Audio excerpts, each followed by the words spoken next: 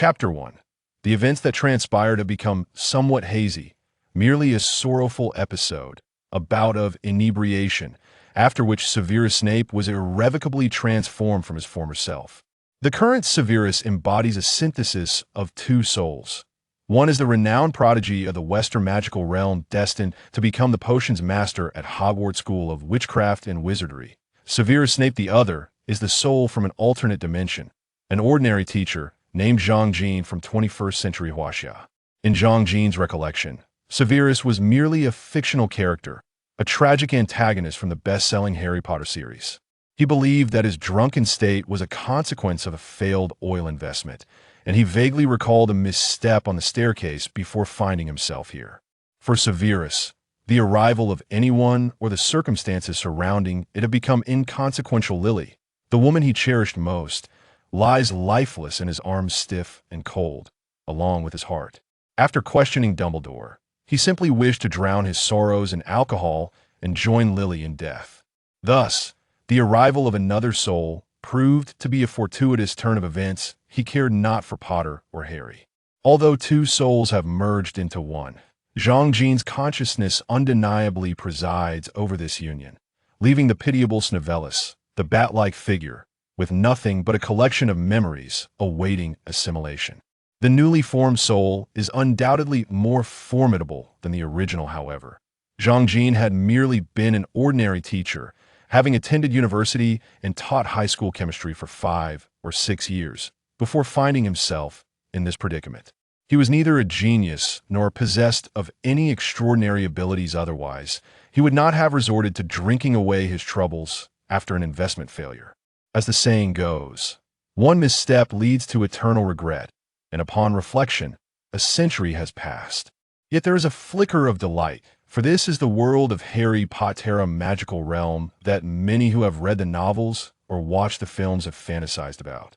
Moreover, the original identity is that of the illustrious Professor Snape, a far more exhilarating existence than teaching at an ordinary high school, and one that alleviates the burden of financial concerns. It is worth noting that Severus, although he has successfully applied for a position, has yet to commence teaching at Hogwarts. He is merely 3 years post-graduation, having endured a challenging childhood and academic journey, relying on the patronage of the platinum aristocrat Lucius Malfoy.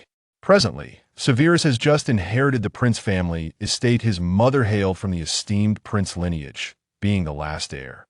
Despite the family's decline, their legacy remains substantial, as evidenced by the plethora of magical tomes and the assortment of potion ingredients scattered throughout the residence wealth, not easily amassed in a mere 2 or 3 years. It is likely that Severus' eventual rise to prominence as the most renowned and skilled potions master is intrinsically linked to the inheritance of the Prince family. However, life must continue apace, for Voldemort has just been vanquished. Once the magical community acknowledges his demise, those Death Eaters among them will inevitably face retribution. Even with the protection of the greatest white wizard, Dumbledore, escaping unscathed seems implausible, and the extent of Dumbledore's influence remains uncertain. With the Dark Lord's death, the Ministry of Magic will no longer rely on the strength of white wizards. The newly appointed minister, Millicent Bagnold, though hastily thrust into her role, possesses undeniable political acumen, even if her magical prowess may be lacking. According to the original narrative, she nearly seized control of Hogwarts during the Purge of Death Eaters, although Dumbledore likely intervened to replace her with a more compliant Cornelius Fudge before the storyline fully unfolded. It is certain that Millicent will strive to diminish Dumbledore's influence as much as possible. Once Voldemort's downfall is confirmed, she will undoubtedly leverage the deaths of the many who suffered at the hands of Death Eaters to prosecute dark wizards, using the pretext of righteousness to potentially sideline Dumbledore, not out of reluctance, but rather due to insufficient power. The original text illustrates how Sirius Black was sentenced to a lifetime of imprisonment in Azkaban without due investigation, and the dire circumstances endured by the members of the Order of the Phoenix underscore this reality. Moreover, Dumbledore is likely to harbor suspicions regarding Severus' allegiance. Early in the narrative, the elderly wizard remained vigilant of Severus Snape. Additionally, in the original tale, Severus' situation was far from favorable. Whether due to his disheveled appearance, Dumbledore's exploitation, or other factors, he was left with little financial means. This stands in stark contrast to the substantial inheritance he now possesses from the Prince family, which raises questions about whether the estate was confiscated or appropriated by Dumbledore. It is noteworthy that even the Potter family's legacy was reduced to a mere handful of galleons in their vault, with the estates and lands seized during Voldemort's reign entirely denied to Harry. Such assets could not have been claimed by the Ministry of Magic, nor would other victims consent to the usurpation of the property of the Great Savior. The example of the Longbottom family, who reclaimed all their appropriated assets as fellow victims, further emphasizes this point. Yet, the paramount concern remains to embody Severus' character convincingly, ensuring that neither Dumbledore nor anyone else can detect any flaws. Should Dumbledore turn against him and withdraw his protection, the hope of regaining agency would be exceedingly bleak. Even someone of Lucius Malfoy's stature only managed to speak out after a significant portion of his wealth had been dissipated and following a period of incarceration. The Malfoy family's fortune is no trifling matter according to the memories at hand. It far surpasses that of the Prince family's inheritance. The Malfoys are the undisputed premier wizarding family, having maintained their position atop the magical hierarchy even a decade after their downfall, while the Prince family is a nearly forgotten name in the annals of potion-making. It is likely that the Ministry's successful reconstruction is largely attributable to Lucius' generosity otherwise. He would not have been detained for merely 2 years. Based on the progression of the original narrative, from the discovery of the Potter's demise to the confirmation of Voldemort's death, it is estimated that Severus has no more than a month before he is apprehended, likely before Christmas, after which he will be released following a cursory trial. Bolstered by Dumbledore's assurances and possibly the contributions from the Prince family's estate, the original text suggests that Severus voluntarily renounced his inheritance, which seems improbable. Subsequently, he will formally assume the role of potions master at Hogwarts. While Dumbledore has promised to safeguard him, Severus knows that he must undertake some preparations. Opening the window to greet the brisk wind and rain, he reflects on the tempest that seems interminable. Yet, what does it matter? Tomorrow heralds a new dawn, a fresh beginning. It has been 3 days since he became Severus. Throughout this time, Zhang Jin has immersed himself in the amalgamated memories, dedicating the remainder of his hours to the practice of magic. He commenced with the simplest spells, such as the levitation charm and the Lumos charm, gradually advancing to more complex incantations like the petrification charm and the summoning charm, mastering each spell just sufficiently before moving on to the next. His practice followed the sequence of his education, from the rudimentary to the more challenging, with particular emphasis on the more significant spells. Notable incantations from the original text, such as Severus' invention of the Patronus charm, along with the frequently utilized shield charm, petrification charm, and stunning spell, as well as the much-explored disarming charm, have all become part of his repertoire. While exaggeration may exist, adhering to the maxim of better to believe than to dismiss, he devoted an entire day to mastering the disarming charm, whereas the remaining spells were practiced over the span of 2 days. Of course, this does not imply that Zhang Jin is a prodigy. These spells are ones that Severus had already mastered, and Zhang merely needed to reacquaint himself with them based on memory, bypassing the need for a complete re-education, resulting in a rapid increase in proficiency. This, perhaps, is a benefit of the soul fusion possessing prior experience and utilizing the original body, akin to recovering from an illness, enabling him to grasp the spells effectively. However, not all incantations can be readily applied. Techniques, such as the brain defense charm, remain elusive, and he has yet to even attempt the Patronus charm, which he suspects he would be unable to conjure successfully. Nevertheless, he will defer further practice of these spells until tomorrow. For now, he must ensure he has reviewed all the incantations. Moreover, there are numerous tasks to accomplish before being apprehended, and, aside from mastering the spells, it is imperative to enhance his self-defense capabilities.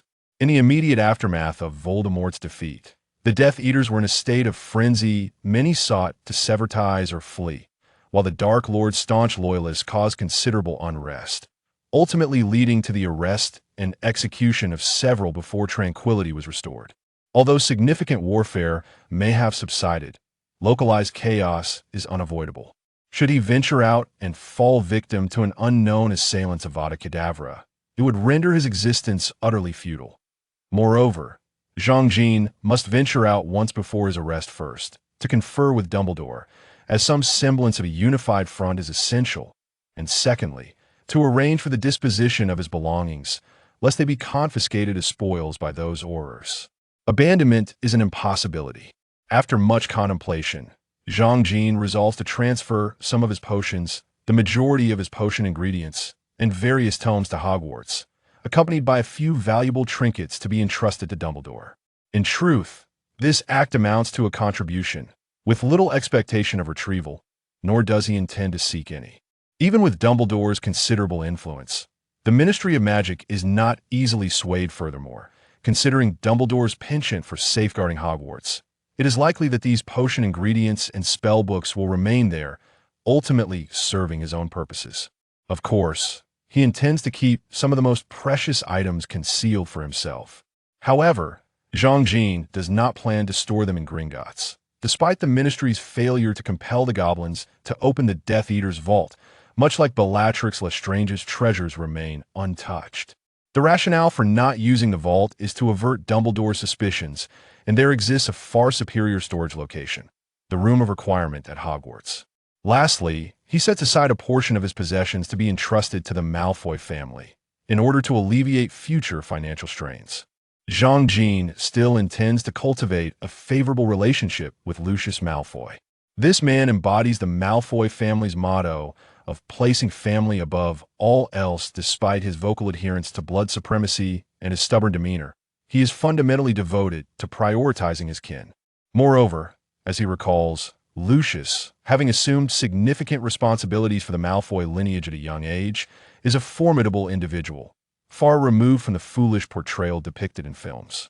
Additionally, Lucius has previously supported Severus, and in the original narrative, Severus nearly became Draco Malfoy's godfather. The memories suggest that Lucius harbors a relatively amicable disposition towards him, prompting Zhang Jin to consider him as a potential hidden ally. Moreover, Lucius is the only individual with whom he can cultivate a rapport. Most members of the Order of the Phoenix are aware of Zhang Jin's former affiliation with the Death Eaters. Even with the protection of the White Wizard Dumbledore, those Gryffindor lions would not easily engage with him, let alone entertain the idea of forming a friendship with this serpent. Zhang Jin will not proactively approach them after all. Earning Dumbledore's trust is no small feat, and any actions that might lead to misunderstandings should be avoided. Moreover, many of his Slytherin classmates are indeed members of the Death Eaters, with a significant number being fervent blood supremacists who treated Severus with contempt during their time at school. Furthermore, some are die-hard loyalists of the Dark Lord, particularly the Lestrange couple. Their relationship was already strained during their time as Death Eaters, likely due to the Dark Lord's particular favor towards Severus, who not only inherited the legacy of the Prince family, but also received the critical task of infiltrating Hogwarts. This favoritism incited jealousy among certain Death Eaters, especially Bellatrix Lestrange, an ardent admirer of the Dark Lord. Had it not been for his intervention, conflict would have surely erupted. Additionally, many are aware that he overheard Trelawney's prophecy concerning Harry Potter and the Dark Lord's fate. When Severus conveyed this prophecy to the Dark Lord, his standing among the Death Eaters rose to a level comparable to Lucius Malfoy's, effectively placing him within the inner circle. Once those Death Eaters learn that the Dark Lord met his demise due to the prophecy, it is inevitable that he will find himself on their hit list, akin to Wormtail. And the madwoman, Bellatrix Lestrange, will undoubtedly become his relentless adversary. Thus, it is imperative that he cultivates a measure of combat prowess for self-defense. Fortunately, Severus' residence in Spinner's Inn remains unknown, or else his first course of action would be to flee.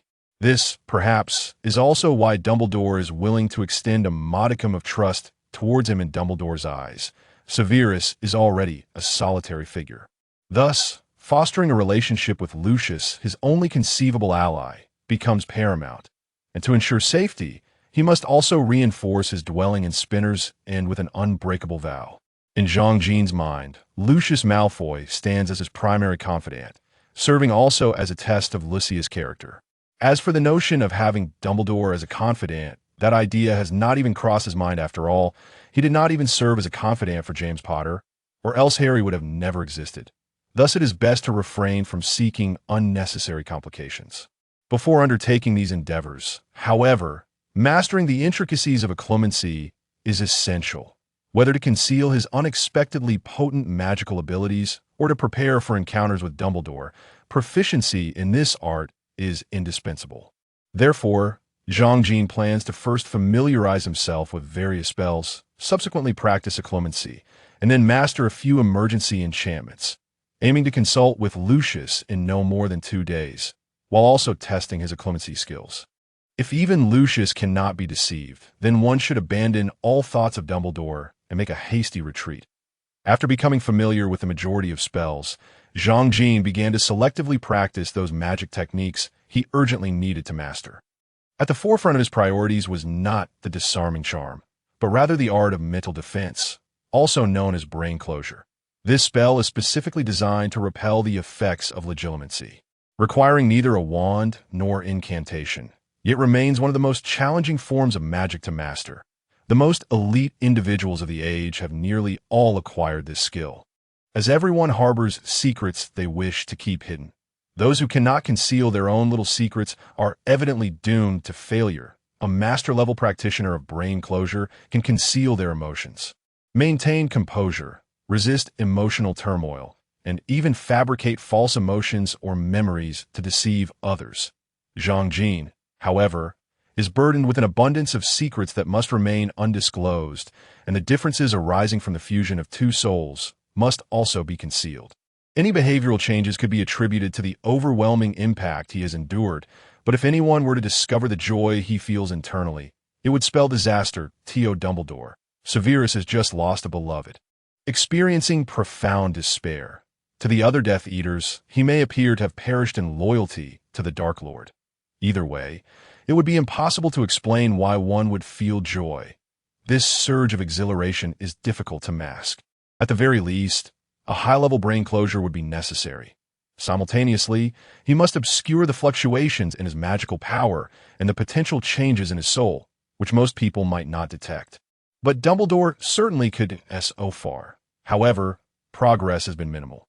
Although he possesses Severus's memories, attempting to use them systematically has often resulted in complications. Severus himself is already a master of brain closure, yet the process demands a complete emptiness of thought, clearing the mind, refraining from reflection, and suppressing perception.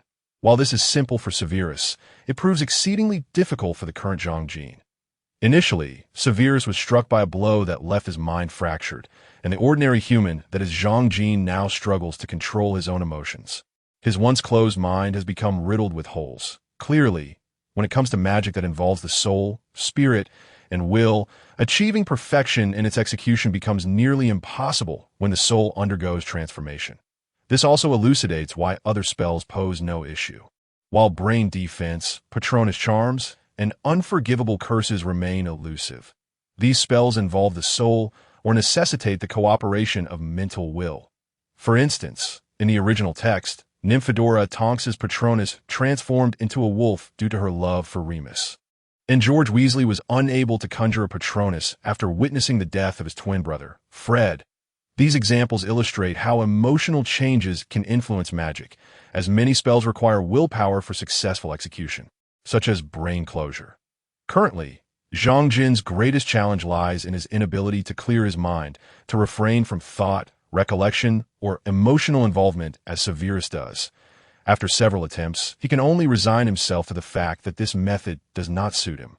As a product of modern society, suppressing his emotions proves exceedingly difficult. He must now seek alternative methods. He recalls that Severus's memories mentioned, aside from emptying the mind and refraining from thought, there exists another way to resist legilimency. By contemplating trivial matters that the opponent would not wish to see or immersing oneself in a singular memory. The scene of Severus experiencing the death of his beloved is particularly fitting.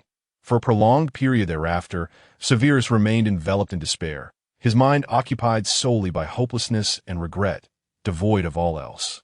By modifying this memory to exclude anything related to Lily, What remains serves as an excellent defensive mechanism. Whether Dumbledore or the Death Eaters perceive such despair and regret, they would inevitably fill in the gaps with their own assumptions. If only he could withstand this moment of vulnerability. After all, he is no stranger to hardship. Although he may not yet be adept at all spells, his magical prowess has notably increased. Following a period of relief, he feels confident in withstanding even Dumbledore's legilimency, believing that after the last encounter with the true Severus, Dumbledore would not dare to use his wand against him again. As for Lucius Malfoy and the other Death Eaters, they lack Dumbledore's abilities, so he remains unafraid. The next step is to adjust and package his memories. Zhang Jin has yet to fully explore Severus's memories, which span nearly 20 years and are far too numerous to selectively shield as the original owner might do. As Zhang Jin sifts through them, he examines every detail without omission. Although the process is rapid, more akin to watching a fast-forwarded film, he finds that the subsequent events imprint themselves in his mind even before he has fully processed them. Indeed, recalling memories, even in dreams, requires time. After days of practicing magic, the blending of memories has left him feeling as though he has not slept for several nights. Strangely enough, if one were to see Zhang Jin's current demeanor, they would surely conclude he has endured an earth-shattering blow, rendering any further disguise unnecessary. The memory of Severus's breakdown is one Zhang Jin would prefer to avoid, is steeped in such despair, akin to falling into an unfathomable abyss, where he feels himself plummeting, his heart wrenching with each moment, intermittently haunted by the image of a bloodied woman, prolonging this agonizing descent. Initially, upon merging, he felt this very state, struggling to recover for an extended period, constantly reminding himself that what he witnessed was merely a film, that he was no longer the original Severus Snape. Yet now, he must once again delve into that memory. And even maintaining his thoughts proves arduous, let alone erasing the image of Lily Evans. Each awakening brings with it the sensation of tears upon his face. He no longer requires any pretense, feeling as though he has become indistinguishable from the original Severus. The final outcome is to encase the memories of the 21st century that Zhang Jin brings within the innermost layer, wrapping them in layers of Severus's memories, culminating in a vast black void that envelopes them all, compelling anyone who dares to approach to traverse its depths. This is no longer the original brain closure technique. Rather, it should be considered a reconfiguration of memories, repositioning them while expanding and stretching the memories of despair that plunge into the abyss, effectively delaying and resisting legilimency long as he can secure a moment of reaction and avoid immediate contact with the deeper memories. He will be content that as for the master-level brain closure that Severus once commanded, let us forget about it for now. Perhaps it can be mastered in the future. It would be unseemly to admit outright that his attempt at brain closure has failed. Following the unsuccessful practice of brain closure, he unsurprisingly encounters difficulties with the Patronus charm. Although he can form a certain shape that resembles a doe, it dissipates before fully manifesting, reflecting on the requirements for casting a Patronus: steadfast will, focused concentration, and thoughts of joy. He muses that perhaps he has not executed these well. Having just undergone the harrowing experience of Severus's breakdown, he decides to take a moment to sip tea and eat something. After a brief respite, he aims to calm his emotions, sharpen his focus, and conjure thoughts of his happiest moments as Severus Snape, only to witness yet another failure as the form crumbles before completion. He then tries to recall a different happy memory, animated shows and comedic skits from his childhood, but this time, the result is a mere swirl of silvery mist, akin to a novice's initial attempts at conjuring a Patronus. Lacking any distinct shape, he shifts to memories of playing sports, gaming, and singing with friends, spending the better part of the day with no discernible progress, ultimately left with nothing but a void of silvery mist. It seems he must pay closer attention to Severus's memories. For Severus, undoubtedly, the happiest moments were those spent with Lily Evans. Immersed in that consciousness, he feels as if he lies by the murky riverbank of Spinner's End. Surrounded by the soft, melodic echoes of youthful voices, the Patronus emerged. A silver doe leapt gracefully into the room, swiftly traversing the narrow space before vanishing into the corner of the ceiling beam. However, Zhang Jin did not feel elated. Instead, She was acutely aware of the tears on her face, reflecting on Severus Snape's profound love for Lily Evans, a devotion so deep that he would face countless deaths without regret. Even after the merging of souls, even though Severus's own consciousness seemed to blend into nothingness, even amidst the corruptions of modern society, Jean found herself unable to resist the overwhelming intensity of this emotion. The depth of love equated to the depth of pain. This anguish had been endured by the original Severus Snape for a staggering 16 years. Now, Jean and Severus were one and the same, and this love would inevitably seep deeper into her being. Initially, the soul merger leaned towards Jean, but as memories of Severus intertwined, the inclination towards his essence grew stronger.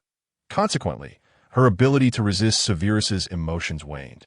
What once felt like merely observing a film now increasingly resonated within her. Had it not been for the dilution of her other half's richer memories, Jean might have found herself ensnared. Unable to extricate herself as the original Severus had been. Shaking her head, she chuckled. After all, she was now one being, regardless of whether she was Jean or Severus. Nevertheless, the successful summoning of a Patronus warranted a brief moment of joy. Just a fleeting one, she mused. The advantages of having a Patronus were evident, not in terms of formidable combat prowess, but rather in the upcoming endeavor to seek out Dumbledore. Although she could not yet expect Dumbledore to place complete trust in her, a confidence exceeding 90% was likely attainable. As long as she presented the silver dough, Dumbledore would undoubtedly recognize Lily's Patronus. Thus, approaching Dumbledore first seemed the most prudent course of action, allowing her to manage her belongings at home. While she organized her thoughts, her Patronus, having taken a brief excursion, finally returned to greet its master. Its lithe form gradually came to a halt before Jean, its features animated, its fur distinct. This was indeed a powerful Patronus. The strength of a Patronus is not determined by its size, but rather shaped by the caster's will and magical prowess. The stronger the will and magic of the wizard, the clearer and more agile the Patronus becomes, often embodying some of the caster's instincts. The smallest recorded Patronus was a ladybug, yet possessed extraordinary power. More potent patron uses could manifest a more resilient form, capable not only of repelling Dementors, but also assisting their masters in confronting other wizards, particularly those with malevolent intentions, potentially enhancing their offensive capabilities. Observing the dough before her, Jean instinctively reached out to experience the sensation of touching her Patronus. Most fully formed patron uses exist in a liminal space between the tangible and intangible, reminiscent of phantoms, untouchable yet described as corporeal. The genuine sensation felt akin to a ray of sunshine, warm and joyful, yet lacking a definitive physical presence, distinctly different from gas. Patron uses can traverse any physical structures, including sealed spaces, unlike gases. Perhaps this phenomenon relates to the ethereal nature of souls, contrasting sharply with the cold despair of Dementors. Uncertain if it was merely her imagination, when Jean extended her hand to caress the dough's neck. It seemed to cast her a sidelong glance before fixating intently on her chest. Then, in an astonishing turn of events, this manifestation of Severus's love for Lily, the dough, suddenly bit down hard on Jean's chest. Extracting a glimmering silver egg? It must be an egg, she thought, though it bore a silvery hue reminiscent of an unformed Patronus, its contours distinctly sharper. The dough regarded it with curiosity, as if pondering the best way to consume it. And indeed, it swallowed it whole. When the world was happening, not even Dumbledore would remain unfazed by such an occurrence. Never in the annals of the wizarding world had such an event transpired. The very notion of a Patronus consuming another was unprecedented, as was the idea of a single individual possessing two patron uses. According to the prevailing beliefs in the magical community, a Patronus could only transform in response to intense emotional upheaval. There had never been a documented case of an individual having two patron uses. Additionally, patron uses were not conventional entities and could not engage in mutual attacks, let alone devour one another. The dough, having swallowed such a large egg, did not seem concerned about choking. Yet, it soon appeared to do just that. The dough lifted its head, as if it had just burped, a bright silver mass visibly shifting within its belly. Before it began darting about restlessly in a sudden flurry, it transformed into a cloud of smoke, vanishing from sight. Startled, Zhang Jin promptly dispelled the Patronus charm. She needed to calm her nerves with a cup of tea. What kind of bizarre occurrences were these? Even in a fantastical world, such events defied logic. Once she regained her composure, she summoned her Patronus once more. Thankfully, this time, a normal dough emerged, devoid of any luminous glow in its belly. It then playfully nudged the ball from Zhang Jin's body, seemingly uninterested in consuming it, perhaps deeming it indigestible. Instead, it joyfully bounded back and forth with the ball, resembling a mischievous child who had just received a new toy. Zhang Jin could not help but feel exasperated. Surely her Patronus had undergone some form of mutation. After wrestling with her thoughts through the night without any fruitful revelations, she resigned herself to the idea that the matter of her Patronus would have to be set aside for the time being, to be explored further when time permitted. At least it did not appear to be a bad omen. Judging by its demeanor, it seemed not yet fully formed, possibly resembling a bird-like Patronus. The thought that she might possess two patronuses filled her with a sense of pride. Given that the dough was Severus's Patronus, this new entity could very well be derived from Zhang Jin herself. Though she was still uncertain of how to summon it, a phoenix would be splendid. She had always envied Dumbledore's Phoenix Patronus when watching the films A Child of Chinese Heritage. She felt a particular affinity for the symbolism of dragons and phoenixes.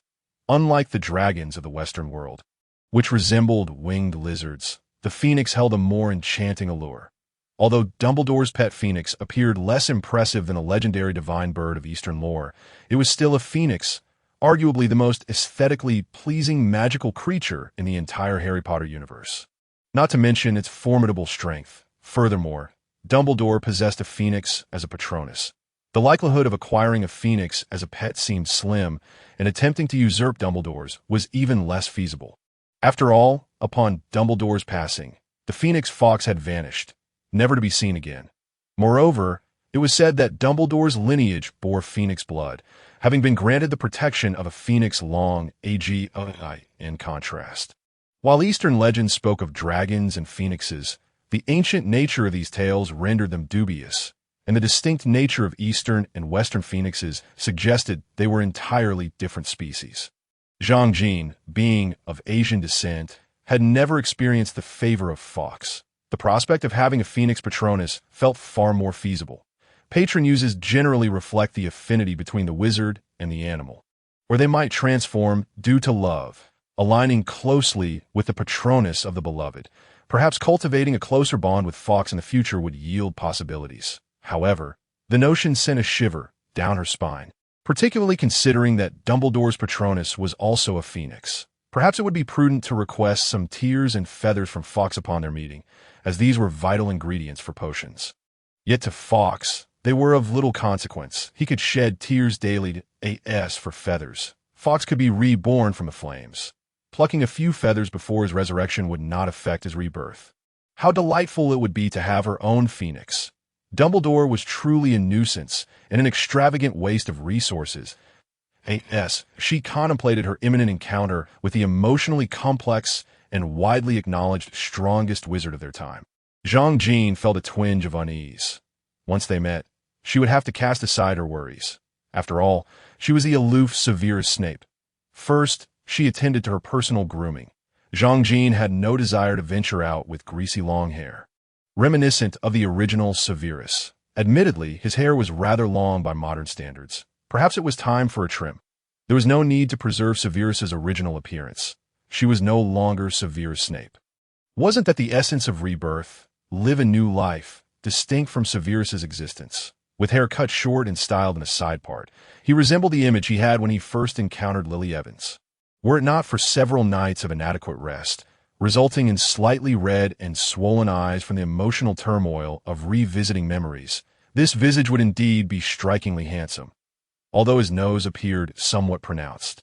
Bearing the unmistakable characteristics of a Westerner, his tall stature and refined features, unmarred by premature wrinkles or the deep lines that could crush a mosquito, rendered him quite the sight. First, he cast several protective charms, and concealed wards around his home. Then disapparated to Hogsmeade, walking thereafter towards the gates of Hogwarts. Hogsmeade, the only magical village in all of Britain, was devoid of muggles, permeated with the essence of magic. However, the Hogsmeade of today was evidently different from the one Severus remembered. Only a couple of shops had their doors ajar, and the few passers-by appeared hurried, clearly indicating that the Dark Lord's affairs had escalated. It was likely that Aurors were preparing to apprehend Death Eaters at this very moment. Jean had no intention of lingering. Pulling up his hood to conceal his face, he hastened towards the entrance of Hogwarts. This time, Hogwarts remained in session, seemingly untouched by the tempest outside. Indeed, both the Death Eaters under the Dark Lord and Dumbledore's Order of the Phoenix were consciously avoiding Hogwarts. Dumbledore sought to protect, while the Dark Lord viewed Hogwarts as his rightful possession, perhaps even as his last bastion. Had it not been for Harry Potter and the deteriorating state of his own mind, the final battle would not have wrought such devastation upon Hogwarts. He deliberately evaded professors and students alike, making his way directly to the stone statue leading to the headmaster's office on the 3rd floor. The password had been relayed by Dumbledore's Patronus at the entrance. Extinguishing Zhang Jin's desire to experience the sensation of Phoenix apparition, Dumbledore's office appeared unchanged, a spacious and beautiful circular room filled with an array of whimsical sounds. An elongated table displayed various peculiar silver artifacts, while an elderly man draped in a moonlight blue robe adorned with stars fiddled with something. The walls were lined with portraits of former headmasters, all of whom were currently snoring, though a few of the portraits discreetly opened their eyes to steal glances. Behind the door stood the Phoenix Fox, tilting its head as it regarded Severus, occasionally leaning forward to sniff at something. "You arrived later than I anticipated," the elderly figure in Severus's room, Dumbledore, remarked. "Would you care for some cockroach clusters? Or perhaps a cup of honey lemon water?" Jean merely regarded him in silence. Dumbledore seated himself at a table, casually retrieving a handful of cockroach clusters, crunching one between his teeth, the legs still writhing on his lips. "The current situation is rather grim, you know, Severus. In times like these, one ought to indulge in a bit of sweetness." Ignoring Dumbledore's sales pitch and the probing gaze behind his half-moon spectacles, Jean spoke. "Professor Dumbledore, I would like to request a leave of absence until the start of the next term. When the new students arrive, that I hope you will consent." Dumbledore replied, "I see. You should be aware, Severus, that Professor Slughorn has been voicing his concerns for quite some time, urging our new potions professor to commence duties post-haste." Jean asserted, "I require some time to Azkaban then." At this moment, Dumbledore was rather exasperating. Rumor had it that the Ministry of Magic had confirmed Voldemort's demise. While Jean could vouch for him, he needed to reconfirm. Dumbledore had ceased consuming cockroach clusters, his sharp eyes piercing into Jean's mind, evoking a sensation akin to plummeting into a void, a feeling of collapse. Though he quickly regained his composure, Jean understood that Dumbledore had employed legilimency against him. As anticipated, he could detect and counter it instantaneously. "Your magical power seems to have increased again, Severus. Hiring you was indeed a correct decision." Jean opted for straightforwardness, eager to resolve matters and depart, for he was no longer the Severus of old. Summoning a silver-white stag Patronus, it burst forth from his wand, circling the room before vanishing. Jean dared not wait for it to return. Should that egg emerge, he would be at a loss for explanation. "Quite an impressive Patronus," Dumbledore praised, before seeming to realize, "Lily, I presume this is what you sought to confirm." Jean continued, "I hope to have a bedroom prepared. I have brought all my belongings." Ultimately, their communication proceeded smoothly. When Dumbledore escorted Jean to the door, he remarked on the new appearance, "Severus, you look considerably better." Jean replied, "I was like this before enrollment." He departed with a sense of unease, not due to Dumbledore. The elderly wizard must have had sufficient trust upon witnessing Severus's Patronus. As a formidable scholar of magic and an adept in the Patronus charm, Dumbledore undoubtedly understood the implications of manifesting a stag form. What truly unsettled Jean was the Phoenix Fox, the very creature he had once contemplated plucking feathers from to use as potion ingredients. Since Jean had entered Dumbledore's office, the bird had been fixated on him, its gaze growing increasingly peculiar. especially after he summoned his Patronus. This led Zhang Jin to ponder whether Fawkes could discern something. After all, it was a legendary creature, and no one truly comprehended the extent of its abilities, not the former Severus, nor the current Zhang Jin. This was a detail never mentioned in the original narrative. However, it was certain that the Phoenix's capabilities extended far beyond mere transportation, healing, and burden-bearing. Thus, to be on the safe side, it was prudent for him to exit quickly. He could no longer afford to pluck feathers or shed tears, and it was wise to maintain a distance from that bird. Once Zhang Jin left the headmaster's office, the atmosphere within was no longer tranquil and serene as before. The former headmasters, who had been peacefully slumbering, now appeared invigorated. He is the soon-to-be potions professor. The new head of Slytherin. Is he? I recall him. He is a true Slytherin, remarked a stern-looking wizard, presumably Phineas Nigellus Black, the former headmaster of Slytherin, known for his advocacy of pure blood supremacy, making him quite unpopular. Humph, perhaps he is another Dark Lord. He certainly lacked such magical prowess during his time at Hogwarts, said a disheveled wizard with a prominent red nose. Clearly a temperamental sort. I sense he is concealing something. Dumbledore. Get out of my portrait, Phineas! The red-nosed wizard exclaimed in exasperation as he had attempted to enter Phineas's portrait, seemingly intending to leverage his rotund physique to intimidate the other. I believe he is trustworthy. A Patronus cannot be feigned. As for concealments, everyone harbors their little secrets, do they not? Interjected a middle-aged witch from above, her voice bright and her visage youthful and amiable, appearing far more appealing than these old gnarled figures.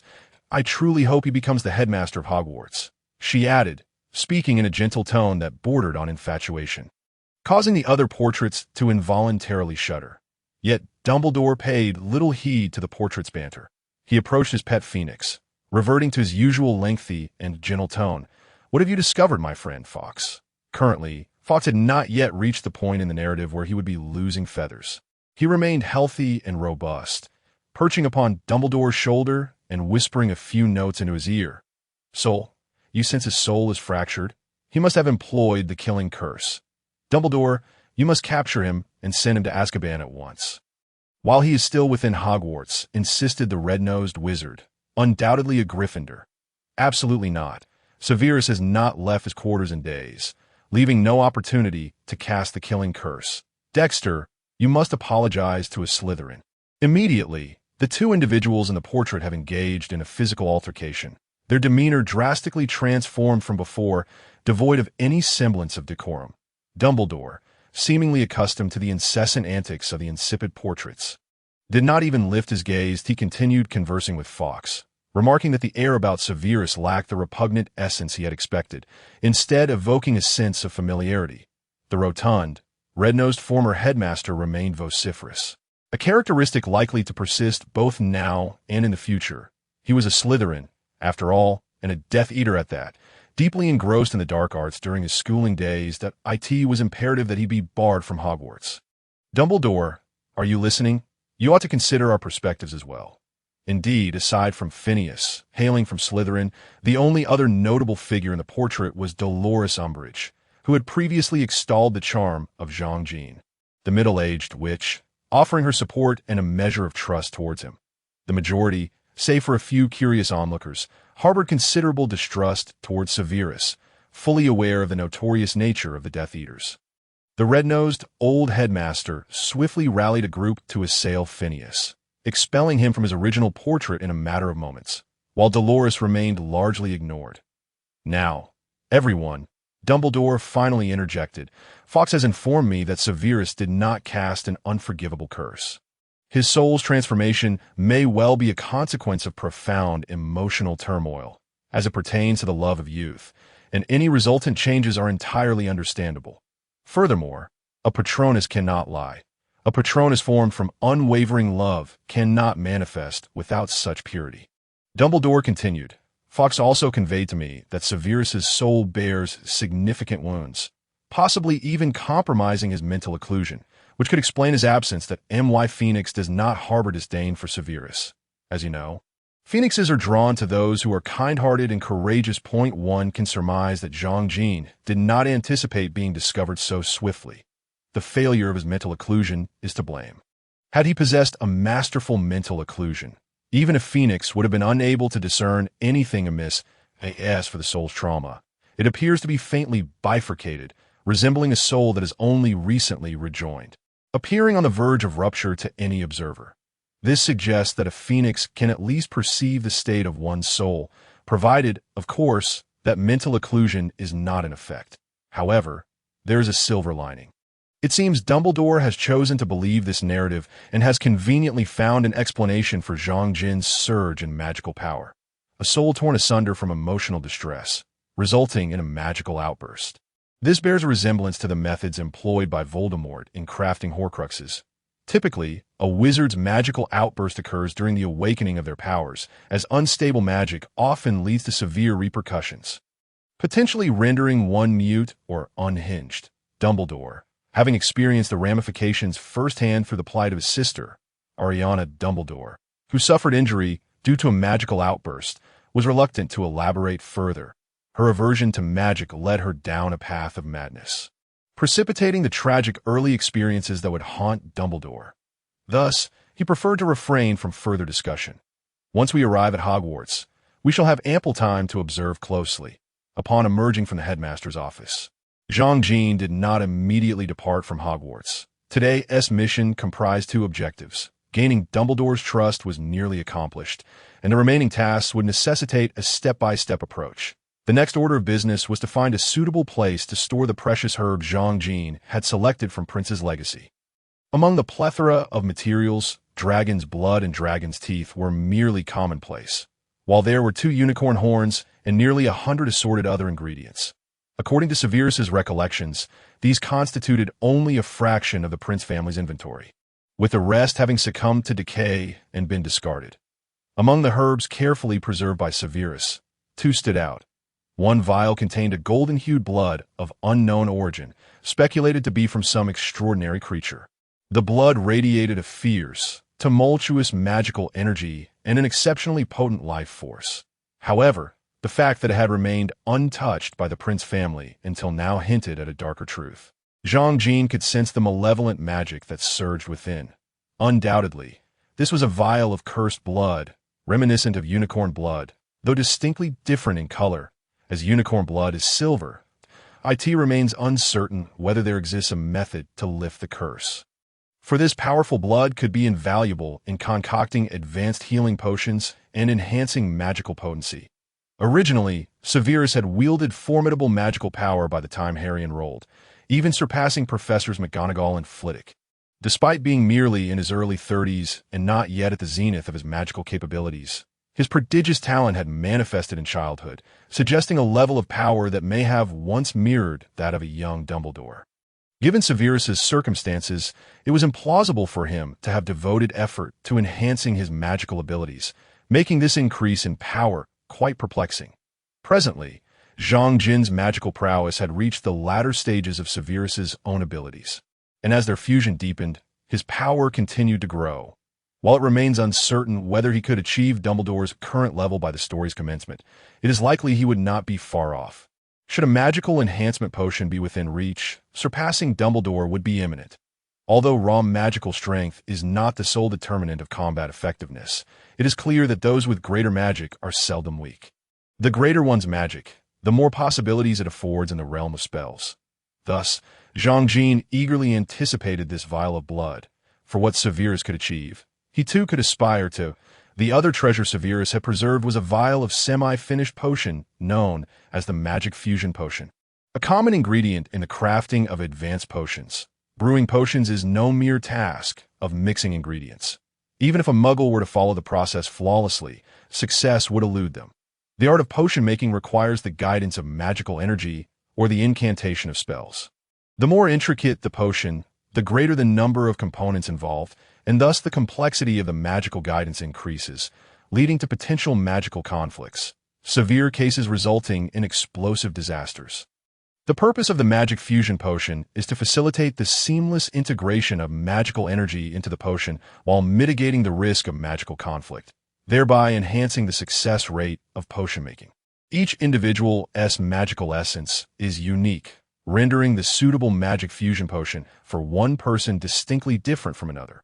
Consequently, successfully crafting a potion tailored to oneself signifies an elevation to the status of a master potion maker, capable of concocting the vast majority of existing potions. Moreover, familial ties often impart a degree of similarity in these potions. Hence, this vial of the Prince family's magic fusion potion could assist Zhang Jin in ascending to the rank of master potion maker. This explains why most master potion makers have familial legacies, such as Professor Slughorn and the current head of the Extraordinary Potion Makers Association. Presently, they represent the only two master potion makers in the British magical community, with Severus being the third, lauded as the youngest among them. Zhang Jin also extracted a slender branch, approximately the thickness of a thumb and around 20 centimeters long, originally housed in a box. Upon examining this branch, he sensed an exceptionally obscure magical energy, one that even Severus had overlooked, prompting Zhang Jin to select it with intention to AS for the storage location. Zhang Jin had already formulated a plan. He would place these items within the room of requirement. Although this might attract Dumbledore's attention, Zhang Jin desired him to take note that a secret kept under watchful eyes should ideally diminish Dumbledore's suspicions. Provided the most significant secret remains undisclosed, the others merely serve as bargaining chips for Zhang Jie, and they'll maintain appearances. Upon reaching the second floor, he deliberately cast an invisibility charm around a corner, circumventing the classroom in session, and ascended to the 8th floor via an alternate staircase. Before a tapestry depicting a troll bludgeoning a hapless creature, Zhang Jin successfully opened the door to the room of requirement. What greeted him was a spacious, circular chamber, dimly lit, with a slightly cooler temperature and a dungeon-like atmosphere. The center of the room featured a raised floor, adorned with several tables, each displaying an array of cauldrons crafted from various materials alongside instruments for processing potion ingredients. Shelves lining the walls held a collection of potion books, while the remaining 3 sides were mostly occupied by empty shelves and bottles intended for storing potion ingredients. Indeed, Zhang Jin had unlocked a room well suited for potion making. This space was sufficient for his needs. As for the room designated for miscellaneous items, he had no immediate plans to enter, for the time to address the Horcruxes had not yet arrived.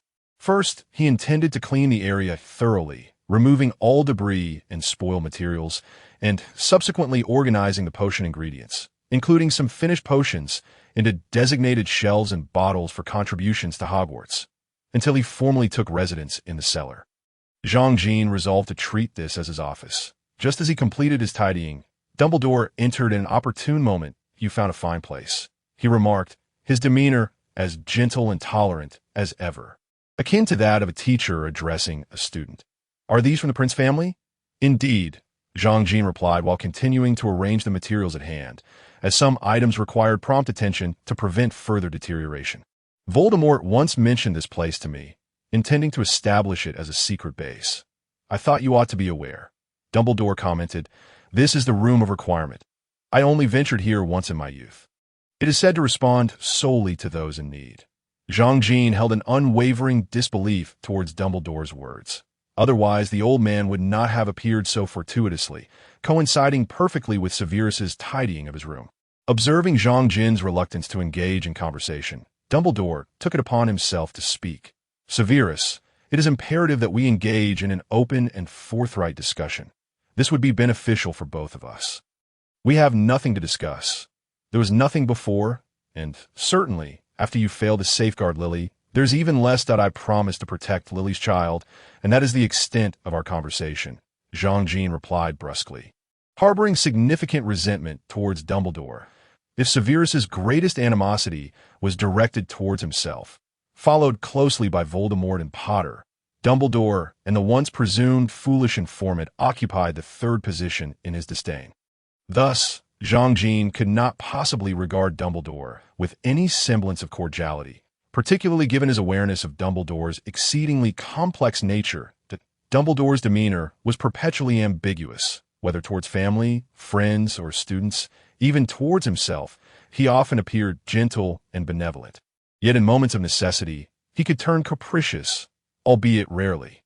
Zhang Jin's aversion to Dumbledore was further compounded by his attitude towards Severus. For instance, When Severus approached Dumbledore seeking protection for Lily, the disdain and mockery evident in Dumbledore's gaze were unmistakable.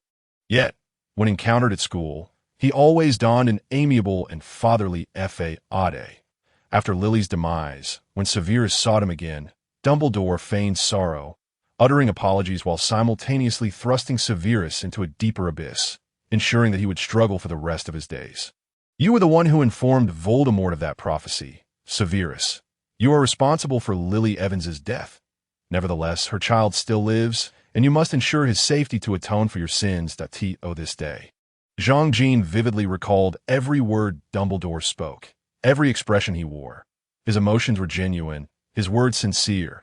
Perhaps he hoped to salvage Severus's waning life.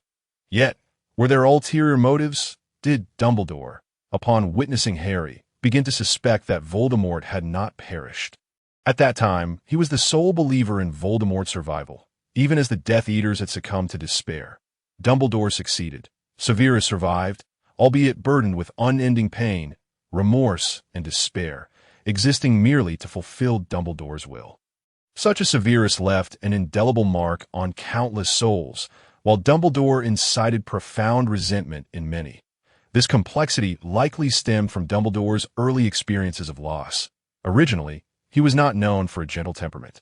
Yet the world now recognized the white-bearded old man as a kind and gentle headmaster. Beneath this veneer of kindness lay a tumultuous inner conflict. As for his relationships with others, it is well documented that Dumbledore had a romantic connection with Grindelwald. Yet he confined him within Ermengarde under deplorable conditions. Ironically, Dumbledore remained deeply attached to their bond, perhaps visiting him annually. The unfortunate Gellert Grindelwald was relegated to a hard cot and a diet of stale bread. His once pristine image now disheveled and gaunt, all while Dumbledore turned a blind eye. Regarding his students, especially Harry, it is unnecessary to elaborate. The Chosen One was meticulously orchestrated by Dumbledore from birth. Even his eventual self-sacrifice was anticipated by Dumbledore, who would not have gifted Harry the Resurrection Stone and awaited him in the ethereal realm otherwise. As Severus remarked, caring for Harry was akin to raising a pig destined for slaughter, and one that had been showered with affection at that. It is absurd to suggest that Dumbledore believed Harry was invulnerable. Had he been so astute, many subsequent events could have been averted. Dumbledore's efforts were merely to preserve Harry's life. Death is an inevitability. Harry's demise would not be surprising, and his survival at the end of the saga could only be deemed fortunate. Dumbledore consistently professed concern for his students' welfare and the protection of the school. Yet ultimately, he ensnared the entire faculty and student body in a war, with casualties that need not be elaborated upon. Such actions hardly align with those of a benevolent elder. Yet Dumbledore's care for his students was not feigned.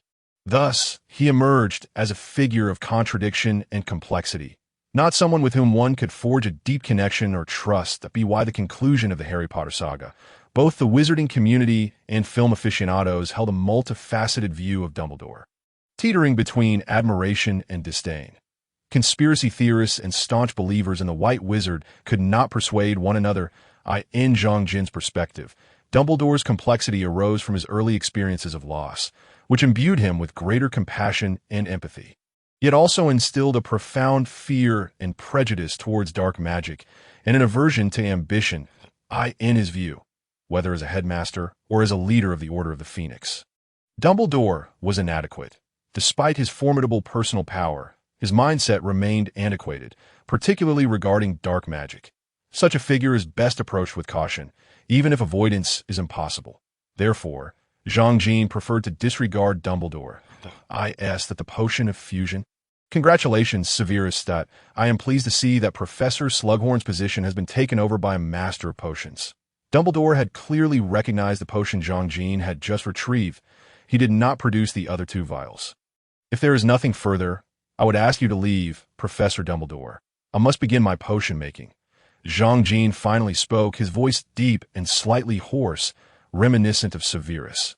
You may harbor some misunderstandings towards me, which I comprehend, Severus. Dumbledore continued, unhurried. I truly did not anticipate such an outcome. Lily and Potter were both good children. Will not invoke that name, Professor Dumbledore. State your purpose and then leave. Zhang Jin's chest burned with suppressed anger.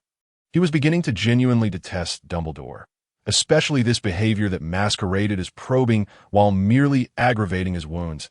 He hoped fervently that Dumbledore would recognize this and depart swiftly. Evidently, that hope was in vain. Dumbledore proceeded to speak directly. Very well, Severus, I believe you should not accept the inheritance from Prince, particularly as Voldemort's assistance is involved in this process. It could prove detrimental to you. Dumbledore maintained his benevolent effeade, appearing genuinely concerned for Severus's well-being. Our minister has harbored great suspicion towards me since declaring Voldemort dead, and Barty Crouch, the head of the Department of Magical Law Enforcement, is notorious for his disdain towards dark wizards who dare to oppose Voldemort. In recent days, he has already sentenced 4 individuals to life imprisonment, some without trial. I am the sole heir of Prince. I require no one's assistance. The final agreement with Dumbledore stipulated that in addition to regular classes, he would provide 3 vials of advanced potions and 1/3 of the potions required by the infirmary each year, with material supplied by Hogwarts. This was an exceedingly harsh condition, although the variety of commonly used potions in the infirmary was limited and similar potions could be brewed in bulk. Some potions could not be stored long-term. Moreover, advanced potions typically required extensive brewing times, often necessitating at least a month, with some, like Felix Felicis, requiring as much as 6 months. This signified that Zhang Jin would likely have little leisure time and no breaks or holidays in the future. Thus, it becomes apparent why Severus ceased to wash his hair. Indeed, it was due to Dumbledore's relentless demands, transforming what had once been a clean-cut young man into someone unkempt and disheveled during his school days. However, despite the stringent conditions, Zhang Jin found himself with limited options. Unless he wished to take a detour to Azkaban, there was no room for negotiation, nor could he refuse. Dumbledore had clearly calculated his reliance on him. This would enable Hogwarts to save a significant amount of funds, as high-level potions are inherently expensive, particularly those crafted by a master potion maker, even if they are merely basic elixirs, for instance. The potions brewed by Professor Slughorn are priced exorbitantly, often making them difficult to procure. Dumbledore's efforts to economize are commendable, as he leaves no stone unturned in his quest for resources. On another note, the Order of the Phoenix finds itself in a dire situation. During confrontations with Death Eaters, it is often the members of the Order who bear the brunt of the casualties, excluding those who are Aurors by profession. Members of the Order receive no salary or compensation for their voluntary labor over the years. Furthermore, even if the Order does not pay wages, their daily operational costs are substantial. Injuries require treatment. Potions come at a cost, and the procurement of magical items necessitates funds. Moreover, in the unfortunate event of sacrifice, Dumbledore is obliged to provide some form of compensation. For those who are well off, such as the Potter family in Sirius Black or the Longbottoms, the situation is more manageable. However, the less fortunate, like the Weasley family and Remus Lupin, face significant challenges, regardless of whether it is before, during, or after their battles against the Death Eaters. None of these Gryffindor lions possess the means to earn a living, leaving Dumbledore to devise solutions on his own. Point 1 can only surmise how much Hogwarts public funds Dumbledore must have diverted. The original narrative indicates that until Harry's enrollment, Lucius Malfoy frequently threatened Dumbledore with this very issue. Thus, while he may have been able to address immediate needs, it does little to alleviate poverty, which is why the Weasley family has become notorious for their financial struggles in the magical community. The unfortunate Professor Lupin, meanwhile, must seek his own means of sustenance. Currently, he is responsible for a portion of the potions needed in the infirmary, while Madame Pomfrey is also capable of brewing some, allowing for these expenses to subsidize the Order. In the magical realm, potions and their ingredients are quite costly, yet with a portion of potions provided and materials at hand, along with the Forbidden Forest serving as a vast repository of potion ingredients, and Professor Sprout cultivating a portion as well, it appears that aside from salaries for staff and provisions for students, Hogwarts has minimal expenditures. That it is evident that Dumbledore must have struggled for years to manage this, highlighting the Order's considerable losses. Moreover, after finally defeating Voldemort, the peach was snatched away by Minister of Magic Millicent Bagnold. One can only imagine that had it been someone else, They would have been enraged to the point of madness, perhaps even seeking vengeance against Minister Bagnold. This illustrates Dumbledore's mercy, allowing Bagnold to remain in her position until retirement, only to be ousted during a transition of power. Reflecting on these chaotic matters, Zhang Jin's determination to collaborate with Lucius solidifies. He certainly does not wish to remain tethered to the school as the original Severus did, lacking even the time to bathe. Having finally entered the magical world and not being one to fear death, he is keen to explore and experience the enchanting surroundings. After organizing various ingredients and implementing necessary precautions, Zhang Jin is not inclined to have his potion materials frequently go missing. He prepares to meet Lucius. He is familiar with Malfoy Manor, having previously attended Draco's birthday celebration, a private affair. The original Severus was not fond of public appearances, especially in the presence of twisted, mad, or envious individuals. Consequently, aside from a select few core Death Eaters, most were unaware of Severus's affiliation until he was exposed by Karkaroff. Leaving the protective confines of Hogwarts, he then operates to the vicinity of Malfoy Manor in Wiltshire, England, which presents a sight of ruins and wilderness. Approaching the manor, he passes through an intricately designed wrought iron gate, revealing Malfoy Manor itself. Lucius is likely aware of his arrival. The gate evidently possesses certain detection and protective features, as these ancient families are well-versed in matters of secrecy and security. Malfoy Manor is a quintessential lordly estate, resembling a miniature castle, surrounded by meticulously designed gardens featuring symmetrical fountains and the occasional white peacock strolling about. Towards the direction of the manor, a wide, shaded path is delineated by tall, lush hedges that have been carefully trimmed. Lucius Malfoy stands at the top of the steps leading to the grand entrance, with a magnificent door behind him. Its material indiscernible, but he observes Zhang Jin approach, leaning on the serpent-headed cane of the Malfoy family, his expression bearing the customary arrogance of his lineage. Zhang Jin, however, is undeterred by Lucius's haughtiness. Generally speaking, the mere fact that Lucius has exited the hall to greet him is a significant gesture. Severus and Lucius share a cordial relationship, though it has not yet reached the level where a Malfoy would descend the steps to welcome him. Zhang Jin has no intention of quickening his pace. His visit to the Malfoy estate inherently implies an intention to forge an alliance, and the foundation of such an alliance is one of equality. During his time at school, Severus received Lucius's attention because of his lower status. Only after entering the inner circle of the Death Eaters and garnering the Dark Lord's favor did he attain a semblance of equality. Strictly speaking, Lucius's willingness to engage in equal discourse with Zhang Jin is a considerable compliment, indicative of his esteem for Severus. Yet that was in the past. Once Severus ascended to the position of head of Slytherin House at Hogwarts, he gained the requisite status to stand on equal footing with Lucius. After becoming a master of potions, his status became fully commensurate with Lucius's, if not slightly superior, should he manage his affairs well. Currently, Professor Slughorn exemplifies this dynamic. The Snivellis Club he established has produced numerous outstanding students and notable figures for various fields, granting him a social standing that allows him to thrive anywhere he goes, indeed surpassing Lucius in this regard. Thus, both Dumbledore and Voldemort are keen to cultivate Slughorn's favor, had Voldemort harnessed such connections. The Ministry of Magic and the Order would have found it nearly impossible to mount any resistance. Presently, Voldemort operates with the equivalent of Slytherin House against at least 2 other houses, relying solely on his strength to sustain himself. Meanwhile, Professor Slughorn possesses connections to the elite of all 4 houses, a feat that, while not entirely controllable, is nevertheless formidable. Though Zhang Jin may not achieve the same level of influence as Professor Slughorn, he possesses an even greater strength. Lucius waits for Zhang Jin to draw near before speaking. Severus, it has been quite some time since you last graced Malfoy Manor.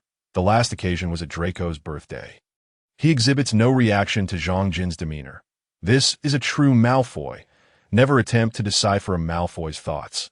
Likewise, while surprised by Severus's presence, Lucius will not inquire further. A Malfoy always maintains the upper hand. You should be aware, Lucius, that I am not in the mood for pleasantries. Zhang Jin retorts directly, adopting the tone and impatience reminiscent of the original Severus, Do not present me with a false Malfoy smile. Severus, a Malfoy never loses his manners. Please, come inside. Refreshments and afternoon tea have been prepared. Lucius gestures for Jean-Jean to enter the spacious and brightly lit drawing room, maintaining a demeanor befitting a nobleman. Jean-Jean, however, has no desire for niceties. Neither he nor Severus is adept at such exchanges. I have no time for your afternoon tea. We are going to the Malfoy family's secret chamber to discuss matters, he states firmly.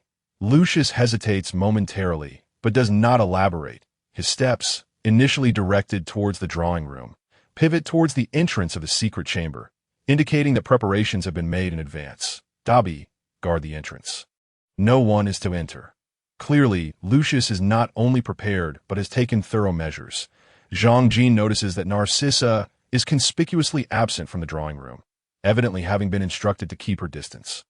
A small house elf with large, tennis ball-sized eyes suddenly appears, responding, "Yes, my master." It donned a tattered pillowcase, its large ears occasionally twitching before vanishing once more. This was Dobby, an eccentric and rebellious house elf. However, Jean-Jean paid little heed. Knowing there would be future opportunities, upon entering the hidden chamber, he observed as Lucius closed the door and drew the curtains to obscure the portraits on the wall, subsequently activating the various enchantments within the room. Very well, Severus, you may speak now. After completing these tasks, Lucius took a seat at a table, maintaining his distinguished, noble demeanor, whereupon 2 cups of red tea had already been set before him. Jean-Jean likewise settled into the chair across from Lucius, refraining from touching the cups before him. The Dark Lord is dead. You must have received the news. Silence, Severus. I will not permit you to slander Lord Voldemort in such a manner. You ought to recognize the greatness of our master. I shall plead your case before him. Lucius's emotions surged, and he shouted in a fit of rage, "No one can kill our master. You know that, Severus." His expression and words were perfectly aligned, a fervent supporter of Voldemort indeed. It would have been even more perfect had you drawn your wand and cast a few curses at me. Jean-Jean retorted, "He was killed by his own curse. I was the first to arrive that night. I saw his corpse and his wand. You know what that signifies, that in the realm of magic, a body could be impersonated with polyjuice potion, but a wand could not. The wand served as an identity marker within a magical community, unless forcibly taken. Yet the mark has not vanished. You know what I refer to, Severus." Lucius remained unconvinced, despite having confirmed this outcome numerous times. As a Malfoy, one must always exercise caution. Yet at the very least, the fury that had once marked his countenance was no longer evident, but it has dimmed to the point of near invisibility, has it not? This is evidence. You must make a decision swiftly. The Ministry of Magic has commenced its pursuit of us. And you, Severus, what is your decision? Lucius still refused to relent, though it was clear he had contemplated this matter, likely for quite some time. Dumbledore has agreed to testify on my behalf. I shall succeed Professor Slughorn as head of Slytherin House and as the potions master. Jean-Jean revealed this without reservation. Yes, that's so. Then, congratulations.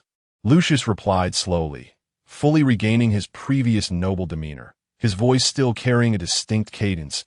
It was as if the furious roar that had just erupted was not his at all. Unless you wish to find yourself in Azkaban. Lucius, the Malfoy Manor cannot withstand the horrors for long. They will soon uncover this place. And what of you, Severus? What brings you here? Lucius perceptively sensed something amiss. I hope to forge an unbreakable vow with you. A partnership of mutual protection and assistance, Jean-Jean stated plainly, disregarding Lucius's probing.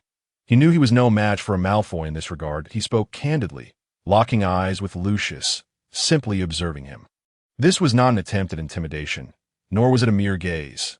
It was a test to see if he could employ Dumbledore's silent, wandless legitimacy, at least to discern any shifts in emotion.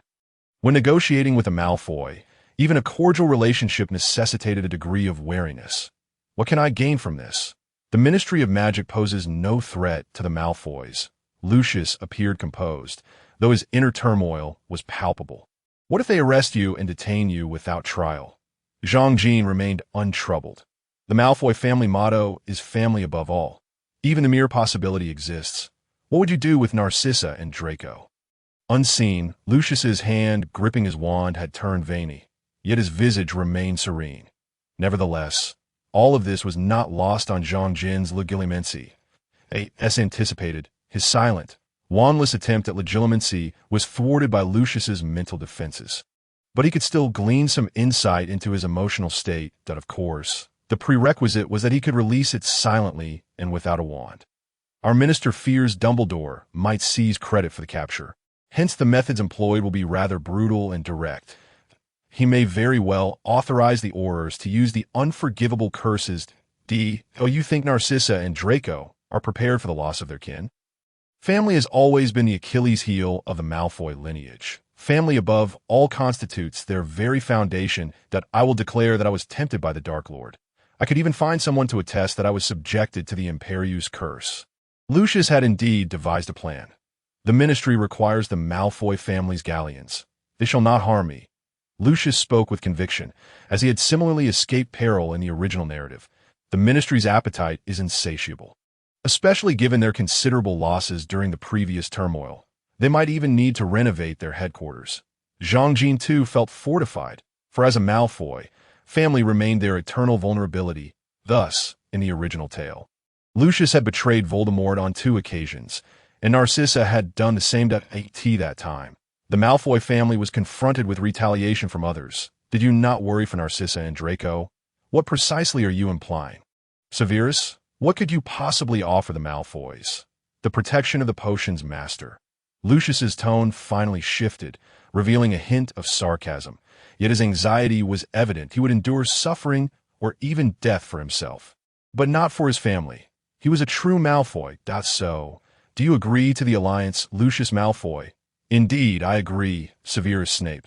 Lucius, unexpectedly, displayed no hesitation whatsoever. One can hardly blame him. Once Lucius betrays the Dark Lord, the Malfoy family's established connections and prestige within the pureblood community would undoubtedly suffer a significant blow.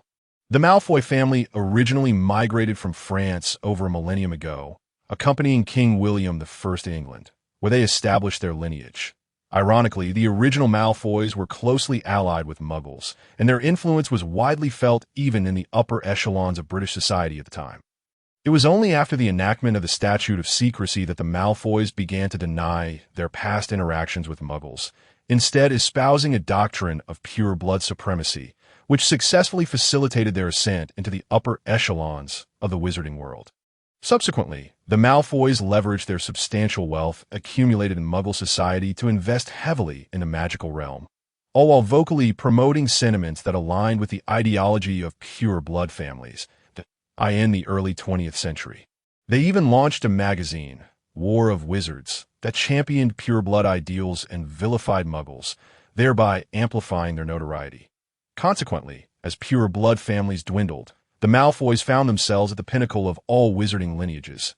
Thus, the rhetoric of pure blood supremacy for the Malfoy family serves more as a means of garnering support and a political maneuver to advance their interests, distinguishing them sharply from other native pure blood families, such as the Gaunts and the Blacks. Furthermore, to mitigate the dangers of inbreeding within the limited pure blood circles, the Malfoys intentionally sought to avoid such unions, resulting in a notable presence of half-blood wizards within their ranks.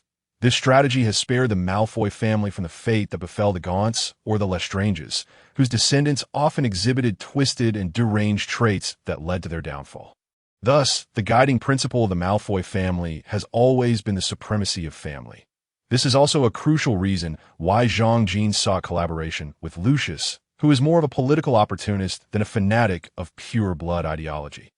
Should the Malfoys abandon their pure blood supremacy mantra, they would risk incurring the ire or outright hostility of other pure blood families, potentially leading to their downfall. Lucius likely contemplated this, as evidenced by his ability to lead the pure blood families even after betraying Voldemort, showcasing his political acumen to achieve this. The most prudent course would be to separate the act of betraying Voldemort from betraying the pure blood community, or to frame it as a reluctant charade.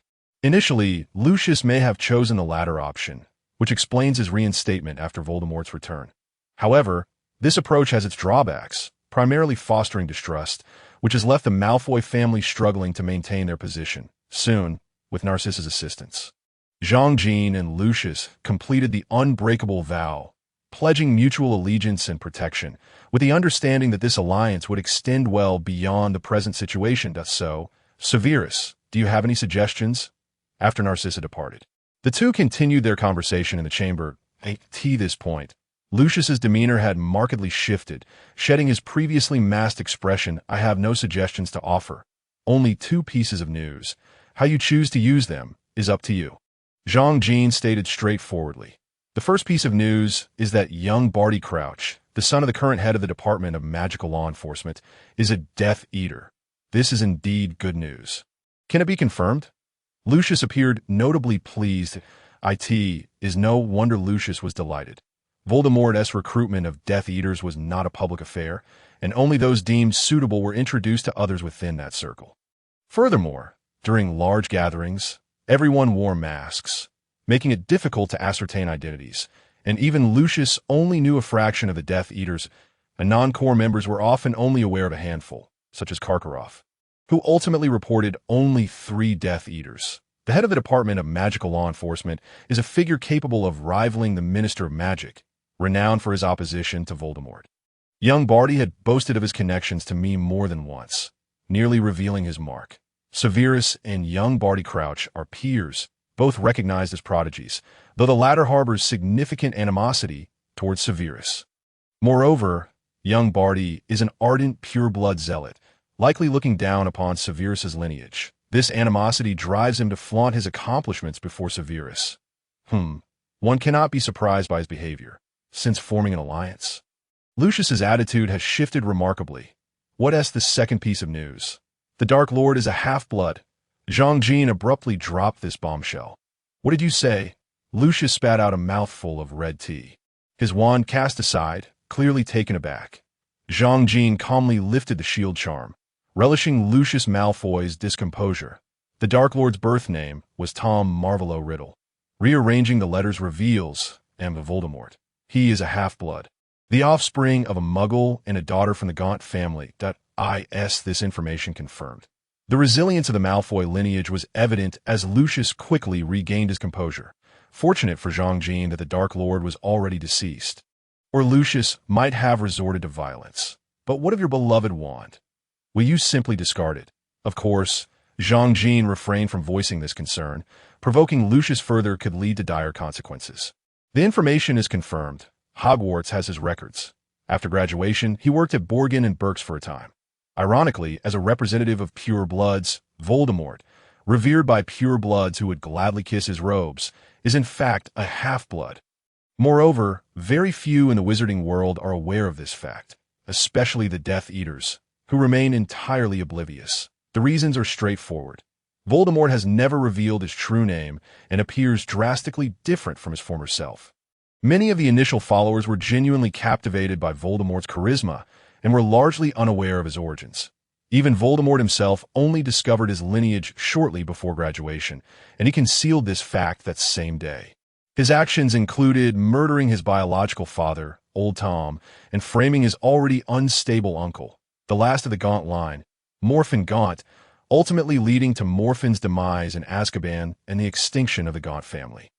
The subsequent generation of Death Eaters harbored no doubts regarding his lineage that Voldemort amassed a substantial following of Death Eaters.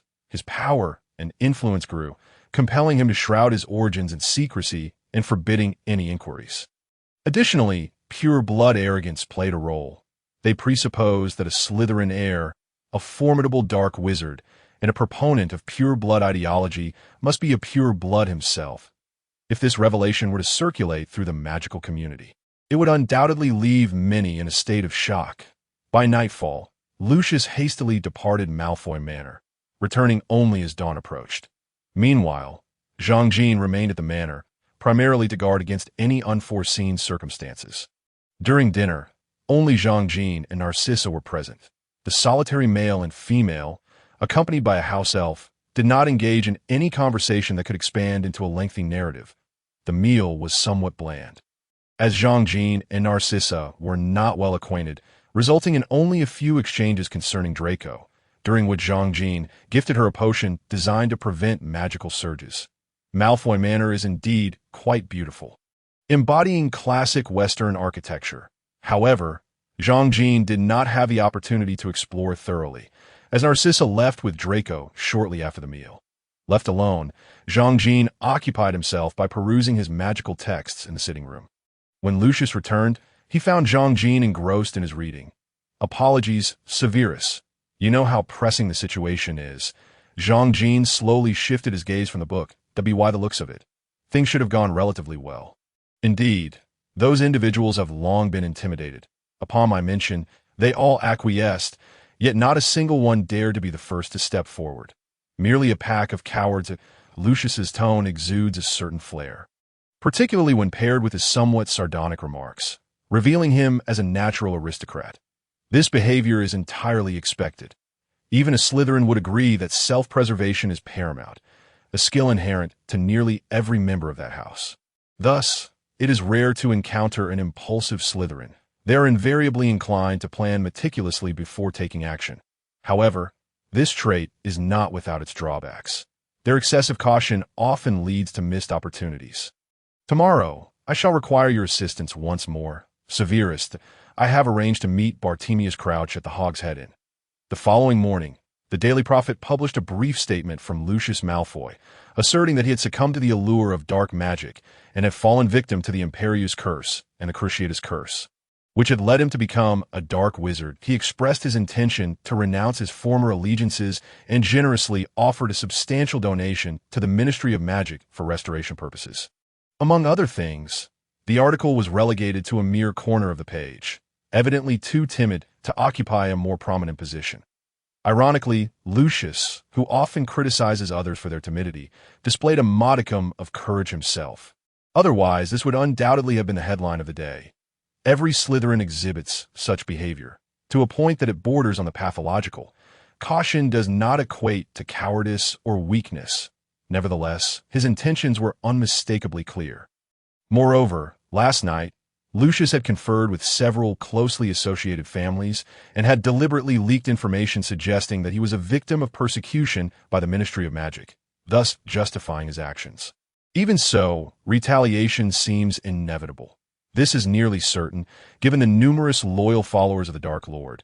The fanaticism of those die-hard supporters is a topic of no small concern, as the first to publicly betray Voldemort. Lucius would undoubtedly face severe consequences as for the information regarding Voldemort's origins. Lucius dared not reveal it, nearly resorting to a obliviate spell on himself. Should this information come to light, it could exonerate Lucius, but it would likely result in relentless, suicidal attacks against him, an unending cycle of violence. The terrifying nature of these fanatics is well known. No amount of reasoning, even if one were to claim Voldemort hailed from a Muggle family, would suffice to sway their beliefs. They would perceive such assertions as slander against their so-called Great Voldemort, dismissing even the most irrefutable evidence. Hence, Lucius was compelled to feign ignorance at this moment. Lucius was traversing the narrow alleys of Hogsmeade, accompanied by his two loyal followers, Clark and Goyle, while Zhang Jin trailed discreetly behind, employing an invisibility charm. Lucius had summoned Bartemius Crouch today, hoping to capitalize on the potential ignorance of the Death Eaters regarding his plans to directly manipulate the Ministry of Magic. A public statement would win over the general wizarding populace. A hefty donation would placate the Minister of Magic. The overt authority and a heart-to-heart with Crouch would secure the second most significant faction within the ministry. Lucius's strategy was undeniably astute. However, Zhang Jin harbored doubts about the day's prospects. The likelihood of an ambush seemed alarmingly high, as the Death Eaters probably received word of Lucius's movements the previous night. One cannot expect purebloods to maintain confidentiality, especially when Lucius needed them to disseminate information. Furthermore, there was Bartemius Crouch himself, a stern and unyielding wizard, characterized by a stubbornness that could only be described as obstinate.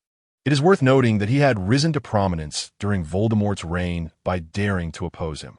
Lacking the formidable strength of Dumbledore, he could not even withstand attacks from the Death Eaters. Voldemort could extinguish him with a mere flick of his wrist if displeased. Yet he persisted in his defiance, illustrating the depths of his obstinacy. Additionally, In the original narrative, this individual had personally imprisoned his own son, Barty Crouch Jr., in Azkaban, albeit under the duress of his wife's death threat, before ultimately aiding in his escape. Nevertheless, he had confined his son within their home for over a decade. Such a character warrants only one assessment: formidable. Thus, Lucius's hopes of coercing Bartemius Crouch through intimidation appeared exceedingly slim. As Jean pondered these matters, the trio ahead encountered an attack. Several concealed Death Eaters emerged from the street corner, unleashing spells upon them. However, judging by the various colors of the curses being cast, it seemed that none were employing the killing curse. Likely, they were merely intent on delivering a lesson, thus rendering Jean's intervention unnecessary for the time being. In the world of Harry Potter, magical combat resembles a chaotic exchange of blows akin to an ADC skirmish in a video game, characterized by high damage and low defense. Most attacks are singular in nature, with the outcome hinging on the precision of the spells. Defense relies on the shield charm or nimble evasion. Those with greater skill might even feign their opponent's spells in one-on-one duels. Wizards could showcase dazzling counterspells, effortlessly negating their adversaries' attacks with a mere flick of their wands, a display of power that exudes both style and authority. Severus Snape, in particular, was known for his fondness for this approach, especially when facing Harry Potter. Yet, to reveal such prowess amidst a brawl would be tantamount to courting death, effectively turning oneself into a target. Casting a counterspell requires prior knowledge of the enemy's incantation, rather than analyzing opposing spells. One would be wiser to simply evade. A misjudgment could lead to dire consequences. The skirmish between the groups unfolded with back-and-forth exchanges. Lucius and his companions were well prepared, while the Death Eaters, despite their numbers, appeared decidedly inferior. Lacking the formidable figures depicted in the original narrative, Jean had anticipated the presence of the Lestranges. Those familiar with the films would undoubtedly remember Bellatrix, the infamous madwoman. She is characterized by her madness, malevolence, distortion, and extreme adulation for Voldemort, with rumors suggesting she bore him a child. Currently, the Bella of the present, having not endured the torment of Azkaban, remained strikingly beautiful when her mind was unclouded. Perhaps the Black family's corruption lay solely within their hearts. While their outward appearances seemed to flourish, yet one could only speculate about the thoughts of her husband, Rodolphus Lestrange. Rodolphus was utterly devoted to Bella, and after their marriage, they were inseparable. How, then, did Voldemort ensnare her?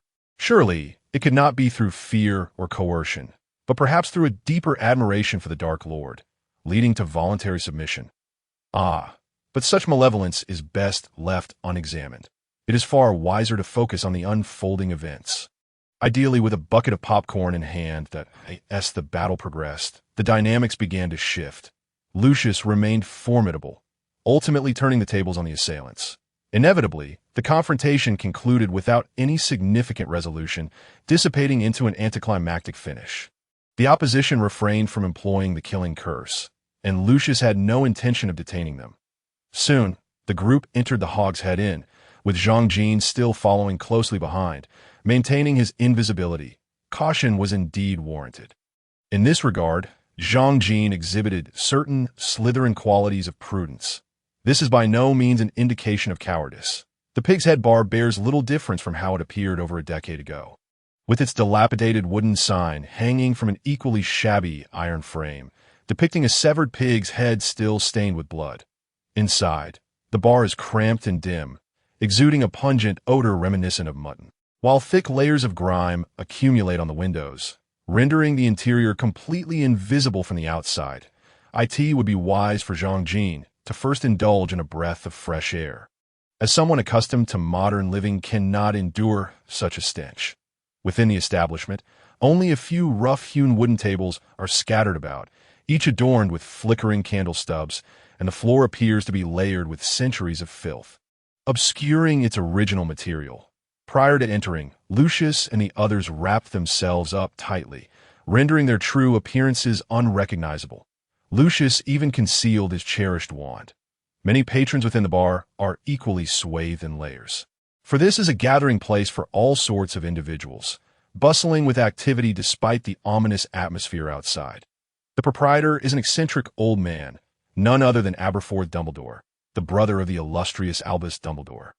On one wall near the bar hangs a portrait of Ariana Dumbledore, the sister of the Dumbledore family, whose existence has been a source of contention among Albus, Grindelwald, and Aberforth. Upon entering, Jean stands before this portrait, feeling the constriction of the cramped space, making it difficult to avoid exposure. However, the Jean of today is not the same as the Severus of a year ago. He is now imbued with confidence, convinced he can elude Aberforth's scrutiny, despite the latter being a formidable figure. After all, his magical prowess has surged, and with the element of surprise on his side, he is far less vulnerable than the original Severus, who fell easily into traps. It must be said that the pace of progress within the magical community remains frustratingly slow. Decades have passed with little change. In the 20th century, the lives of Muggles evolved at a breakneck speed, truly reflecting the essence of constant renewal. In stark contrast, even a decade or two hence, when Harry Potter's son begins his schooling, the magical world remains stagnant. Originally, the secrecy surrounding magic was intended to shield the magical realm from Muggle prying, to protect its sanctity, yet now, the magical community finds itself lagging behind the Muggles, while still clinging to an air of superiority. From Muggles' inability to wield magical artifacts to wizards' inability to utilize Muggle items. The development of the world is indeed wondrous. If this trend continues, the decline and eventual disappearance of magic seem almost inevitable. Yet, Jean has yet to contemplate altering the magical community's fate. That burden can rest with Dumbledore, who must grapple with it. The increasing number of Muggle students at Hogwarts serves as a clear indication of not only the magical community's decline, but also Dumbledore's deliberate efforts to integrate Muggle perspectives. For now, the priority remains to address the aftermath of Voldemort's demise. Lucius has already made contact with Barty Crouch, and Jean is uncertain how the two heavily cloaked figures recognized one another. At this juncture, Crouch has dispatched Sirius Black to Azkaban, making headlines in today's Daily Prophet, which he had just perused that morning. Barty Crouch remains as obstinate as ever, initially thought to be bypassed by the Minister of Magic and Sentencing. It turns out he took matters into his own hands as the head of the Department of Magical Law Enforcement. His disregard for due process in bypassing a trial embodies a reckless spirit. It is akin to a judge privately rendering verdicts without adhering to the law. Strangely enough, the wizarding community seems to embrace this behavior, perceiving him as a champion against evil, unwilling to wait even a month for a collective trial. This has only served to enhance Crouch's reputation, surpassing that of the Minister of Magic. In contemporary terms, it is akin to a self-inflicted wound that nevertheless garners applause, even leading to promotion and wealth, an absurdity that defies explanation. Thus, the likelihood of Lucius persuading Barty Crouch has diminished significantly. The two conversing figures are shrouded in mystery, their dialogue inaudible from Jean's distance, and they have prudently employed concealment charms, leaving no facial expressions to betray their intentions. Jean redirects his focus to the portrait before him, recalling that the painting conceals a secret passage to Hogwarts, leading directly to the Room of Requirement. Just as he prepares to delve deeper into his exploration, Lucius's conversation concludes swiftly, likely due to a lack of common ground. Subsequently, the group departs the tavern, prompting Jean to seek out the obstinate Barty Crouch, hoping for some fruitful encounter as he trails closely behind Crouch. Rounding a corner, a flash of petrifying magic suddenly hurtles towards him. With a calm demeanor, he dodges effortlessly, conjuring a shield charm to block a red stunning spell, before swiftly countering with two disarming charms, leaving Crouch flustered within mere exchanges. Indeed, the assailant is none other than Jean's target, Barty Crouch. Jean quickly dons two protective armored charms, taking refuge behind a wall, refraining from further aggression. Mr. Crouch, I harbor no ill intent. Might we pause hostilities for a moment? There is no response from the other side. However, through magical sensing, Jean confirms Crouch's continued presence, likely hiding in response to the unfavorable situation. Cautiously, he shifts from one side of the alley to the other. Observing Crouch's condition, caution is warranted. It is unlikely that Crouch possesses the ability to detect Jean, and he probably does not come alone. Or perhaps his companions are not human. Crouch is seen conversing with a house elf. Presumably the one named Winky from the Crouch household. The little elf, with large, sorrowful eyes, laments, "Winky is truly useless, master. That person is formidable, and Winky's magic cannot penetrate his protective spells," as she repeatedly bangs her head against the wall. At this moment, Zhang Jin's voice echoes once more. "Mr. Crouch, I greatly admire your courage in opposing the Death Eaters. I hope you do not misinterpret my intentions. Furthermore, you are currently at the pinnacle of your reputation. Many believe you are capable of succeeding the minister. I implore you to consider the future of the magical community and not allow your child to hinder progress." The response comes in the form of several spells, some of which diverge markedly from traditional incantations, likely the magic of house elves. While the magic of house elves is indeed remarkable, capable of circumventing many wizarding spells, its power level is too low to pose any real threat. "Surely you must also consider your wife's well-being." Zhang Jin continued to speak, refraining from retaliating. After a while, Crouch had departed. This must have been yet another manifestation of house elf magic, as there was scarcely a trace of magical disturbance to be sensed. This obstinate fellow at least possessed a modicum of awareness regarding safety. As long as he was not wholly reckless, not the sort devoid of intellect, it suggested that Crouch might still be inclined to assist Lucius. However, it remained uncertain whether he would confine young Barty Crouch once more, especially with Mrs. Crouch still alive. Given her evident affection for young Barty, it was likely she would merely have Shiny keep an eye on him. It appeared necessary to find a house elf for further study. Dobby seemed rather suitable. Engaging in a mere experiment of house elf magic was not akin to dissection, and Lucius would presumably acquiesce to this notion. In the following days, the wizarding world remained in a state of tumult, this unrest permeating even the lives of ordinary wizards. During Voldemort's reign, although attacks on wizards were not uncommon, the primary targets were those opposing him. Thus, people hesitated to utter Voldemort's name, referring to him only as the Dark Mark or the Mysterious One that most wizards at that time still enjoyed a relative sense of security. However, the situation had shifted dramatically. With Voldemort's fate shrouded in uncertainty and his Death Eaters in disarray, dark wizards exhibiting violent tendencies or twisted, cruel natures began to launch widespread assaults on ordinary witches and wizards. Any wizard who dared to discuss Voldemort's demise would find themselves subjected to frenzied attacks. In fact, the number of ordinary wizards slain by Death Eaters in recent days had surged beyond that of the previous year, including Muggles. Furthermore, following these assaults, the Dark Mark was often unleashed, as if in a desperate plea for Voldemort's acknowledgement. A reverent kiss to his robes, this seemingly aimless violence only heightened the terror among ordinary wizards, casting a pall of fear over the entire magical community. No one knew who might be the next victim. Due to the sporadic attacks by dark wizards, the Aurors of the Ministry of Magic remained in a perpetual state of alertness, apprehending an increasing number of dark wizards. Yet, this only served to amplify the panic among ordinary wizards. Despite the numerous arrests, there was no sign of diminishing attacks. Could it be that Voldemort intended to seize power through force? The very notion that wizards had been attacked, or even killed for merely discussing Voldemort sparked rampant speculation.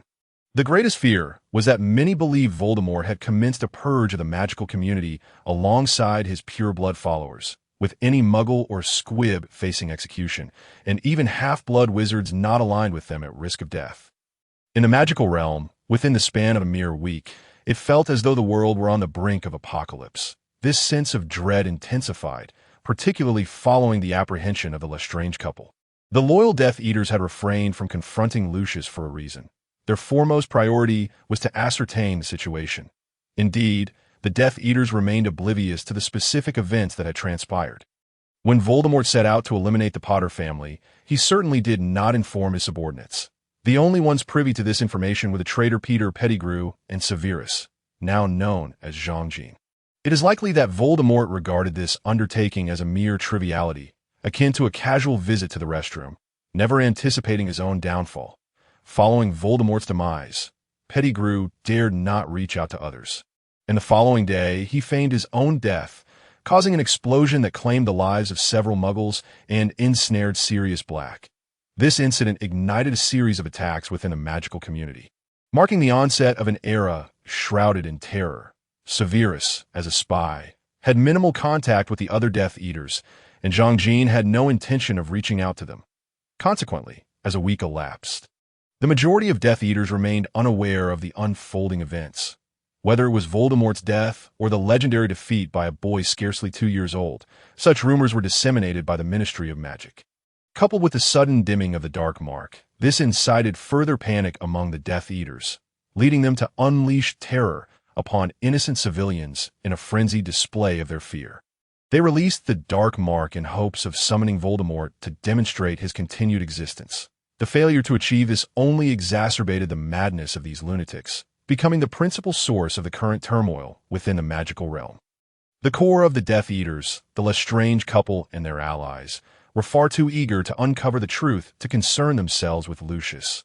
They firmly believed Voldemort was still alive, and after their attempt to summon him through the Dark Mark proved fruitless, they resorted to attacking the Longbottoms while Lucius was in conference with Barty Crouch. They sought to extract the truth from the Longbottoms, who, tragically, knew nothing and were merely victims of circumstance.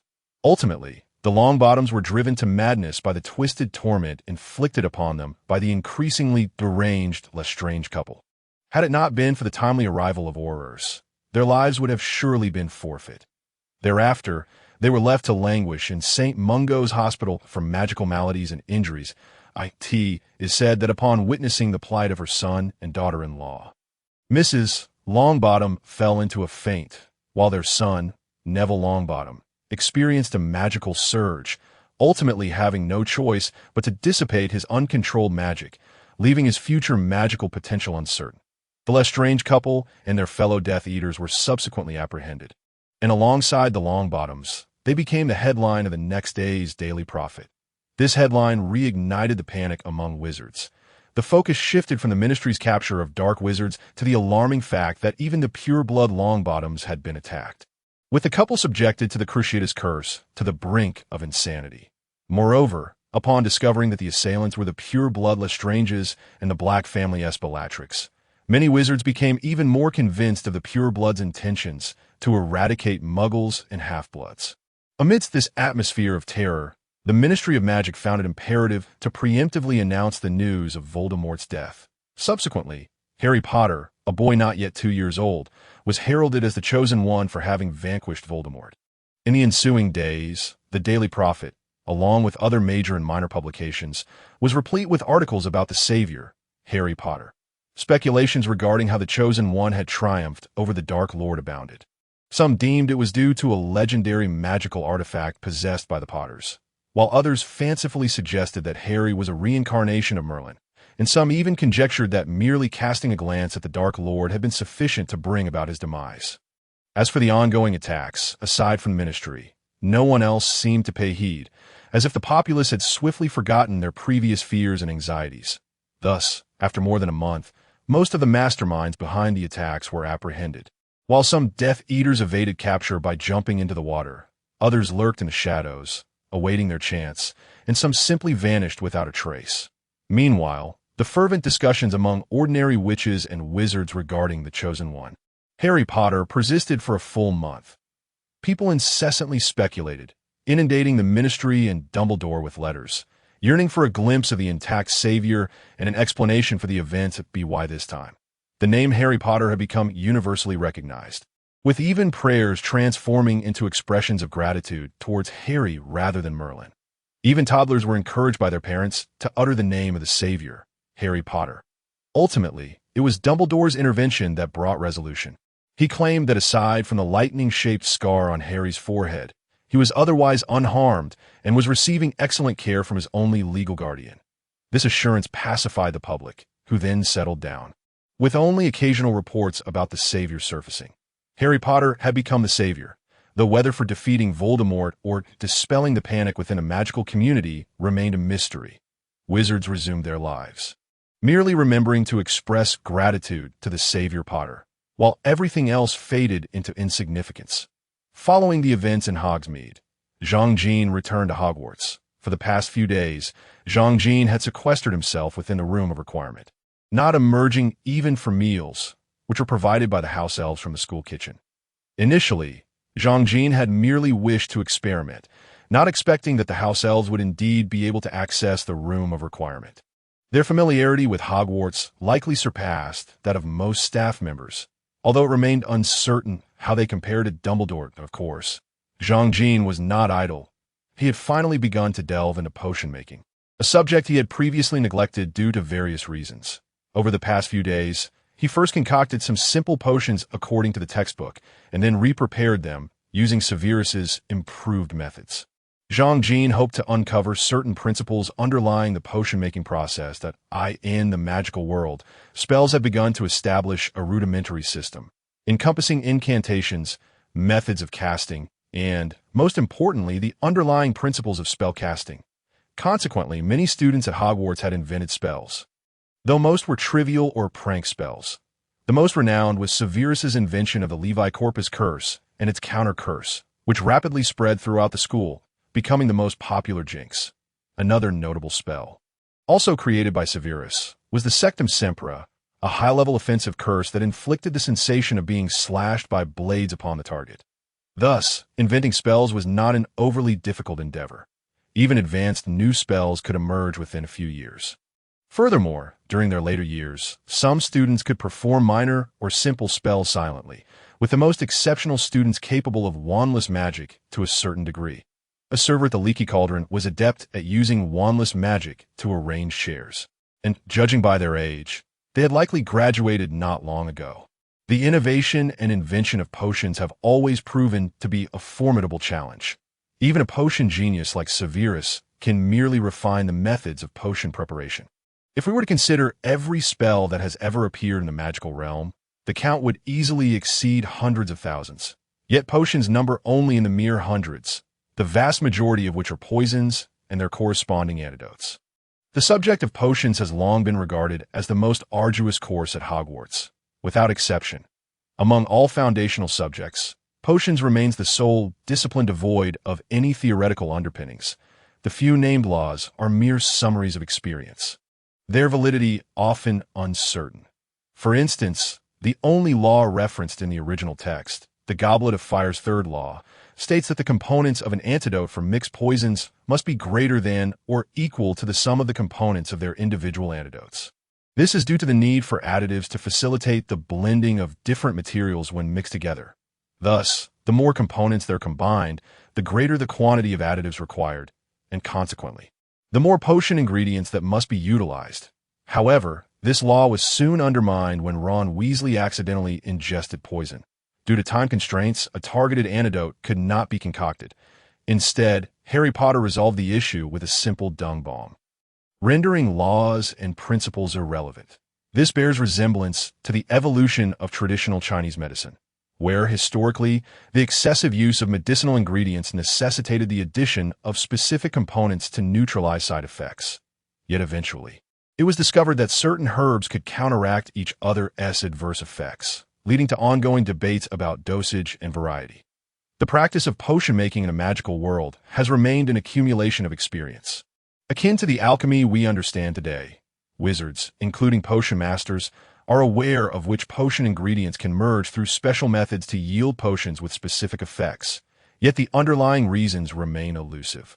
In this regard, the development of potions lags behind that of ancient Chinese medicine, which, prior to the Tang dynasty, had already established principles concerning medicinal properties, dosages, and brewing techniques. In contrast, potion making continues to languish in the exploration of material formulas, with research into the properties of ingredients stagnating.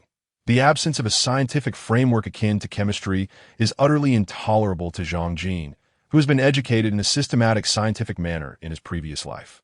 Zhang Jin's greatest aspiration upon entering the magical world is to uncover the essence of magic, ideally establishing a theoretical framework for it. Potions serve as the most fitting subject for such inquiry. The wonders of potions are so profound that even many wizards find them incredible. The quintessential example is that only those endowed with magical power can brew potions, while muggles and squibs, devoid of magical abilities, cannot concoct even the simplest elixir for curing scabies. This embodies the most fundamental principle of the magical realm. Only magic can create magic. Yet the question remains, Why is it that those without magic cannot brew potions? It is noteworthy that many simple potions merely require a systematic approach to handling ingredients, adding them in sequence. So, what transpires during this process? Zhang Jin devised several straightforward experiments. Experiment 1. Throughout the entire procedure, he isolated his magical power and donned gloves designed to nullify magical energy. Experiment 2. While handling potion ingredients, he isolated his magical power with the gloves, then removed them during the brewing process. Experiment 3. He conducted normal operations while handling potion materials, but during brewing, he isolated his magical power and wore the gloves. The results were quite promising, although all 3 experiments successfully yielded potions. The potion produced in Experiment 1 was noticeably of inferior quality. This suggests that when a wizard possesses magical power, they inadvertently exude it, and this surplus is sufficient to brew simple potions. It further indicates that the potion-making process indeed requires the guidance of a wizard's magic. How is this guidance manifested? Zhang Jin then undertook a series of additional experiments. First, while brewing the scabies antidote, he imagined he was concocting a Felix Felicis, resulting in a diminished potion efficacy. Next, he infused the potion-making process with a strong emotional desire not to succeed, leading to inevitable failure. Finally, during the brewing process, he infused it with a fervent hope for success and an enhancement of the potion's effects, resulting in a predictably superior potion. Thus, the success of potion-making hinges not only on the ingredients and methods, but primarily on the wizard. Is there a distinction in potion-making between wizards of varying magical strengths? Certainly, as demonstrated initially. Even when Zhang Jin isolated his magical energy, he could still brew a simple scabies antidote. However, it is doubtful that a first-year wizard could achieve the same success. Similarly, the complexity of the potion likely necessitates a higher degree of magical power for effective and intricate guidance. This elucidates why the preparation of advanced potions involves exceedingly complex steps. It is likely designed for more meticulous magical guidance. The more intricate the operation, the deeper the requisite investment of willpower, and the more potent the infused magic, thus showcasing the desired properties of the potion. The wizard's innate magical power, guided by will, fuses with the inherent magic of the potion ingredients, resulting in the potion itself. Therefore, potions embody the very essence of a wizard's will. This is inherently magical, akin to spells, where even a methodical and dogmatic practice can yield success. A clear understanding of one's desired effects is undeniably more significant. Just as with Hermione Granger and Luna Lovegood, while Hermione's dogmatic learning may sometimes yield lesser results than Luna's flights of fancy, the latter is capable of developing new spells. Potions require the guidance of a wizard's magical power to come to fruition. Thus, what exactly is magic? Only magic can create magic, and the foundation of magic is magical power. Yet no wizard can definitively explain what magical power truly is or where it originates. For those dwelling in the realm of magic, the existence of sorcery and magical energy has long since become second nature, akin to how ordinary individuals seldom ponder the origins of air. Consequently, they harbor disdain for muggles and even resist the mockery directed at squibs from the very inception of their magical abilities.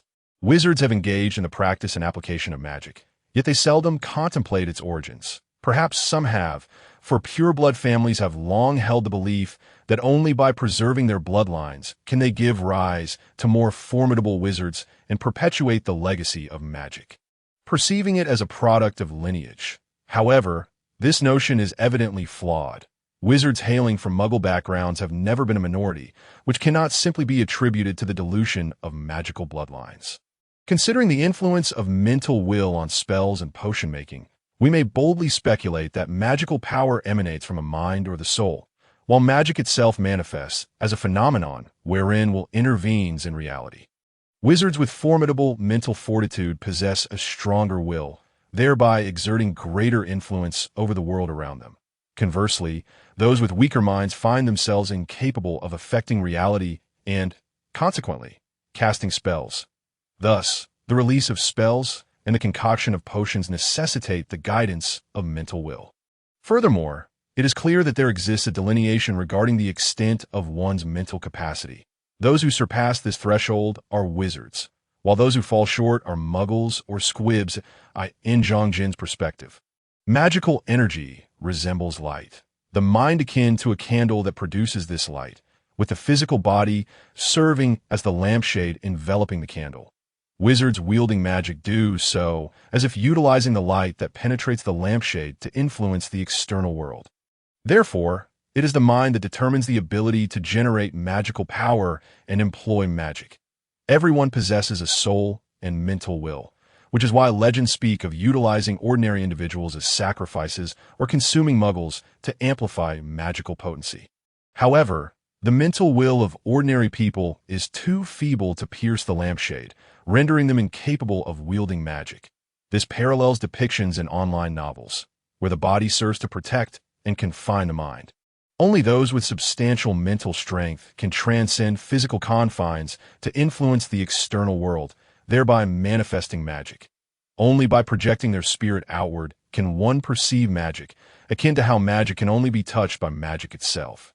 The crux of this understanding lies in the necessity for mental prowess to surpass a certain threshold, enabling it to permeate the body and affect the outside world.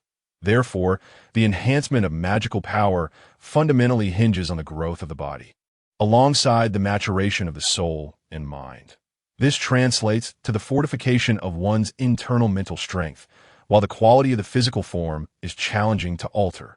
Consequently, the growth of magical power is predominantly concentrated during the maturation period from 11 to 18 years of age, particularly during one's studies at Hogwarts.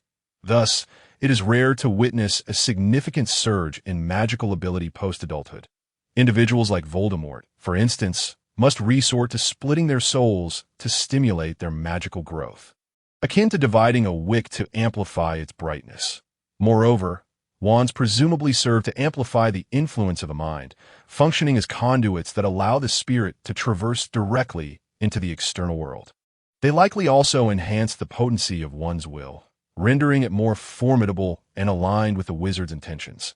This leads us to conjecture that the crafting of wands typically involves two primary materials, the wooden shaft and the core imbued with magical energy. The shaft's function is to open the body's passage, while the core is selected from materials that resonate with the wizard's mental will to amplify it. Hence, the selection of a wand by a wizard does not imply that the wand possesses sentience, but rather signifies a harmonious alignment of wills.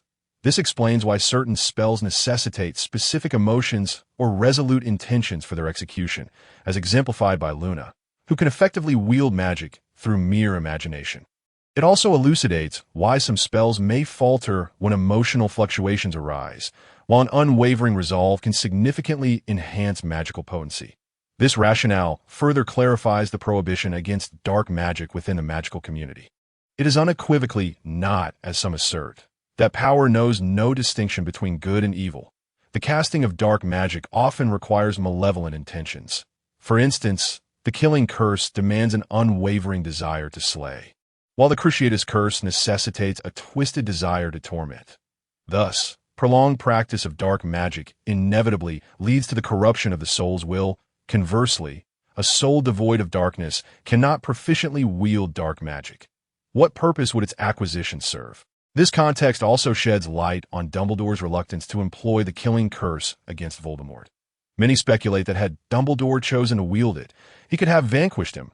Yet he abstained. Perhaps it is because Dumbledore feared succumbing to darkness and transforming into another Dark Lord, as his youthful experiences rendered him more susceptible to such temptations than others. Trust me, Dumbledore's thoughts in his youth were not dissimilar to those of Gellert Grindelwald, and we are all aware of the inclinations of the original Dark Lord.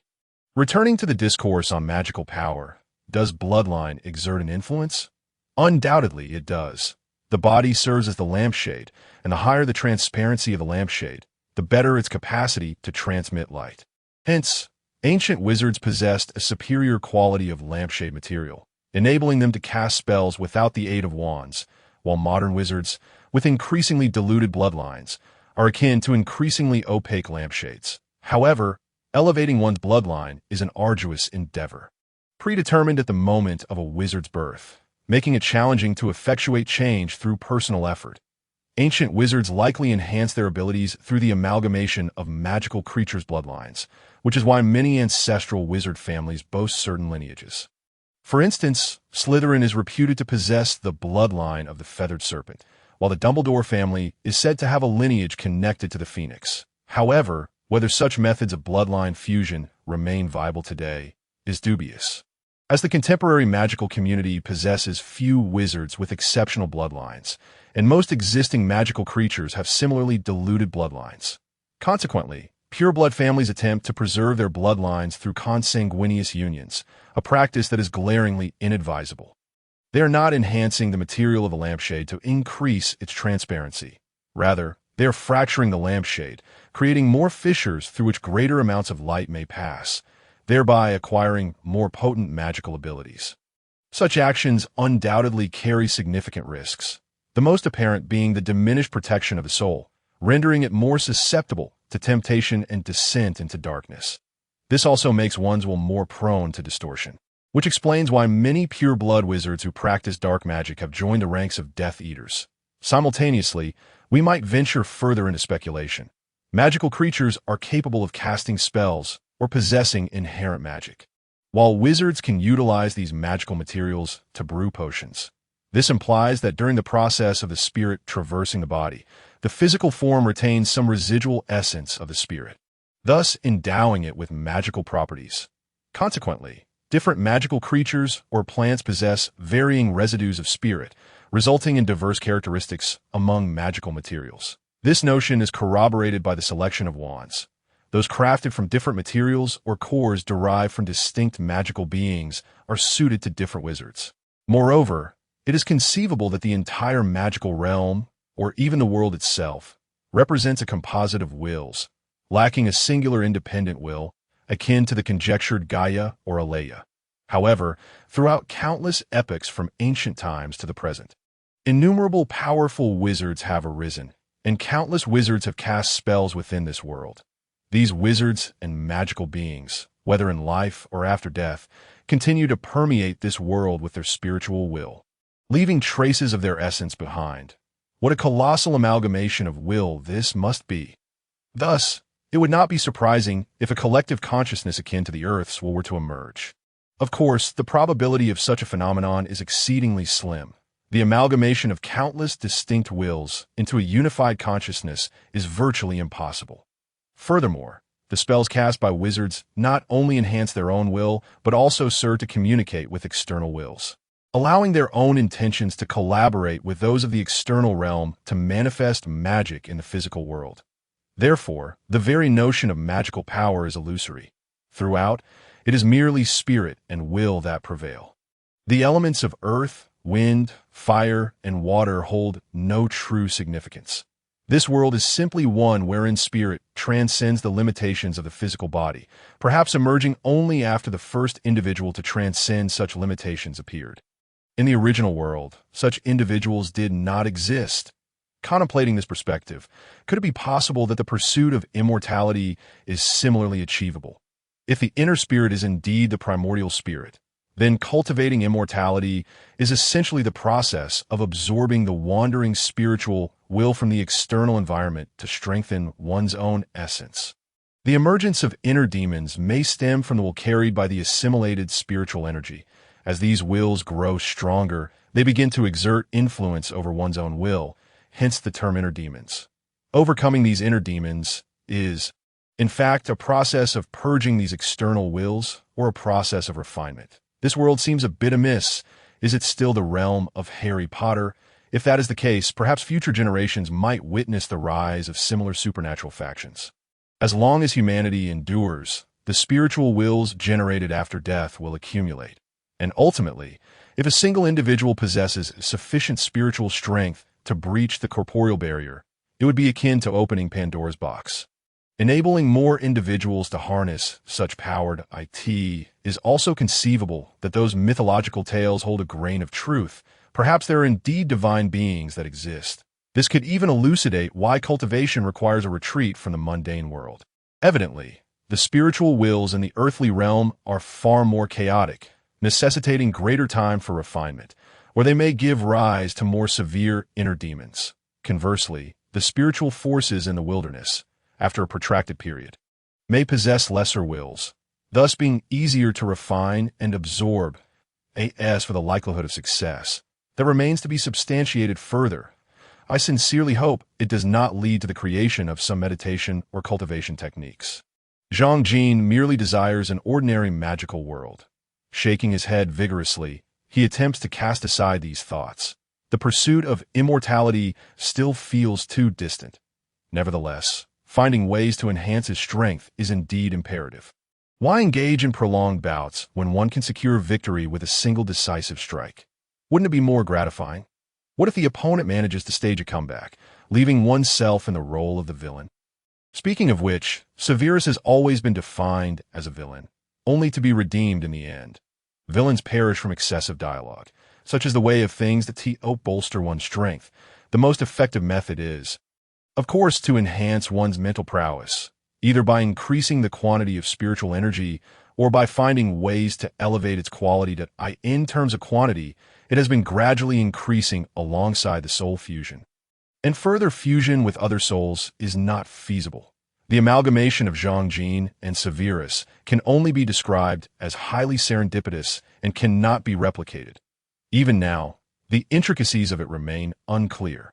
Soul fragmentation is not uncommon in the annals of magical history. It likely represents a failed technique employed by ancient wizards striving to augment their magical power. This method tends to lead individuals to gradually lose their sanity, which is why it was abandoned until Voldemort resurrected it to cleave his own soul. In contrast, soul fusion has never been documented throughout history. Another method involves absorbing external spiritual energy, yet it carries significant drawbacks. Primarily, one must be capable of sensing those wandering spiritual forces, a skill Zhang Jin has yet to fully acquire. It is probable he must reach the levels of Dumbledore or Voldemort before he can truly perceive them. Thus, while neither Dumbledore nor Voldemort directly absorb those errant spiritual energies, they still incorporate elements of them in certain spells, rendering their incantations markedly more potent than those of lesser wizards. The endeavor to absorb such power for self-enhancement appears exceedingly challenging. One must at least be able to discern the underlying wills. Following this, one must devise ways to enhance their own lineage. That vial of unknown golden blood seems to hold promise, indicating a need to delve into research. Additionally, there is the matter of combat skills. Zhang Jin, having been a compliant child throughout his 20-plus years of life, has always been viewed as the obedient darling by his parents, the exemplary student by his teachers, and the envy of his classmates. Hence, he has never engaged in combat, let alone a brawl. Severus, on the other hand, can be considered experienced. During his time at Hogwarts, he frequently clashed with the marauders and faced numerous curses from fellow students in his own house. Thus, he possesses considerable insight into evasion and counter-evasion tactics, and despite his slender appearance, he is not lacking in either reflexes or physical stamina. This is evidenced by the fact that James Potter never dared to confront him alone. Among his peers, Severus was undoubtedly the most outstanding, especially within a cohort that included the likes of the Chosen One. However, he does have his shortcomings. Severus has never faced urgent or large-scale battles. The most he encountered at school were mere exchanges of curses, devoid of any truly powerful spells, let alone the unforgivable curses. Therefore, practicing combat skills is essential. What if he were to directly confront Voldemort in the future? One can never be too careful. Furthermore, the most crucial item is undoubtedly the wand. Recently, Zhang Jin has sensed that his wand occasionally feels somewhat unwieldy, a sensation that Severus had never experienced, given the changes in his soul. It is evident that he requires a new wand, one that can adapt to his newly fused essence. Based on the rate of memory retrieval during the fusion process, it seems that by the next school term, he will be ready. Time is indeed of the essence. Merely procuring a new wand is not feasible, as the Ministry of Magic maintains stringent regulations regarding wand ownership, akin to identification cards. One cannot simply buy a wand at will. Even if one were to report a loss and attempt to purchase another, it would be impossible to explain why the new wand differs from the original. Unlike Ron, who wields a family heirloom, or Hagrid, whose wand has been broken, Zhang Jin does not have such leeway. Even Dumbledore could not vouch for him. A mere emotional shift would not suffice to warrant a new wand. Moreover, a wand acquired through theft or on the black market would likely be inferior to Severus's original wand. Thus, the only viable solution is to craft a wand himself, learning the art of wand making and sourcing the requisite materials to forge one uniquely his own. Severus's original wand was made of birch, a wood primarily used for banishing malevolent spirits or souls, exuding a sacred and beautiful aura. The wand measures 13.5 inches in length, approximately 31.75 centimeters, and the core is not mentioned in the original text, leading many to speculate it is made from a phoenix feather. However, in reality, Severus's wand core is crafted from unicorn tail hair, which prevents him from fully succumbing to dark magic. Simultaneously, it remains entirely loyal to its master, indicating a high compatibility with Severus. Thus, when Severus undergoes transformation, the wand becomes somewhat ill-suited. Severus is transformed into the current Zhang Jin, yet Zhang Jin has already diverged from the original Severus. The wand is still functional due to Severus's lingering presence. However, it has begun to exhibit some operational difficulties. When their souls fully merge, neither Severus nor Zhang Jin will exist. At that point, whether the wand will still be usable is uncertain. Even if it is, it may no longer be the most fitting choice. The necessity of acquiring a new wand is paramount. After Zhang Jin has mastered the preparation of most beginner and some intermediate potions, his research into potions has finally reached a standstill. The enhancement of potions and other studies is not something that can be resolved overnight. Zhang Jin intends to pursue more meticulous research once he officially begins teaching at Hogwarts. This is primarily constrained by the availability of potion materials and time. High-grade materials are scarce, and the preparation process is exceedingly lengthy. In the coming days, he needs to consult resources, seeking out books related to the soul, exploring the intricacies of soul fusion and the relationship between soul and magic, in hopes of uncovering any latent insights left by predecessors waiting to be developed. Following that, he must await the Ministry of Magic's court proceedings. Until the trial concludes, Zhang Jin has no intention of leaving Hogwarts. That if he were to be apprehended by Aurors as a Death Eater, it would be utterly unjust, although perhaps not entirely so. The greatest fear is being subjected to the killing curse. Aurors have already received authorization from the Ministry, and several dark wizards have been ruthlessly slain. Therefore, any engagements requiring him to venture out will be postponed until after the trial, including the procurement of potion materials and the previously mentioned combat practice. In the current climate of extreme danger, it is best to err on the side of caution. This is not cowardice. It is the prudence of Slytherin. Severus, I hear you are in search of books on the subject of the soul? As Severus wandered through the restricted section for 2 days, Albus Dumbledore finally made his appearance. Indeed, having recently developed a keen interest in this matter, he wished to ascertain why Zhang Jin had failed to locate any tomes concerning souls in the restricted section, likely concealed by the very Dumbledore before him. Dumbledore squinted slightly and inquired, "Did you find anything?" There was an unmistakable hint of amusement in his tone. Zhang Jin maintained an outward composure, yet inwardly he scoffed, thinking, if you hadn't hidden them, I wouldn't be at a loss. Nevertheless, he replied that he had not yet found anything, citing the overwhelming number of books in the restricted section. Had there been no such tome, Dumbledore might as well have stated outright that the book was in his possession. It was in fact Zhang Jin's deliberate exposure of his search that had prompted Dumbledore's arrival. The absence of soul-related literature was undoubtedly due to Dumbledore's interference. Zhang Jin was eager to test whether Dumbledore might lend him the books.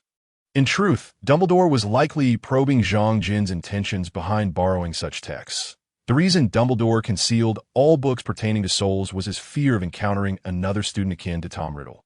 Most literature on souls comprised sinister dark magic, capable of ensnaring the weak-willed into darkness. In Dumbledore's eyes, Zhang Jin's inquiry into such literature stemmed from a need to understand his own soul's turmoil. For a fractured soul was no trivial matter, thus justifying his quest for knowledge. Although Zhang Jin was aware that his soul would eventually restore itself, Dumbledore remained oblivious to this fact. Thus, Zhang Jin seized the opportunity to deepen his understanding of souls, hoping Dumbledore might reveal the books he had hidden away. However, Dumbledore remained cautious, recalling that Severus had once succumbed to the temptations of dark magic. The possibility of him transforming into another Dark Lord was a risk no one could dismiss. While Dumbledore was inclined to trust him, the requisite scrutiny was unavoidable. Zhang Jin harbored a disdain for such tests, whether as himself or as Severus. Zhang Jin intended to express that he believed his soul was experiencing some disturbances. Although he would certainly withhold certain details, for revealing everything would be folly. Could we discuss this in my office? All those books are with me, Dumbledore proposed, still somewhat apprehensive, hinting at further probing and perhaps even legitimacy. Given that Severus understood all too well that some students failed to grasp the perils of dark magic, Dumbledore's words were laden with meaning. Yet Zhang Jin chose to ignore them, simply trailing behind the headmaster. By this point, classes had concluded, and students greeted Dumbledore with enthusiastic hellos, many casting curious glances at Zhang Jin. Dumbledore made no effort to introduce him. Zhang Jin paid no mind to the scrutinizing gazes. As none of the students were familiar figures warranting his attention, that Dumbledore's office remained unchanged. The Phoenix was absent, presumably delivering messages on his behalf, allowing Zhang Jin to remain oblivious to the outside world, a luxury Dumbledore could not afford. Declining Dumbledore's sugary offerings, Zhang Jin directly stated, "Since that day, I've felt something amiss. Initially, I couldn't even conjure a Patronus, and even now, I have not fully recovered." His tone was merely descriptive, devoid of any plea for assistance or requests. In this matter, Zhang Jin was particularly cautious. For Severus, protecting Harry was paramount, while his own life was secondary. Thus he felt no need to gauge Dumbledore's reactions to in fact, Zhang Jin was already itching to unleash the acerbic wit characteristic of the later Severus. As there was an abundance of grievances that demanded expression in the original narrative, Dumbledore considered numerous facets, yet he seldom contemplated Severus's feelings. This moment, Dumbledore poured himself a cup of tea, seemingly black tea, and began adding sugar. 1 spoon, 2 spoons, 3 spoons. You might as well pour it directly into your mouth, Dumbledore, or perhaps remove that sugar-addled tongue of yours, Zhang Jin quipped, embodying Severus in that instant. The portraits around them stirred, emitting faint chuckles, prompting a flustered Dumbledore to raise a hand, reluctantly setting down his spoon. "You must forgive an old man's fondness for sweets, Severus. Poppy always forbids me from indulging." He explained that, Poppy is our matron. Also from Slytherin, as you should know. "Very well, Dumbledore, you ought to hand over the books I requested, and let me depart from this accursed honeypot," Zhang Jin exclaimed, growing more animated with each word. To his surprise, he found it rather gratifying to berate the illustrious white wizard. "Severus, I believe you ought to show a bit more understanding towards an elderly man," Dumbledore replied, momentarily taken aback by the lack of decorum directed at him. "This behavior will not endear you to any young ladies. That is none of your concern, you insufferable old bee. I have had enough of you. I have already promised to protect Lily's child." "You sugar-guzzling insect." Zhang Jin's emotions flared, though he quickly regained his composure. The exhilaration from his outburst lingered. "What a release! How does it feel, Severus? Don't suppress yourself too much. You must learn to relax." Dumbledore, sensing the shift, commented, "Suppressing one's emotions, while a testament to strength, can also lead one down a dark path." Zhang Jin merely regarded Dumbledore, not entirely in agreement with the headmaster's assessment. For him, the emotions he suppressed were those of Severus. No matter how much he had admired and respected Severus's character, when truly embodying Severus, accepting his emotions and steadfast will, especially those profound feelings, became overwhelming for Zhang Jin, a mere ordinary individual. Thus, he had consistently stifled Severus's emotions to avoid delving too deep, even consciously mimicking Severus's character from the original narrative. This imposed significant pressure on Zhang Jin, which Dumbledore mistakenly interpreted as a reaction to the impact of a previous incident. Dumbledore was somewhat perplexed. How could the shock of a soul's fracture dissipate in mere days? Upon observing Zhang Jin's restrained demeanor, he surmised his own conclusions. Thus, Dumbledore was unwittingly attempting to guide Zhang Jin towards releasing his pent-up emotions. Regardless, the liberation he had just experienced felt undeniably refreshing. "That I truly did not know you harbored such peculiar tastes." Dumbledore, I shall keep your secret. Dear old bee.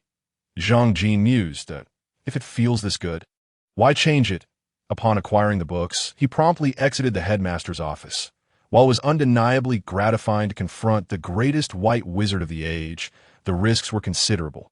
Dumbledore might already harbor biases against Zhang Jin. Should he choose to take offense, the one to suffer would be Zhang Jin himself.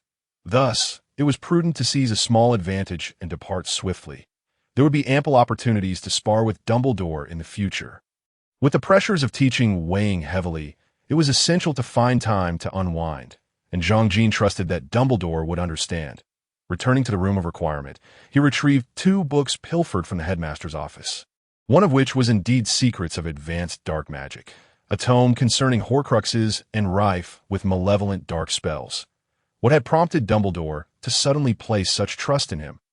Another book appears rather ordinary, an interpretation of the origins of magic. It seems to be more of a collection of notes elucidating ancient texts rather than a formally published work.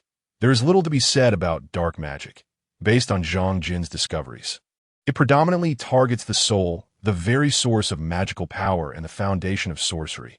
Consequently, when the soul sustains damage, healing becomes an arduous endeavor. This irreversibility of dark magic stems from the fact that the soul is generally shielded by the physical body, making it challenging to assault the soul directly. Hence, ancient wizards, with their imaginative minds, devised various bizarre methods to attack the soul, such as curses and sacrifices, often appearing sinister and terrifying, and most are exceedingly difficult to defend against. The manifestations of soul damage are particularly horrifying, contributing to the infamous reputation of dark magic. Thus, a tome revealing the intricacies of advanced dark magic is undoubtedly a work of rather unsettling nature. Perhaps it is wise to postpone delving into it. Zhang Jin, however, harbors a greater interest in the interpretation of magic's origins. Firstly, this book is absent from the original text and may have been intentionally presented by Dumbledore. Furthermore, the legend of the origins of magic is purportedly penned by Merlin and recounts tales of ancient wizards and chronicles from the era of Merlin when human magic was just beginning to flourish. Such a work, akin to myth and legend, perfectly aligns with the themes of profound destiny or fortuitous encounters. Moreover, Zhang Jin possesses his own speculations regarding the origins of magic. The content within the book is scant and largely consists of ambiguous descriptions.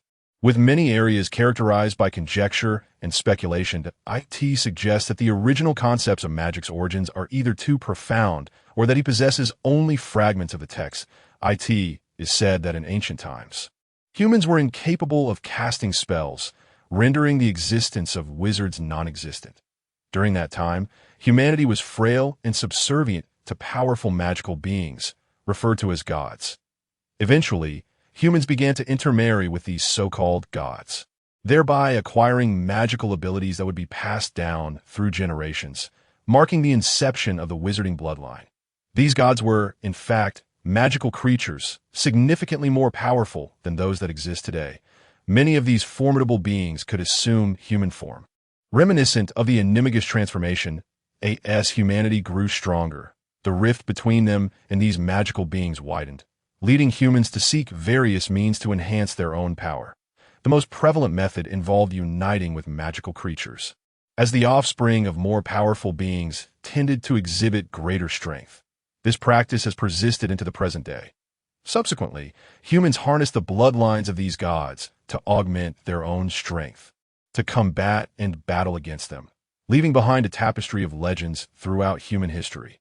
However, this method had its drawbacks. Aside from the offspring that closely resembled humans, other hybrid descendants often did not share the same allegiance to humanity, with some even gravitating towards their self-proclaimed divine lineage. For instance, fairies that exist today indeed possess human blood, as do centaurs, giants, and other magical beings with human traits, all of which originated during that epoch, with countless others lost to the annals of time.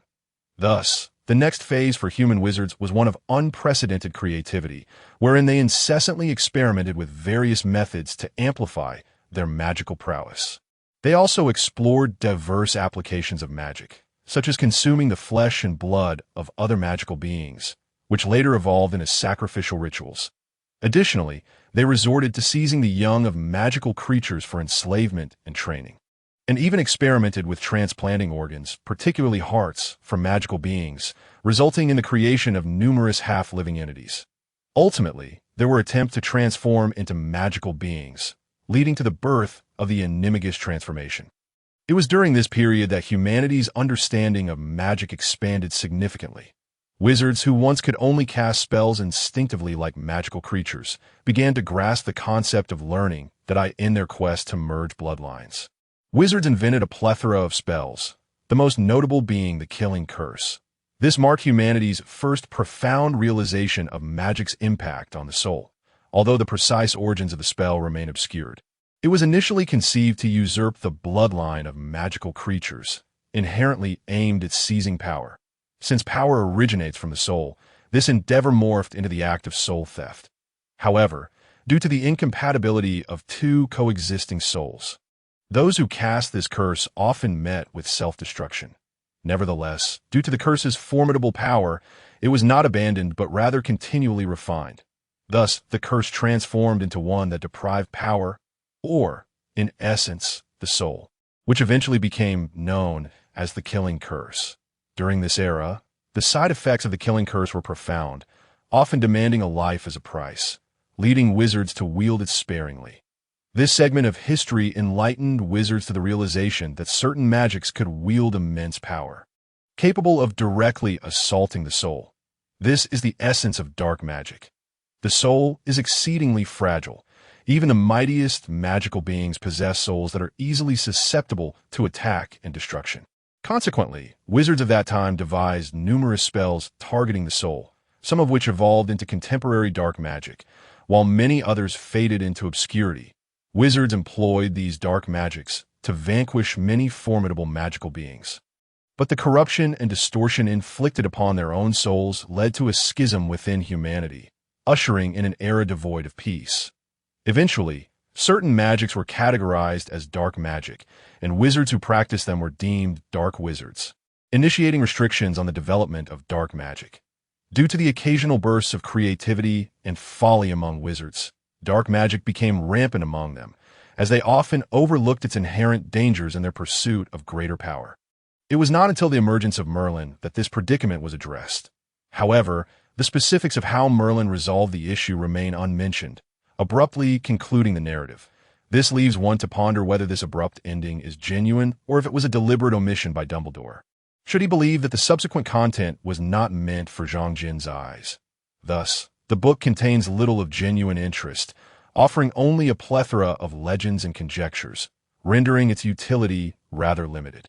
Although it does impart certain insights, such as the origins of dark magic, historical secrets, and peculiar magical effects, the crux lies in the uncertainty of their veracity, whether one can place their trust in such accounts. Should one venture to experiment only to discover the falsity of these claims, the consequences would be dire. The time and effort expended would be inconsequential compared to the rarity of the materials, which are not easily found, being relics from ancient times. Thus, only thoroughly verified historical secrets hold true value. Mere conjectures are of little worth. Must one embark on a quest for validation? Where does one seek it? How does one ascertain it? Particularly regarding the sections on bloodline fusion and dark magic, which only present outcomes without divulging methods, this narrative style evokes a distinct sense of Dumbledore's influence. The crux is that one cannot verify based solely on a handful of statements. To validate, one requires at least a directional guide. This is entirely lacking. With only results presented, who can deduce the underlying principles? It is likely that Dumbledore intended this, fearing the potential acquisition of dark skills that might entice others towards dark magic. While the outcomes, if indeed penned by Dumbledore, may possess a degree of credibility, they lack any practical operational value. Much like in novels, where protagonists train and subsequently experience significant power increases, the specifics of their growth remain elusive. Can one truly replicate such feats? The answer is undoubtedly no. It merely appears to be delightful. Some legends intertwined with Muggle mythology indeed bear a striking resemblance to reality. However, upon closer examination, one can discern the inconsistencies within that. It is likely that only a third of these tales hold any truth.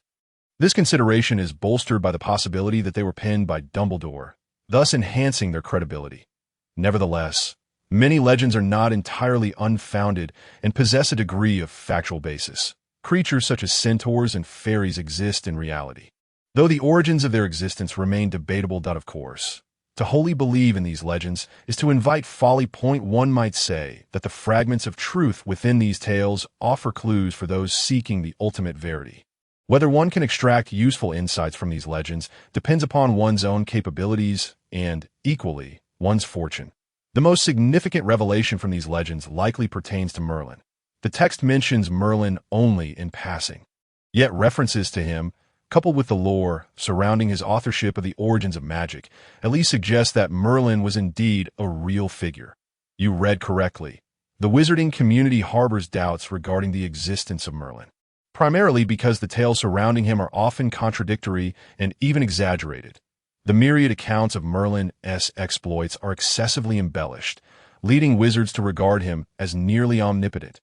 Wizards frequently invoke his name in prayer, jest, and discourse, almost daily engaging in nonsensical chatter about him, which only serves to amplify the myths that, in summary, new legends about Merlin emerge each year, particularly those that are widely circulated. Wizards generally believe that Merlin was instrumental in establishing the current magical framework, thereby earning him the title of the god of magic. It is said that early wands lacked cores and were bulkier and clumsier than those in use today, resembling walking sticks. Allegedly, Merlin was the first to propose the incorporation of cores into wands, which garnered substantial endorsement from Ollivander.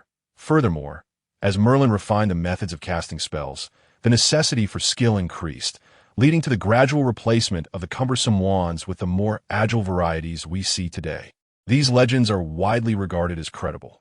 However, Slytherins propagate the notion that Merlin was a student of Slytherin House and fervently promoted the ideology of blood purity, thus being considered the progenitor of the pure blood supremacy theory. This claim is also widely accepted as true. Yet, this raises a paradox. The founding of Hogwarts by the four founders occurred around the 10th century. If Merlin were indeed a product of Slytherin House, it would have to be after this period. However, by the time Hogwarts was established, the magical system had already been well defined. What purpose would Merlin serve then? Moreover, the ideologies among wizards had already been established. It would have been nearly impossible for Merlin to ascend to deity status thereafter. Another narrative posits that Merlin was active around the 5th century, a time when the magical realm was indeed undergoing significant transformation, and the magical system was being forged. If this were the case, it would be considerably more plausible. According to the book, the author clearly endorses the notion that Merlin lived in the 5th century. This legend bears a striking resemblance to a notion from a previous existence. The renowned tale of King Arthur. In this world, both Muggles and wizards remain unable to confirm the legends surrounding Arthur and Merlin, with their perspectives being diametrically opposed. Muggles acknowledge Arthur's existence while denying Merlin's, whereas the magical community tends to accept Merlin while regarding the so-called King Arthur as merely a puppet under Merlin's control. In past lives, both Merlin and Arthur existed as legends, yet the tales within the magical community exhibit greater similarity. For instance, it is commonly believed that Merlin was a great wizard of elven descent, who met his demise due to a lake enchantress named Vivian. Ultimately, both figures purportedly grasped the essence of magic in Avalon. The descriptions surrounding Avalon in past lives bear an uncanny resemblance to the highly concealed Hogwarts of today. It is highly probable that Avalon represents a hidden magical world. Yet, the magical community has never extensively discussed Avalon, as if no one holds any interest in the place. Merely the solitary legend of Merlin persists. This is truly astonishing, for it is the very site where Merlin is said to have understood the essence of magic, akin to a sacred ground for those practicing the arcane arts. Any wizard should yearn to visit such a place, yet it remains overlooked. This is profoundly magical. Zhang Jin believes that only magic could facilitate such an occurrence, much like the unbreakable vow, as long as the secret remains unspoken. No one can utter the contents that are meant to be kept confidential. Does that not seem familiar? Certainly, All of this is merely conjecture on Zhang Jin's part, lacking any substantial evidence that in the future it will be imperative to seek out further knowledge. The revelation of advanced dark magic did not come as a surprise to Zhang Jin. The contents are merely a compendium of sophisticated and malevolent spells. To Zhang Jin, each form of dark magic represents a method of assaulting the soul, with some even employing the soul itself as a tool. Take, for instance, the unforgivable curse. The Cruciatus curse inflicts upon its victim an excruciating pain akin to being pierced through the heart. A torment so unbearable that it directly impacts the soul, leaving no physical scars on the body. If the intensity escalates, it could drive a person to madness or even death. The underlying principle, when explained through the lens of the soul, is rather straightforward. It involves the caster's soul manifesting various instruments of torment that act upon the victim's soul, which, when attacked, inevitably experiences pain beyond endurance. The capacity of the soul to withstand such pain is finite. Surpassing this threshold results in collapse and demise. The killing curse operates similarly, delivering a direct assault on the soul, capable of shattering it in a single blow, leaving no trace of injury on the corporeal form. Moreover, its means of attack relies solely on the power of the soul, utilizing a fragment of one's own soul to craft a weapon for the assault, rendering it impervious to counter curses. The essence of a curse is the transmutation of soul energy, and when confronted with a pure soul attack, other spells are rendered futile. Furthermore, the requirement of utilizing a portion of one's own soul to cast such spells means that only those adult wizards possessing considerable magical prowess and a robust soul can successfully execute them. Additionally, to separate the soul necessitates an exceptionally strong will, specifically a resolute determination to end another's life. The soul projected in such an attack often becomes susceptible to external influences as well as the impact of the target, leading to difficulties in reintegration with the original soul, resulting in a phenomenon known as soul corruption or fragmentation. Should one gather this portion of the soul after the attack, it could be fashioned into a Horcrux, which is the method Voldemort employed in their creation. Similarly, the more formidable the adversary targeted by the killing curse, the greater the requisite soul power and the corresponding backlash to the caster. Conversely, if the foe is weak or willingly confronts death, the backlash to the spellcaster diminishes significantly. This aligns with Dumbledore's assertion that employing the killing curse signifies a degradation of the soul, rendering the wizard's essence irredeemable. The soul-snatching curse, however, is considerably more straightforward. It involves imbuing the target with one's own will, compelling them to execute all commands without question. Nevertheless, the soul-snatching curse is also the most susceptible to resistance, contingent entirely upon the strength of the individual's will. For instance, Harry Potter was able to completely resist the soul-snatching curse by his 4th year. This book also contains numerous curses, whose principles are simpler than one might imagine. They involve concealing spells within various objects or specific locations, with the potency determined by the strength of the concealed curse. That a prime example is the Bertie Bott's every flavor beans, which are essentially cursed, with the concealed spell merely allowing one to perceive different flavors. Various novelty items similarly harbor minor curses, primarily intended for harmless pranks. The complexity of concealing a curse escalates with its difficulty, necessitating greater magical power for successful execution. Additionally, certain seemingly bizarre curses often require elements from the target, such as hair or nails, to establish a connection. Notably, Voldemort's curse on the position of defense against the dark arts professor necessitates an enhanced ability to lock onto targets, suggesting that he likely harnessed the power of Hogwarts Castle to achieve this. This method bears resemblance to the targeting mechanism of the Marauder's map, both reliant on the castle's assistance for completion. The most significant revelation was the discovery of the origin of the Dark Mark.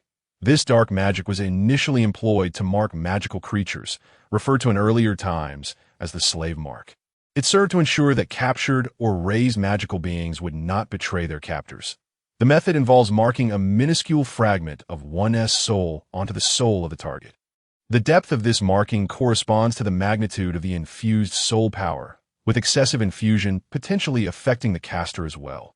This portion of the soul cannot be resurrected, as it resides within another soul. Upon the master's demise, it is nullified and extinguished. Moreover, a greater infusion of soul power allows for enhanced functions, such as facilitating rudimentary communication with a marked individual or magical creature, even permitting the sensing of their emotions to prevent treachery. Thus, it appears that the soul power infused within the dark mark is exceedingly minimal, perhaps just sufficient to maintain the mark's existence. Therefore, mutual perception necessitates the active infusion of magical energy to activate it. This is precisely why Voldemort was able to create so many dark marks. It is noteworthy that this book records a maximum of 5 or 6, whereas Voldemort likely fashioned over 30. With each of his most valued Death Eaters possessing one, that understanding the function and methodology of the mark does not simplify its removal. The primary challenge lies in locating the mark's position. It is not as simple as stating that if the mark is on the arm, it resides there. Even if one were to sever the entire arm, the mark would persist, merely relocating to another area. It is inscribed upon the soul, necessitating the identification of its position within the soul to eradicate it. Otherwise, excessive removal could amount to self-destructive suicide. Few would dare to tamper with their own soul, especially not through such a monumental and blind procedure. Moreover, nearly no one can perceive the intricacies of their own soul, while wizards generally believe in the existence of the soul. Only by becoming a ghost can one validate this belief. This method proves particularly useful for Zhang Jin. Although he currently cannot detect the subtle changes within the soul or pinpoint the location of the dark mark, the amalgamated state of his and Severus's souls means there remains a discernible difference. Consequently, Zhang Jin is capable of sensing Severus's soul. However, Zhang Jin does not seek to eliminate the dark mark, as it contains a fragment of Voldemort's soul essence, which may prove beneficial in the future as Zhang Jin's power grows. For now, the objective is merely to obscure it. The method Zhang Jin employs involves utilizing his own soul's will to remark, effectively layering a new veil of soul power over the dark mark, thus concealing it.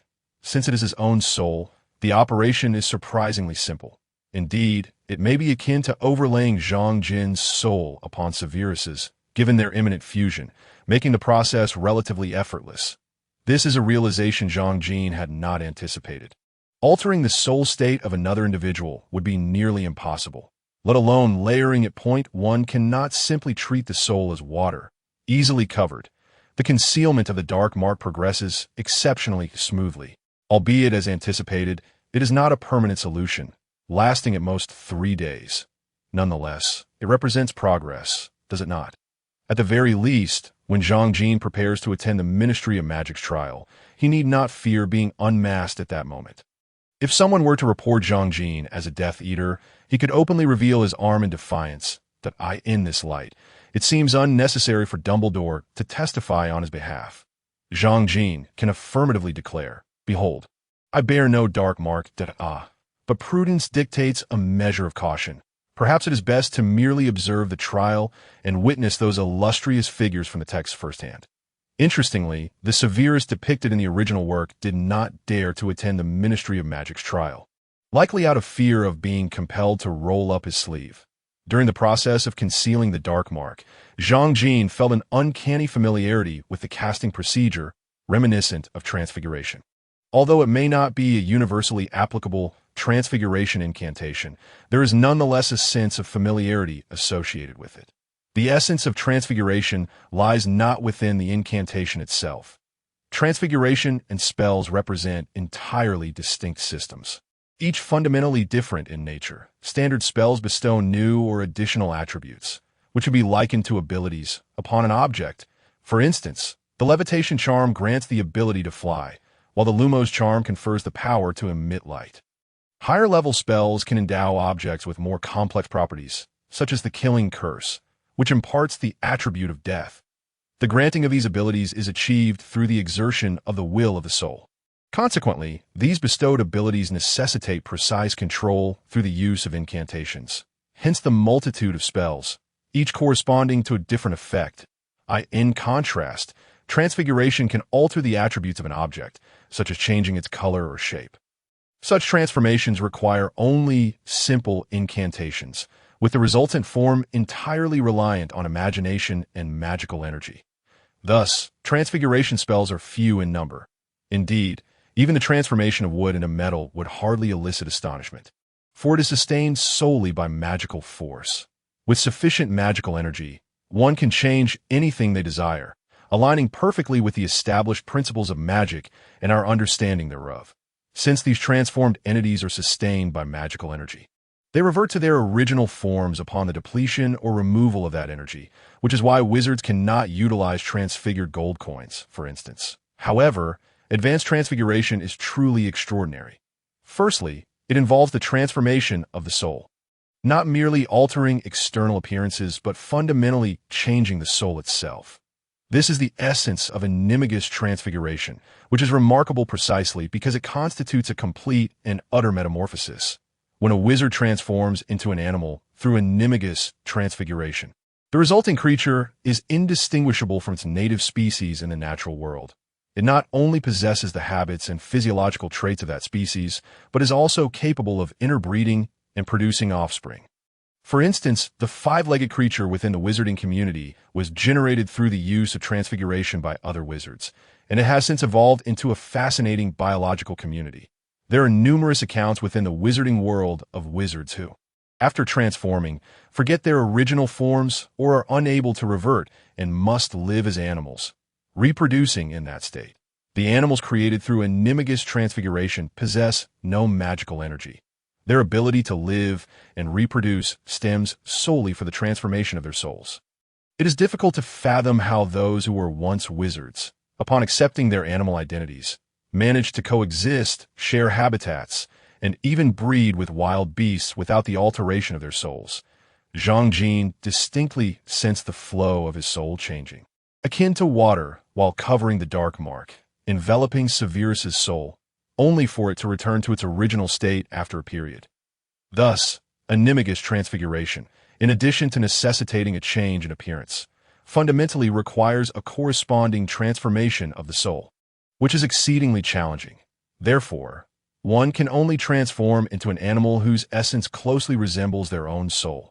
Furthermore, the new soul must maintain its form, which would likely reduce its fluidity, rendering it incapable of expressing magical will through the physical body and consequently unable to cast spells. This leads to the conclusion that, while it is not impossible, the difficulty is immense. One must preserve the shape of the soul while maintaining sufficient fluidity to permeate the corporeal form without compromising its altered shape. The challenges inherent in this endeavor are readily apparent. Thus, wizards who attempt this often find their souls shattered, dissipating, and meeting untimely ends, leaving behind only the failed remnants of their transformations. Moreover, even higher-level transfiguration can convert inanimate objects into living beings, which is not to be confused with Professor McGonagall's demonstration of transforming a desk into a pig. The object she transformed retained the essence of a desk and would revert to its original form once the magical energy dissipated. In other words, the transfiguration spells employed by Professor McGonagall adhere to Gamp's fundamental laws of transfiguration. Remarkable though they may be, they remain fundamentally magical. But who was Gamp? Merely a master of transfiguration from several centuries past. Incapable of being equated with the ancient wizards, while Gamp may have excelled in the technical aspects of magic, his limitations in raw magical power are evident. Ancient wizards practiced far more advanced forms of transfiguration, capable of transforming a table into a true pig, one that would exist independently of magical energy, capable of eating, drinking, living, and even reproducing, sustaining its existence indefinitely. This is akin to the divine act of creating life. Most compellingly, there exists a tangible testament to such magical prowess within the wizarding realm. House elves, beings often regarded as slaves in the original texts, they were created expressly to serve wizards. The origins of house elves are shrouded in obscurity. Yet it is suggested that they were fashioned from the remains of fairies, potentially retaining traces of their souls. Thus, it was not a complete creation of life, for house elves share numerous characteristics with fairies. It is indeed astonishing to ponder how wizards manage to transform residual souls into new ones, even birthing entirely new souls, while simultaneously preserving the physiological traits of the corpses, resulting in a new species altogether. This is truly an inconceivable feat of magic. regardless of the number of coincidences or alternative explanations. Such an act could only be deemed miraculous. In light of this, Gamp's fundamental laws, the notion that living beings and inanimate objects cannot be transfigured into one another, and the belief that non-magical items cannot be transformed into magical ones, all crumble under scrutiny. Wizards possessing such powers are nothing short of divine, and is not the path to divinity paved with transfiguration? Zhang Jin has resolved to diligently practice transfiguration. Even if the divine seems distant, the presence of formidable beings is right before him. He need only look to Dumbledore and Voldemort, both masters of transfiguration in their own right. Dumbledore, the former master of transfiguration before Professor McGonagall, likely possesses knowledge of animagus transfiguration, albeit he has not employed it. Voldemort, too, is an adept in this area. During his battle against Dumbledore at the Ministry of Magic, he showcased remarkable transfiguration skills. Thus, from this day forth, he shall hone his transfiguration skills and strive to become a powerful wizard. Fortunately, Severus is also quite proficient in transfiguration, and with the aid of the Room of Requirement, he can practice and experiment with innovative ideas. Even simple transfiguration spells, when mastered, can serve significant purposes. However, Zhang Jin does not feel the slightest bit like a powerful wizard, given his current abilities, aside from the potentially hidden, formidable wizards. He should have few rivals in one-on-one confrontations, save for Voldemort and Dumbledore. Surely, this classifies him as a strong wizard, ranking third in Britain. Yet, neither Zhang Jin nor Severus, who has reached a similar level in the original narrative, feels the essence of true strength. This is undoubtedly influenced by the broader environment of the wizarding world. Regardless of their power, no wizard, apart from Voldemort and his soul-splitting machinations, is impervious to the killing curse. One need not even cast two. Under any circumstances, even Dumbledore faces considerable challenges, with numerous individuals dismissing him, while the Ministry of Magic and pure-blood families often confront him head-on. The reality is that apart from the terrifying presence of Voldemort, powerful wizards do not exert overwhelming superiority over lower-tier wizards.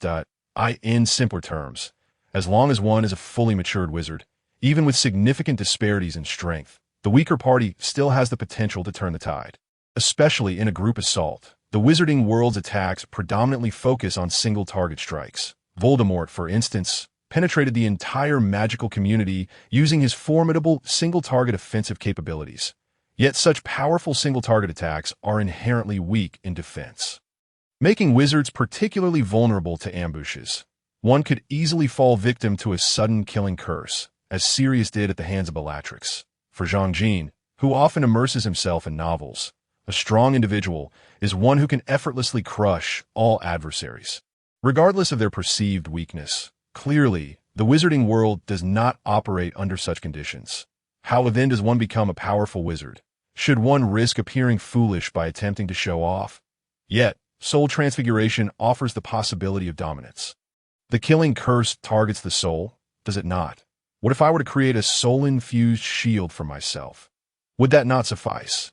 As for the extensive realm of magic, isn't it akin to wielding immense strength to hurl bricks? How can one be deemed formidable with limited magical prowess? After a restful slumber, awakening to behold the boundless beauty of the future, one is no longer beset by the chaos of arrival or the oppressive low pressure infused with Severus's sentiments. Life ought to possess a purpose. Survival is no longer a concern.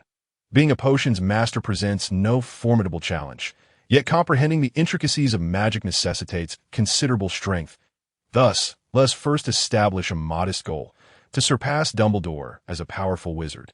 As for Voldemort, it would be prudent to disregard that clearly unstable individual for the time being. Today's weather is indeed delightful. After a meal, one ought to venture out for a stroll, having remained ensconced within the castle for so many days has nearly rendered me rusty. A serendipitous encounter with Dumbledore would be most fortuitous.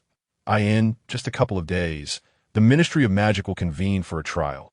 It would be wise to give Dumbledore a heads up, so we can attend together. Ignoring the peculiar gazes of the surrounding students, I strode purposefully toward the Forbidden Forest outside the castle. The Forbidden Forest of Hogwarts is an expansive, primordial woodland, gazing across at Hogwarts Castle. The castle itself is situated in a broad valley, perched near the bottom of the gorge, with a river meandering behind it to form the vast Black Lake. Beyond the Black Lake lies the School S station, the usual stop for the Hogwarts Express, where new students typically cross the lake to enter the school, essentially the back entrance of the institution.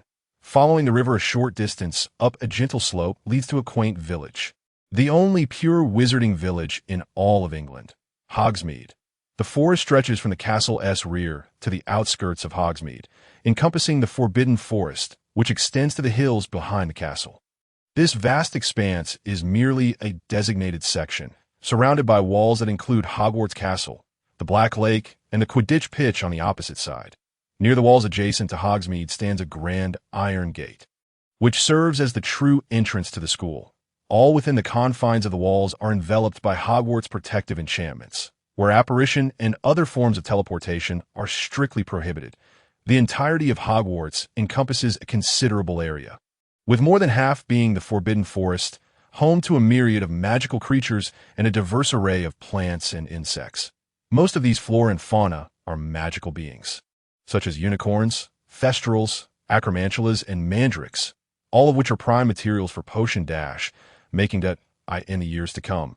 This place will undoubtedly serve as my treasure trove, providing ample potion ingredients while saving a significant amount of gold. This will soon be my domain. This is why I, Zhang Jin, have ventured into the Forbidden Forest to assess the creatures within, to ascertain what resides here, and to scout for future breeding plans. Materials obtainable from the forest will eliminate the need for excessive purchases, while those not found here will require additional procurement. Although Professor Slughorn likely possesses these lists, I still wish to review them personally. I do not wish to confine myself merely to crafting potions for class.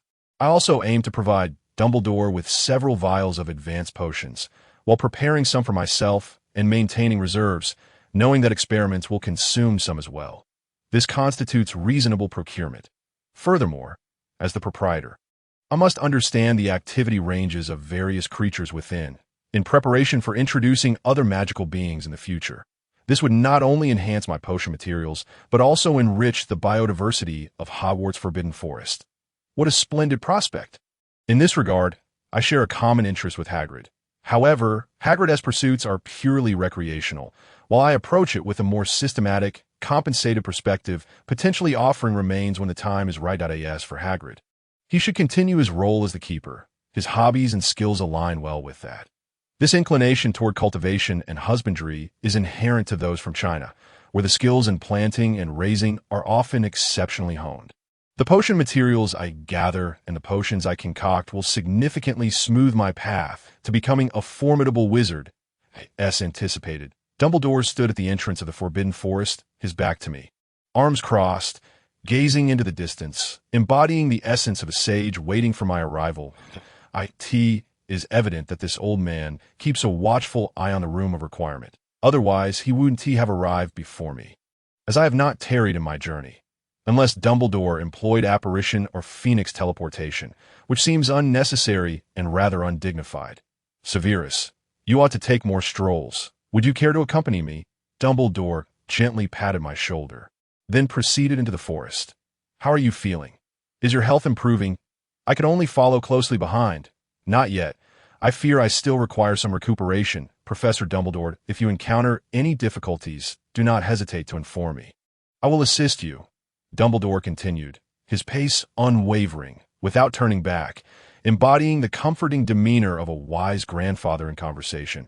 Neglecting to mention why he awaited me, I was not particularly inclined to engage in heartfelt discourse with Dumbledore at this moment. Casual chatter is a privilege reserved for friends, and Dumbledore and I are certainly not friends. The Ministry of Magic is likely nearing the trial. I hope to accompany you to observe, and perhaps arrange for a batch of potion materials. I spoke plainly, aware that subtlety and obfuscation were not my strengths, preferring to be forthright, which might earn me greater trust. Only with a foundation of mutual trust and equal standing could there be an opportunity for conversation between us. Dumbledore halted, turning with a look of surprise. I assumed you would remain at school, Severus. The ministry is not a place of favor. Believe me, at least not for you. Dumbledore perceived that, as a Death Eater, I should avoid the ministry as much as possible, Much like remaining at school to evade capture, I merely wish to observe. I have never visited the ministry, and I promise to testify for Lucius. My intention to testify for Lucius was merely a pretext. I genuinely sought to witness those loyal to Voldemort. Not the tormented figures of the future, but the vibrant, triumphant individuals of the present. I yearned to see, firsthand, the elites among the pure blood families, to comprehend their unwavering loyalty to Voldemort, to delve deeper into their ideologies. Severus, you must recognize your identity. In Azkaban, that child cannot be protected. Dumbledore's expression grew stern. His gaze unwaveringly fixed upon me. While I appreciate your concern for your friend, visiting the ministry will only embroil you in trouble. This is not a prudent course of action. Dumbledore, unaware of my true intentions, had no need to concern himself, as his willingness to save me stemmed from my utility as an invaluable ally, a crucial piece on his chessboard. In his mind, I was merely a Death Eater, engrossed in dark magic, who betrayed Voldemort due to Lily's influence but had yet to earn Dumbledore's full trust.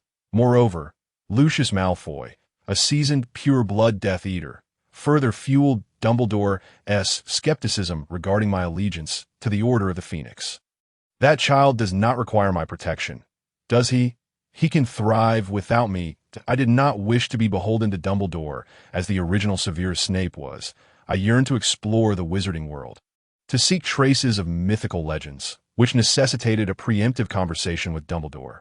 Otherwise, his suspicions would only deepen, and I could not afford to be perceived as a second Voldemort. It would be best not to make an enemy of someone like Dumbledore, whose cunning is formidable. Yet Dumbledore remains steadfast. You know what I speak of, Severus. I have warned you that Voldemort will return.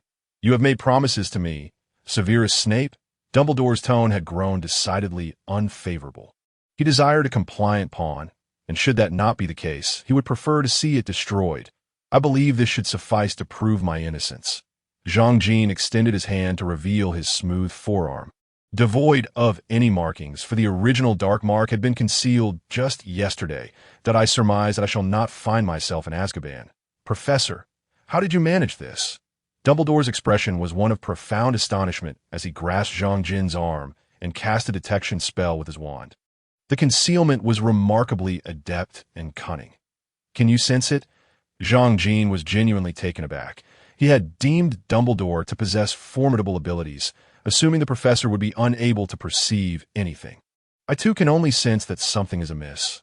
However, this is not a prudent method, for it may cause harm to your soul. Dumbledore cautioned without obstruction. It cannot possibly worsen. Can it? Jean disregarded Dumbledore's warning, instead pressing, shouldn't you be stronger than Voldemort in your current state? Why do you not defeat him? Why do you not strike him down? Dumbledore paused momentarily before turning away to continue his path. I am old, Severus. I cannot guarantee his defeat, nor can I bring myself to kill him. That Dumbledore's tone was steeped in melancholy. In the past century, I have not taken the life of another, regardless of the means. Thus, it stands to reason that the last person he killed, and perhaps the only one, was his sister Ariana. Dumbledore, indeed, during that tumultuous clash with Grindelwald and his brother Aberforth, evidently possessing the pensieve. Dumbledore must have revisited that memory. Thus he was acutely aware of who had cast that fateful curse. This incident had tormented him throughout his life, likely becoming a source of inner demons, leading him to exert great effort in controlling himself, altering his character and thoughts, ultimately resolving never to kill, transforming into the greatest white wizard of our time. Dumbledore is a tragic figure, indeed, the most cherished confidant, perhaps even a lover, departed from him, only to later turn against him and personally imprison him. The family he held dear was accidentally slain by his own hand, and the only remaining kin chose to sever ties with him. He spent nearly his entire life guarding a single school, walking alone towards death. Dumbledore bore a striking resemblance to the former Severus. Ultimately, the two only traversed a brief stretch of the path together. Thereafter, silence enveloped them, and soon Dumbledore departed. Jean resumed his journey into the Forbidden Forest. December 5 clear skies. Today marks the day of the trial at the Ministry of Magic, over a month since Voldemort's downfall. In this month, through the efforts of the Aurors, over 30 dark wizards have been apprehended, all of whom will face trial within the coming week. Moreover, several dark wizards were directly killed during the capture process for resisting, even slaying Aurors. Generally, Aurors prefer to capture their prey alive. This may be a common trait among white magic wielders, while dark wizards tend to employ lethal force. That it is said that several Aurors have already sacrificed their lives, and nearly every Auror has sustained injuries. The magical community has always been sparse in population, so aside from the true dark wizards, there's a concerted effort to minimize killing, with even the trials rarely resulting in the death penalty. The trial hall is located 10 floors beneath the Ministry of Magic, housing at least 10 courtrooms for the Department of Magical Law Enforcement. When Zhang Jin accompanied Dumbledore into one of these chambers, it was already filled with wizards, encircling the judge's bench, tightly packed. Aside from the Wisingamot judges, most were merely spectators. As Dumbledore entered, many greeted him with handshakes. Among the names Zhang Jin discerned were Gilderoy Lockhart, Tiberius Ogden, and Amelia Susan Bones, the latter being the current deputy head of the Department of Magical Law Enforcement, who would soon succeed Bartemius Crouch as head. As Dumbledore took a seat at one edge with Zhang Jin, Bartemius Crouch rapped his gavel and proclaimed loudly, "Silence. The trial is officially underway. Please bring forth the first defendant, Rodolphus Lestrange. Currently, Karkaroff has just been captured and is not yet prepared for trial." The individuals facing judgment today are those who have been in custody for some time, with irrefutable evidence against them. For instance, the Lestrange brothers and Bellatrix were apprehended on-site for torturing the Longbottoms with the Cruciatus Curse, rendering them permanently incapacitated, while young Bartemius Crouch managed to flee and evade capture. Additionally, there is Antonin Dolohov, who murdered Gideon and Fabian Pruitt. The Pruitt brothers were the siblings of Mrs. Weasley, hence Arthur Weasley was also present. Seated towards the back, these individuals are notorious Death Eaters from the original narrative, steadfast followers of Voldemort. Their crimes are well documented, so none of them showed any inclination to contest the verdict of life imprisonment in Azkaban. There were neither shouts nor pleas for mercy. It was evident that these Death Eaters had received news of Voldemort's demise, as they maintained a grim silence, clearly exhibiting signs of despondency and despair. Only during the questioning of Bellatrix did a distinction arise. Bellatrix Lestrange was sentenced to life in Azkaban for her involvement in the November 5th attack on Frank and Alice Longbottom, during which she inflicted the Cruciatus Curse upon them until they were permanently incapacitated. When Bartemius swiftly pronounced Bellatrix's sentence, this woman merely regarded him, devoid of the despair or fear displayed by the others. She calmly declared that the Dark Lord would return, he would return, and that was all. Her still alluring visage bore only an absolute obsession with Voldemort, accompanied by a pronounced blind faith, devoid of any other sentiments. Such a person, fixated solely on her obsession, would likely disregard everything else, including her husband.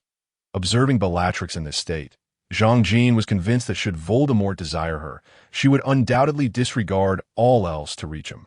Even in the presence of her husband, she was a mere step away from madness, and Azkaban was clearly that step.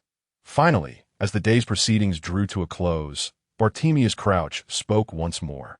"We shall now proceed to the final routine inquiry regarding the significant suspects, Lucius Malfoy, Eburus Crabbe, and Goyle. Are they to be deemed guilty?" Upon Bartemius's declaration, the courtroom erupted into chaos.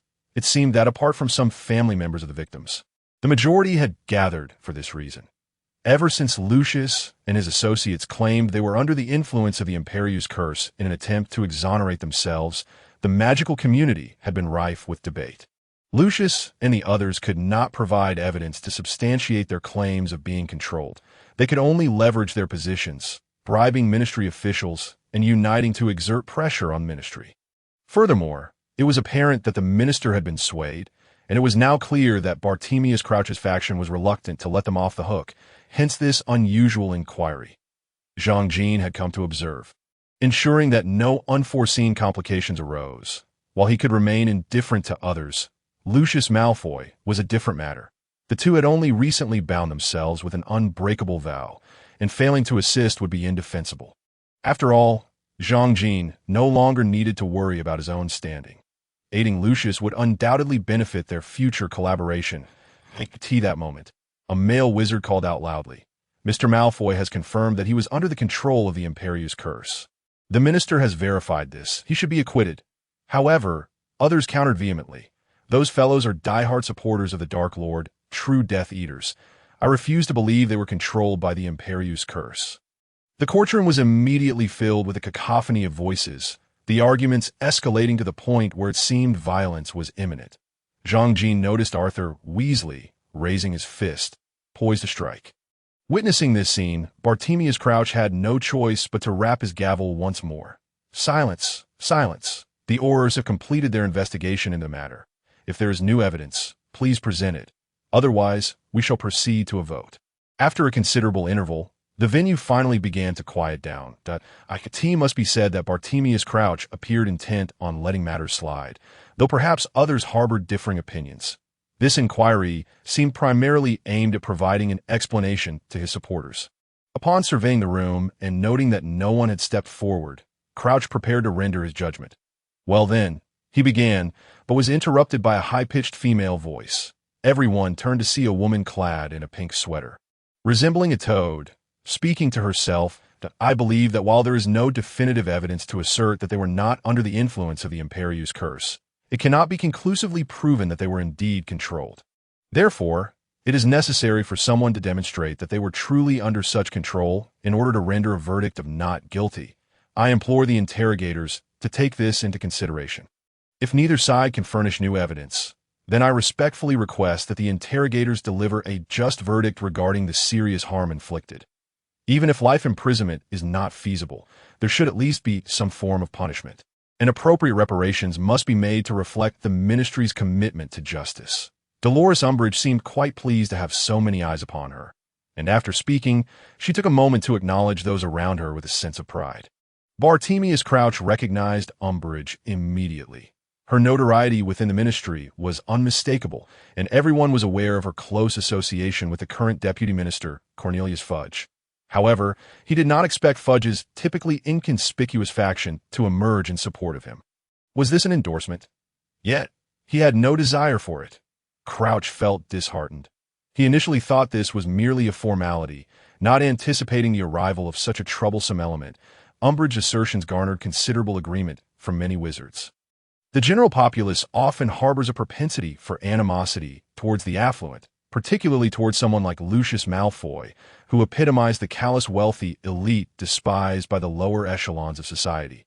Moreover, the Malfoy family's long-standing belief in pure-blood supremacy and their disdain for the lower classes only fueled the perception that he was indeed a Death Eater. However, Lucius had always operated with a degree of cunning, leaving little evidence of harm or assault against other wizards. This shaped the public's impression of the Malfoy family. One should never expect to catch a Malfoy at a crime scene. Yet this does not imply that there was a complete absence of evidence. There was some, albeit subdued, under the weight of the Malfoy family's gold. Additionally, pure-blood families typically banded together, despite internal conflicts, presenting a united front against the lower classes. This solidarity was the very essence of their proclaimed pure-blood supremacy, pure-bloods as natural allies. Initially, it seemed that this would culminate quietly, but unexpectedly, Umbridge interjected, and given that this inquiry was organized by Bartemius Crouch, it was evident to all that she represented Cornelius Fudge. The combined influence of the deputy minister and Crouch's authority had effectively surpassed half of the ministry's power, leading most wizards to believe that Lucius Malfoy, lacking any hidden support, was undoubtedly doomed. Now, is there any evidence to suggest that Lucius Malfoy and others were under the influence of the Imperius Curse? Crouch could only acquiesce to the situation, not yet overtly favoring Lucius Malfoy. Meanwhile, Zhang Jin pondered whether Lucius had any other hidden cards, opting to remain discreet, especially since Dumbledore had just cast him a knowing glance. For Dumbledore, these pure-blood families were not aligned with his ideals. He would prefer them confined within Azkaban for several years. Moreover, as Malfoy and his ilk were governors of Hogwarts, their incarceration would leave him unmonitored, facilitating his own schemes. Thus he was not inclined to have Zhang Jin testify. "I have something to say, Mr. Interrogator," came a voice, confirming that there was indeed a backup plan. Previously, the minister had already conferred with Mr. Malfoy regarding this matter, and the minister believes that Mr. Malfoy was under the Imperius curse. Please trust the minister's judgment. This appeared to be the same individual who had previously supported Lucius. It seems she was an aide to the current minister, though it was unclear why Minister Bagnold had not attended the trial. It was certain that a loyal confidant was keeping watch. Umbridge scrutinized the speaker, likely recognizing her as well. Of course, we trust the minister's judgment, which is why we did not directly convict based on Death Eater affiliation. I believe Mr. Crouch shares this perspective, she stated in a high-pitched tone, still retaining the demeanor of a youthful girl despite being over 40. However, everyone was acutely aware of the extensive damage wrought by the Death Eaters and the numerous severe incidents they had instigated.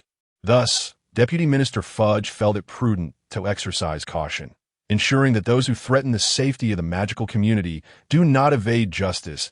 Umbridge's insinuations made it clear that she harbored doubts, and Fudge appeared to be under considerable pressure. Otherwise, he would not have allowed his subordinate to take such a bold stance. It seemed that this was also a means of asserting their presence in the magical community, and perhaps to align themselves with Bartemius Crouch's influence.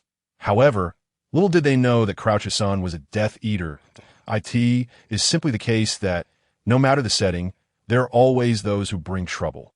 And young Crouch had not only implicated his father, but had also caused his mother distress. The terror inflicted by the Death Eaters had left over half of the wizarding population harmed, with hundreds rendered homeless, and the ministry had suffered significant losses. Those responsible for such actions must face consequences. Observing Umbridge's triumphant demeanor, Zhang Jin felt restless. Failing to stand up against her would be a disservice. She believed that Bartemius Crouch would undoubtedly declare Lucius guilty, even if only to impose reparations. After all, this fervent advocacy for the broader wizarding community had already garnered her favor among many lower-class wizards.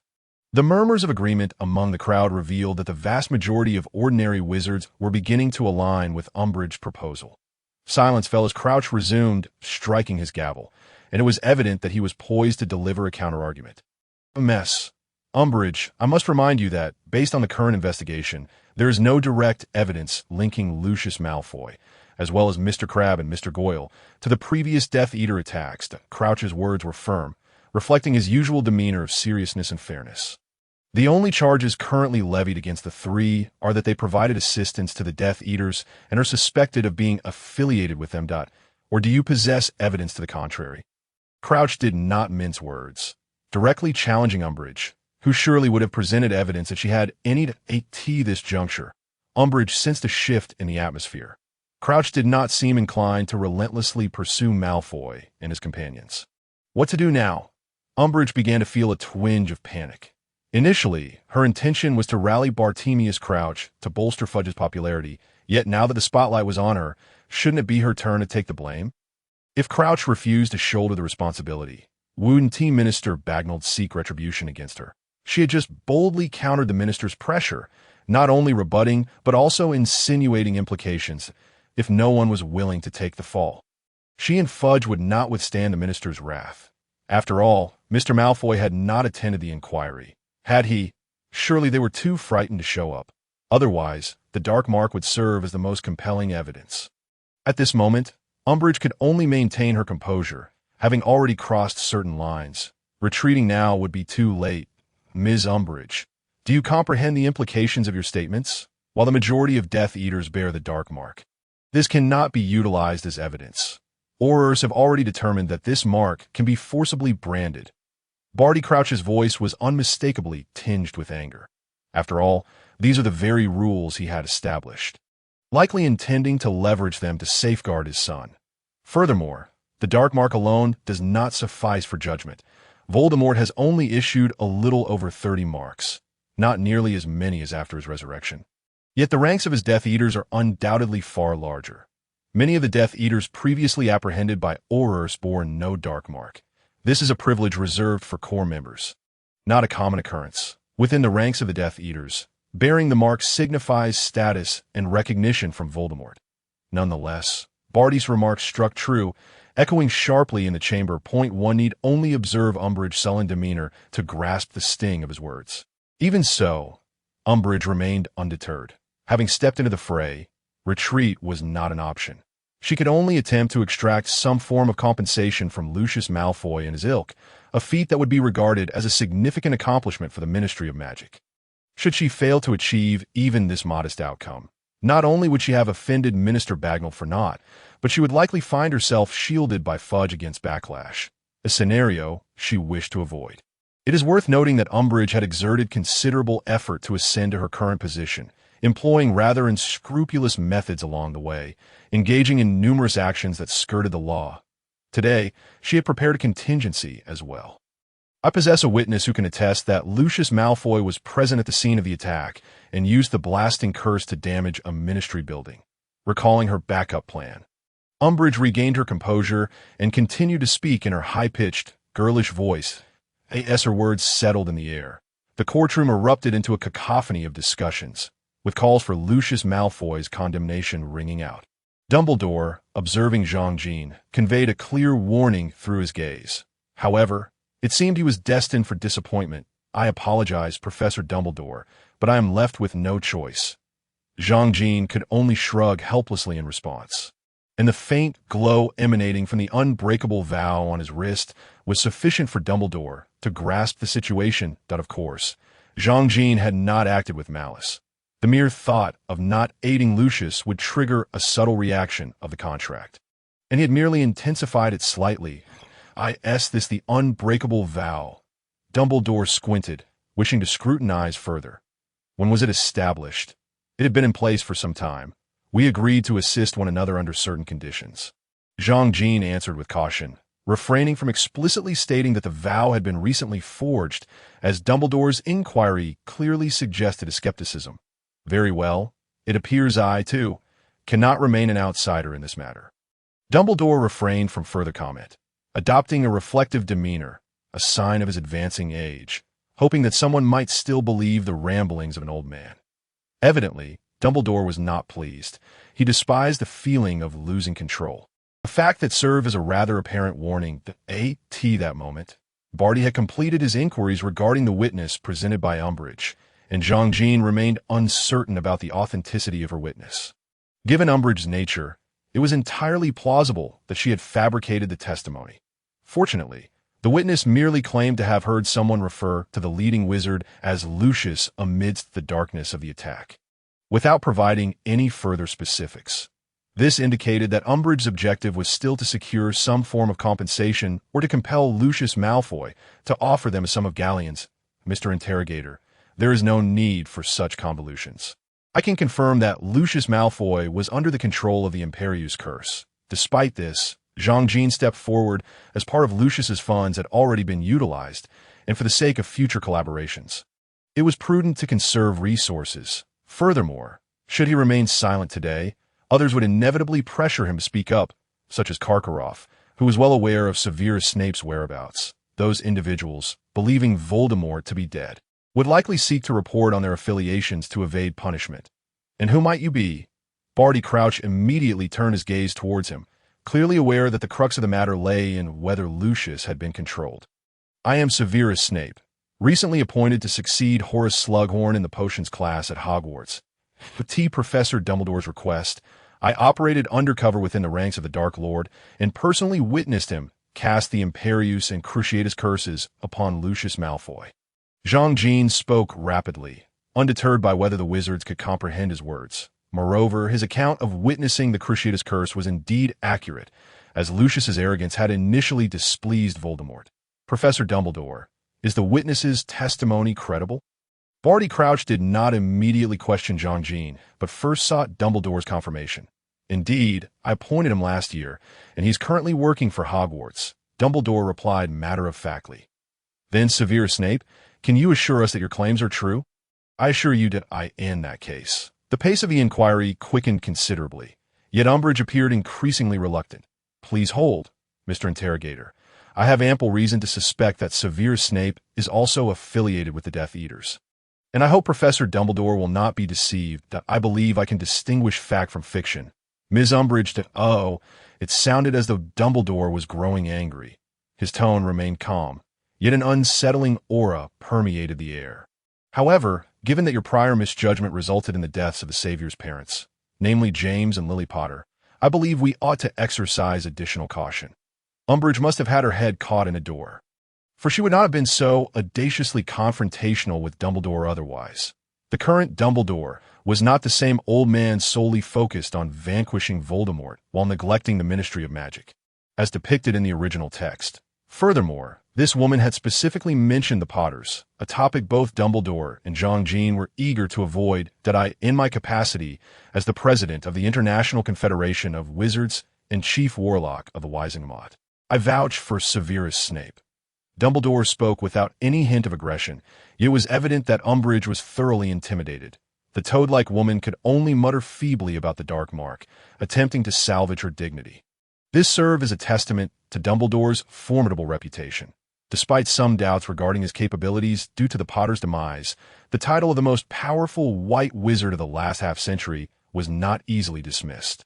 Such accumulated stature could not simply dissipate. The wizards in the chamber evidently placed their trust in the judgment of the greatest white wizard of their time. For the sake of prudence, I should provide further proof that at this moment, Jean also spoke up, for he had no intention of quietly admiring Dumbledore's pretentiousness. Moreover, he harbored his own plans for action, although some Death Eaters were still at large. The danger had significantly diminished, making this an opportune moment to make a move. As the adage goes, those who do not plan for the future will suffer in the present. With an eye toward the future, it was imperative to accumulate resources as much as possible. Furthermore, Jean aspired to surpass Dumbledore. Carrying the reputation of a Death Eater was undeniably detrimental to his interests. It might afford him some respect among pure-blood families, but ordinary wizards would certainly keep their distance. This was evidently not conducive to Jean's ambitions within a magical community, which predominantly consisted of ordinary wizards, while pure-blood families were few and far between. Additionally, Lucius was still among them. Who knows, in the future, he might even seamlessly step into the role of headmaster of Hogwarts, unlike in the original narrative where such a transition was fraught with ambiguity. Thus, when Jean revealed his smooth arm, the hall was devoid of any dissent. Ultimately, Barty Crouch swiftly made a decision, and the verdict of no punishment for Lucius Malfoy and his companions was smoothly passed. In Diagon Alley, at Slughorn's potion materials shop, Jean prepared to order a batch of ingredients. He still had some high-grade materials in his collection, but his stock of lower-grade, consumable ingredients had dwindled. Slughorn's treasury would certainly not contain such lowly potion materials. Moreover, the daily consumption of lower-grade ingredients for teaching was substantial, and the school's inventory had been significantly depleted due to recent research activities. Additionally, he needed to scout for rare materials, as these were in short supply and not consistently available, necessitating immediate purchase upon discovery. Consequently, the total items he intended to acquire were quite considerable. The shopkeeper, Slughorn, generously offered a 20% discount, a special rate for Hogwarts orders. Typically, personal and school orders were processed separately. However, Jean clearly had no intention of paying separately. After all, these materials were meant for completing Dumbledore's potion-making tasks. How could he be expected to pay out of pocket? Dumbledore had stated that potion materials would be provided by the school, so it was only reasonable for Jean to purchase them and seek reimbursement later. As for the research consumption, it was only natural for there to be losses during potion production. Even potion masters cannot guarantee success with every attempt. The materials wasted due to failures would suffice for his research. Having filled out the shipping address, Jean began to stroll through Diagon Alley. His primary purpose for visiting was to procure potion materials. Anything else was secondary, and if he came across suitable items, he would purchase them as a leisurely distraction. However, Diagon Alley lacked the bustling energy it had during Harry Potter school days, as it had only recently emerged from a state of chaos, with many shops appearing to have just opened. Furthermore, it was not the time close to the school year, resulting in a sparse crowd on the streets. Turning a corner, he spotted a large owl hanging outside a shop. The Elops Owl Emporium. It seemed prudent to acquire an owl. Severus had never been particularly fond of them, and during those tumultuous times, using owls for correspondence was perilous. Now, however, using an owl for sending messages or ordering potion materials was entirely viable. Hogwarts boasted a plethora of owls in its owlery, but those were under school control, making them less convenient for personal use. He also contemplated visiting Ollivander's wand shop, not with the intention of purchasing a wand, but to see if he could acquire some knowledge about wand-making techniques. It was rumored that he possessed a family heirloom of wand-making notes, though their authenticity was uncertain. However, Zhang Jin did not immediately head to these places. Even during the ordering of potion materials, he had sensed something amiss. This feeling suggested that someone was surveilling him. Given the sparse crowd, after making a couple of turns outside the potion shop, he identified a follower. It was a tall, thin wizard cloaked in a hood, making it difficult to ascertain his identity, but it was highly probable that he was a lucky, escaped Death Eater. Maintaining his composure, Zhang Jin continued walking forward, donning his hood as he entered Nocturne Alley, appearing to be a dark wizard seeking entry. The follower likely did not anticipate that it had already been exposed or simply did not care. As he pursued Zhang Jin directly, it seemed that only one was following him, presenting an excellent opportunity for practice. A counterattack or ambush could be quite effective. The entrance to Nocturne Alley was, surprisingly, more crowded than Diagon Alley, which was a normal occurrence given that the Ministry of Magic had yet to cease its pursuit of dark wizards. Many who feared being caught had taken refuge here, resulting in such a situation. However, Zhang Jin was uncertain whether any Death Eaters lurked among them. It felt rather unsettling. Was this a case of sheep entering the tiger's den? Seizing the moment when no one was paying attention, he hastily moved to a secluded corner to cast an invisibility charm upon himself, just as a wizard, fully cloaked, rushed towards him. Indeed, he had managed to catch up to him, and it appeared he was entirely unprepared. How utterly incompetent! Although the effectiveness of the invisibility charm was diminished during the day, and experienced wizards would typically perform detection spells, there remained a slim chance of evading notice while hidden. Yet, it seemed the pursuer had no intention of probing. Was it truly wise to approach with his wand raised? Clearly, he was an amateur. Well, it was better to strike first. Petri Ficus Totalis, taking advantage of the opponent's inattention, Zhang Jin swiftly executed his ambush, successfully casting the first petrification spell. However, the light from the spell drew the attention of several individuals from a distance. Moments later, a few crimson spells hurtled toward him. Raising his hand, he conjured Shield Charm to deflect the incoming attacks, simultaneously returning fire with a few stunning spells aimed at the assailants. Zhang Jin had no intention of engaging in dialogue. Clearly, neither did they. Without preamble, it was a battle. Unforgivable curses and dark magic were out of the question, given the proximity of the Ministry of Magic. Should he be apprehended, it would mean a lifetime sentence in Azkaban. The others were evidently mindful of this, as both sides primarily exchanged stunning and petrifying spells. Zhang Jin was undoubtedly at a disadvantage, as he faced not one, but 3 adversaries. Fortunately, he had already dealt with one earlier. Otherwise, he would have been encircled by 4. This made him envious of the capacity to overwhelm opponents with sheer power. However, the spells cast by his opponents were not particularly potent, and his shield charm held firm. Ducking to evade an attack, he transformed 2 of his adversaries into branches, trapping them within a door, and finally disarmed another with a disarming charm. He hesitated to expand his victories further, quickly covering his face. He turned a corner and used apparition to leave the area. Aurors were approaching. He had suspected that the ministry was too close. Aurors could move swiftly, with no time to investigate.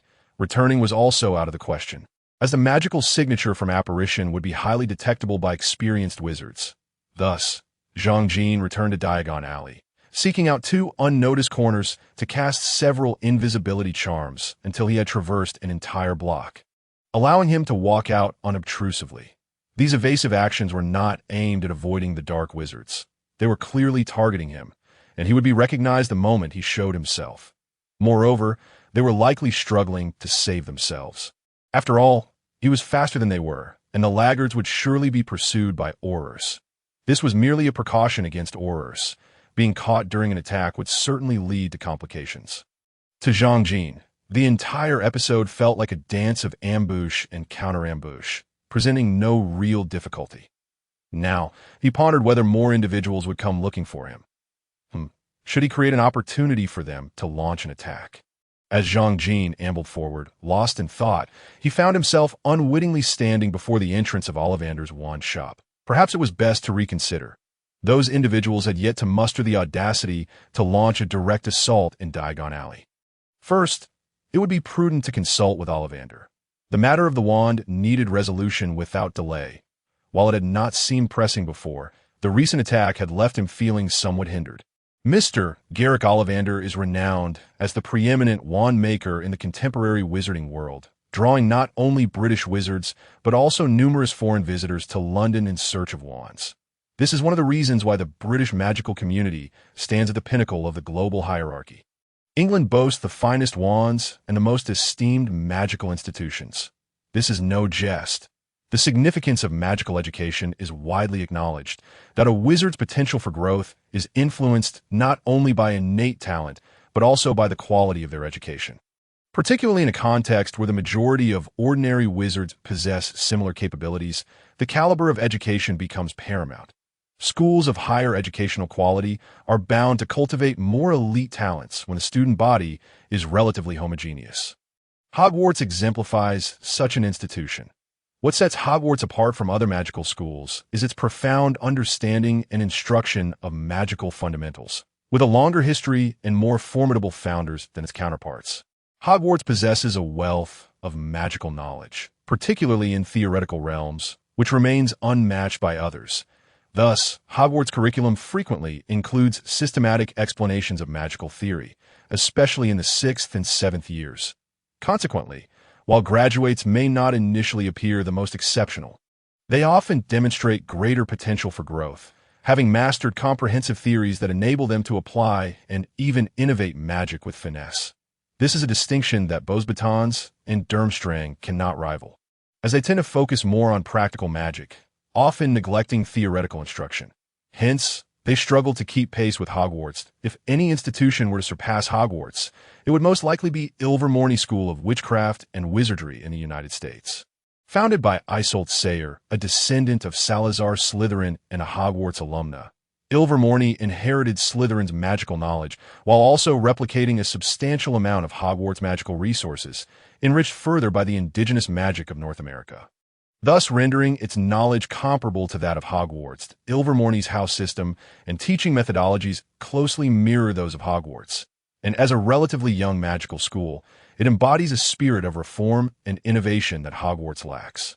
Furthermore, because one of Ilvermorny's founders was a Muggle, its witches and wizards maintain the closest ties with Muggles, making them the most knowledgeable about Muggles within the entire magical community. This has allowed the American magical realm to embrace and utilize Muggle inventions and innovations more readily than their European counterparts, thereby fostering their own evolution. However, this differing attitude towards Muggles has led to a degree of ostracism from wizards in Europe and other countries. While the American magical community adheres to the International Statute of Wizarding Secrecy, their proximity to Muggles is undeniable. If the Weasley family represents a betrayal of the pureblood families in Britain, then the American magical community could be seen as the traitors of the global wizarding world. The situation is strikingly similar. Moreover, wands are yet another factor contributing to Britain's current supremacy in the magical realm. Wizards cannot perform magic without wands, and a wand that resonates with its wielder undoubtedly enhances both the efficacy and success rate of spellcasting. Crucially, wands that align with their owners are chosen in childhood, allowing them to grow alongside their wizards and even influence their development in return. It is akin to one individual practicing with a well-suited tool, while another struggles with an ill-fitting one. Given the same circumstances, the former will undoubtedly achieve proficiency more swiftly and be poised to advance to the next challenge. Conversely, wand makers from other countries have yet to produce wands that achieve the same level of compatibility as those crafted by Ollivander. Thus, British wizards are likely to experience more rapid growth. This underscores Ollivander's significance within the British magical community. The audacity of Voldemort, who resorts to kidnapping and coercion, even employing the Cruciatus Curse to force compliance, is a testament to the folly of his followers, especially considering that Voldemort is the leader of a formidable faction, and a leader capable of achieving success through such means is an impossibility. Even without Harry Potter, another savior would surely emerge. While contemplating the eccentricities of that old man, Ollivander, Zhang Jin hastened into the wand shop. Upon entering, he was greeted by a reception desk, with the rest of the space filled with towering stacks of wand shelves, rows upon rows of these weapons of the magical realm, carelessly piled. The Ministry of Magic seems remarkably nonchalant. While the Ministry enforces stringent regulations on wand management, the wands at Ollivander's are left in such disorder. Does he not fear theft? Even if they are all protected by protective charms, could they not simply be tossed one by one? The potential devastation from releasing even a fraction of these several thousand wands would far exceed that of 1,000 disposable firearms. The power of magic far surpasses that of bullets. Good afternoon, Mr. Snape. What seems to be the trouble with your wand? At that moment, Ollivander suddenly appeared at the reception desk via a concealed slide. His presence palpable from a distance that I would like you to examine it. I am uncertain of its recent issues. Zhang Jin felt no surprise. Those familiar with the films knew of his penchant for such mysterious entrances. Ollivander accepted the wand Zhang Jin offered, remarking, I recall this wand, made of birch with a core of unicorn tail hair, measuring 13.5 inches. A loyal wand, chosen by the wizard, Mr. Snape. He continued to examine it, his fingers caressing the wand as he held it to his eyes and ears, listening intently. Zhang Jin sensed a perplexity within him. This was indeed odd, as he had never encountered such a situation before. Ollivander even attempted 2 spells with the wand. How peculiar. Under normal circumstances, a wand either betrays its master or self-destructs, yet this contradictory state was unprecedented. Ollivander furrowed his brow, turning to Zhang Jin with an inquiry. Can you elucidate what has transpired? I sense that the change is linked to you. After much contemplation, Zhang Jin divulged part of the truth, hoping Ollivander might arrive at a useful conclusion. Soul issues. No wonder, Ollivander exclaimed, realization dawning upon him that it is clear why the wand neither betrayed nor self-destructed. It was not taken by another. The wand's struggle stems from its awareness of its master's transformation. Recognizing that Severus has become Zhang Jin, yet still sensing Severus's presence, leaving it in a state of confusion. Once you have restored yourself, all will return to normal.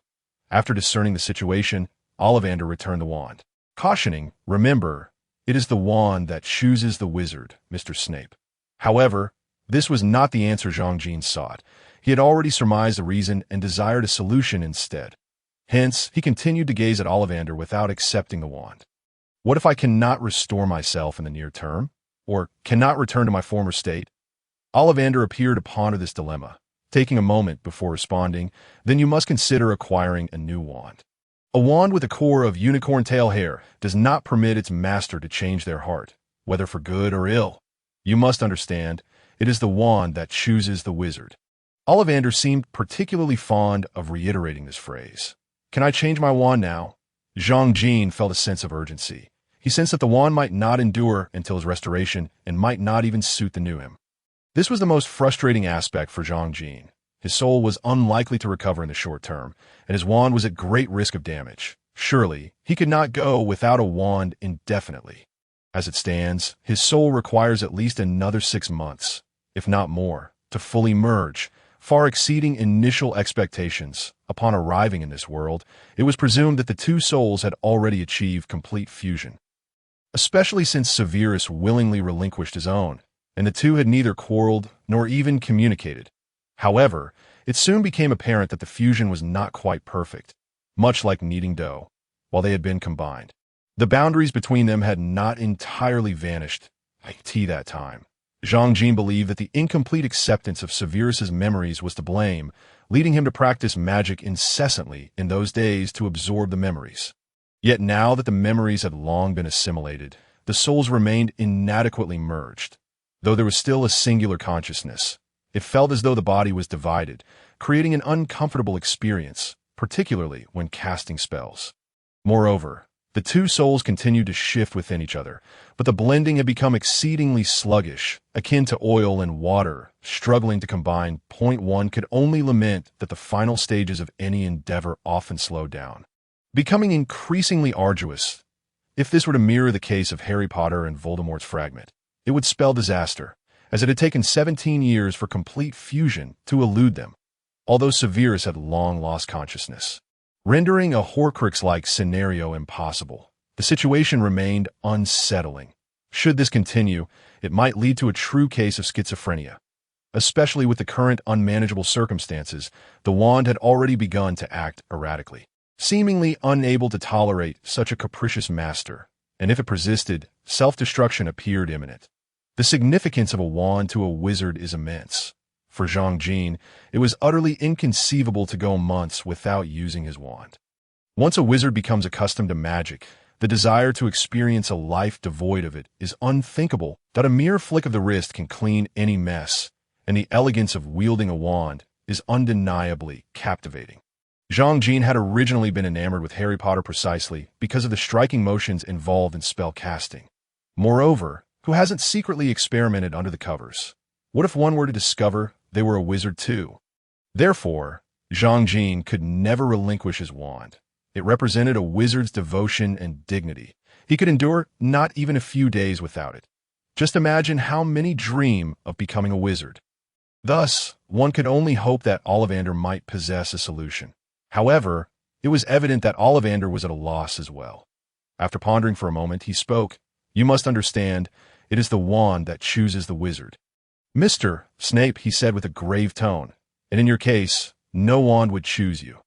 Zhang Jin was unwilling to accept this. "Is there no possibility of crafting a wand that suits me?" "That is impossible. The wand core is exceedingly fragile. Even the most resilient dragon heartstring cannot withstand such repeated torment. Hence they cannot choose you." Ollivander's response was even more resolute, amounting to a death sentence.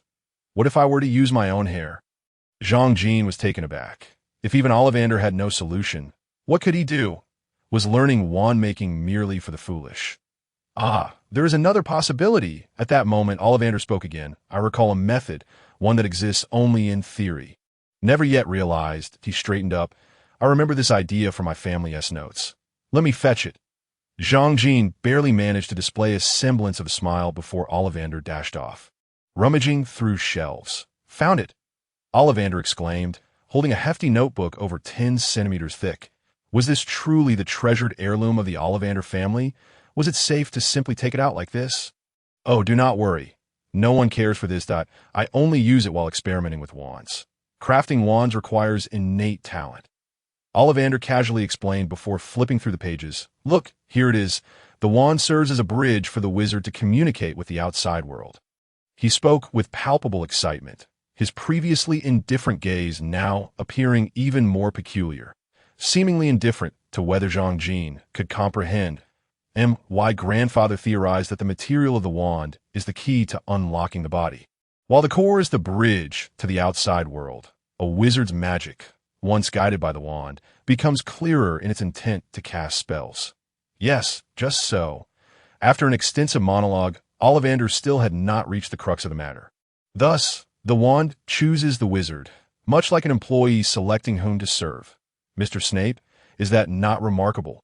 He did not expect a response. Continuing on, "Hence, the compatibility between wand and wizard is of utmost importance. A pursuit of every wand maker to that end. My ancestors and I have experimented with every conceivable material, yet none achieved flawless compatibility. So, could it not be that the most compatible entity is the wizard themselves?" The elderly man with graying hair jumped up, clearly not easily calmed. What a brilliant thought, is it not? Just as Ollivander trembled, nearly losing his grip on the book, Zhang Jin swiftly provided him with a calming potion. "Oh, thank you. I'm simply overwhelmed with excitement." Ollivander finally managed to compose himself. "This is a flawed notion, for a wizard's hair is too delicate to bear much magic. Such a wand would be prone to damage, which is why I had not considered it. Furthermore, a young wizard's magic is too weak, their physical structure insufficient. Thus this idea was abandoned. So, hair is not the answer. Absolutely not hair." Ollivander began to mutter to himself, pacing anxiously, his agitation uncontainable even with the calming potion. "It is the soul. We communicate through our souls, and your soul appears to be in some disarray, does it not? Therefore, the wand cannot serve you adequately. Correct? What if we were to embed a portion of our souls into the wand? That would yield a wand perfectly attuned to one's self, would it not?" Ollivander clapped his hands in excitement, quickly finding a quill to write in the notebook. First, we can select a wood that resonates with your essence as the key, then add wand essence and other materials. Lastly, we will require a vessel to contain the soul. Zhang Jin felt a surge of joy. This method sounded promising and fitting for a traveler. Yet, something felt amiss regarding the notion of a vessel for the soul. Wasn't that akin to a Horcrux? What was the situation here? A Horcrux is a sinister, dark magic artifact capable of resurrecting a wizard. Yet now it seemed to have transformed into a means of casting spells. Ollivander, can you truly be trusted? A Horcrux is certainly no benign object. While it promises resurrection and immortality, just look at Voldemort. He had clearly descended into madness. The drawbacks of a Horcrux are unmistakable. Although the thrill of splitting one's soul may enhance magical power, it inevitably results in incompleteness, restricting a wizard's growth. Furthermore, the impact of soul division on one's psyche is evident. From Zhang Jin's experience, it is no wonder that Voldemort lost his sanity. Zhang Jin was merely dealing with two souls, currently linked by only a single fracture, and even that was nearly unbearable. How much more excruciating would it be to have one's soul fragmented into 7 parts, as Voldemort had done? Although Voldemort had sought to mitigate this effect by severing connections with other souls and deliberately partitioning parts of his memories. The utility of such measures is questionable, but if one were to completely sever ties, how could resurrection even occur? Thus, we ought to marvel at Voldemort's ability to retain any semblance of rationality. He must possess an extraordinarily strong will. Consequently, some speculate that creating a Horcrux is not a method for achieving immortality, but rather a cruel form of torment. Manipulating, imprisoning, and torturing one's soul. One must concede that Voldemort was exceptionally powerful. The souls he split off were largely isolated, lacking thought, and he had taken extensive precautions. Yet, even then, he wandered for over a decade before truly resurrecting, reduced to inhabiting the bodies of beasts. What a tragic experience for resurrection. Should he be captured and confined, it would be akin to being shut away in a dark room until the end of time. Can this truly be called eternal life? Contemplate for a moment the prospect of discovering a Horcrux at this juncture, tormenting the soul ensconced within it. Oh, you suppose that it would remain impervious to sensation? Would it not experience anguish? The torment of such a soul could indeed be akin to the unrelenting agony of the Cruciatus Curse. Should one be more ruthless, apprehending the primary soul and relentlessly employing the Cruciatus Curse upon it? The imagery is truly unfathomable. One would be left yearning for death, yet unable to attain it. Thus, it is indeed reasonable to assert that Horcruxes serve a purpose of torment. It can only be said that Voldemort was both exceptionally powerful and remarkably fortunate. Therefore, let us relegate the notion of Horcruxes to the periphery. Moreover, the fragmented souls are exceedingly fragile, necessitating formidable magical protection. Under such circumstances, they could hardly be utilized as cores for wands. Furthermore, the souls derived from the killing curse are imbued with an abnormal desire for slaughter, rendering them unsuitable as wand cores as well. One cannot merely entertain the thought of wielding a wand to cast the killing curse. What then does Mr. Ollivander imply? Is the vessel of the soul merely a means of sealing it within? If one is bewildered, it is prudent to inquire, for there exists another who might possess understanding. Of course not. How could you entertain such an idea? Mr. Ollivander, taken aback, lifted his gaze to meet Zhang Jin's, his pale gray eyes reflecting astonishment. The soul itself is exceedingly delicate. Such a soul cannot withstand the onslaught of magical energies. His gaze sent a shiver down Zhang Jin's spine, reminiscent of the way one might regard an individual with diminished faculties. Might it be possible to encapsulate multiple souls? Zhang Jin speculated whether Mr. Ollivander had knowledge of Horcruxes, for how else could he conceive of such a method that is even less feasible, as it would lead to soul fragmentation, a consequence of grave severity, rendering existence a torment. Consider the implications of such words. The fragmentation of souls would indeed render existence unbearable. How could Voldemort be unaware of this?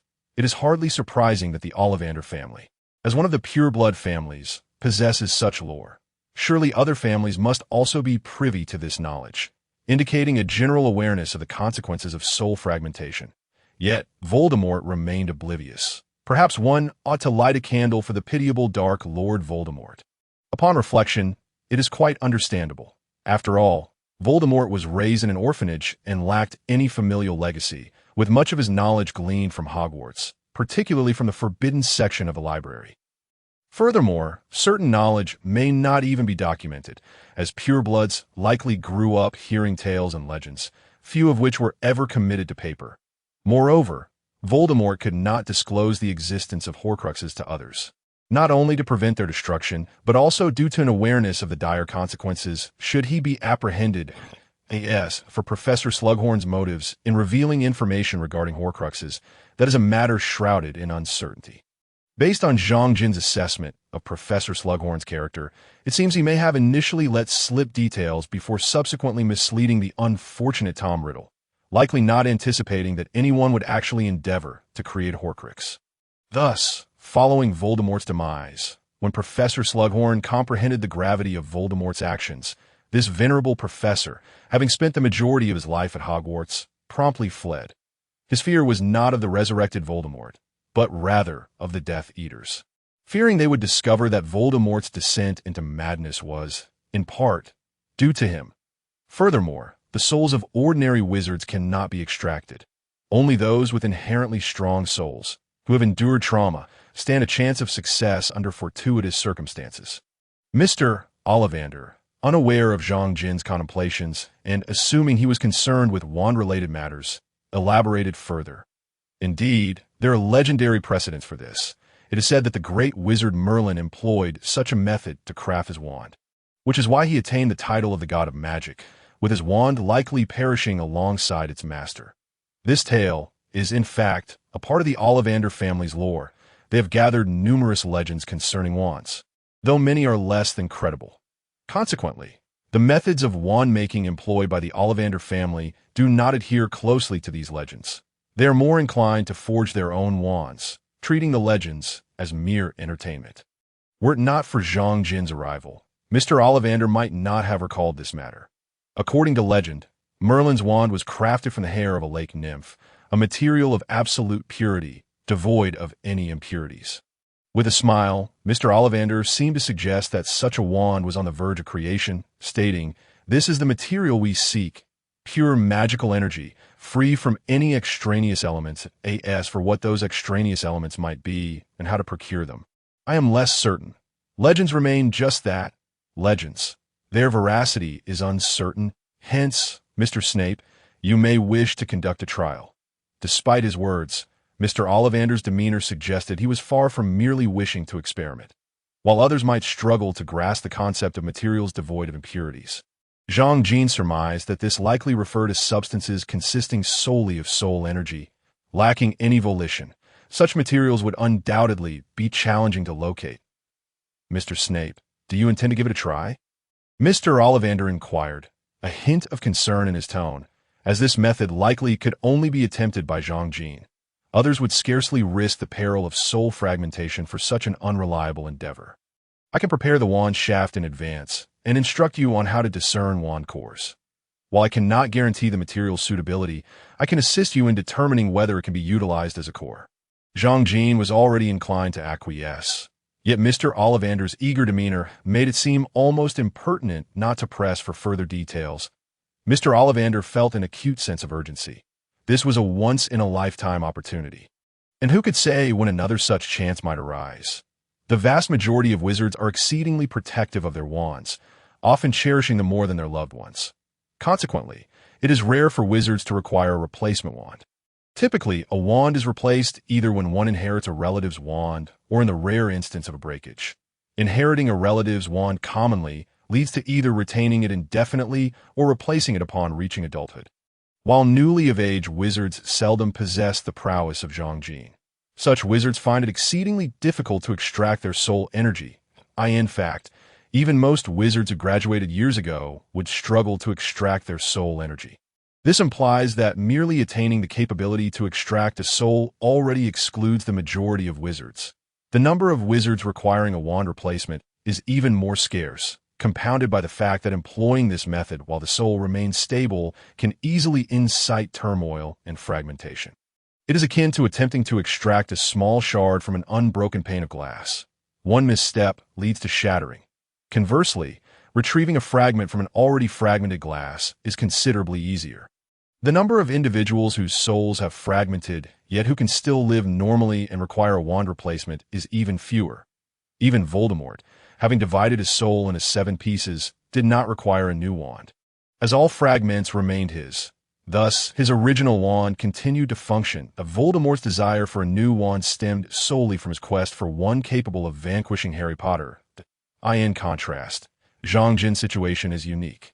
He has assimilated an additional soul, rendering his new soul distinct from the original, which is why his wand ceased to function, necessitating a replacement.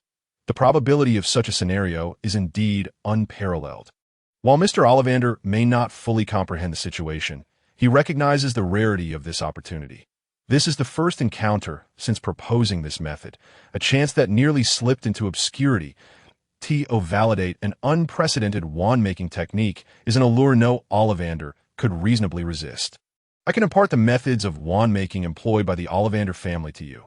However, your ability to learn will ultimately depend on your own efforts. Before Zhang Jin could voice his thoughts, Mr. Ollivander proactively proposed his terms, perhaps realizing he had been overly obvious.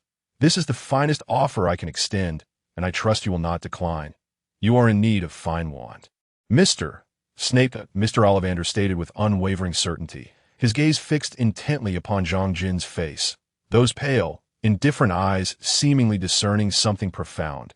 Such scrutiny was decidedly uncomfortable, evoking a sensation akin to coercion or manipulation. Zhang Jin asserted his allegiance as a servant of the light and a professor at Hogwarts, declaring, "I am indeed a good person. I agree. I have long been intrigued by wand-making, yet previously lacked the opportunity to learn.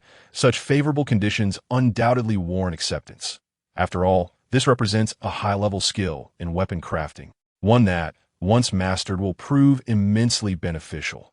Moreover, Zhang Jin genuinely requires a wand."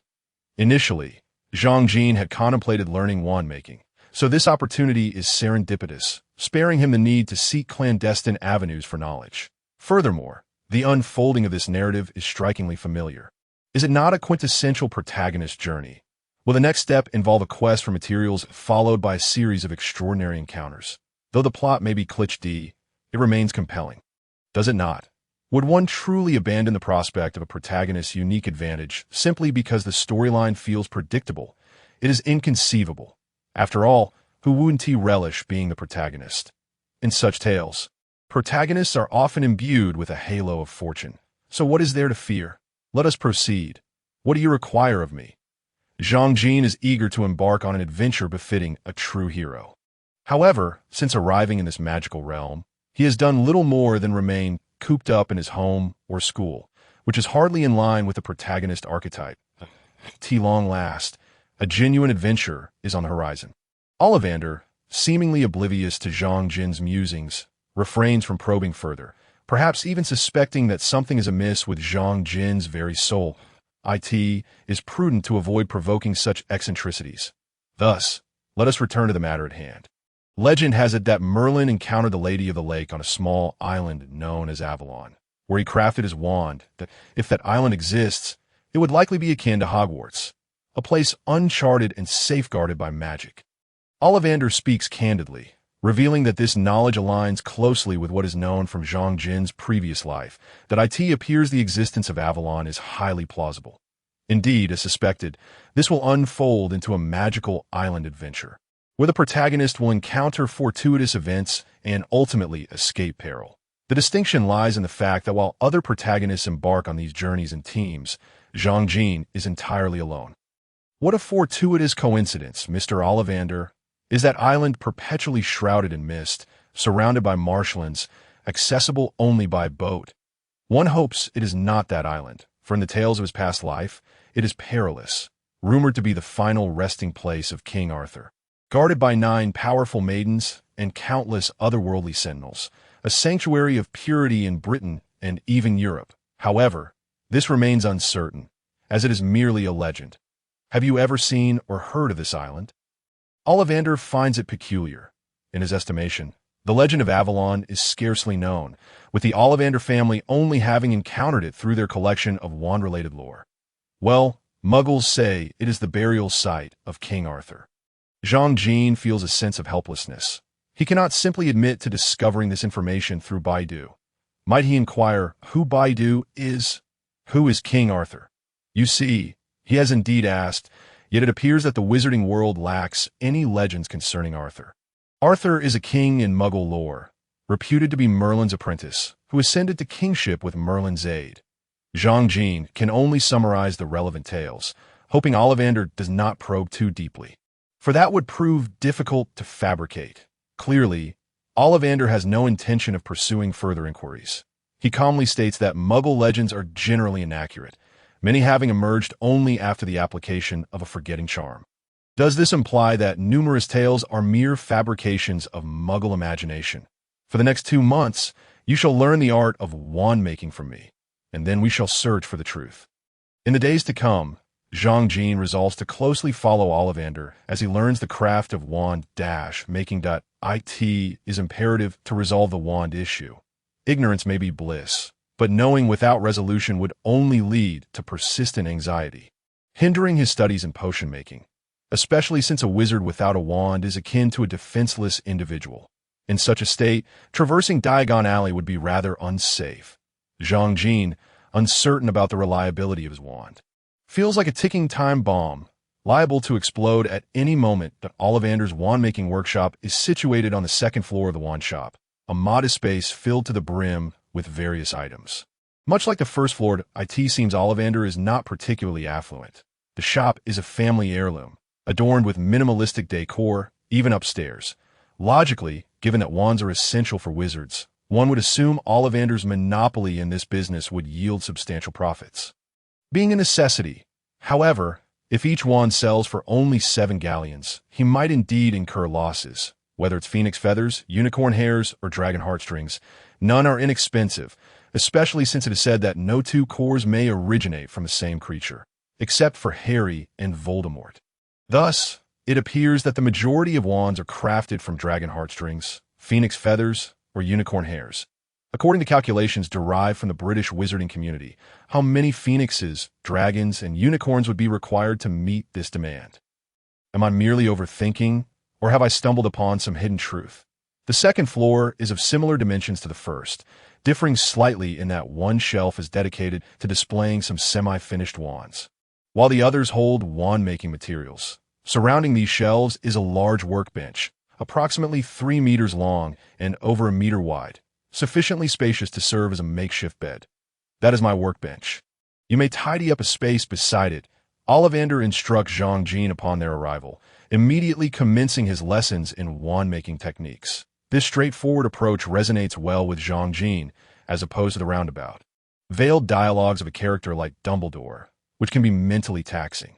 Moreover, Ollivander appears to hail from Ravenclaw, likely embodying the quintessential intellectual, which explains his enduring bachelorhood.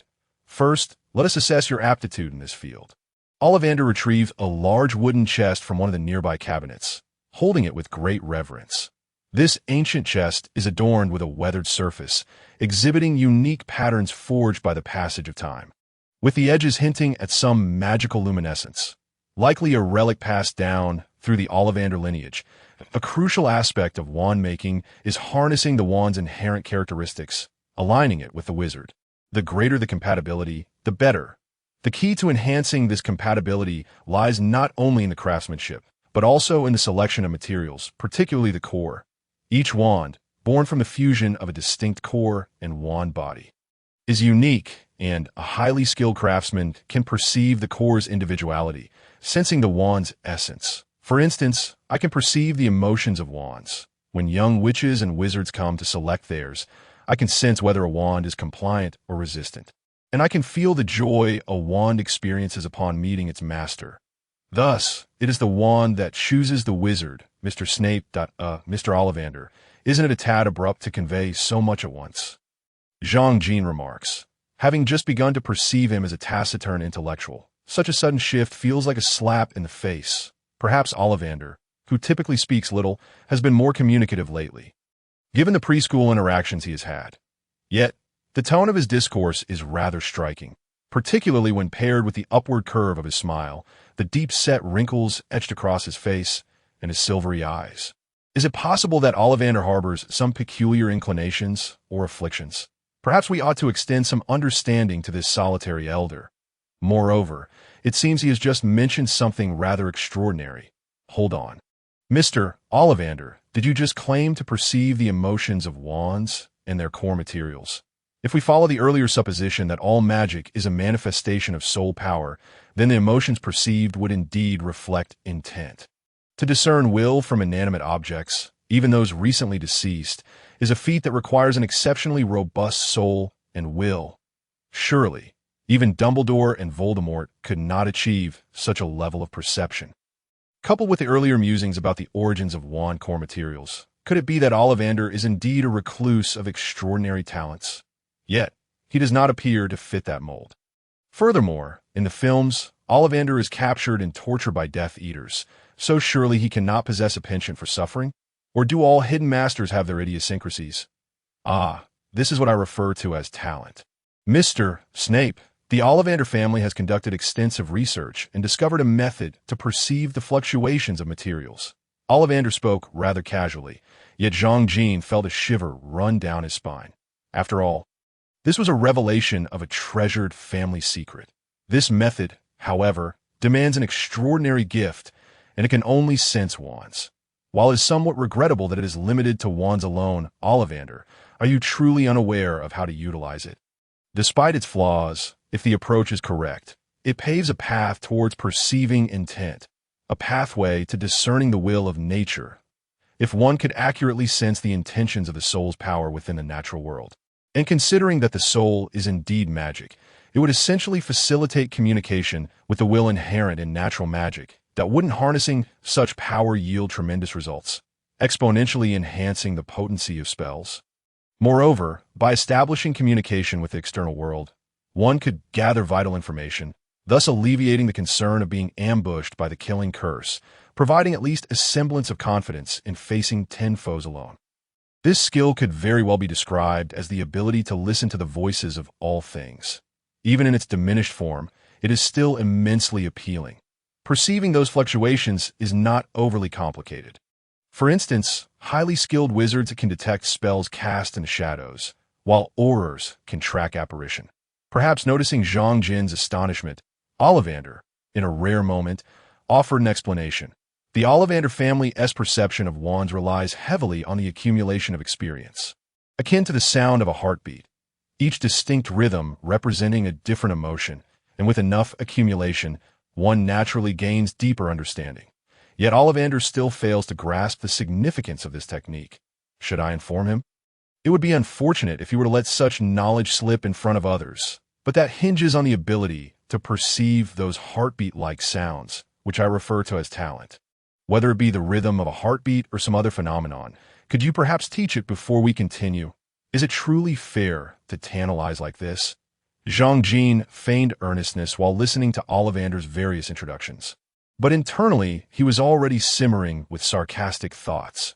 Nevertheless, he maintained a serious expression befitting Severus.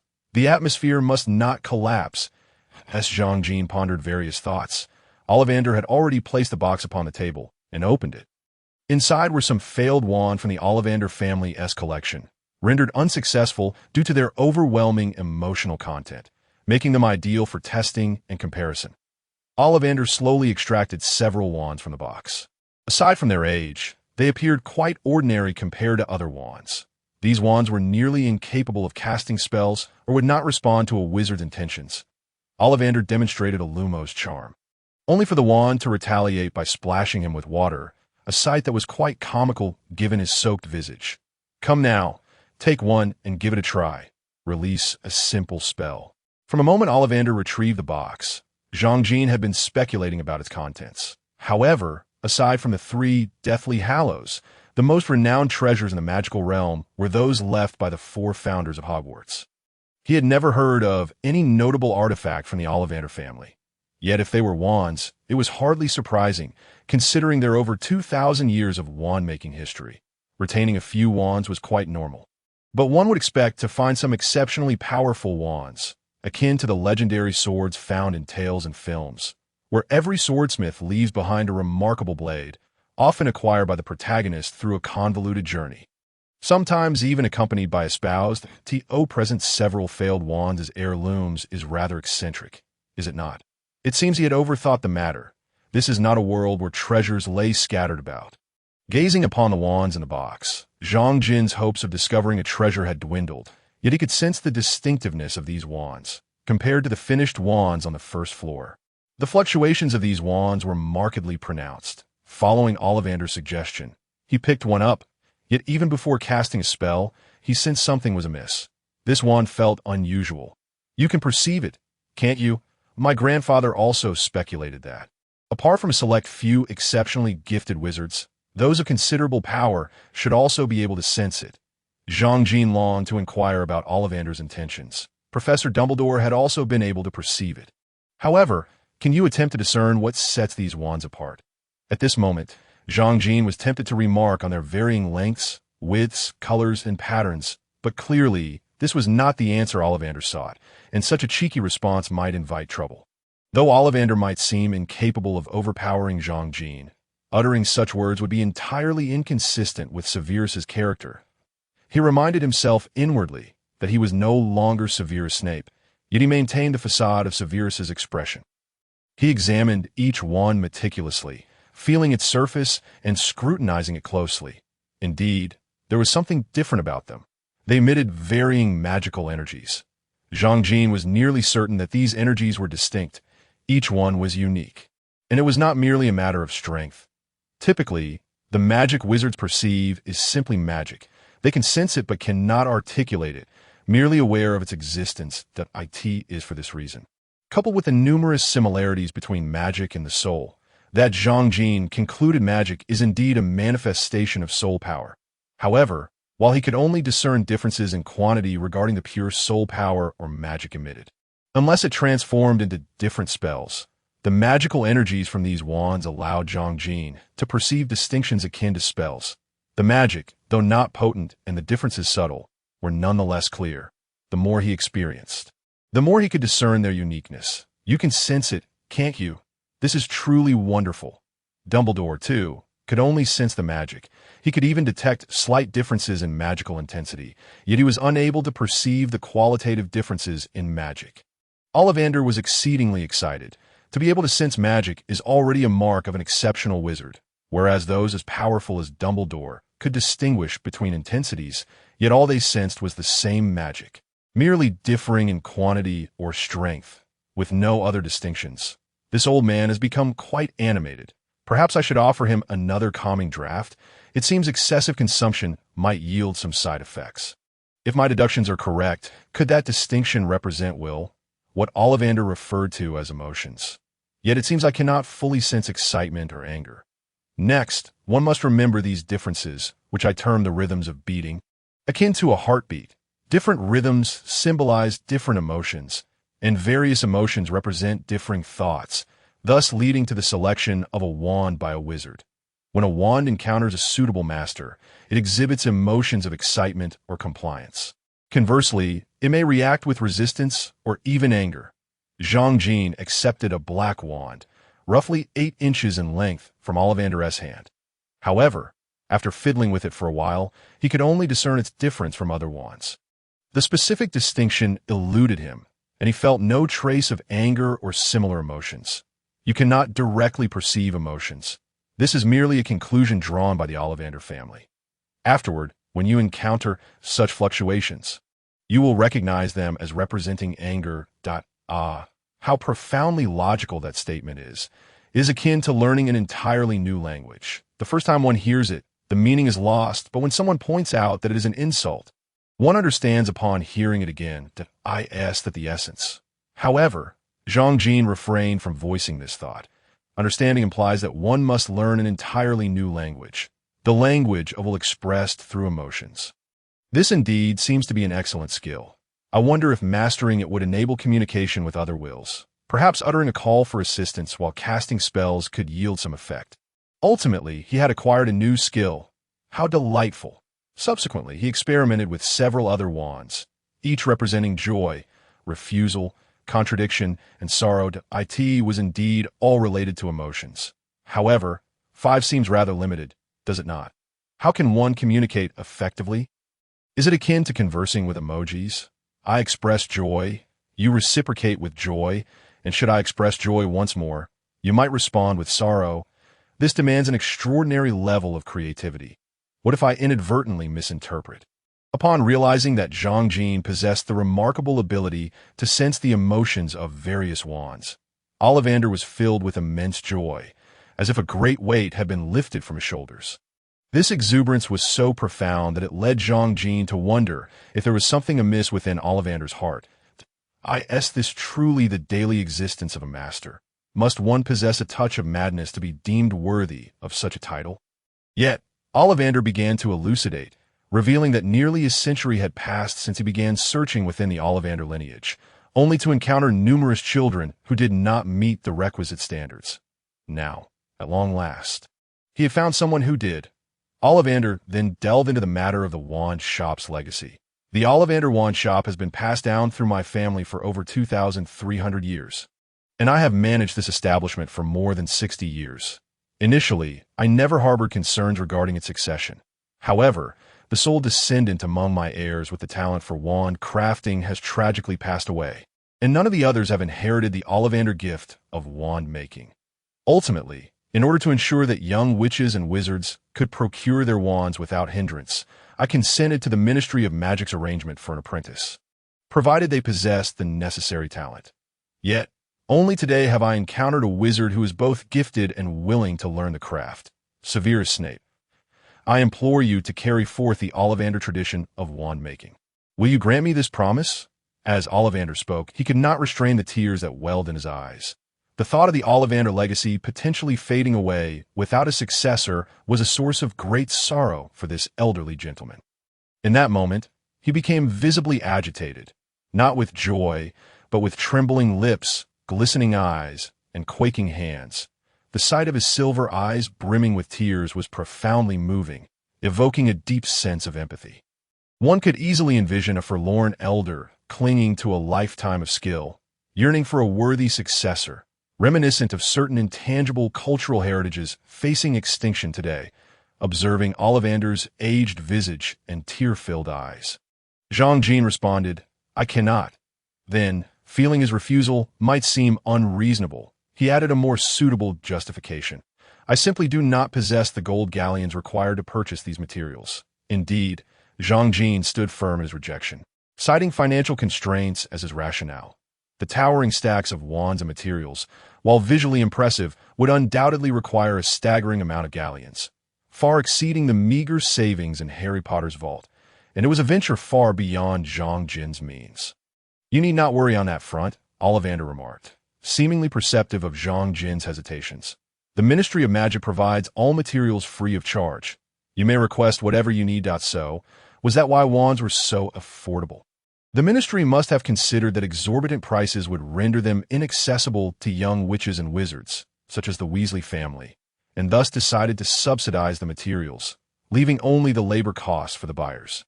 It became clear why the ministry allowed Ollivander to incorporate core substances into each wand. These wands indeed bore the ministry's contribution. Yet one could not help but wonder if both the ministry officials and Ollivander were somewhat eccentric for stockpiling such expensive materials to the ceiling. Nevertheless, Zhang Jin remained resolute in his refusal.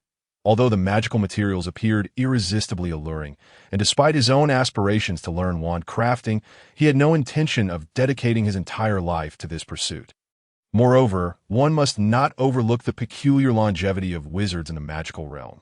Albus Dumbledore was speculated by Harry and Ron to have lived over 150 years, officially recorded as 116, and he did not perish of natural causes, but rather succumbed to the killing curse. Dumbledore's friend, Nicholas Flamel, also lived for over 6 centuries as the owner of the Philosopher's Stone.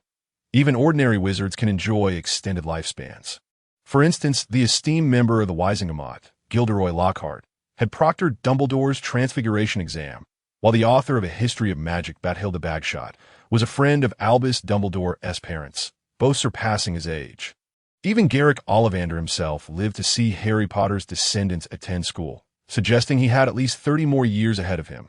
In essence, wizards generally enjoy long lives, although Voldemort's dark activities have led to the demise of many elder wizards, resulting in a scarcity of their kind in the present day. For instance, we seldom see Harry's grandparents or Ron's. Therefore, unless an unforeseen accident were to occur, Ollivander had ample time to seek a successor. Perhaps even among his grandchildren or great-grandchildren. Zhang Jin certainly did not wish to spend his entire life crafting wands. Perhaps Ollivander did not expect such a decisive rejection from Zhang Jin, which led to a somewhat awkward silence between them. Ultimately, it was Ollivander who shifted the conversation, urging Zhang Jin to immerse himself in the emotions tied to wand crafting. You can experience this through your own wand. And then review the wand-making notes downstairs. Once you've finished, I shall instruct you further. Ollivander's tone had become somewhat cold, likely still reeling from the earlier disappointment. He had initially aimed to cultivate a successor, having believed Zhang Jin to be the one. Thus, it was puzzling why he continued to exhibit such fervor if Zhang Jin was not to be that successor. Zhang Jin, however, was undeterred by Ollivander's demeanor. His aspirations lay in scaling the heights of magic, and acquiring the knowledge of wand crafting was merely a stepping stone. He had no desire to devote his life to this singular pursuit. Thus, he resolved to take the notes and depart, planning to visit the owl shop afterward to procure an owl on his way. Yet, as Zhang Jin prepared to leave, Ollivander, still reluctant to concede, inquired, "Are you truly not considering this? I only ask that you carry forward the wand-making tradition once I have no heirs." Zhang Jin suddenly felt a twinge of suspicion regarding the old man's motives. Surely, Ollivander was well aware of the longevity issue. And truth be told, as wands are essential tools for wizards, Zhang Jin did not believe that the craft of wand-making would face extinction. There was no need for such urgency. The awkward smile that crept upon Ollivander's face confirmed Zhang Jin's suspicions. It appeared that this wand-obsessed wizard was keen to teach someone unwilling to invest time in training another. Why not devote his remaining years to the study of wands instead? Moreover, Zhang Jin, as a master of potions, possessed considerable alchemical skills, making the learning of wand crafting a trivial endeavor. He could easily practice at home using the notes without requiring extensive guidance from Ollivander. It was clear that Ollivander had come to this realization as well. Zhang Jin nearly fell into a trap laid by the old man. It took him nearly a month to thoroughly study the Ollivander family's wand-making notes. One cannot deny the value of knowledge passed down through generations. Although the notes primarily focused on wand crafting, they also provided invaluable insights into magical creatures, significantly aiding Zhang Jin's understanding. It is worth noting that Severus Snape had not ventured beyond Hogwarts throughout his education, and thus possessed no first-hand experience with outdoor adventures. His knowledge of magical creatures was derived solely from the care of magical creatures class in textbooks, which often presented ambiguous or contradictory information, leaving Zhang Jin ill-prepared for the perils that might await him in the wild. After all, one can never predict what dangers may arise during an expedition. Ollivander's notes served as an excellent supplement in this regard, particularly regarding powerful magical creatures. The details provided were remarkably thorough, and one could say without exaggeration that Zhang Jin's understanding of dangerous creatures had surpassed that of Hagrid. While Hagrid's knowledge, though somewhat narrow, could not be dismissed, he was undeniably captivated by ferocious magical beasts. However, in comparison to Newt Scamander, the author of Fantastic Beasts and Where to Find Them, Hagrid still had a long way to go. The Ollivander family's ancestors primarily researched which parts of magical creatures could be utilized in wand crafting. How to extract materials and preserve them, along with similar content, is exemplified in the notes of Ollivander, which include examples derived from various magical creatures. However, there appears to be a particular fondness for the more formidable magical beings. This inclination may stem from the fact that materials from such powerful creatures are more readily fashioned into wands, resulting in a higher success rate and a more harmonious connection, consequently amplifying their potency. Additionally, the notes delve into numerous magical creatures that are now extinct or have become exceedingly rare, such as the long-extinct Hebridean black dragon.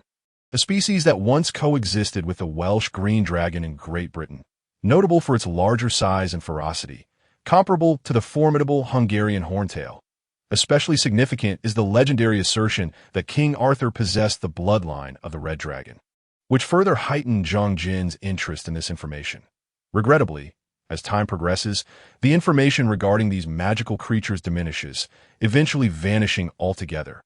It is likely that later generations of Ollivanders resorted to utilizing materials provided by others or sourced by different individuals. Consequently, the subsequent sections primarily address various methods of material treatment and how to enhance the synergy between the wand core and the wand body.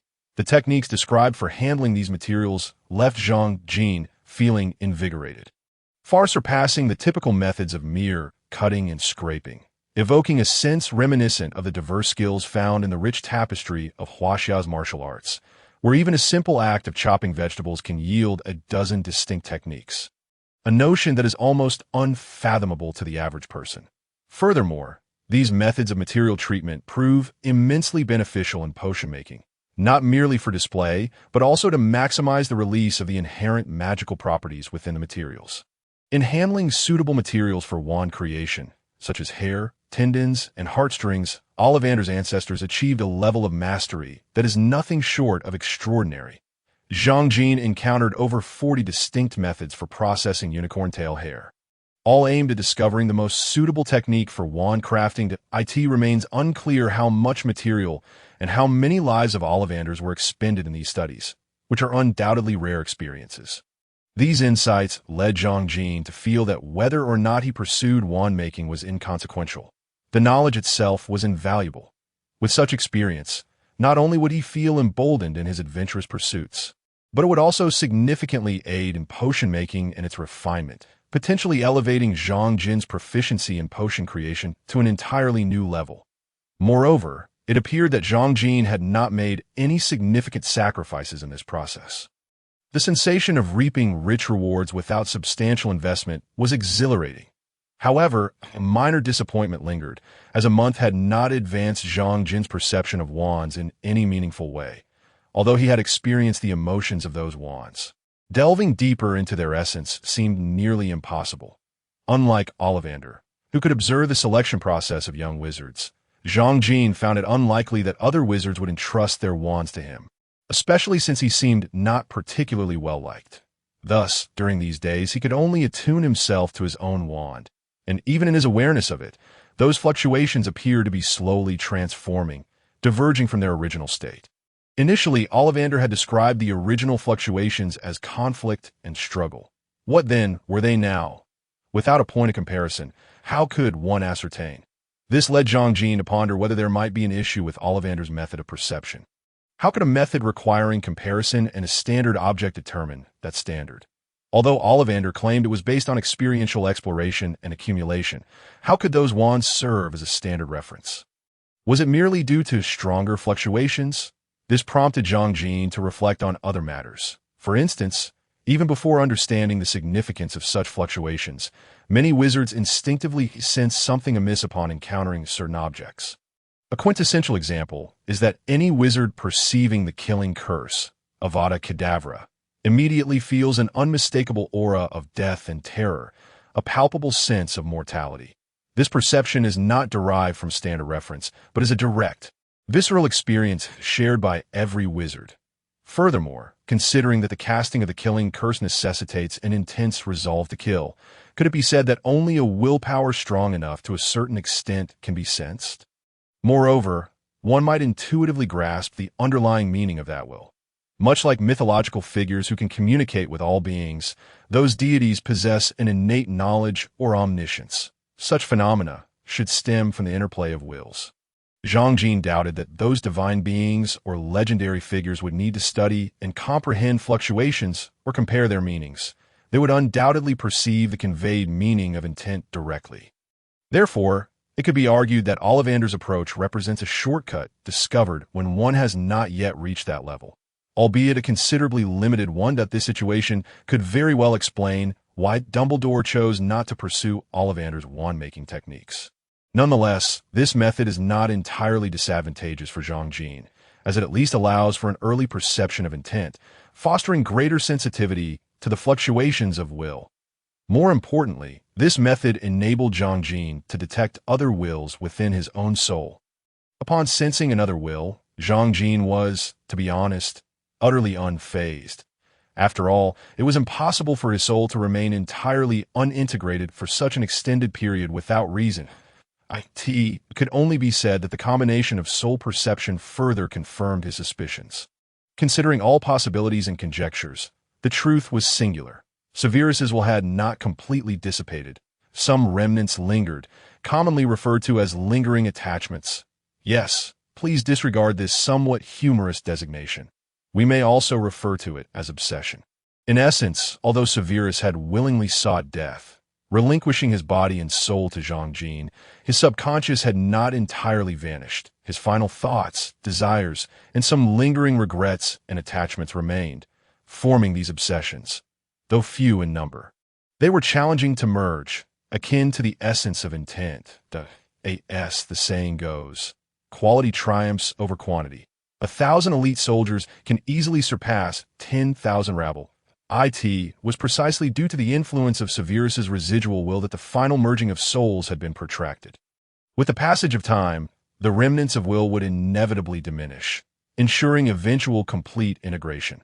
However, the timeline for this process remained uncertain. It resembled Zhang Jin's will dissolving and consuming Severus's. The final remnants would be the hardest to overcome, making the concluding stages increasingly arduous. For how to expedite the dissolution of Severus's obsessions, Zhang Jin had some speculations. Perhaps he could undertake actions that aligned with Severus's desires. For instance, protecting Harry in Severus's stead or assisting in vanquishing Voldemort seemed fitting. Yet, these tasks did not appear feasible in the short term. If it would take over a decade to accomplish, what was the point? After such a long interval, that would have long since faded. Then, should he consider emulating the approaches of predecessors who traversed realms, whether or not they could fulfill their vows, making a promise or oath to appease the unknown state of will? Could this be what the great figures referred to as the rejection of world intent? Reflecting on this indeed seemed plausible, as the original will hindered the complete merging of souls. It would be strange if there were no rejection. Thus, Zhang Jin began to contemplate whether to make a vow or a wish. However, swearing to protect Harry Potter or to eliminate Voldemort seemed rather unreliable. Based on Zhang Jin's understanding of Severus's memories, both Harry Potter and Voldemort were evidently inconsequential. His only obsession would be Lily Evans. But what could be done about this? Reviving her and embarking on a romantic adventure? Do not jest. Zhang Jin can only hope to meet Lily Evans someday, but of course, it would be merely the soul that he encounters. And it would be best to seek her forgiveness for Severus. Zhang Jin would certainly refrain from voicing his vows. Should they be overheard, it would spell disaster. Such musings are best kept within. As if sincere, there would naturally be a resonance. As it turns out, he was indeed overthinking, for that fleeting will likely lacked even the semblance of thought, leaving him to ponder alternative methods. Speaking of which, when Severus departed, despair was rivaled only by regret. The remorse for his actions, from the initial taunt of Mudblood to the ultimate betrayal, even seeking Dumbledore's aid, all of these choices haunted Severus, transforming into the despair that defined him. This kind of despair is something Zhang Jin wishes to avoid at all costs. Having experienced it a few times, he has no desire to confront it again, let alone to alleviate or resolve it. Such notions are laughable. What Zhang Jin admires most are those heroines who, after traversing through time, can bring Severus to his knees. Such feats are reserved for true protagonists of the world, and Zhang Jin feels utterly powerless in comparison. Only those who have truly experienced it can comprehend Severus's obsession with Lily Evans. The childhood trauma of domestic violence and parental neglect led him to find solace in a kindred spirit, sharing a fleeting yet enchanting fairy tale existence with her. That time spent in Spinner's End remains Severus's most treasured memory and the sole beacon of light in his heart, a light bestowed by Lily Evans. Even though that period was brief, and even with the myriad of individuals he encountered at Hogwarts thereafter, none of them, regardless of their wizarding prowess, could ever rival Lily Evans. Perhaps this is a defining trait of every Slytherin. Each one possesses its own obsession, be it ambition or madness. Among other things, thus, to supplant the light of Severus's one true love from his heart is an almost impossible endeavor, especially after having caused her death. The depth of love correlates directly with the depth of self-loathing, burdens far too heavy for an ordinary being like Jean Jean to bear. Consequently, although Jean Jean has accepted all of Severus's memories, he has consciously chosen to conceal that particular part, never entertaining the thought of embodying the original Severus. It is simply beyond his capacity. Therefore, after experiencing Severus's despair, Jean Jean is compelled to divert his thoughts to humorous matters or to relieve the oppressive weight of despair through sarcasm. As someone born in a new era, raised under the Red Banner, and living in comfort, Jean Jean knows that enduring the emotional torment of Severus for an extended period would inevitably lead to a breakdown and madness. Hence, he holds even greater respect for Severus, who could endure and maintain his composure, even in the presence of individuals like Harry, Lupin, and Sirius, with whom he shares significant connections, all while executing his spy duties with remarkable finesse. Should not such a person be revered? As for other character flaws, Jean Jean regards them merely as mechanisms for emotional regulation. Otherwise, he cannot fathom how Severus managed it all. Thus, if vows prove futile, one can only gradually erode those wills. This realization leads Jean Jean to consider whether the residual will could indeed be worn away. Could one not slowly diminish external wills? Absorbing external magical energy, while dissipating it would ultimately mean it becomes one's own, would it not? Opportunity should indeed be seized whenever possible. Furthermore, it is likely that the stronger one's will, the greater the capacity for endurance, allowing one to occasionally experience the despair akin to that of Severus, which can serve as a means of fortifying one's resolve. Another concern pertains to the contamination of negative intent during spell casting, yet this too can be gradually restored through the honing of willpower. Consequently, aside from striving to refrain from employing unforgivable curses, one may confidently wield even lethal spells without trepidation. Subsequently, several days were devoted to the study of potion making, with a primary focus on the enhancement of Wolfsbane potion. The original Severus had undertaken similar endeavors, and Jean Jean was eager to experiment.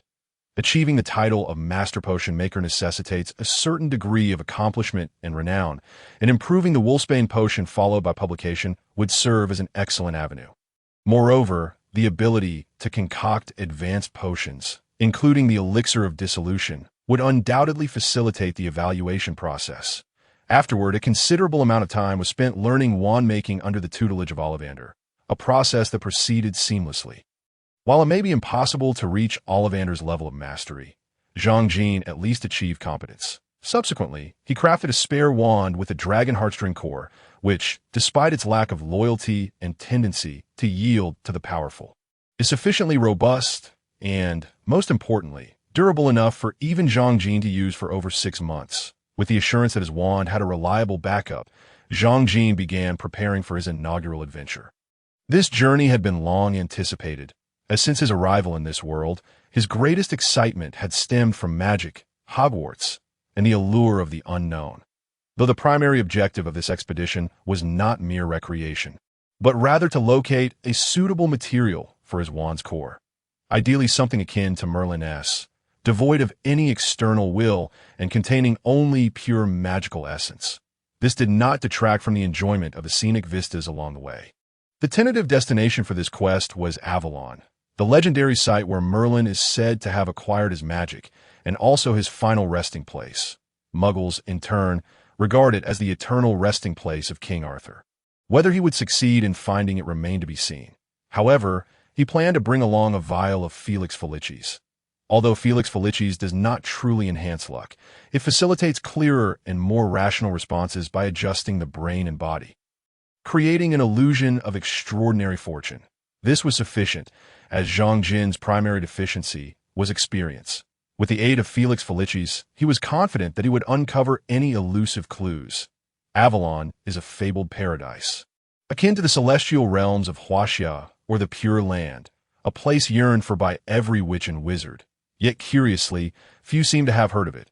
Before embarking, he intended to greet Dumbledore and, if fortunate, glean some insights about Merlin from this erudite elder. He also planned to send a message to Lucius Malfoy, though the quest for Avalon would remain undisclosed to him. Dumbledore had been preoccupied with funerals over the past 2 months, visiting members of the Order of the Phoenix to offer condolences and necessary compensations, followed by meetings with heads of the Ministry of Magic and other wizarding institutions, striving to secure employment for those in financial distress. It must be noted that the Order had suffered grievously, with over 20 casualties among the first generation of members, more than half of whom were Aurors. Nearly 10 of these fell victim to retribution from Death Eaters after Voldemort's demise, the most notable being the Lombardons. Many funerals were hastily conducted, and Dumbledore, overwhelmed with obligations, lacked the time and resources for adequate mourning. However, following Voldemort's downfall, many assets previously controlled by Death Eaters were relinquished, with unclaimed or ownerless estates being allocated to compensate the fallen wizards. Additionally, Lucius provided substantial financial assistance to the ministry, a portion of which was earmarked for Hogwarts to facilitate repairs and operational funding. Resources at Dumbledore's disposal without oversight.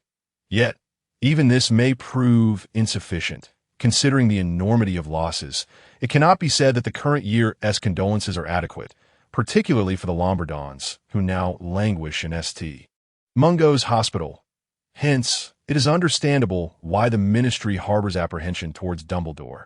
Among the elite Aurors, a significant proportion are members of the Order, effectively placing Dumbledore in command of half the military might of the British magical community. Coupled with Dumbledore's formidable prowess, it would be abnormal for the Minister of Magic to remain unconcerned. The actions of recent ministers reveal a lack of combat readiness, but a profound aptitude for political maneuvering. Furthermore, the power Dumbledore displayed in confronting Death Eaters would ensure the ministry would not extend him any goodwill, a sentiment likely shared by Minister Bagshot and Bartemius Crouch, exacerbated by the opposition of pure-blood families. Dumbledore's situation is indeed precarious. It must be said that his formidable strength, alongside decades of teaching countless students, grants him immense influence among them. This advantage is glaringly apparent. Were another in his position, even someone as powerful as Lucius or Crouch would struggle to maintain their foothold.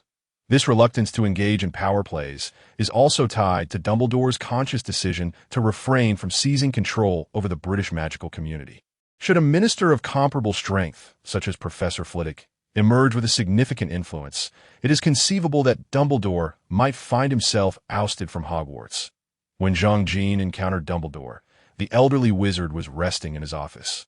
The fatigue clearly etched upon his face, an unusual sight for this somewhat languid individual, prompting Zhang Jin to suppress a chuckle. Dumbledore rallied himself, slightly tilting his head to regard Zhang Jin as he spoke. "Ah, you have arrived, Severus. How have you been? Professor Slughorn has been rather persistent in seeking my attention of late." It was evident that Dumbledore was somewhat vexed by Slughorn, who, fearing exposure regarding his connection to Voldemort's Horcruxes, had been attempting to evade scrutiny. Even when Dumbledore had been avoiding him, Slughorn had taken to blocking the entrance to the headmaster's office, a matter Zhang Jin had heard of even from his secluded quarters in the Room of Requirement. Dumbledore had indeed been exceedingly busy, which naturally left him with little patience for Slughorn. It remains unresolved, as you might have observed, and it has become increasingly troublesome. If a solution is not found, it may persist indefinitely. Zhang Jin replied in his usual calm manner. "I visited Mr. Ollivander, and he suggested that I seek out Merlin." "Seek out Merlin?" Dumbledore exclaimed incredulously. It was no wonder he was astonished. Searching for Merlin was akin to seeking out God, a quest fraught with implications of the divine, generally not regarded favorably. I discovered that Merlin ultimately journeyed to a place called Avalon, which should be in Britain, and I intend to investigate. Zhang Jin remained undeterred by Dumbledore's astonishment, especially as the mention of Avalon seemed to heighten the elder's surprise. "You know of Avalon? Did Mr. Ollivander inform you?" Dumbledore queried, his tone laden with concern. "That is not a place to be taken lightly."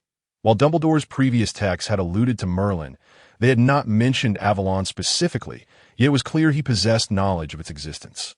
Without waiting for Zhang Jin to respond, Dumbledore continued, "Avalon is the origin of many legends, possibly even the birthplace of magic itself.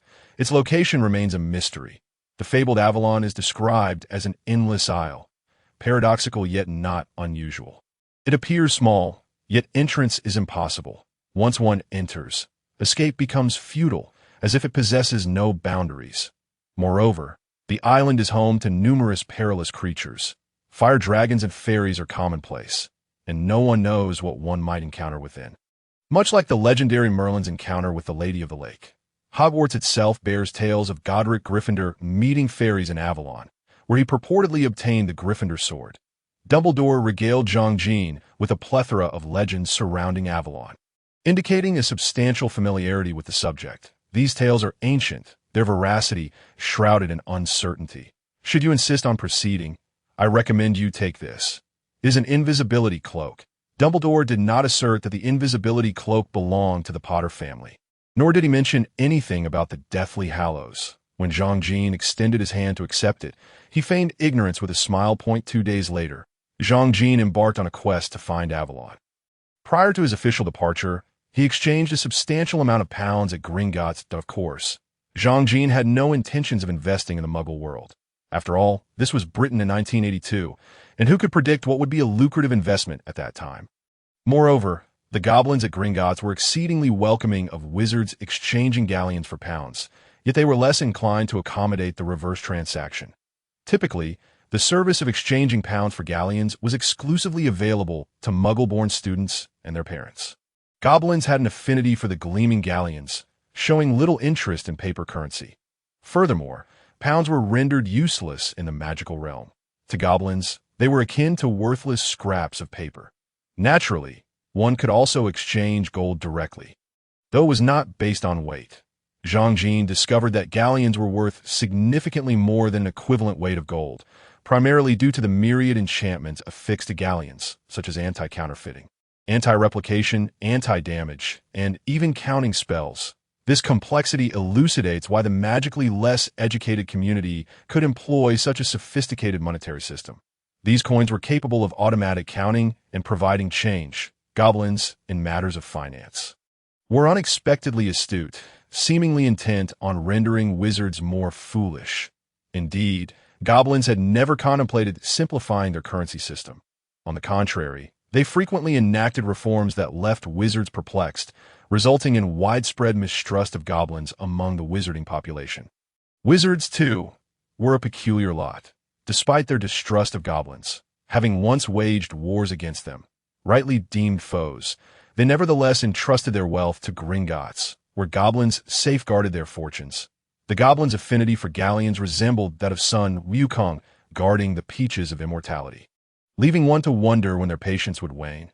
Upon exiting Gringotts, Jean Jean meandered through various parts of England, essentially indulging in a leisurely tour while keeping an eye out for any potential pursuers. After all, exchanging currency at Gringotts necessitated identity verification, which was evident to any astute observer. Jean Jean was keen to avoid any ambush along the way, should a follower inadvertently accompany him to Avalon. It would spell trouble, especially given his ignorance of the circumstances within. He had no need for a scout at this juncture. What if they were to seize an opportunity inside? Or worse, what if he were to be ambushed? Reality was far removed from fiction. Thus, it was prudent to eliminate any trackers promptly. After aimlessly circling England twice, he indeed managed to dispose of one pursuer with a well-aimed stunning spell followed by a memory charm, subsequently using apparition to return to London.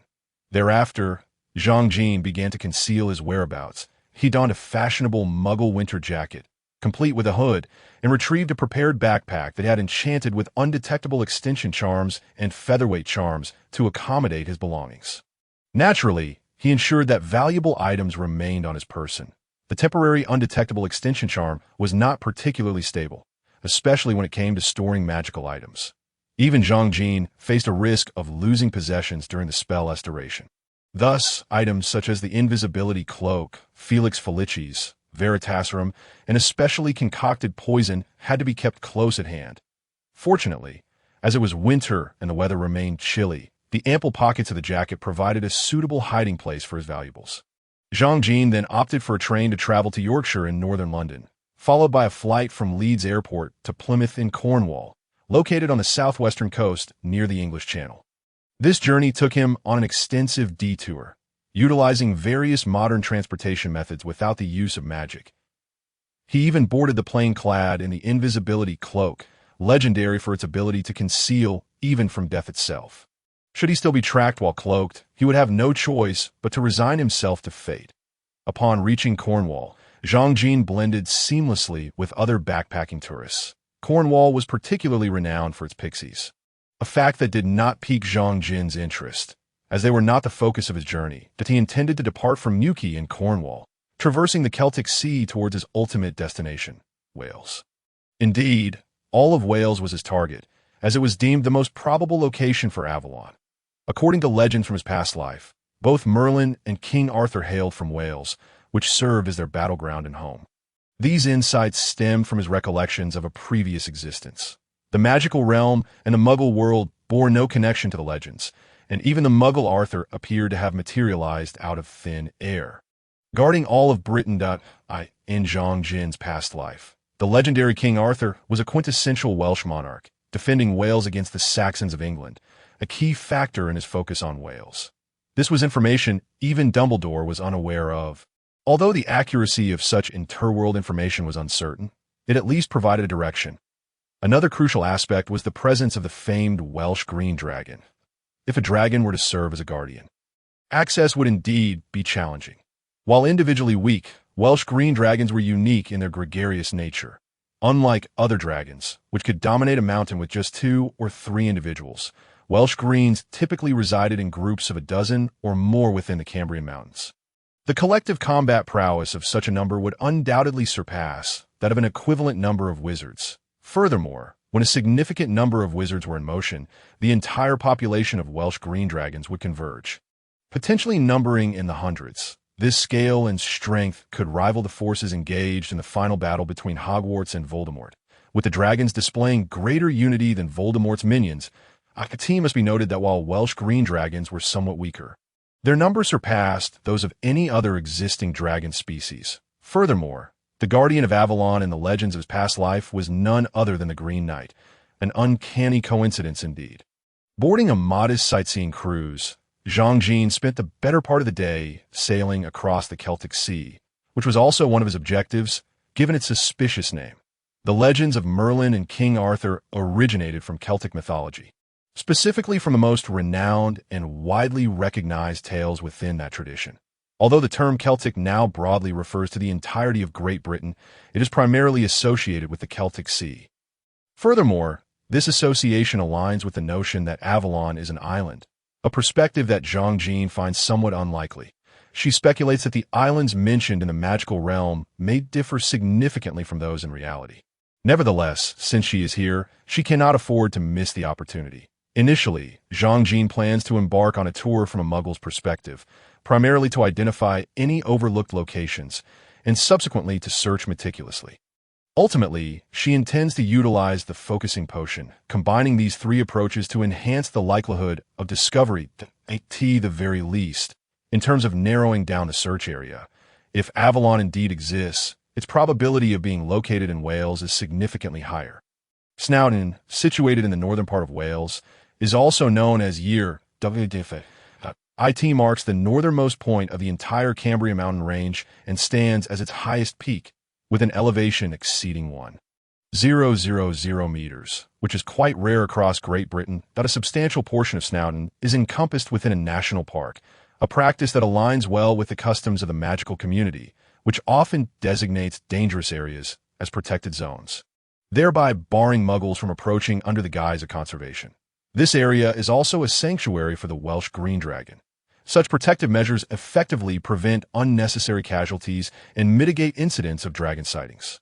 However, the downside is that, as a protected area, there must be wizards on guard, and given the substantial population of Welsh green dragons, the number of wizards required for oversight is considerable. Furthermore, in this century, the Welsh green dragons have been responsible for the largest Muggle sighting incident in Britain to date, suggesting that the security and protective measures here are likely to be quite robust. Currently, Zhang Jin finds herself at the foot of Snowdon, which is nearly the northernmost point of Wales and also the final stop for Muggle travelers before she employs magic to explore further. However, it appears that she may be able to use magic earlier than anticipated. Despite Wales being situated in the southern part of Great Britain and benefiting from a milder climate due to its proximity to the Atlantic Ocean, the atmosphere at Snowdon feels markedly different. The biting wind, accompanied by swirling snowflakes, lashes against her face, which explains why Zhang Jin has not encountered any tour groups along her journey. She is, therefore, compelled to travel alone. Climbing in winter is a rarity, particularly in such an obscure location as Snowdon amidst the snowstorm. Additionally, the Snowdon National Park is not open to the public at this time, and the dragon sanctuary near the summit is protected by Muggle-repelling charms, forcing Zhang Jin to evade Muggles and rely on magic to hasten her journey. Through the application of spells, Zhang Jin can distinctly sense the magical fluctuations emanating from the mountain. There are numerous energy signatures, including those of dragons and wizards, along with a formidable magical presence originating from the summit, which is said to have once been a volcano. As she reaches the halfway point, she detects the resonances of the Muggle-repelling charms and promptly retrieves her invisibility cloak. Skillfully, she casts a featherweight charm to leave no discernible footprints in the snow, followed by a disillusionment charm to obscure her presence from the elements. The invisibility cloak can only conceal her form, and external disturbances must be masked. Otherwise, her silhouette would become unmistakably apparent. From this point upwards, she is likely entering the sanctuary's perimeter, so she must exercise caution. Although British wizards are notoriously laid back, it is prudent to remain vigilant. Not far along, she encounters several wooden cabins, from which voices can be heard, seemingly engaged in breakfast and discussing recent developments in the magical community, along with praises for the savior, Potter. Gradually approaching, she hides in the shadows, displaying the patience necessary for eavesdropping. After about an hour, she finally gathers some valuable information. The wizards in these cabins form a small team of 4, and there are 3 such teams guarding 3 different paths. The opposite side features a steep slope, which is largely inaccessible to Muggles, thus requiring no sentinels there. Regarding the dragon population in this sanctuary, there are reportedly over 300 dragons, a figure that far exceeds Zhang Jin's expectations. Considering that there are approximately 500 Welsh green dragons throughout Great Britain, predominantly residing in Wales, the number in Wales should realistically range from 400 to 500, although Snowdon is the highest peak in Wales. Its area is not vast, given the behavior of dragons, which prefer mountainous habitats and are typically social creatures. A population of around 200 would seem reasonable. One should not underestimate this quantity. The Welsh green dragon is the largest dragon species within a magical community, characterized by its smaller size and relatively gentle nature compared to other dragons. They're social creatures, but it is implausible that they would always coexist harmoniously in such numbers. Moreover, the question of sustenance arises. Dragons possess substantial appetites. While the green dragons are smaller and consume less than their more formidable counterparts, they still require significant nourishment, especially when compared to lions or tigers. It raises the question of how a single mountain can sustain over 300 Welsh green dragons. Are they expected to venture out for hunting? Would it not be more sensible to relocate? It is noteworthy that in other dragon sanctuaries, the typical population averages around 50 dragons, often semi-domesticated with food supplied by wizards. Wild dragon sanctuaries rarely support such extensive populations. For instance, the Brecon Beacon Sanctuary in southern Wales houses merely 50 dragons, and it is considerably larger than Snowdon. Furthermore, outside of these 2 sanctuaries, the remaining expanse of the Cambrian mountain range, approximately 30 times larger, is home to fewer than 100 Welsh green dragons, which seems rather implausible. They are wild and natural creatures, yet they choose to inhabit this confined space rather than explore the vast areas available to them, which undoubtedly raises suspicions as she ascends further. Zhang Jin notices a palpable warmth in the air, and as she nears the summit, the temperature gradually increases. The snow disappears, giving way to greenery, ultimately revealing a dense forest. The climate evidently shifts from winter to spring, and it is likely to become even warmer as she progresses. At this point, Zhang Jin cannot ascertain whether this phenomenon results from the volcanic nature of the summit or the abundance of dragons. She is now less than 100 meters from the peak, where the mountain's formation is unmistakably that of an ancient volcano. Its summit lacks a pointed peak, indicating that it likely contains a sunken basin. Based on the mountain's dimensions, this basin is expected to be quite expansive, that if it is indeed a basin, the presence of a lake would be entirely normal, reminiscent of the Tianchi Lake atop Changbai Mountain in China, where the volcanic crater has evolved into a lake. Here, she can already spot several green dragons concealed among the trees and grass. They emit soft, melodious calls, surprisingly enchanting, reminiscent of a celestial song. These green dragons appear to be around 6 to 7 feet tall and over 20 feet long, approximately 2 meters high and 6 meters long, making them relatively small among dragons.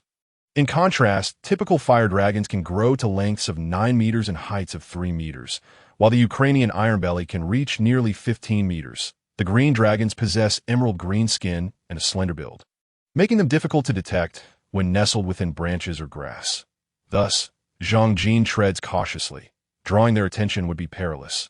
The breath of a dragon can be deadly, and attempting to evade it with a disillusionment charm is highly risky unless one is prepared to lose a part of their body. As she nears the summit, Zhang Jin selects a high ridge to observe her surroundings cautiously, intent on assessing the situation and confirming whether such a large number of dragons truly exists. She remains skeptical that the wizards dispatched by the Ministry of Magic have genuinely counted them. The summit of Snowdon indeed reveals a vast basin encircled by towering circular mountains, at the center of which lies a gourd-shaped lake. Narrow at the front and wider at the back, with dense primordial forest covering the slopes. Judging by the state and size of the forest, it is likely that this ancient woodland has existed for nearly 10,000 years. With such an expanse of time, Zhang Jin wonders what other magical creatures might inhabit this area. She suspects there must be many, though their species remain unknown. The sheer number of Welsh green dragons raises questions about their survival. What sustains them in such a secluded locale? However, the specific circumstances remain elusive. Zhang Jin's position faces the concave center of the gourd shape, precisely at the pinnacle of the mountain.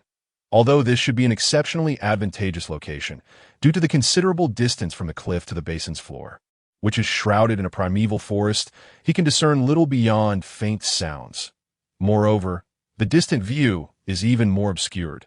The mountaintop is vast, and a thick veil of water vapor rises from the lake's surface, leaving only 2 lakes, one large and one small, visible to the left and right.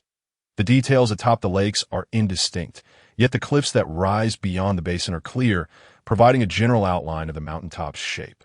The towering cliffs and the perennial mist create ideal conditions for concealment. From below, the cliffs obscure the view, revealing only the shape of a volcanic crater. From above, the vapor obscures everything but the trees. Approaching closely, one would find the fire dragons guarding the area. Were it not for Zhang Jin's considerable abilities and the invisibility cloaked from the Deathly Hallows, others would be mere fodder in this perilous place. Furthermore, the mountaintop's temperate climate bestows a delightful scenery, suggesting that the forest's diverse flora indicates a perpetual spring-like environment. Such a picturesque haven, with its exceptional concealment, embodies an idyllic retreat from the mundane world. Is there a place more befitting of Avalon? Yet, Zhang Jin does not rush to explore the lake. He currently possesses a 5-layer assurance regarding the situation, should there be an island within the lake.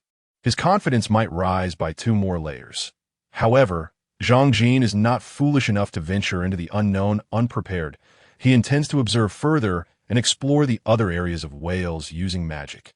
Returning here only if no discoveries are made elsewhere, that if possible, he wishes to avoid confronting the over 300 fire dragons. Let us ponder 2 questions. First, how can one approach the potential island under the watchful eyes of the fire dragons?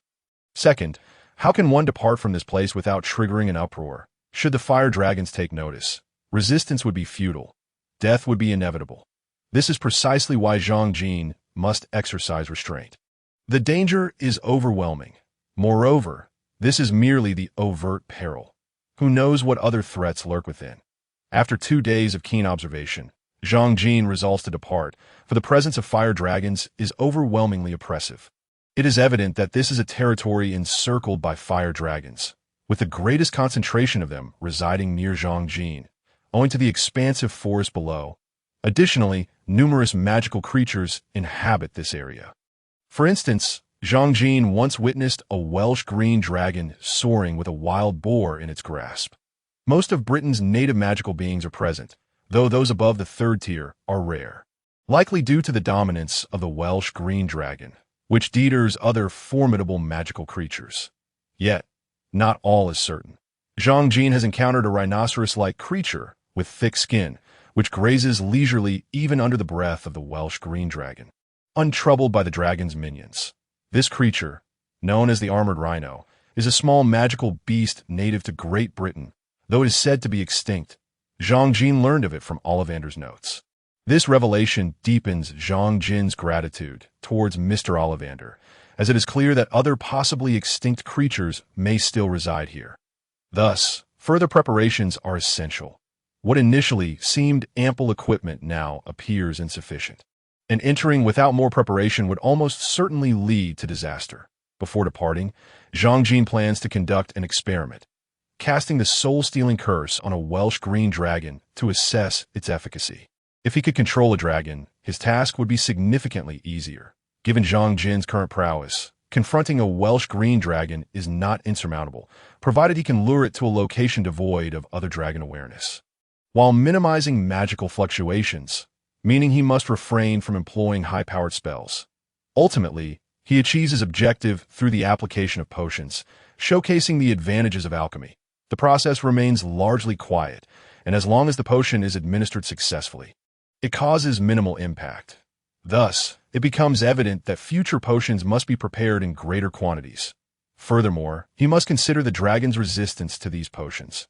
Fortunately, it is not as formidable as their resistance to spells, allowing the administered potions to retain some effectiveness. Under the intensifying influence of Zhang Jin's soul-stealing curse, the relatively small Welsh green dragon ultimately succumbs. However, regrettably, the control lasts but a brief hour. The dragon's resistance to magic is formidable. Had the curse been cast upon another wizard, Zhang Jin's strength would have allowed for control lasting 2 or 3 days. Yet against a dragon, it barely exceeds an hour. Suppressing his thoughts, he decides to return and prepare further. He first explores the remaining regions of Wales, yet finds little reward, though he does gather some potion ingredients along the way. Most of Wales' remote areas are dense forests, home to various magical creatures, some of which are quite dangerous. The materials from these beings prove valuable. Additionally, there are several wizarding habitats, such as the renowned Godric's Hollow in southwest Wales. Although it lies at opposite ends of Wales from Snowdon, the distance is not great, which explains why Dumbledore suggested that Godric Gryffindor may have ventured into Avalon. For an adventurous wizard, Snowdon would undoubtedly capture Gryffindor's attention.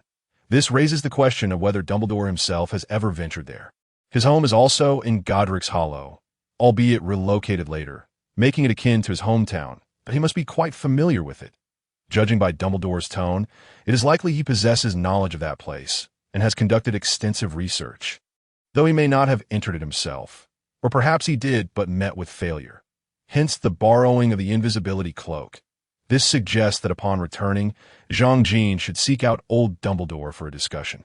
This old man certainly enjoys keeping secrets. Could it be that he never anticipated Zhang Jin would truly find that place? When Zhang Jin returned to Shuoden Mountain once more, a month had elapsed. The weather in England had begun to warm in March, and the Welsh Green Dragon Sanctuary at the summit of Shuoden Mountain had similarly become more temperate, as if summer was on the horizon. After a month of meticulous preparation, Zhang Jin was ready to immerse himself in the endeavor. First and foremost, it was imperative to don the invisibility cloak. Thus, he expressed his gratitude for Professor Dumbledore's generous sponsorship.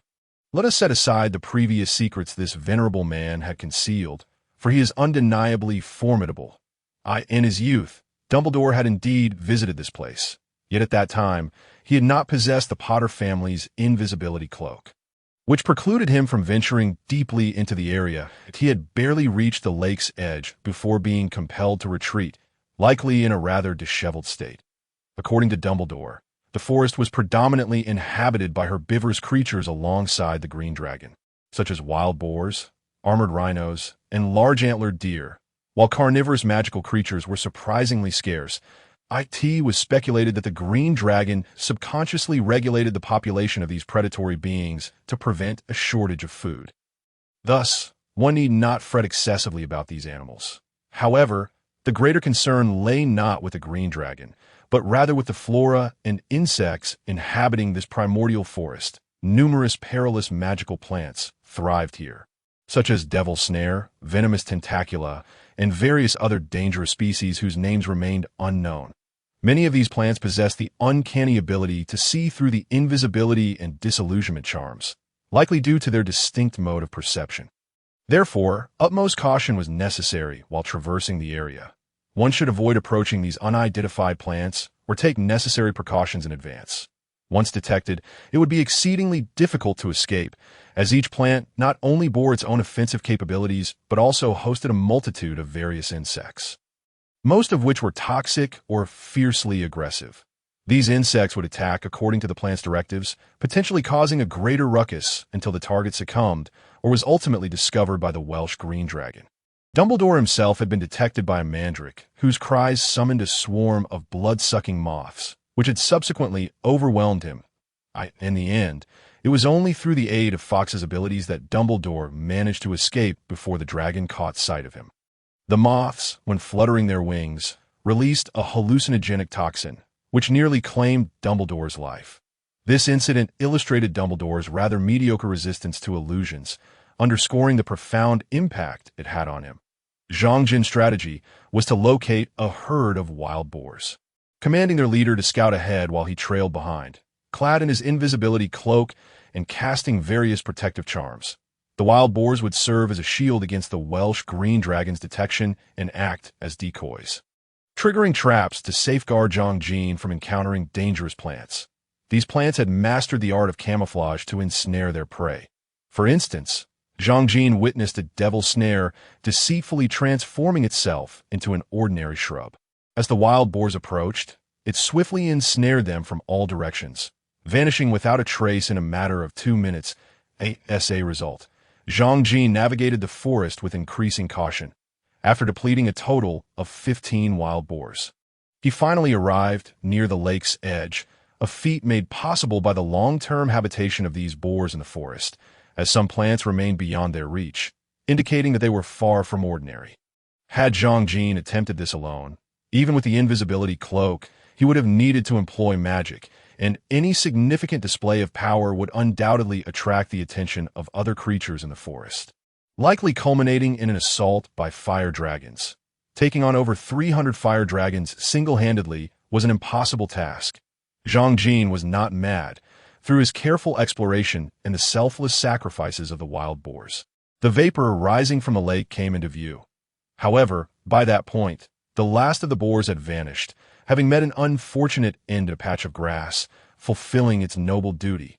Clearly, before him lay a swamp, a common terrain at the edges of primordial forest lakes. With no time to offer a prayer for the boars, Zhang Jin had to devise a means to traverse this final stretch himself.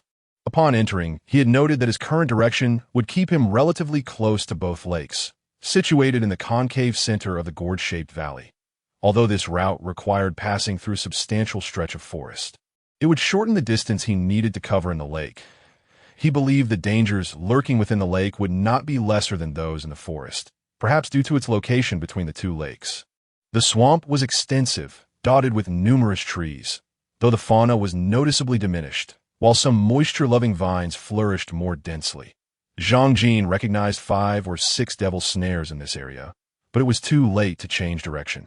He had to press onward, casting a featherweight charm upon himself to avoid sinking into the swamp.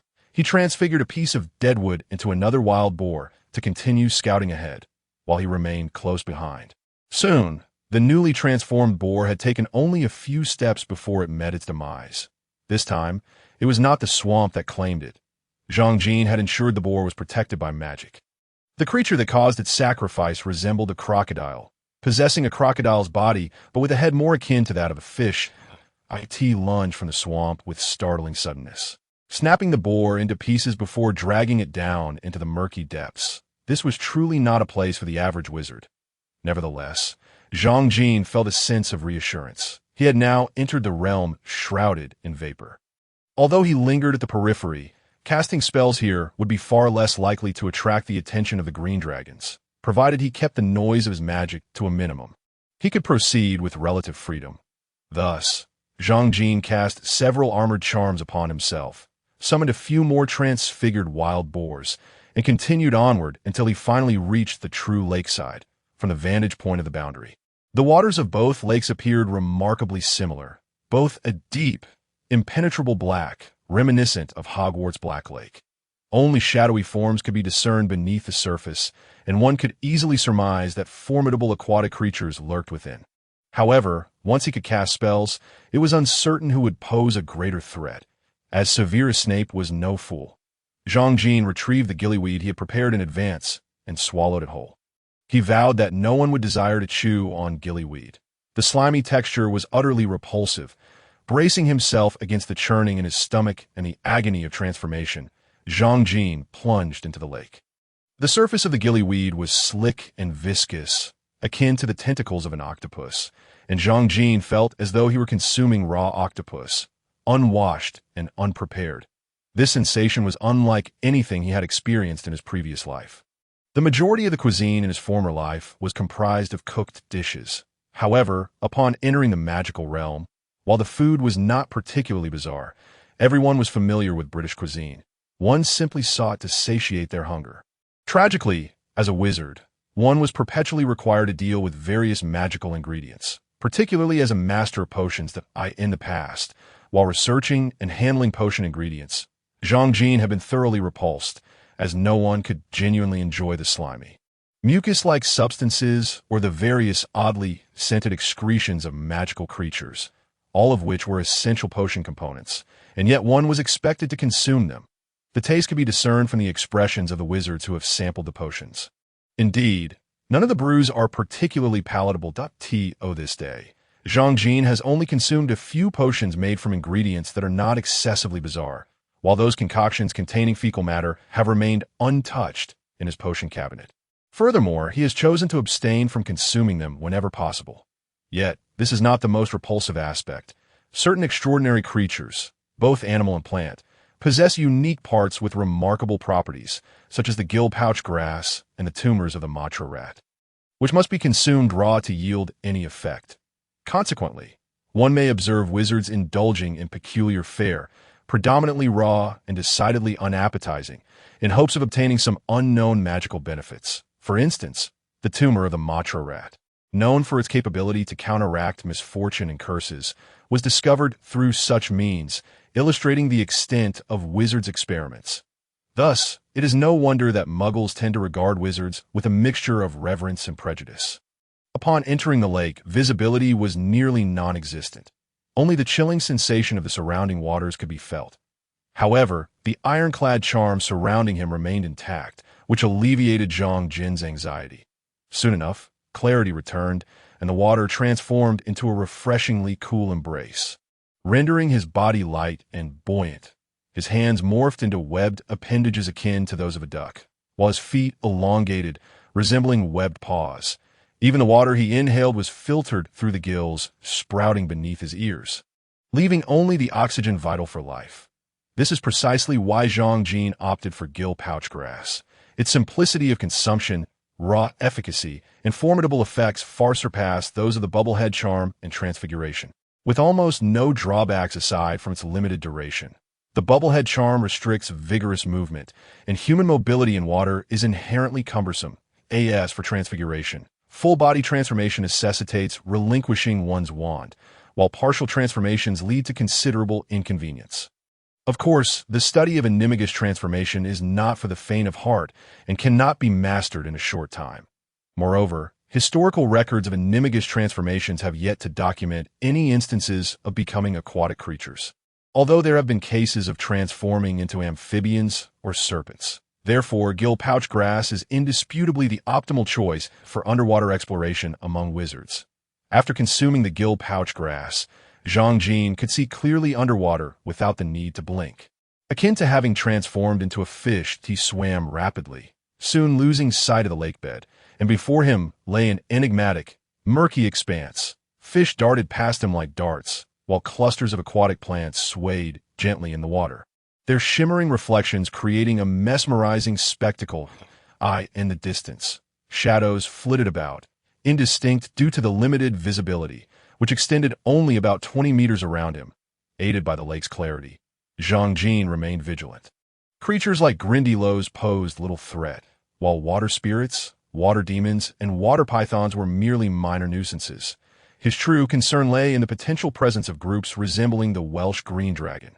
For instance, the fish-headed crocodile he previously encountered was undoubtedly capable of thriving in the water, and its swift movements in the marshes could spell significant trouble if it exhibited pack behavior like that of alligators. Disregarding the grindylows lurking among the aquatic plants, those creatures could easily be dispatched with a swift kick. No spells necessary. Zhang Jin continued to swim for another 10 minutes, discovering the lake's depth exceeded his expectations. Yet there were no signs of islands ahead. He sensed a gathering of some sort in the distance. With widened eyes, he gripped his wand tightly and cast 2 additional ironclad charms upon himself as he cautiously approached the perceived danger. Not long after, the once tranquil water erupted into splashes, and before Zhang Jin could discern the source, he felt a violent impact, followed by the shattering of one ironclad charm, then another. Instinctively, he flipped over and dove down, hastily casting 2 more protective charms. His urgent cries went unheard, merely resulting in bubbles rising to the surface. Above him, the sound of numerous collisions echoed, and upon wielding his wand to manipulate the water into a protective barrier, Zhang Jin beheld at least 20 fish-headed crocodiles swimming overhead. Their earlier collisions had caused a commotion. With no time for further observation, he seized the opportunity while the crocodiles were momentarily disoriented and dove into the dense aquatic vegetation. Using it as cover against their potential ambush, their speed was astonishing, rendering Zhang Jin unable to react in time. Their force was sufficient to shatter an ironclad charm with ease, and should more than 4 of them strike simultaneously, it would spell his doom. Despite Zhang Jin's formidable strength, maintaining 3 ironclad charms while ensuring mobility was his limit. Standing still would allow for a more powerful shield, but that would be tantamount to becoming a target. He could not guarantee that an enhanced shield would withstand the onslaught of 20 crocodiles, let alone the possibility of encountering even more. Thus, retreating into the aquatic plants was a prudent decision. While other dangers may lurk within, at least he would have some warning that it is far better to understand the manner of one's demise than to perish in obscurity. Continuing through the aquatic foliage, time was of the essence. The gill-pouch grass could only sustain him for an hour underwater. Zhang Jin needed to ensure he located an island or returned to the shore within that time frame. Meanwhile, the fish-headed crocodiles continued to pursue him, with 1 or 2 occasionally lunging forward in attempts to attack. However, those that plunged into the water were easily ensnared by the plants, often taking considerable time to extricate themselves. Observing this, Zhang Jin employed transfiguration spells to further entangle the creatures, estimating that without assistance, their escape would take at least 1 or 2 hours. As such, when the crocodiles ceased their relentless assaults, Zhang Jin seized the opportunity to launch surprise attacks. Spells cast underwater produced a more pronounced luminescence, attracting the attention of surrounding creatures. Therefore, Zhang Jin primarily utilized transfiguration spells with minimal magical glow to launch his ambush, ultimately causing the remaining few to scatter in haste. He could not ascertain whether his presence was the catalyst for their retreat, as a larger, more formidable creature had emerged ahead, potentially frightening the fish-headed crocodiles away. It was a colossal shadow, appearing to span at least 300 to 400 meters in length and width, equivalent to the size of several football fields that floated upon the water surface. Its edges adorned with countless tentacles that moved with an unsettling grace, resembling a paramecium adrift in a petri dish. The sight of hundreds of tentacles undulating in unison was nothing short of breathtaking, and they moved with surprising speed. Zhang Jin could not help but dive deeper as the immense water pressure threatened to rupture his eardrums. Despite this, the thought of confronting such a behemoth was daunting. Although the distance obscured his view of the creature's true nature, it was prudent to avoid it if possible. Yet, some things cannot be evaded. As Zhang Jin descended, the gigantic monstrosity had already positioned itself above him, casting a vast shadow that blotted out the scant light at the lake's bottom. Thus, he remained oblivious to the tentacles that followed closely behind. Consequently, when he sensed the iron armor spell being swiftly shattered, and felt himself ensnared and tugged upwards, he instinctively unleashed a shadowless blade. The spell efficiently severed the tentacles that bound him, but the resulting spray of crimson fluid splattered over Zhang Jin's face, akin to being unexpectedly doused by a water gun. Caught off guard, he inadvertently swallowed several mouthfuls, most of which were filtered out by his gills, yet some managed to enter his stomach. Surprisingly, the liquid lacked the usual metallic tang of blood. Though it possessed a certain bitterness, this unsettling experience kept Zhang Jin on high alert, constantly monitoring his bodily condition. Fearful that the fluid might harbor deadly toxins, at this moment, he had no means to consume an antidote. To make matters worse, the blood rapidly dispersed in the water, swiftly obscuring all visibility. With nothing in sight, Zhang Jin fortified himself with a shield, hoping to prolong his survival. Soon, he felt himself ensnared once more, gradually being pulled higher despite the barrier. After a brief ascent, Zhang Jin decisively detonated the shield, escaping through the parted tentacles. However, rather than fleeing immediately, he surged towards the creature's body with renewed vigor. As he neared, he realized that this entity, once perceived as a monster, resembled a small island. Surrounding him, including the tentacles beneath, appeared to be the roots of some unknown plant, moving as if possessed of their own will. Lunging toward Zhang Jin in a relentless assault. Prepared, Zhang Jin was no longer easily ensnared. Though tentacle-themed foes are notoriously troublesome in the realm of fantasy, the most effective countermeasure against tentacles is, naturally, more tentacles. Thus, as tentacles shot towards him, Zhang Jin conjured additional translucent appendages from the surrounding lake water, merging them with his transformation spells. The two forces clashed at the lake's bottom, colliding and countering each other repeatedly. Although Zhang Jin's tentacles were not as agile or resilient, mere resistance was sufficient. He harbored no intentions of annihilating every tentacle. Achieving such a feat was one thing, but time was of the essence. With mere minutes remaining before the hour limit, Zhang Jin had to navigate through the tentacle blockade and reach the island. Should he fail to land, the expiration of the gillweed's effects would spell his doom in the inhospitable depths of the lake. Regardless of whether it was Avalon or not, having caught sight of it, he felt compelled to investigate. The method of ascent was simple. He had discerned that these tentacles lacked intelligence. Their attacks were instinctual, akin to devil's vines, reacting automatically to any life forms detected within their range. Devoid of strategy or cunning, as Zhang Jin unleashed more tentacles and some flying fish towards those appendages, they predictably attempted to intercept the incoming transformed creatures. Seizing this opportunity, Zhang Jin swiftly maneuvered through the tentacle onslaught, emerging from the water's surface just as the time felt right, propelling himself towards the shore. Upon breaking the surface, he found himself enveloped in an endless white mist, rendering visibility nearly non-existent. Zhang Jin could only extend his shield once more, descending in the direction he had sensed earlier. Upon reaching the vicinity of the island, the fog dissipated instantly, and the tentacles that had pursued him vanished without a trace. Before him lay a modest island, approximately the size of Hogwarts Castle, as he had surmised. Turning back, he saw no trace of the mist, only the stunning lake reflecting the golden hues of the setting sun, rippling with concentric waves that eye in the distance. Amidst the fading sunlight, he glimpsed green dragons returning to their nests within the forest, a scene so idyllic it seemed to belong to a realm of celestial bliss. Yet, the island's scenery did not live up to the idyllic reputation of a celestial paradise. It was littered with decayed branches and fallen trees, presenting an appearance devoid of habitation.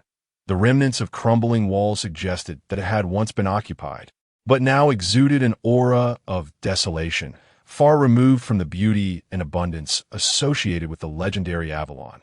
Upon stepping ashore, the desolation became palpable, with even the air carrying a hint of decay, accompanied by ethereal sighs reminiscent of the departed. Above, a dark smoke, akin to that produced by burning plastic, hung in the air. Each encounter with this smoke evoked Zhang Jin's most distressing memories, conjuring feelings of sadness and despair, akin to facing a dementor, albeit without its chilling presence. Zhang Jin endeavored to avoid the eerie black smoke and the unfamiliar dead branches, Cautiously advancing through the ruins, it was evident that this had once been a temple. The tallest stone walls now stood at no more than 2 meters, devoid of any furnishings or artifacts that could provide insight into its past. The ruins were bereft of even the most basic altars, leaving no indication of which deity had once been venerated here. Moreover, the entire island, including the ruins, exhibited no signs of greenery. Rather than evoking images of a paradise or utopia, it felt more akin to a realm of the deceased. A death island, reminiscent of Shadow Island or the Isle of the Dead. As Zhang Jin approached the temple ruins, the spectral size intensified. Passing through the remnants of the temple, he found himself at the threshold of what should have been the main hall. In the courtyard, a massive tree lay prone, having fallen and presumably crushed the entrance before toppling further away. Only a half-meter-high stump remained at its original location, with a diameter exceeding 1 meter, upon which sat a silver-haired specter. She possessed long hair cascading to her waist and a slender frame. Through her translucent form, one could discern a half-human tall harp standing nearby. The strings trembled as her delicate fingers plucked them. Yet no sound escaped. Only the faintest sighs reached his ears that on this desolate, dilapidated island sat an ethereal beauty, appearing fragile and delicate. Regrettably, this was England, where the tales of human ghost interactions, so prevalent in Eastern mythology, were not as common. Moreover, this specter was an intangible entity, existing between the corporeal and the ethereal. Yet, this enchanting specter could play the harp, which appeared to be a genuine instrument rather than an illusion.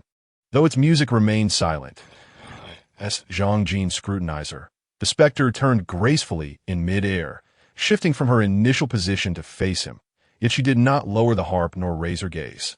Instead, she spoke softly, as if weeping, "Greetings, traveler from afar. This is not a place for adventure." From this vantage, her beauty was even more pronounced. Such a stunning woman was a rarity. Zhang Jin noted that her ears were slightly more pointed than those of ordinary folk. "My apologies, madam. I merely wish to ascertain where this place is," Zhang Jin replied, diligently examining the specter's features to capture every detail. "Could you enlighten me as to where I find myself?" The silver figure, upon hearing a sound, finally lifted her gaze. Her age was indiscernible. She appeared youthful, perhaps 18 or 19, yet bore an air of maturity. Her demeanor was reminiscent of a heart-thieving rogue, effortlessly captivating the fantasies of men towards the opposite sex. With one hand, she delicately tousled her slightly disheveled silver hair, executing the motion with grace and beauty. Then, releasing the harp with her other hand, she rose slowly, revealing an unexpected allure in her slender form. Transforming from an image of innocence to one of seduction in that moment, Zhang Jin could not help but steal a few more glances, overwhelmed by the enchantment. Years had passed since anyone had ventured to this place, which had been bestowed with various names by previous visitors. Some referred to it as the Pure Land, others as the Island of Divine Favor, and still others called it the Blissful Realm. She merely cast a glance at Zhang Jin before diverting her gaze, seemingly oblivious to the impropriety of his lingering stare. "I named this place Apple Island, for it once boasted numerous apple trees." Zhang Jin's eyes remained fixed on the vibrant scenery that danced with the springtime light, where the ethereal silver veiled the deeper vistas, leading him to feel a sense of disappointment and frustration as she spoke and moved. Concealing her true intentions, that a surge of desire and impulse welled within him, a yearning to behold more, to possess more, as if he were on the brink of an unfinished romance with a specter. Then, suddenly, a chilling sensation surged through his mind, extinguishing the myriad fantasies that had taken root there. It was a warning of cerebral intrusion, an indication that someone was invading Zhang Jin's thoughts. His expression darkened. For no one would maintain a pleasant demeanor when seduced and simultaneously invaded. The earlier scenery had indeed been utterly beguiling, and even the most jaded soul could not resist its allure. Yet, Zhang Jin refrained from immediate resistance. Curious to discern the intentions of this enigmatic woman, do not feel embarrassed. Truth be told, I've always been troubled by my own allure in life. People often believe that beauty invites disaster, which is precisely why I sought refuge on this desolate isle, a sanctuary where only the most steadfast sorcerers dare tread. As she spoke, she cast a knowing glance at Zhang Jin, as if reproaching him, suggesting that only he was of wavering resolve. Zhang Jin, however, merely grew more vigilant in his thoughts, concealing his apprehension beneath a facade of bashful innocence. This was nothing more than a fallacy of society, where the powerful deflected their failures onto innocent women. After all, the desire for beauty is universal. There is no fault in it. Upon hearing Zhang Jin's words, the striking beauty laughed. "Ah, you possess a delightful wit." Indeed, most who have visited here were elderly men. It is rare to encounter someone as youthful as yourself. Her laughter seemed to breathe new life into the ruins, prompting Zhang Jin to momentarily lose himself in the moment, deliberately choosing not to resist. After all, an opportunity to indulge in open flirtation was too enticing to pass up, and he was certain this lady would not mind, as he suspected some form of magic was at play. After a while, sensing Zhang Jin's apparent neglect, the enchanting woman performed an odd gesture, perhaps an ancient Welsh greeting, before introducing herself. "It is a pleasure to meet you. You may call me Lillian," upon hearing this name. Zhang Jin feigned a frown. Should it not be Vivian, my lady? The ethereal being, who had just claimed to be Lillian, displayed no sign of emotional disturbance. She calmly replied, "Vivian is my name from life. One that evokes unpleasant memories that I thought you might prefer Lillian." Vivian did not shy away from revealing her ability to probe into the minds of others, believing that anyone capable of reaching this island must possess extraordinary qualities. It was a skill she could employ unconsciously upon their first encounter, and with its realization, she deemed it advantageous to present it to foster a favorable impression. Zhang Jin, however, was taken aback by her forthrightness. Though he was certain that what she had glimpsed was merely a fragment of Severus Snape's memories. Nevertheless, her awareness of the name Lillian was impressive, indicating that she was no ordinary specter. Thus, Zhang Jin's expression quickly soured, and he lowered his voice to a near whisper.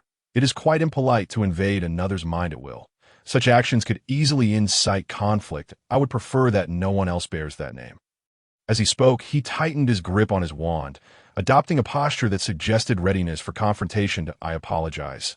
This ability is innate and beyond my control, even in my spectral form."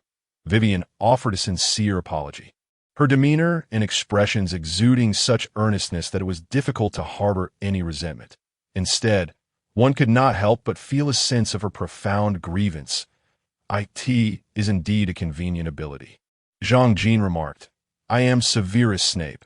It is an honor to meet you, the legendary lake nymph and guardian of the sacred land." Lady Vivian, he chose not to delve further into the subject, introducing himself without mentioning Avalon or any utopian names. The name Avalon was but a relic of past legends, only mentioned in passing when he had spoken to Dumbledore, at which time he had not fully grasped the astonishment it provoked. He later learned that the name Avalon had never been mentioned in this realm, where only phrases such as Pure Land, Eternal Realm, or Blissful World were spoken of. Vivian sighed wistfully. "It has been a long time since I have heard such a title. I remember when this place was not a desolate ruin, when I was not its sole inhabitant. Indeed, it has been far too long." Her voice grew softer, imbued with a sense of nostalgia that resonated deeply. This solitary and melancholic beauty had spent countless days and nights within these ruins, and combined with her unique allure, the blend of innocence and seduction stirred something within Zhang Jin that was difficult to resist.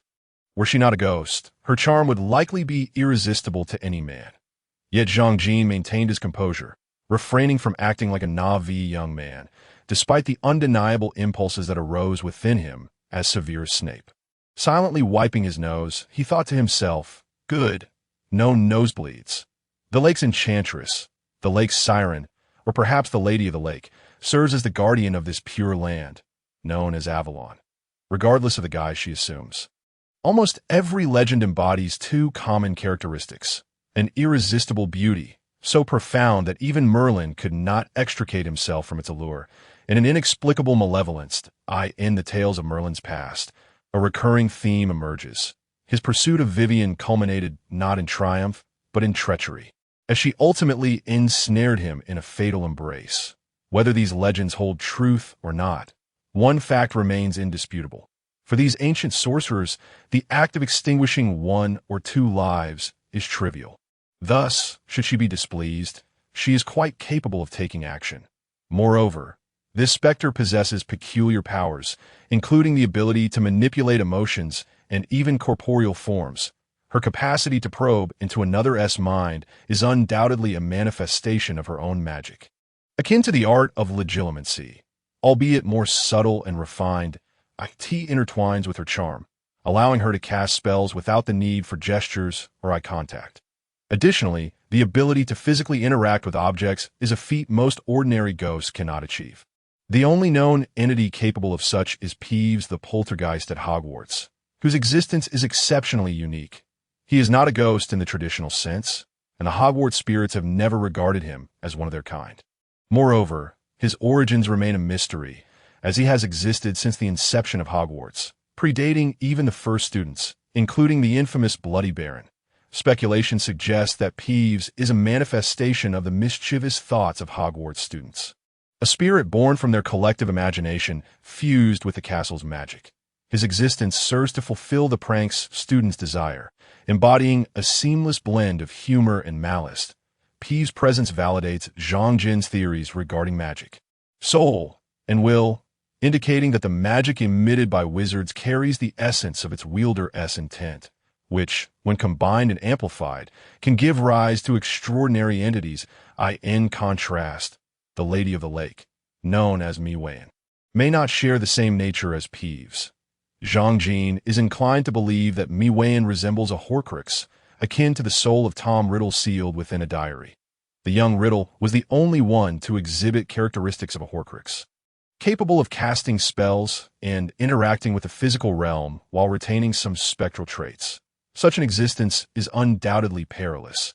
It remains unclear whether she seeks immortality or was compelled into this state, potentially leading to vastly different outcomes. Miwayan is oblivious to Zhang Jin's contemplations, mistakenly believing him to be captivated once more by her allure. However, this time she refrains from attempting legilimency again. Her first endeavor was an exploration, while the second would undoubtedly be a declaration of war. Neither party wishes to initiate hostilities without sufficient understanding. The wizards who can reach this island are undoubtedly exceptional, and those who can endure or protect it, even in death, warrant Zhang Jin's utmost caution. Miwayan's emotions fluctuate swiftly, leaving Zhang Jin uncertain of what is genuine and what is feigned. She continues, every wizard who ascends to this island is remarkable, often driven by their own aspirations, be it to resolve enigmas, seek immense power, or attain immortality. May I inquire as to your purpose here, Mr. Snape? Zhang Jin reflects momentarily before responding. I have come in pursuit of Merlin's footsteps. I discovered a tome that spoke of various legends surrounding him, the most renowned being his visit to this place, after which he became the greatest sorcerer of his time. Merlin, Miwayan sighs, as if the name evokes profound secrets. Indeed, he was the last wizard to visit this island and the only one to have done so twice. Following his departure, it transformed into a desolation, taking on its present form. Zhang Jin expresses surprise. The last, surely at least two other wizards must have visited afterward, one of whom still resides here and guided me to this place. Zhang Jin candidly brings up Dumbledore, hoping to ascertain whether he had indeed set foot on this island. I refer to those who have actually ascended this island, and I believe neither of the two you mentioned ever did, Miwayan replies with a smile. The closest to this place, after Merlin, was a wizard from a millennium ago, who reached the island's periphery but could not enter due to the absence of a token.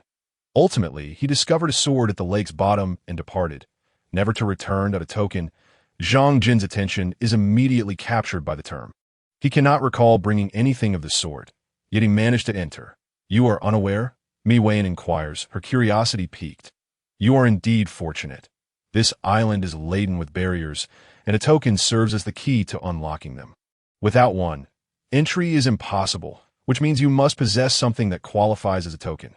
Could you elaborate? Zhang Jin's interest in the island's barriers deepens, as this knowledge could pertain to his potential exit. Every wizard who arrives here bears a unique token, yet one aspect remains constant. Each token is intrinsically linked to death. Miwayan continues. Do you see that temple? It was originally dedicated to the Grim Reaper, hence its designation as the Pure Land, the resting place for all living beings. The tokens brought forth were intended as offerings to the Grim Reaper, requiring his endorsement for entry that if one lacks such a token. It signifies that the Grim Reaper has chosen you as an offering. As she speaks, Miwayan casts a glance in Zhang Jin's direction, her eyes alight with a spark of intrigue, seemingly delighted by something. Her demeanor shifts from that of a frail, melancholic woman to a more youthful and vibrant spirit. I eagerly anticipate you joining me as a ghost. I've been solitary here for far too long.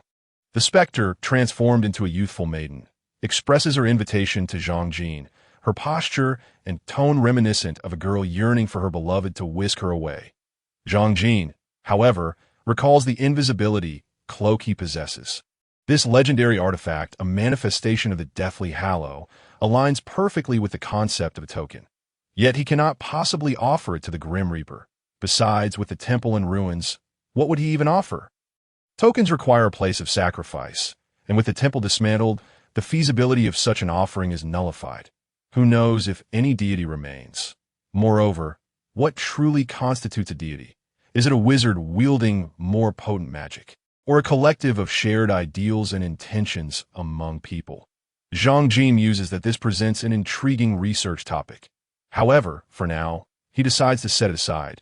To explore such matters, one must possess a keen sense of perception regarding intentions and the ability to eliminate external influences, requirements that necessitate formidable strength, which he presently lacks. Perceptive of Zhang Jin's slight discontent, Miwayan adds, however, some wizards have entered without presenting a token. Merlin, for instance, forced his way in on his second visit, and it was due to him that this place was nearly obliterated.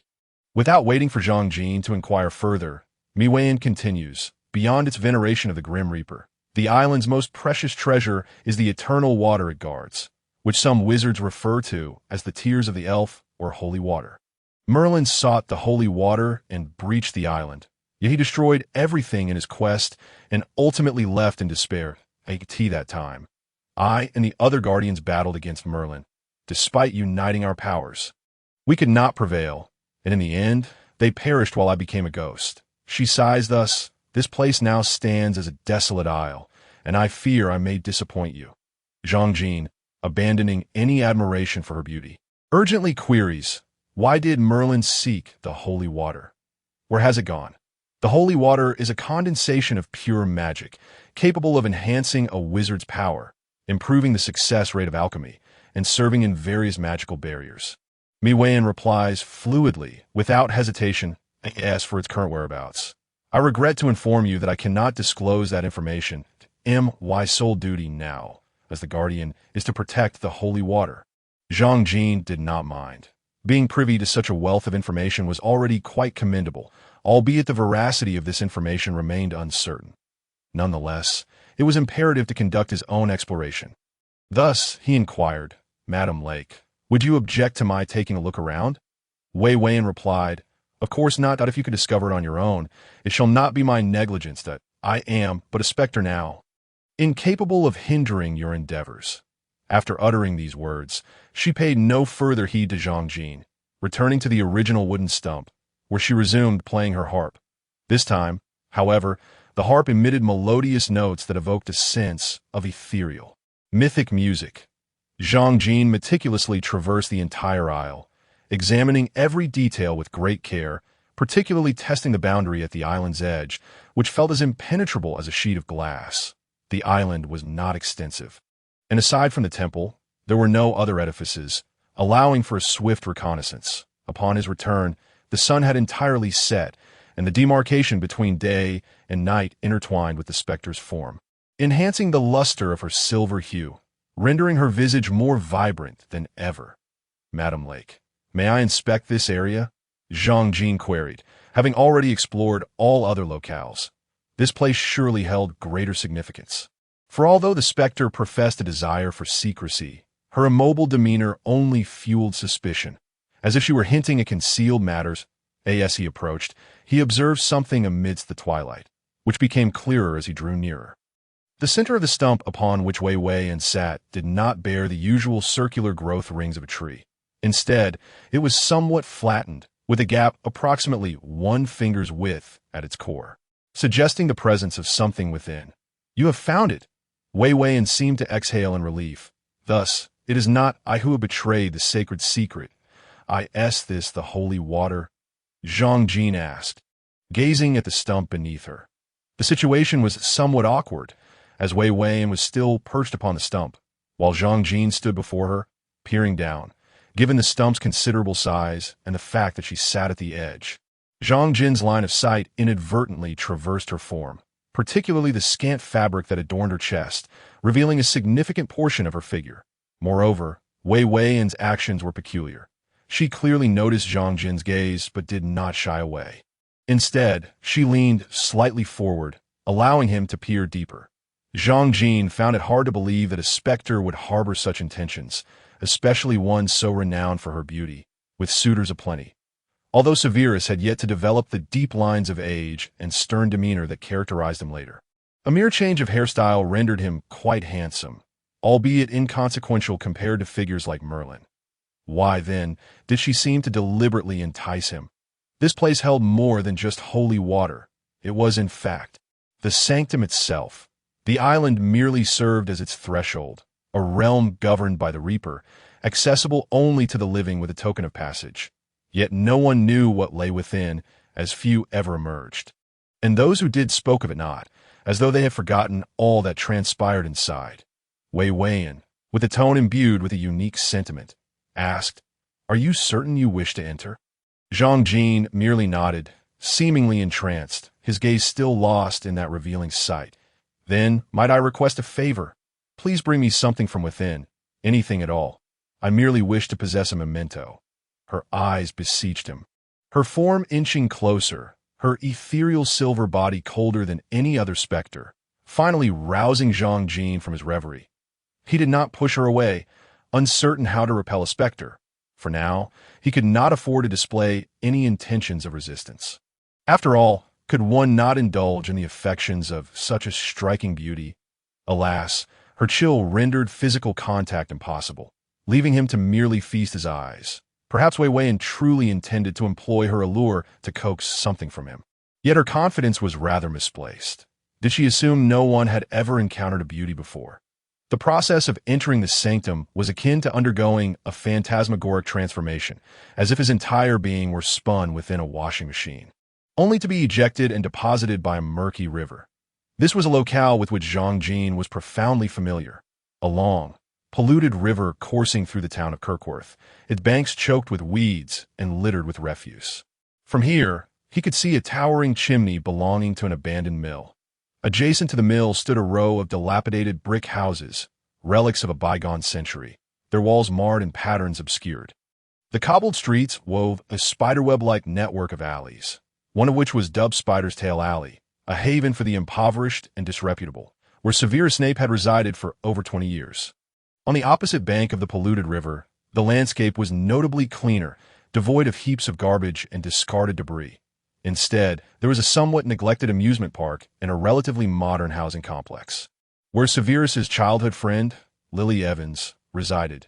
Severus had often spied on Lily and her sister Petunia from the thickets bordering the amusement park, where he discovered that Lily shared his wizarding heritage and where he first struck up a conversation with her. Before him flowed the very river where Severus and Lily had shared countless conversations, where he had imparted all he knew of magic, showcased his abilities, and expressed his youthful affections. It was here that they had clasped hands and enjoyed the innocence of childhood. Cherishing those precious moments, that a voice within Zhang Jin roared in yearning, as he envisioned two children seated cross-legged before one another, the girl wielding a twig as a wand, casting spells while the boy laughed. Never having known such joy, the roar intensified, as if it were breaking free from the confines of his being. The willows along the riverbank swayed gently, and the tree hollow where Severus once hid remained, awaiting its master. The air, tinged with a faintly acrid scent, began to dissipate, and silvery mists rose from the river's surface, mirroring the distant sky. Here, the nearby scenery was exceptionally clear, yet the far reaches remained shrouded in that ethereal fog, obscuring all beyond recognition. Amidst the rolling silver mist, two children emerged, making their way to the riverbank, where they sat cross-legged, exchanging laughter, dreaming of the future, and envisioning life at Hogwarts. Tears welled in Zhang Jin's eyes, for he comprehended the significance of this place. It was the most enigmatic realm of death within a magical world, or rather, a connection to the elusive illusions of the afterlife. It resided in the minds of every wizard, manifesting as the deepest memories or fantasies at the moment of their demise, ever shifting according to their imaginations. The scene before him belonged unmistakably to Severus, encompassing those voices and the two children who materialized, Severus Snape and Lily Evans, perhaps the final wish of Severus himself. However, Zhang Jin understood all too well what it meant to remain here. To linger was to embrace death. In the original work, Harry arrived here as a consequence of falling victim to Voldemort's killing curse, leading to the demise of the fragment of Voldemort's soul within him. However, as that soul lacked a complete and independent consciousness, what manifested was merely the inner world of Harry himself, specifically the illustrious platform 9 3/4 at King's Cross Station. Moreover, he encountered Dumbledore here, who elucidated the entire situation. On the other hand, Zhang Jin entered through the portal to the Pure Land. Thus it could be posited that the Pure Land is akin to a nebulous illusion. This notion is indeed quite reasonable, considering both the Pure Land and the nebulous illusion are referred to as realms of death. It could also be argued that one can only reach the true realm of death through the nebulous illusion. Yet, due to the uncertainty surrounding both realms, and the common assumption that the nebulous illusion is illusory while the Pure Land is a tangible reality, no one has linked the two together. Continuing along the cobblestone path of Spinner's End, the scene before Zhang Jin bore no significant difference from reality. However, when he contemplated manifesting other entities, there was no alteration in his surroundings, which further clarified to him that this illusion was not entirely under his control. What lay further ahead? Harry chose to return, thus remained oblivious to what lay beyond. But what if one were to move forward? Would it be death or something else? As he pressed onward, he soon reached the edge shrouded in silvery mist, and then passed through it. Upon reemergence, he found himself in an expanse of silver-white space, devoid of any objects, surrounded by an all-encompassing silver sky, a silver ground, and silver mist enveloping all sides. Then, a crisp knocking sound resonated, and from the mist ahead, a figure gradually emerged. It was a dashing middle-aged wizard, garbed in a silver-green robe, adorned with a pointed wizard's hat, wielding a staff half his height. The staff struck the ground, producing the clear sound Zhang Jin had heard. He gazed at Zhang Jin and said, "You have finally arrived. I have been awaiting your presence." Zhang Jin merely looked at him and inquired, "Who are you? Why are you waiting for me? Did you know I would come?" "I am Merlin. You should be familiar with me," the man continued. "That I once made a prophecy that foretold your arrival." Zhang Jin replied, "Isn't Merlin supposed to be long dead?" Merlin retorted, "Do you believe this is where you are?" Zhang Jin felt that this journey had not been in vain. Not only had he encountered the legendary Lady of the Lake, Vivian, but he had also met Merlin, renowned as the greatest of wizards. Yet, why was Merlin waiting for him? Was it akin to what is written in other novels, where every traversal has its purpose, and he was summoned by Merlin? Zhang Jin asked, "Why are you waiting for me?" "I am waiting for someone who can enter the nebulous illusion in physical form." The prophecy foretold that this individual would arrive at this moment. You must have met Vivian, for only through her entrance can one directly access this realm. Although I am uncertain of what she conveyed to you, I possess another account. Should you be interested in hearing it? It is a secret regarding the origins of magic. Previously, most wizards believed that magical power originated from the body, from bloodlines. However, with the advent of the Muggle-borns and the emergence of the Squib, this hypothesis was inevitably shattered. Consequently, a portion of wizards began to assert that magical power stemmed from nature, a divine gift. Listen to the greatest wizard narrate some arcane secrets of the magical world in such a silver-white space rendered Zhang Jin somewhat disoriented, akin to playing a role in a film. Although following the scripted narrative seemed appropriate, he could not shake the feeling of dissatisfaction. "Initially, I thought as you do, and due to my inherent prophetic abilities, it felt more like evidence of divine favor. Thus, I began to revere the deity who bestowed blessings upon me and yearned to find and serve him. Merlin continued to speak, while Zhang Jin listened intently, his chaotic thoughts not detracting from his focus. Such thoughts were likely common among all traversers. There always existed a yearning for autonomy over destiny, a disdain for any predetermined fate, as traversers persistently sought to alter the world, constantly striving. Thus, it was during my first visit to that fabled land, traversing mountains, soaring over dragons, and crossing rivers, that I encountered the temple of the deity and received divine favor. Oh, you know what I received? Merlin fixed his gaze upon Zhang Jin, uncertain if he had detected the flicker of other thoughts within him. Zhang Jin had not intended to respond, yet Merlin seemed to find solitary discourse rather dull. His expectant gaze at Zhang Jin was impossible to resist. A wand, perhaps? Zhang Jin ventured, unsure of the veracity of such legends. Yet since he had been asked, he decided to play along. Indeed, Merlin replied, gazing at Zhang Jin with surprise. You are indeed the one I have awaited. Although, to be precise, it was not a wand, but a strand of pure magical energy, a thread formed from condensed magic which I later crafted into a wand. Merlin raised his head, seemingly lost in reminiscence, before continuing. However, when others inquired, I told them it was a strand of hair from the Lady of the Lake. Consequently, wizards began to popularize the crafting of wands from various hairs, and the results were rather impressive, something I had not anticipated. With that, Merlin paused for a moment before adding, it was this magical energy that allowed me to perceive the essence of magic, greatly enhancing my own powers, yet the deity I once revered vanished. What did you discover? Zhang Jin inquired, clearly aware that without other revelations, matters would not have unfolded in this manner. So you too harbor this suspicion. Merlin's gaze intensified upon Zhang Jie. I do not feel compelled to deny it. I shall not force you to divulge anything. Zhang Jin had indeed considered refuting the notion. His speculations were largely derived from his past experiences and the depictions found in online novels. While they seemed plausible, they remained mere conjectures. Merlin had no intention of extracting information from Zhang Jin. He continued, I discerned that strand of magic gradually aligned with my own, to the extent that if I wished, I could absorb it entirely. Even now, today as he spoke, Merlin raised his staff-like wand, affirming, I can ascertain that it would completely merge with my magical essence, becoming indistinguishable that it could resonate even more harmoniously with my magic than my original powers. It is akin to a primordial essence. Do you grasp the implications of this? It suggests that magical energy or magic itself may have originated from that small island. Furthermore, I also sense the distinctive qualities of magic. Each individual's magical essence is unique, possessing different traits, whereas the primordial magic lacks such characteristics. Over time, I discovered that these traits could be altered by my thoughts, ultimately designating this phenomenon as willpower.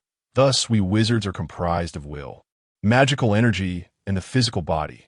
Will constitutes our consciousness, governing our every action, even enabling it to attach to the magical energy we emit, altering it according to our intentions. Magical energy is an indispensable force sustaining will. Any will must be housed within magical energy. Hence, every magical essence should inherently possess will. Yet, the magic from that place did not. You appear unfazed. Have you already surmised this? As Merlin shared his new findings, he finally noticed Zhang Jin's peculiar composure. Zhang Jin's tranquility was far from that of a wizard. Then I shall refrain from further elaboration. The crux of the matter is that I discovered remnants of will surrounding the environment. Even the magical energy bore traces of will. Moreover, intense will fused with magic could give rise to peculiar entities.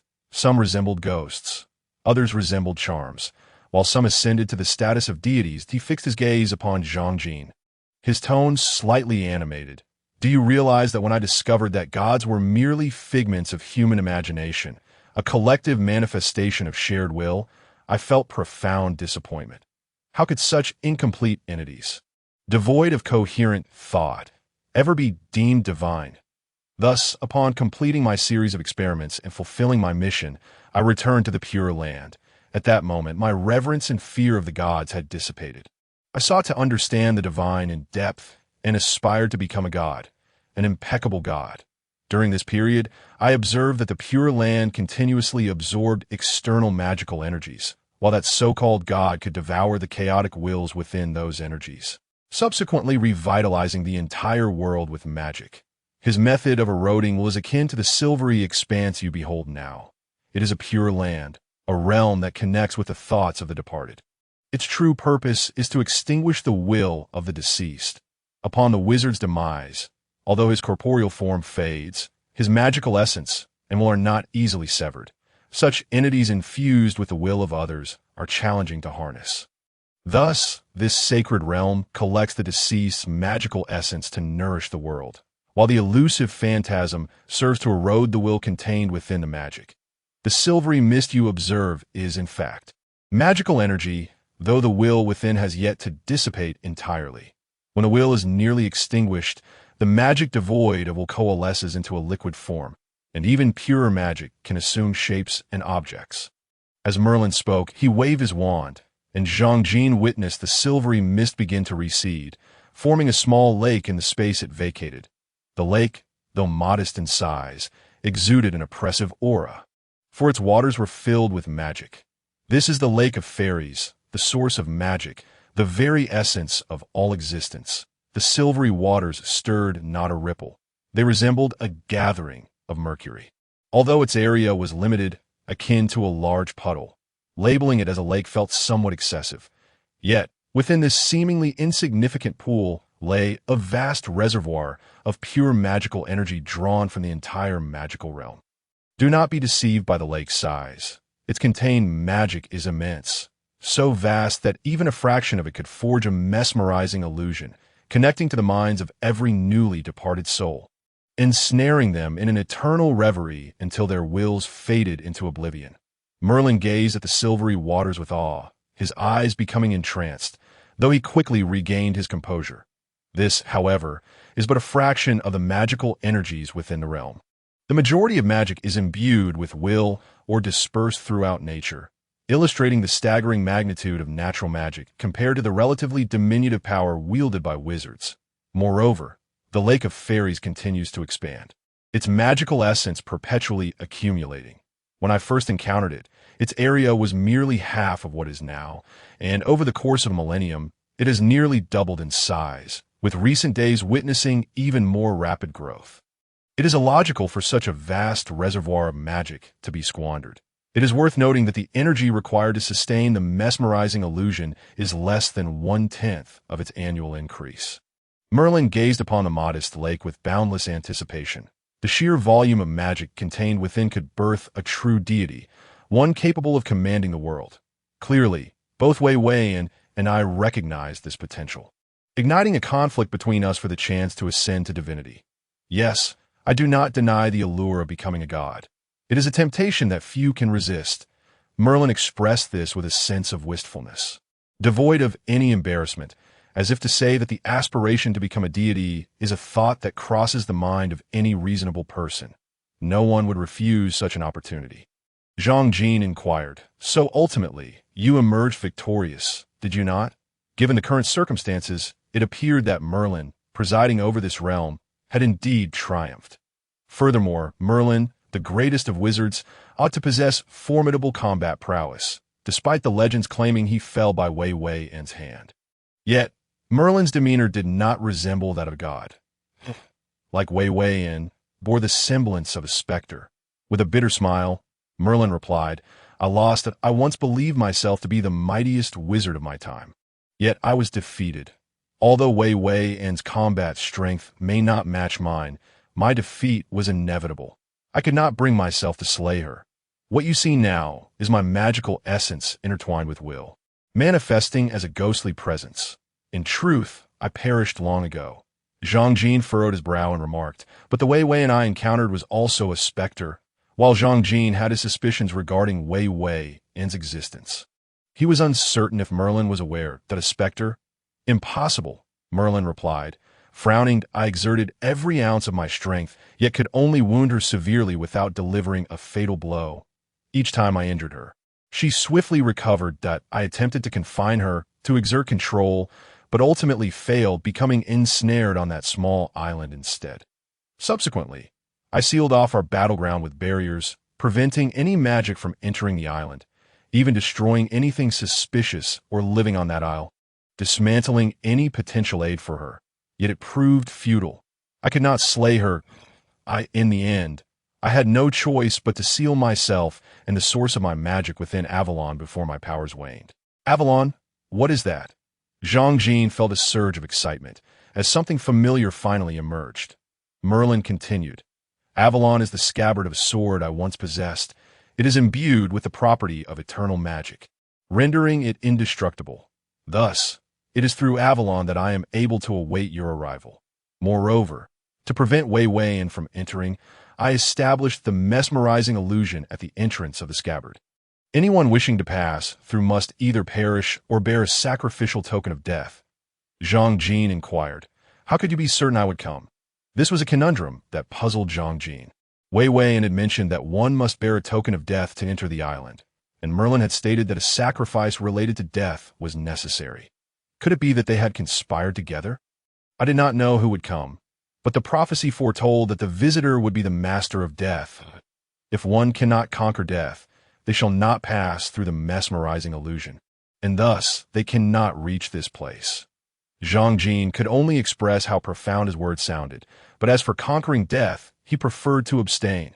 His ability to traverse the mesmerizing illusion likely stemmed from it being Severus's realm, implying that it was Severus who had perished, not Zhang Jin. Nevertheless, to describe such a fusion of souls after crossing over as conquering death seemed fitting, though the notion of conquering death was akin to Voldemort's title, which alluded to the very act of overcoming death. It was uncertain whether it had any connection to the invisibility cloak. Characterizing the cloak as capable of conquering death seemed reasonable. Then Zhang Jin pondered. Aren't you concerned that Wei Weiyan might come personally? Of course, Merlin replied with a smile. For one who has lived far too long, they either grow weary of existence and choose to embrace death, or they live recklessly, becoming ever more fearful of death. I believe Wei Weiyan belongs to the latter category. Thus, she would not dare to take the risk. Moreover, I do not believe she could navigate the mesmerizing illusion. Those who harbor desires, regrets, or greed seldom succeed. Zhang Jin continued. Wei Weiyan mentioned wanting me to bring something from here for her. What does she wish for me to deliver? Merlin chuckled. The only thing that can be taken from here is magic.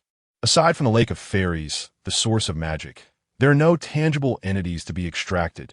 This suggested that Wei Weiyan's magic had not yet fully restored, indicating that her state was akin to that of a Horcrux, thus desiring magic to regain her strength. Yet, the most critical factor is not what you can bring back, but rather that you can escape. I suspect Wei Weiyan would surely target you. Once you are free, she will doubtlessly suspect you are carrying a token of death. For her, it will be a matter of either killing or letting go. There is no room for error. As Merlin spoke, he cast Zhang Jin a knowing glance, seemingly reveling in the situation. If this were the case, then Wei Weiyan was certainly not dead.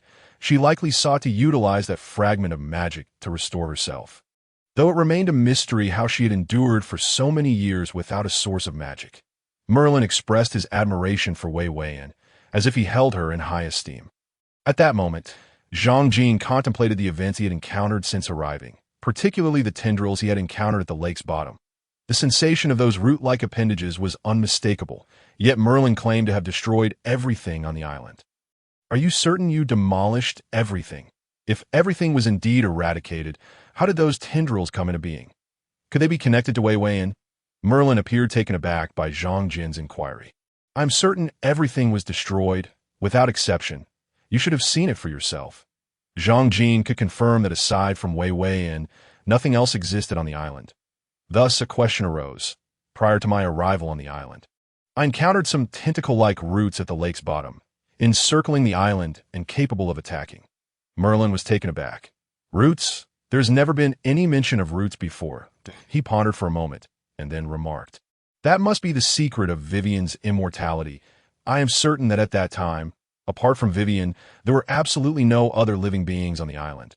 All creatures, whether animal or plant, struck by my curse would perish. Suddenly, Merlin realized something.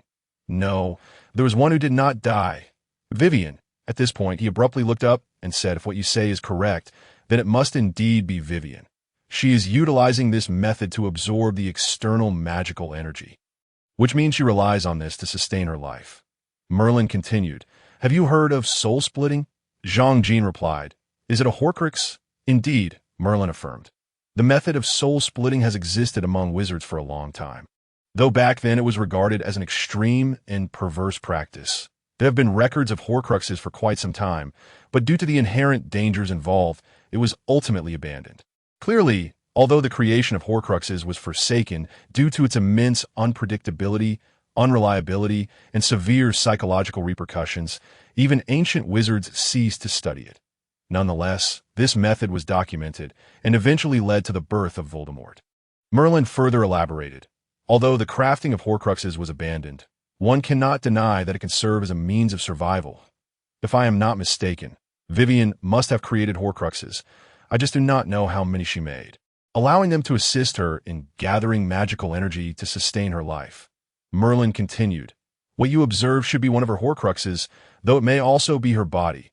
That apple tree itself is a magical plant, and its trunk harbors a substantial amount of magical energy, making it unsurprising that it could be occupied by Vivian."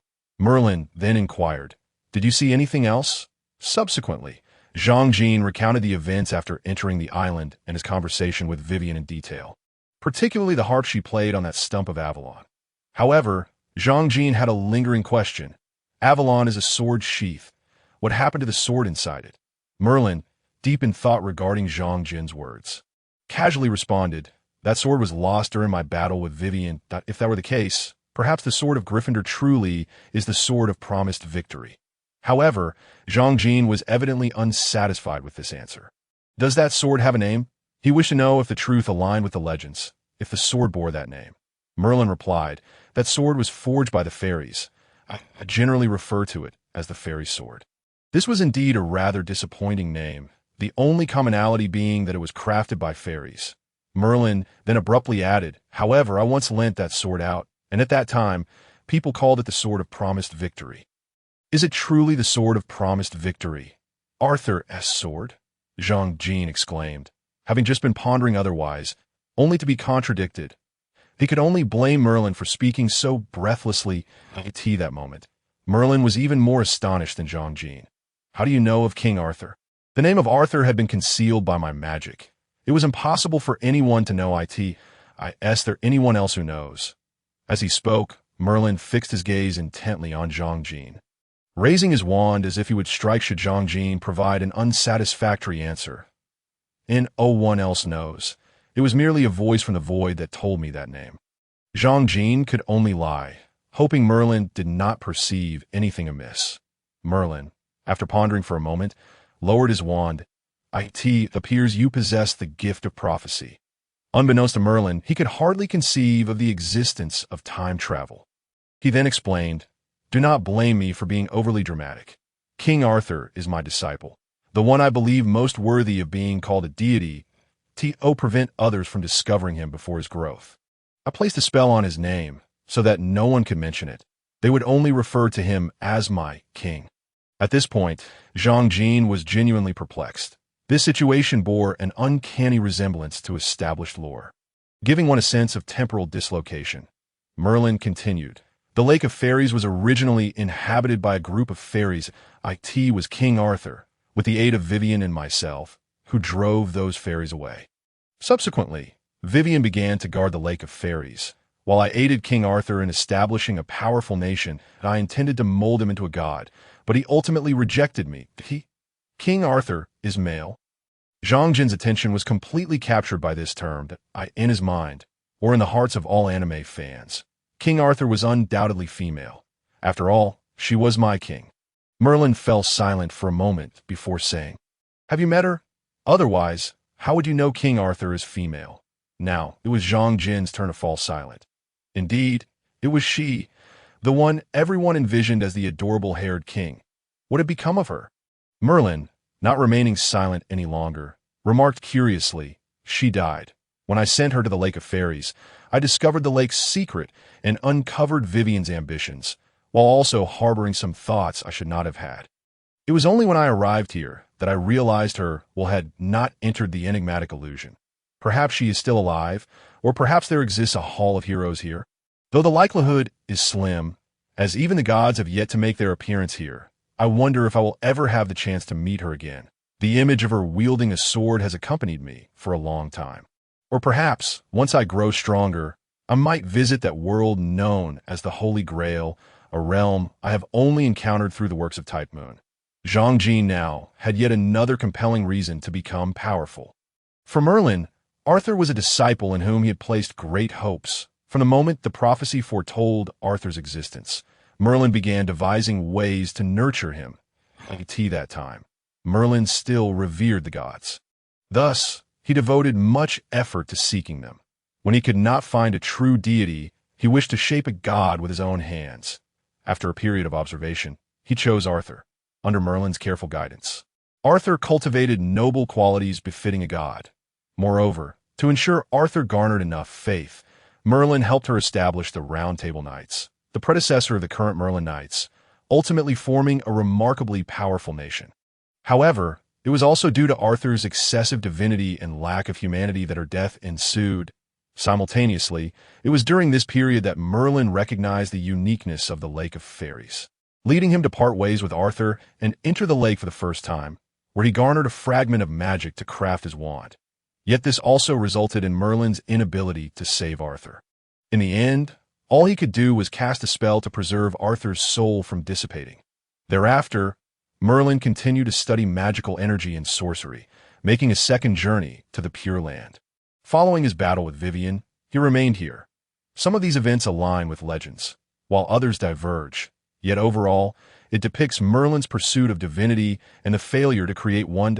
It remained unclear why Merlin chose to share such matters, as they seemed rather irrelevant to Zhang Jin. Merlin, having perceived Zhang Jin's confusion, then stated, "It is impossible to leave the Pure Land solely by your own power. Vivian is not so easily dealt with. If the routes you mentioned are indeed under her control, then venturing outside would undoubtedly lead to your demise." Zhang Jin could not deny this point. Although no confrontation had occurred, and Vivian appeared to be a powerless specter, her ability to command such numerous routes was already formidable. Coupled with the potential existence of Horcruxes, as long as those Horcruxes were not destroyed, she would be immortal. Moreover, Zhang Jin currently possessed no means to confine a specter. Should Vivian choose to hide, he would have no effective way to pursue her. However, upon hearing Merlin's words, Zhang Jin felt no fear or panic, for such scenarios had become too commonplace, so predictable that he could foresee the ensuing plot without even needing to think. Merlin then said, "I can assist you in leaving, but you must agree to one condition." Upon observation, it is evident that Merlin and Wei Wei belong to the same era, their strategies remarkably similar. One resorts to feigned vulnerability or seduction, while the other opts for direct exchanges. Zhang Jin, comparatively, holds a greater appreciation for the latter. After all, pretending to be pitiful, akin to a little cabbage, holds little sway over him. Modern individuals are largely familiar with such antics, particularly amplified by television portrayals that AS for seduction. Even now, Zhang Jin remains perplexed as to why Wei Wei would choose that route. She is undoubtedly beautiful, yet when confronted with a ghost, it seems improbable that any man could respond in a certain manner. It can only be said that Wei Wei is overly confident, assuming men are like Merlin, naive and inexperienced with the world and its beauties. Thus, even transformed into a ghost, she believes manipulating men should be effortless. Speaking of the female figures in the wizarding world, they appear to lack distinction. Perhaps a few are commendable, yet they evidently pale in comparison to Wei Wei. And however, does Zhang Jin not originate from another realm? With the internet at his disposal, he can easily access images of European and American beauties, varied and often bolder than Wei Wei, rendering her allure somewhat diminished. It remains uncertain what conditions Merlin has in mind. But as for stipulating terms, is that not a given? There has never been a free lunch in this world. If there is, it is likely poisoned. That I can assist you in leaving this place, even in defeating Wei Wei, but I hope you can help me locate King Arthur, Merlin stated earnestly, gazing intently at Zhang Jie. I asked it merely to defeat her. I had thought you would wish to eliminate her. Zhang Jin replied, noting that simply defeating Wei Wei seemed insufficient, if she harbored malicious intent. Complete annihilation would surely be the optimal solution, should she have indeed infused a portion of her soul into that tree. Even its roots would pose a formidable challenge. The tree's vitality is exceedingly robust, making it difficult for even me to vanquish her. Moreover, her roots have extended into the Pure Land, and should she decide to sever her own ties, I would be powerless to stop her. Zhang Jin, feeling somewhat bewildered, inquired, "Did you not destroy that tree previously?" To which Merlin responded, "I was able to slay it then because it was merely a tree, unresisting, lacking the capacity to wield magic in defense. The situation has changed. Should Wei Wei gain full control over the roots, she could summon sufficient magical power to counter my spells. This effectively means she could command the entire island, as the roots of that apple tree are pervasive throughout." "All right then, how do you intend for me to find King Arthur?" Zhang Jin queried. "And why do you seek her?" Merlin's explanation illuminated the circumstances surrounding King Arthur. She was presumed dead, yet due to Merlin's magical protection, her will persisted. Her soul remained, though its whereabouts were unknown. Thus, King Arthur's essence was not lost within the illusory realm, which is why Merlin had been unable to locate her. Presently, the immense magical energy Merlin has discovered could potentially elevate King Arthur to the status of a deity, provided her will can harness such power. Another question arose. Why do you not control this power yourself? Surely, you have considered becoming a deity? Merlin offered a wry smile, replying, "I have indeed contemplated this, and I have attempted it long ago. Achieving my current extent is already the pinnacle of my capabilities. This is why, even in death, I can still reach out to you. It is the very reason I can assist you. However, the magic I command may amount to less than 1% of the total. Mastering it necessitates extraordinary willpower and a greater degree of rationality. Human frailty significantly undermines control, whereas King Arthur possesses unwavering resolve and virtually no human weaknesses. She resembles a natural-born deity, so the final question is, how shall I locate her?" Zhang Jin trusted that Merlin must have a plan. Otherwise, he would not have proposed such a condition. Beyond the illusory realm, there exists another entrance to the land of the deceased, the Door of Death, also known as the Sighing Gate, among other names. Merlin spoke while observing Zhang Jin. "From your expression, I can tell you are aware of ITM. Why prophecy indicates that you're the most likely individual to find her." Zhang Jin recognized the Death's Veil, a profoundly mysterious entity from the Harry Potter series, housed in the Department of Mysteries within the Ministry of Magic. It is a dilapidated stone door located in the Death Chamber. And in the original narrative, after Sirius Black, Harry Potter's godfather, perished, he fell into the Death's Veil, leaving no trace of his body behind, for no one has ever emerged from it, and its contents remain unknown. Only faint voices and sighs can be heard. Hence its alternative name, the Sighing Gate. The Death's Veil is not something to be trifled with, let alone an endeavor to locate someone within it. Even escaping is uncertain. Thus, Zhang Jin resolutely declined, stating, "This is not a condition I can fulfill." It is said that no one can emerge from the Death's Veil. Upon hearing Zhang Jin's refusal, Merlin merely furrowed his brow slightly before responding with a smile. "Though I do not know how to enter the Death's Veil or how to exit it, I believe you can achieve it." Zhang Jin retorted with a hint of sarcasm. "Is it because of the prophecy?" Severus Snape loathed when others mentioned prophecies, and the one concerning Voldemort had been the catalyst for his tragic life, akin to an upgrade from a tragedy to a farce. Zhang Jin shared a similar disdain for prophecies. If it pertains to Severus, does it not imply that fate is predetermined? For one who fancies themselves as having altered their destiny, such a notion would be utterly catastrophic. Conversely, if the prophecy relates to Severus's fate and cannot alter the original's destiny, then what is the purpose of his journey? It would be a humiliation for a time traveler. A time traveler is, after all, the finest mocker of fate.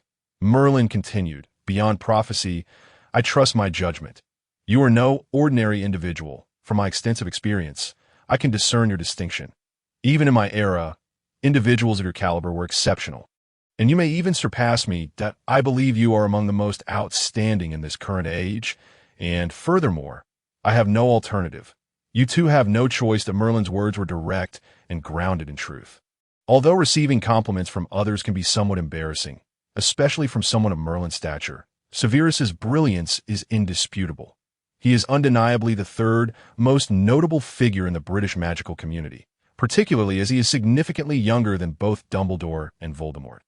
Moreover, Zhang Jin, who has merged with Severus's soul, surpasses the original Severus, as the amalgamation of two souls from disparate worlds not only enhances strength, but also broadens understanding. Even if Zhang Jin's modern knowledge has limited utility in the magical realm, his mind brims with innovative ideas, bolstered by the various influences of other web novels, resulting in a transformation of thought and approach that far exceeds the sum of two Severuses. For Merlin, he has awaited this individual for 15 centuries. Who knows how many more years he would need to wait for another opportunity, especially with Wei Wei and lurking outside? Thus, Merlin cannot afford to bide his time. The mere fact that Zhang Jin has arrived here attests to his exceptional nature. If he is unable to accomplish this, the next candidate may not fare any better. Zhang Jin, on the other hand, genuinely requires Merlin's guidance, not only to contend with Wei Wei and outside, despite having a few cards up his sleeve, but also because he cannot predict her hidden strategies. Playing it safe is a Slytherin trait. Furthermore, he has yet to resolve the matter of his wand. He has not forgotten that the primary purpose of his visit is to create a new wand, with all else being secondary. Fortunately, Merlin possesses the expertise in crafting a new wand. As for any additional gains, Zhang Jin is not one to turn his nose up at fortune. Thus, he would prefer to be inundated with treasures. Hence, Zhang Jin's refusal was merely a tactic to raise the stakes. It matters little what Merlin thinks. Even without your assistance, I believe I still have a chance to escape from here. Zhang Jin is certainly not indulging in idle boasts. After all, the month he spent preparing upon his return was not in vain. Were it not for the limited damage that Muggle firearms inflict upon wizards, he might even have had the confidence to eliminate Wei Wei. And although acquiring nuclear weapons is out of the question, procuring conventional explosives is entirely feasible. Just one would suffice to replicate a multitude, as such mundane items are, in the realm of magic, akin to duplicating a mere table. Consequently, Zhang Jin prepared enough explosives to blanket a small city. Yet regrettably, these were intended for use against a green dragon, and their effectiveness against a wizard is rather limited. Some may still believe that Muggle guns and artillery could pose a significant threat to wizards. Assuming that wizards are utterly outmatched, particularly in the realm of martial prowess, which they pride themselves on. However, Zhang Jin wishes to convey that as long as one exists in a world imbued with the extraordinary, forces like magic will forever remain the pinnacle of power, unless technology advances to a stage where it can interfere with magic. Regrettably, the current state of Muggle technology has yet to reach the level of developing a fifth-generation Iron Man suit. Muggle firearms can only inflict harm upon wizards in the context of surprise attacks, and even then, only if the injuries are fatal. Otherwise, a simple healing spell suffices.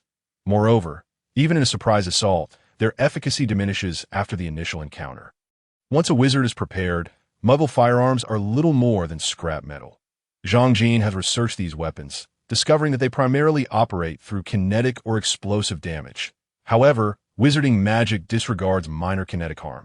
As long as a wizardess can make contact, that kinetic energy is negated, which means that every adult wizard can effortlessly emulate the dramatic scene from the Matrix of halting bullets in midair.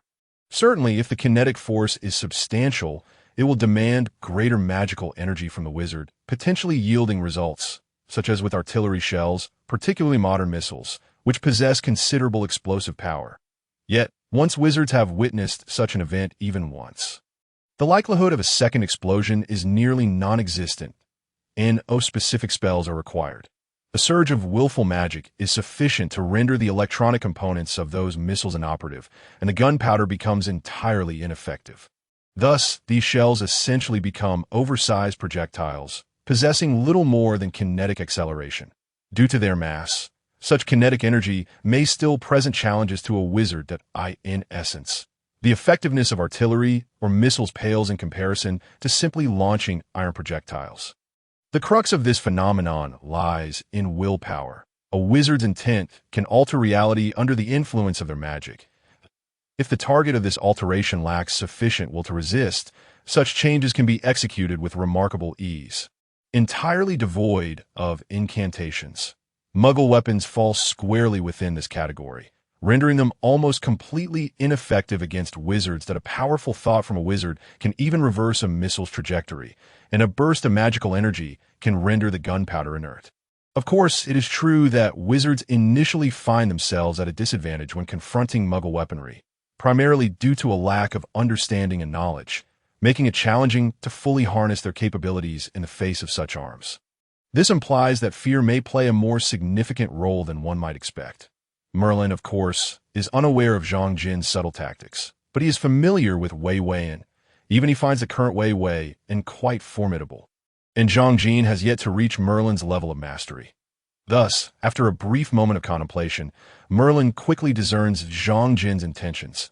After a moment's thought, Merlin states, "As long as you can assist me in locating King Arthur, I can agree to help you deal with Wei Weiyan and perform 3 additional tasks for you, provided they remain within my capabilities and do not contravene my principles."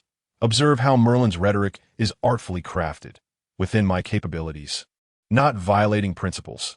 These are terms he defines himself, and as a master of magic, he possesses at least 100 ways to exploit such loopholes. Hence, upon hearing Merlin's promise, Zhang Jin merely scoffs in disdain, replying, "What precisely constitutes within your capabilities? What kinds of actions do not violate your principles?" Master Merlin, such ambiguous assurances hardly convey sincerity. Chuckling, Merlin responds, "This is simply due to the limitations of what I can accomplish.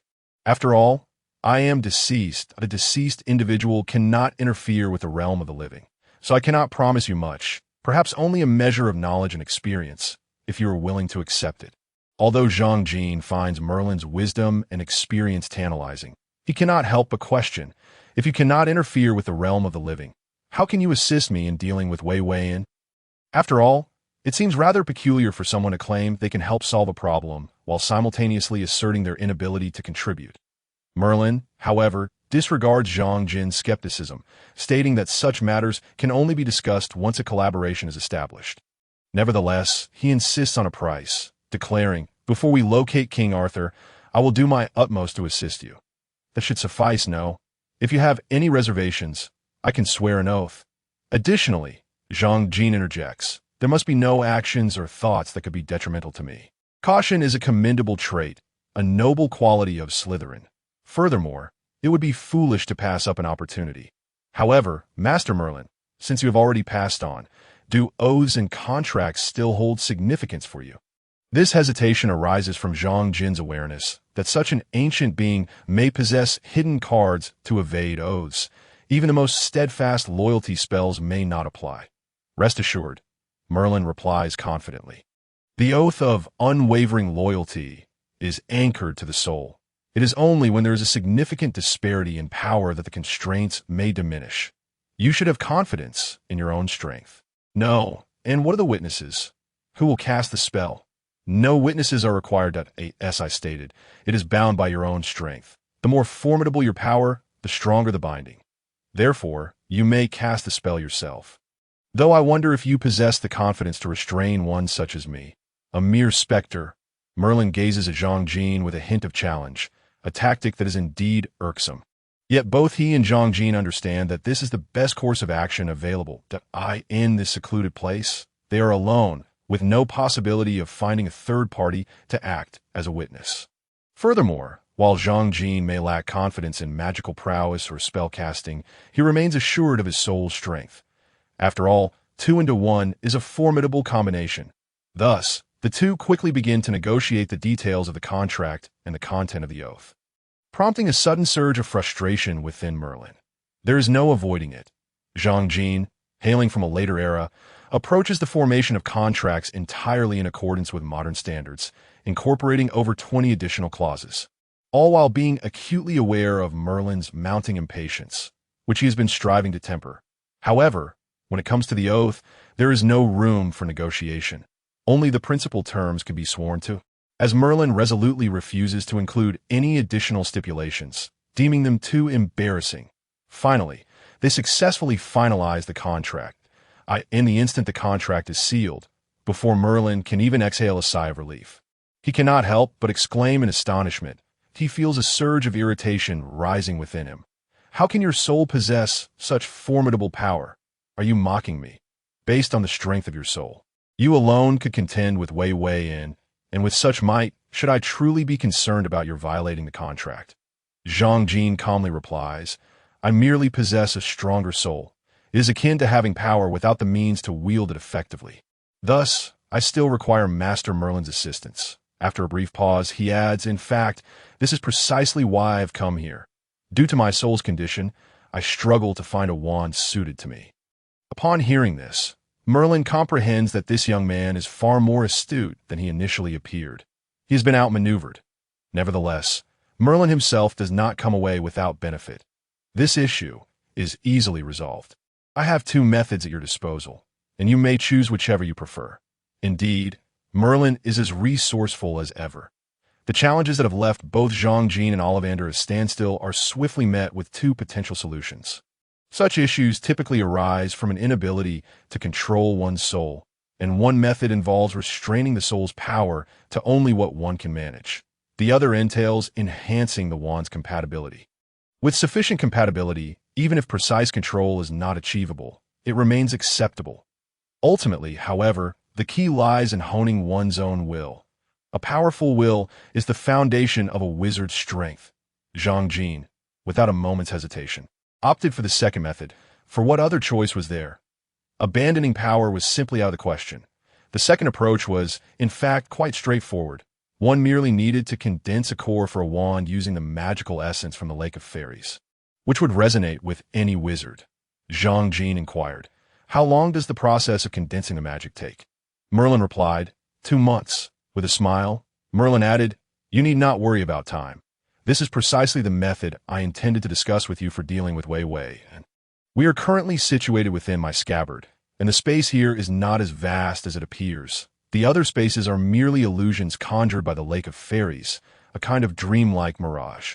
My scabbard, which is Avalon itself, is a unique magical artifact crafted from a branch of the apple tree outside, endowing it with remarkable healing properties. One could almost say that as long as there is magic, one cannot perish. Therefore, if you merge with Avalon immediately upon your exit, escaping will pose little challenge, and thereafter, you will have ample time to craft your wand.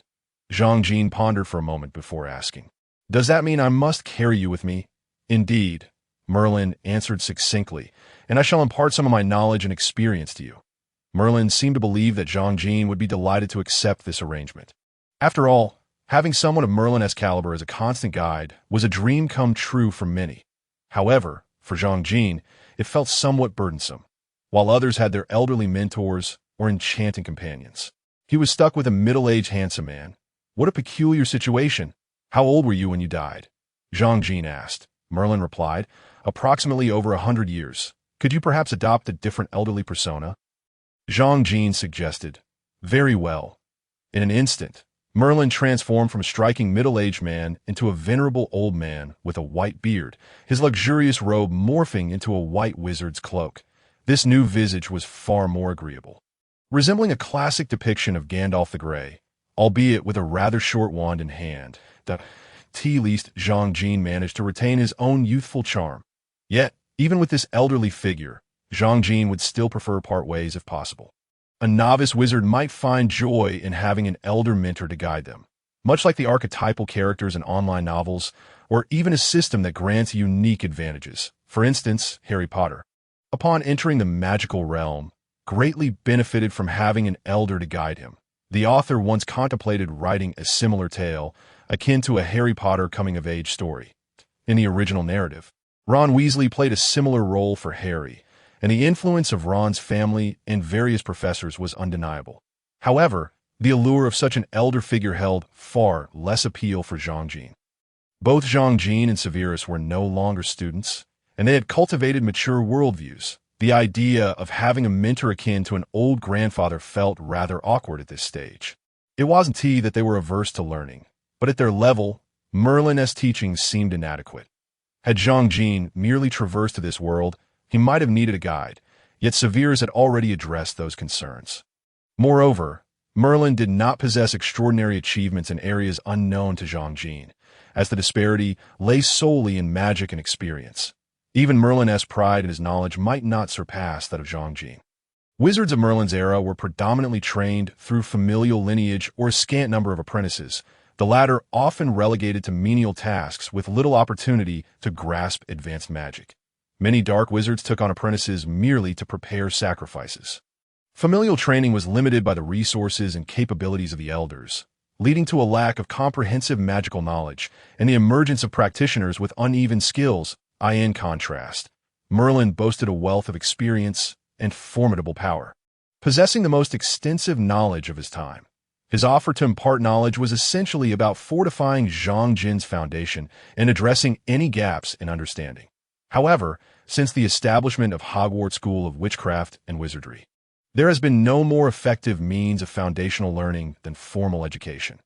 Hogwarts houses the most comprehensive library in the British magical community, leading even the oldest pure-blood families to abandon their traditional training methods in favor of sending their children to school, yielding far superior results. Currently, the last family clinging to this outdated approach was the Gaunt family, whose plight is well known.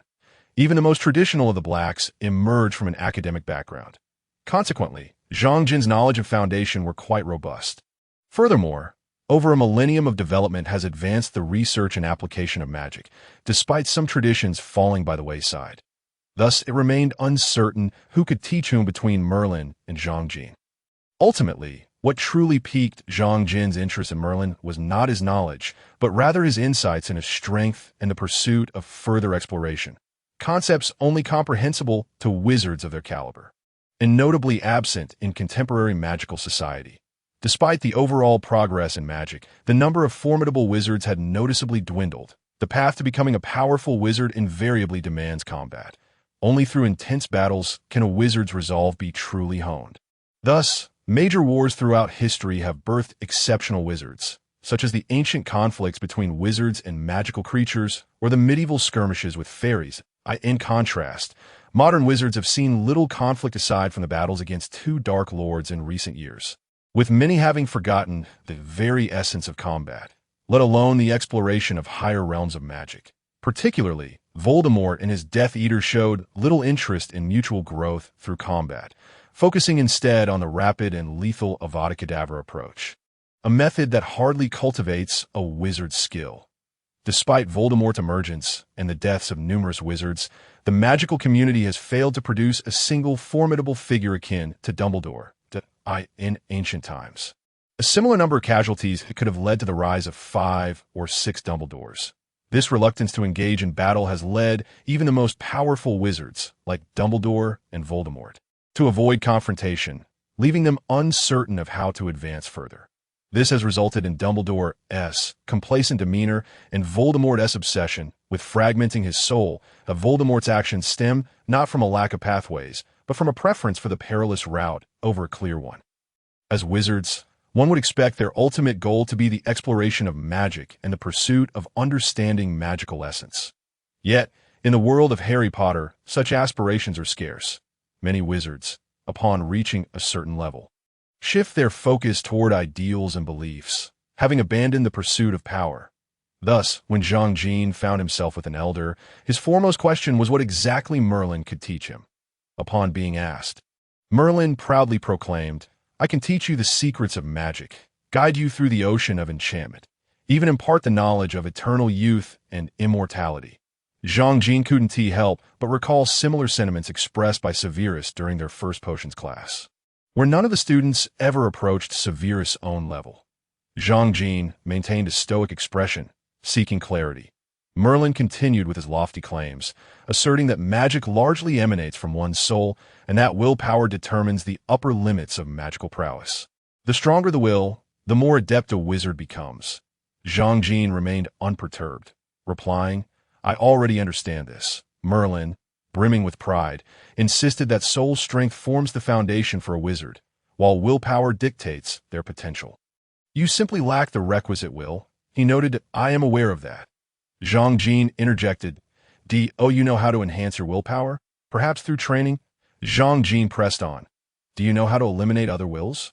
Malin, Zhang Jin, "Indeed, you are rather useless." Malin feels a wave of shame. Yet, Malin possesses some utility, such as advising Zhang Jin on how to merge with the scabbard, Avalon. Avalon, as a unique magical artifact, has a rather peculiar method of usage. It is not simply a matter of obtaining it and using it. Generally, once it is in hand, its healing properties will take effect, albeit subtly. However, holding it poses the risk of loss or theft, which is why it must be integrated into the body. This, in fact, relates to the fabled apple tree, which is no ordinary apple tree. It is said to bear golden apples. Indeed, it is the very one from myth.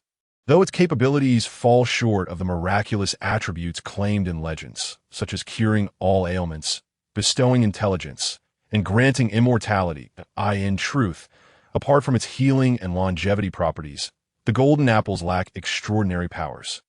However, it may not be entirely inaccurate to claim they cure all ailments, for the magic contained within them is imbued with formidable vitality.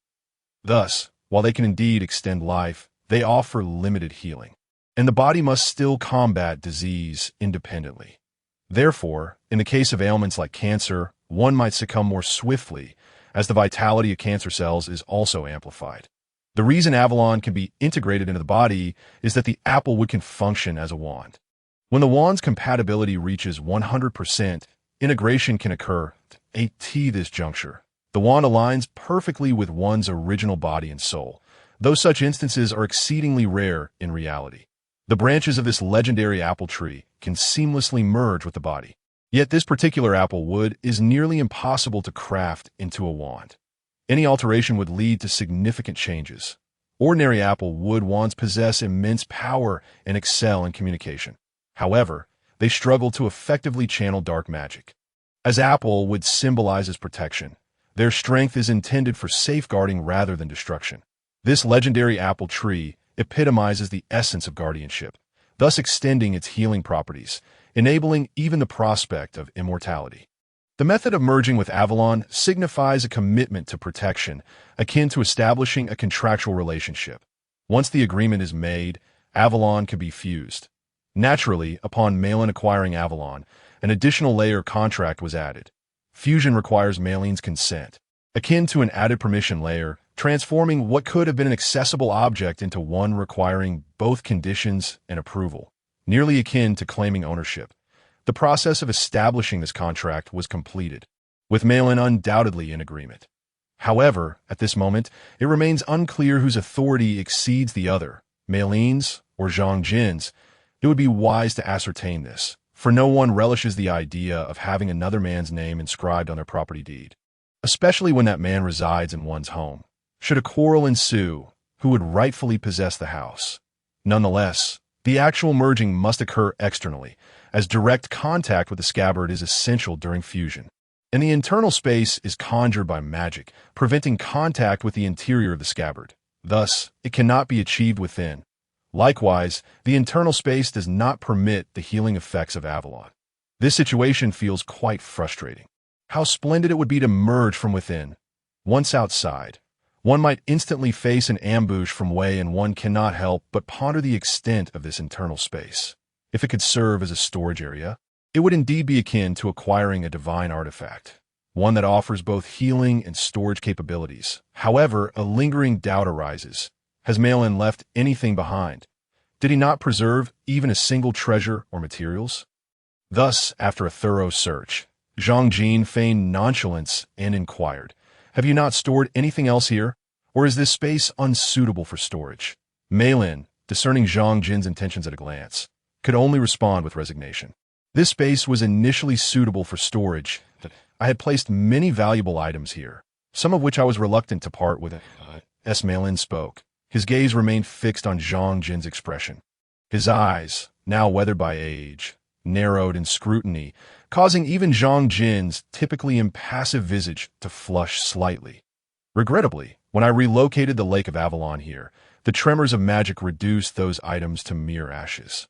Thus, nothing can be stored here now, as magical artifacts are prone to destruction in areas of dense magical energy. Upon hearing this, Zhang Jin could only mentally curse vehemently. That damned old man must have done this intentionally. Speaking incompletely, without any subtlety, enough of this nonsense. Hasten to send me out. Zhang Jin was utterly unwilling to engage in further conversation with this old fellow. Since becoming an old man, Malin seemed to have unwittingly adopted a lecherous and cunning demeanor. Immortal and unyielding, he resembled a rogue, akin to a certain bearded old headmaster at Hogwarts, whose name eludes me.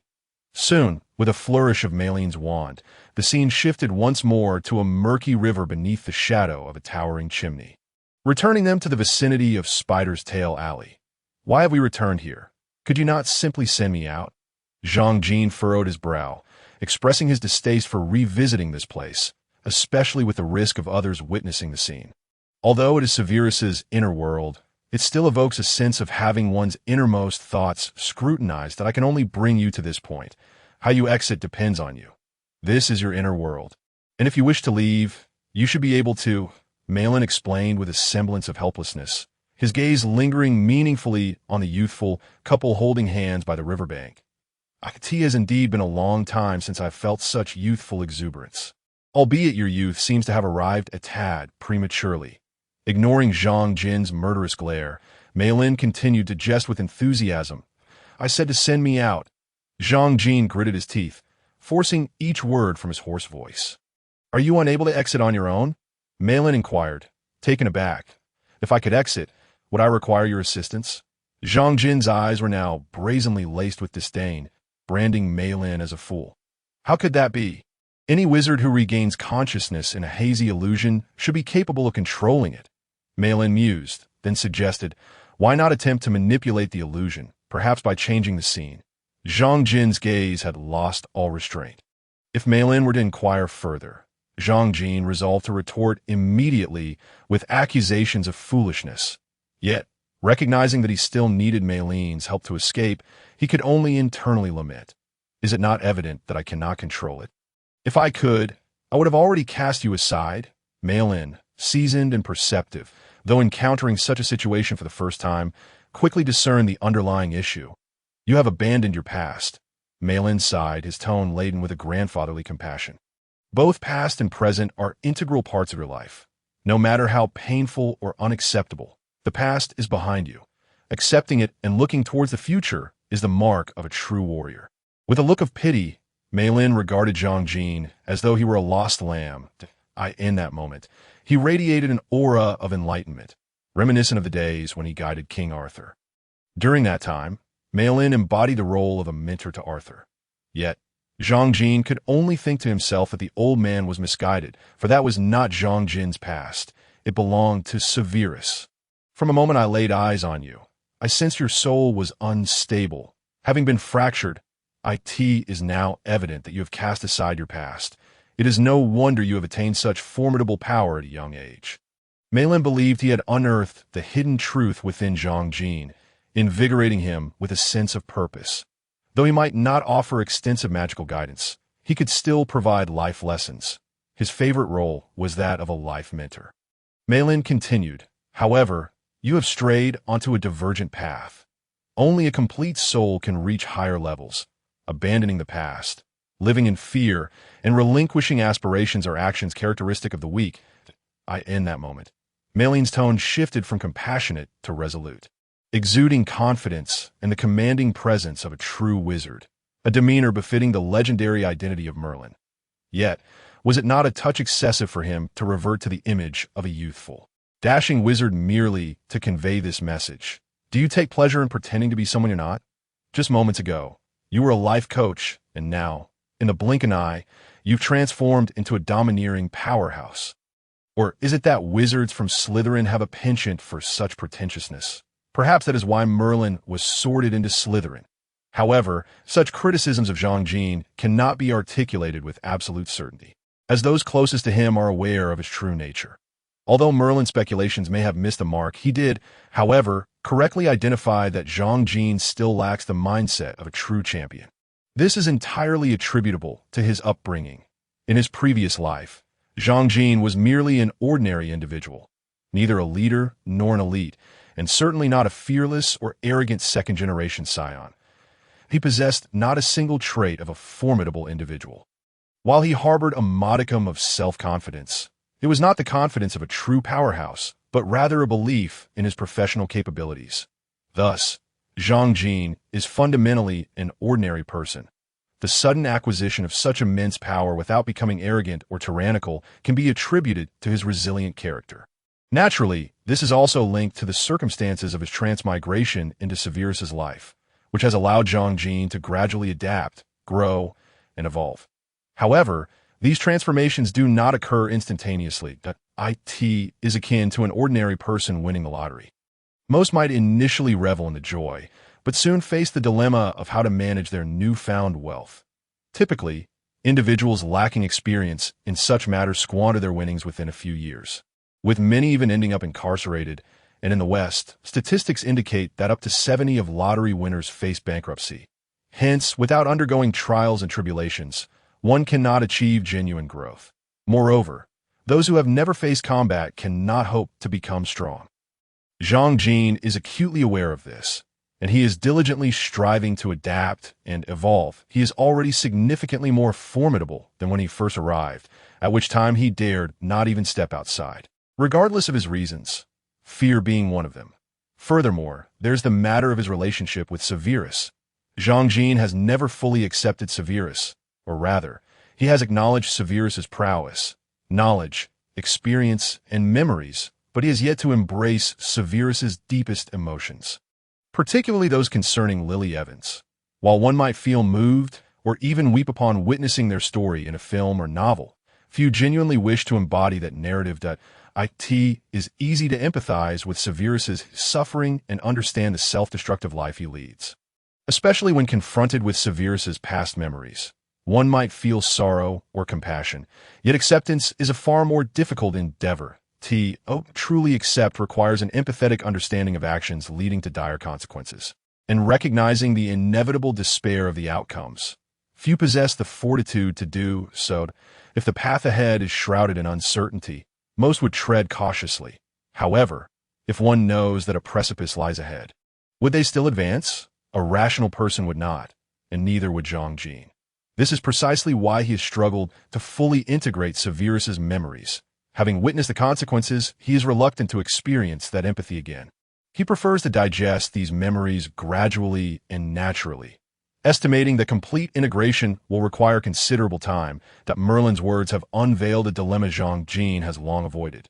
Now that he has become Severus, must he accept all aspects of Severus, both the good and the bad? Previously, he could retreat into a shell, indulging in self-deception, always hoping for a brighter future, lost in the potential glory that might arise.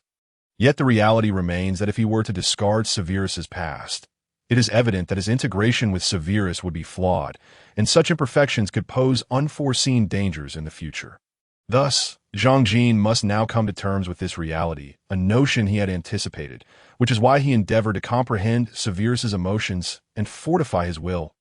Ultimately, Merlin's words have solidified Zhang Jin's resolve. Zhang Jin and Severus are now one and the same, and thus the emotional burdens Severus bore must also be shouldered by Zhang Jin. This is the moment to truly embrace responsibility. However, it is clear that even with Zhang Jin's newfound determination, the melding of their souls will not occur instantaneously. It will necessitate time. Nonetheless, leaving the nebulous illusion is now within reach. Zhang Jin has spotted Severus by the riverbank, rising to bid farewell to Lily Evans, his gaze lingering on her as she departs. Only after she has vanished from view does he turn, approaching Zhang Jin, ultimately merging into his being. Hello, Severus Snape. From this day forth, we are indeed one and the same. There will no longer be a need to remind myself of the distinction between Zhang Jin and Severus. Henceforth, this world will solely belong to Severus Snape. Consequently, farewell, Zhang Jin. As the youthful figure of Severus melds into him, the tempo of their soul's integration markedly accelerates, and it is likely that they will soon be indistinguishable from any ordinary soul.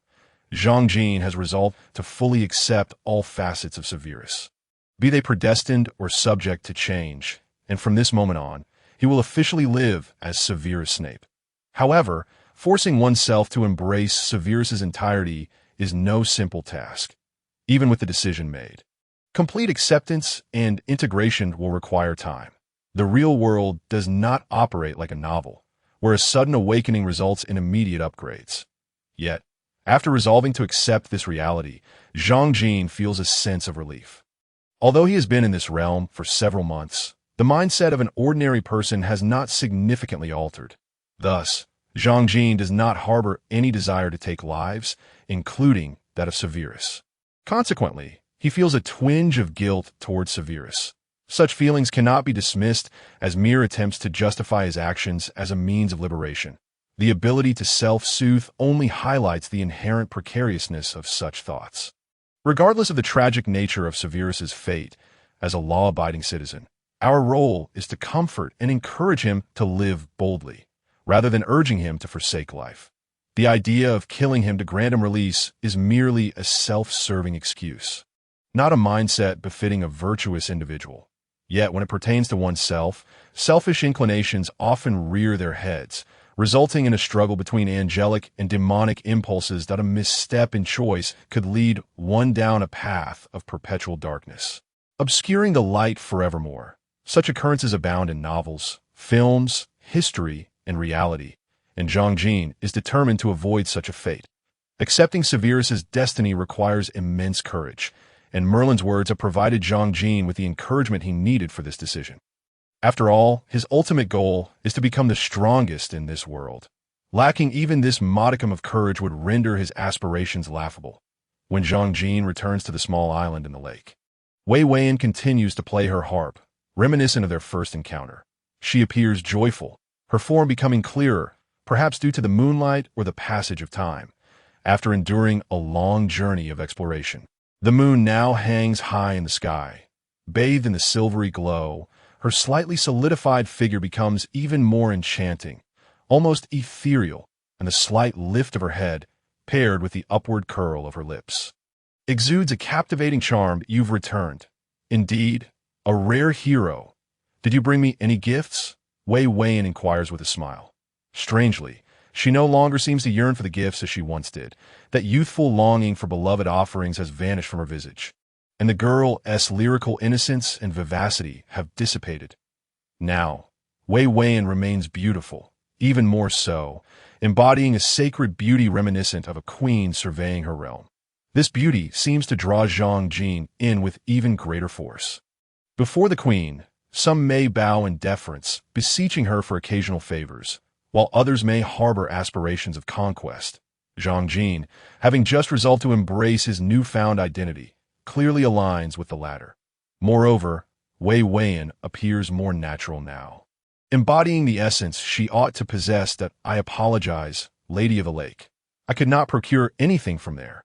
It was merely an illusion, Zhang Jin responds calmly, while he admires Wei Weian's present form. He is not so foolish as to become infatuated. I asked that so. Did you encounter anyone? Perhaps Merlin?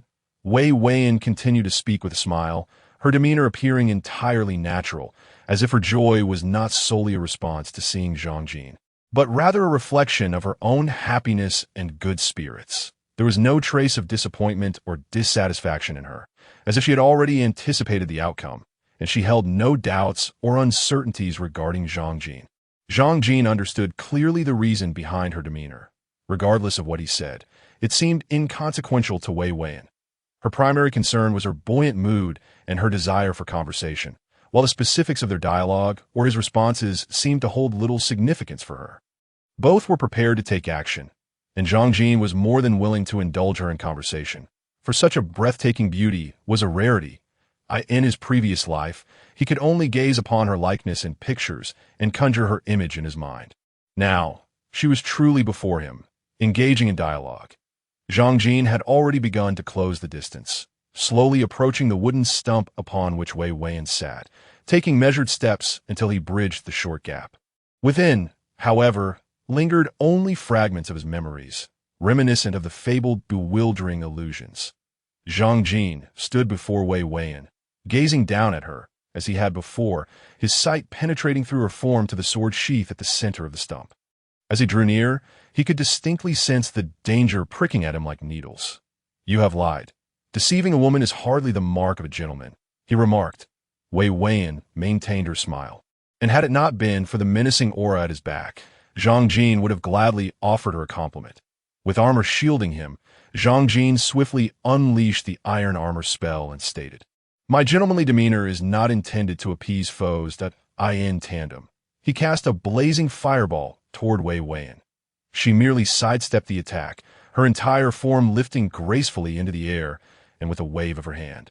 Dozens of tendrils shot forth from the earth. Behind Zhang Jin, numerous tendrils encircled him, some already reaching his front and colliding with his iron armor spell. Thanks to a prior fusion, Zhang Jin's control over magic had notably strengthened, and Wei Weiyan had deliberately weakened her attack power for the ambush. Thus, a few tendrils were insufficient to breach his iron armor.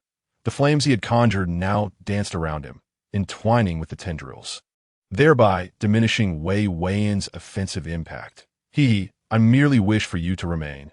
Should you agree, I shall refrain from striking," Wei Weiyan said with a smile, summoning an even greater number of tendrils, some ablaze, soaring through the air and disregarding the flames entwined with them. Zhang Jin, wary of the situation, recognized these were no ordinary roots. They possessed not only formidable strength, but also an apparent immunity to fire. A crescent blade of light, as radiant as the moon, emanated from Zhang Jin's wand, severing the surrounding tendrils in one sweeping motion. Seizing the opportunity, he pressed his hand upon the sheath of the sword at the stump's center. Wei Weiyan merely observed Zhang Jin's actions, conjuring more tendrils but refraining from preventing his contact with the sheath. "You have indeed encountered Merlin. Has that old man perished? Yet here I stand, alive." Wei Weiyan gazed at Zhang Jin, her body emanating a faint glow as the sheath gradually detached from the stump and merged with him. Her laughter erupted, loud and frenzied. "At last, I am resurrected, and Merlin can no longer hinder me." "Ha ha ha!" Vivian's manic laughter resonated differently.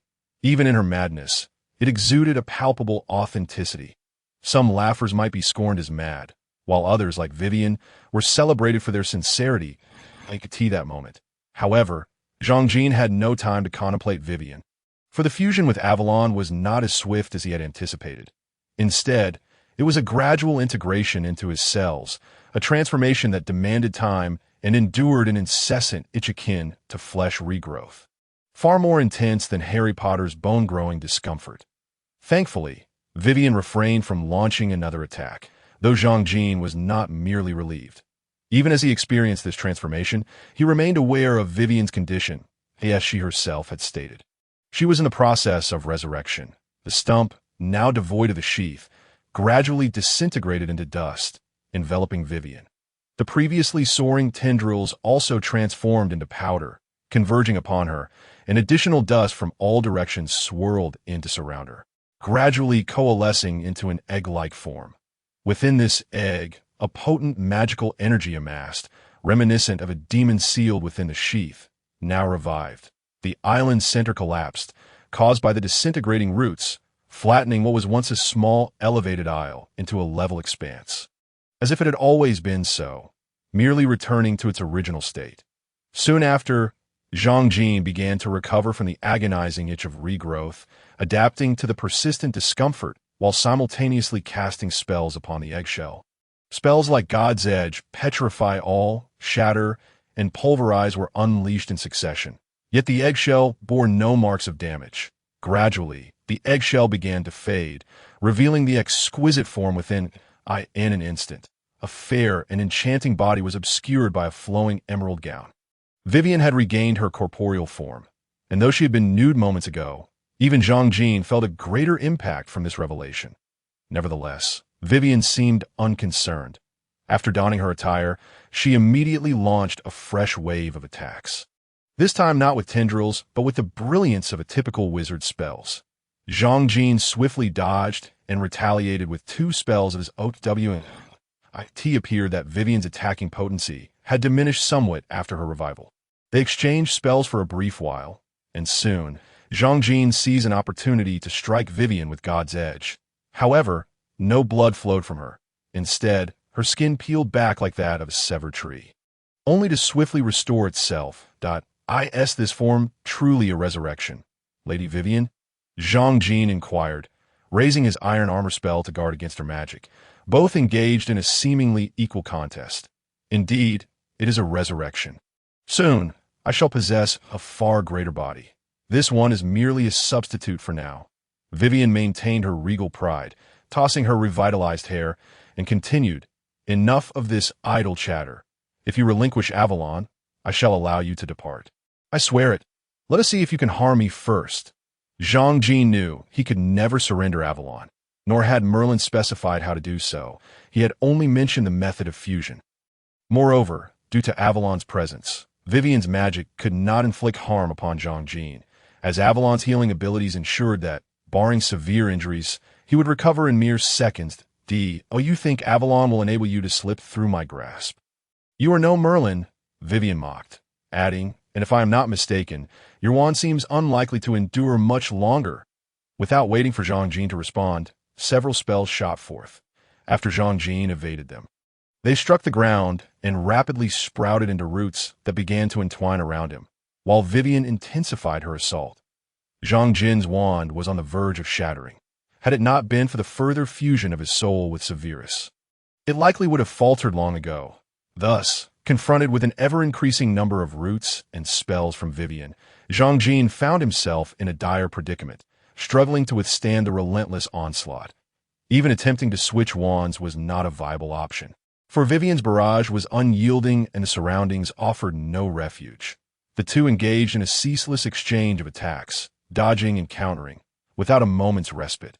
Finally, after unleashing a massive, wide-ranging spell, Zhang Jin's wand exploded, sending him flying and leaving him vulnerable to the encroaching roots that ensnared him. Vivian ceased her incantations and approached slowly, pressing her hand against Zhang Jin's chest, seemingly casting a spell. However, she soon recoiled, her expression darkening, and the two resumed their standoff. Indeed, Zhang Jin managed to extricate himself from the roots with relative ease, for he was a master potion maker. The roots that had once bound him had withered away, while Vivian's hands began to darken, indicating that the effects of a specially developed magic draining potion were taking hold. This potion was designed to consume the magical power of enemies, leaving a wizard powerless to fight. Particularly, given that Vivian was without her wand, her previous spells had been cast without one. Seizing the opportunity, Zhang Jin adhered to the ancient and sacred traditions of Eastern dueling, promptly firing a fierce flame with his backup wand. It became evident to him that ordinary magic was ineffectual against her, prompting him to experiment with dark magic instead. The results were promising. Although the specifics were unclear, the sound of Vivian's anguished cries was unmistakably terrible.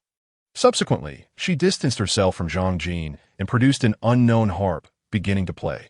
With the shifting melodies, more roots were summoned to advance toward Zhang Jin, intertwining to form various shapes. Such an assault disrupted Zhang Jin's rhythm, threatening to breach his defenses, forcing him to rely on Avalon for healing to mitigate the damage. Soon, two colossal figures materialized upon the island. One, a giant formed from the roots, and the other, a fiery serpent conjured by Zhang Jin. These titanic entities clashed upon the small island, the aftermath of their battle causing the land to tremble. Both combatants were nearly immortal, endowed with formidable magical power and comparable prowess, suggesting that unless one party exhausted their magic, the confrontation could persist for days on end. The duel between Zhang Jin and Vivian raged from midnight until noon, with each possessing their own advantages. Zhang Jin had Avalon to heal him, enabling rapid recovery from non-fatal injuries, while Vivian, too, seemed to possess a form of immortality. Although the specific mechanics were unclear, it appeared connected to her ability to resurrect using the roots. Albeit it did not constitute a complete revival. It merely provided her with a corporeal form.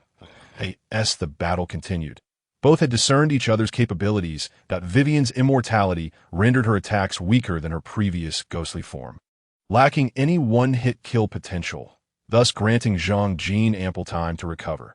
Conversely, while Zhang Jin's attacks were powerful, his frequency paled in comparison to Vivian's. However, his strikes inflicted considerable damage. Ultimately, neither could decisively overcome the other. In truth, it seemed Zhang Jin was at a disadvantage. From Vivian's performance, she appeared to have truly regained her physical form, yet her lack of a wand indicated a lapse in judgment. engaged in battle without a wand meant she relied solely on the harp, which, while enhancing her casting ability, could not compare to the efficacy of a wand. Vivian's fervent desire for revival had led her to overlook this critical aspect. Otherwise, she might have waited until securing Zhang Jin's capture or demise before attempting resurrection. As they unleashed yet another wave of attacks, the island quaked once more. Zhang Jin and Vivian, in a moment of unspoken understanding, one might wonder why Vivian prioritized resurrection despite diminished casting ability. She gracefully descended from the air with her harp, explaining, "Merlin sealed the entire island, forcing me to store my magic within the roots, and I was fortunate to gain control over them." Vivian elaborated on her circumstances without a hint of trepidation, seemingly delighted to share her experiences. "With the aid of Avalon's magic, I successfully halted the depletion of my power and even managed to augment it through the roots capture. However, I did not anticipate the surplus of magic, leading to my premature resurrection.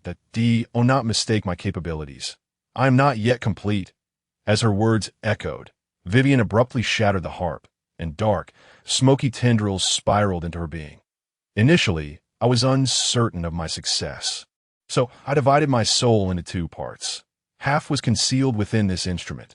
Now, I am whole, and I am at my strongest. Thus, perish." The very earth trembled with the surge of Vivian's magic, the island's barrier rippling with waves. As countless roots erupted from the soil, like trees uprooted in an instant, shrouding the sun and transforming day into night. The moment of her assault, Zhang Jin, having prepared in silence, raised his head and consumed a potion of fortifying elixir, followed by a sip of the magical water from the Lake of Fairies. Finally, he drank a concoction crafted by Severus, utilizing a vial of blood from the prince family. Its name inconsequential, merely a temporary title. Its effects uncertain, yet undeniably brimming with potent magic. The three potions coursed through him, creating an overwhelming sensation of fullness, a discomfort not merely physical, but one that resonated within his very soul, heightened by the effects of the fortifying elixir. Ignoring the sensations within, he roared to release the pain, channeling it into a shattering shield that fragmented all incoming roots into splinters.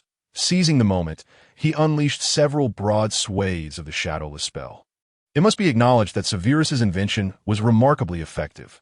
Merely amplifying the magical energy could enhance the attack's potency, allowing for concentrated strikes or broad-area assaults akin to arcane slashes.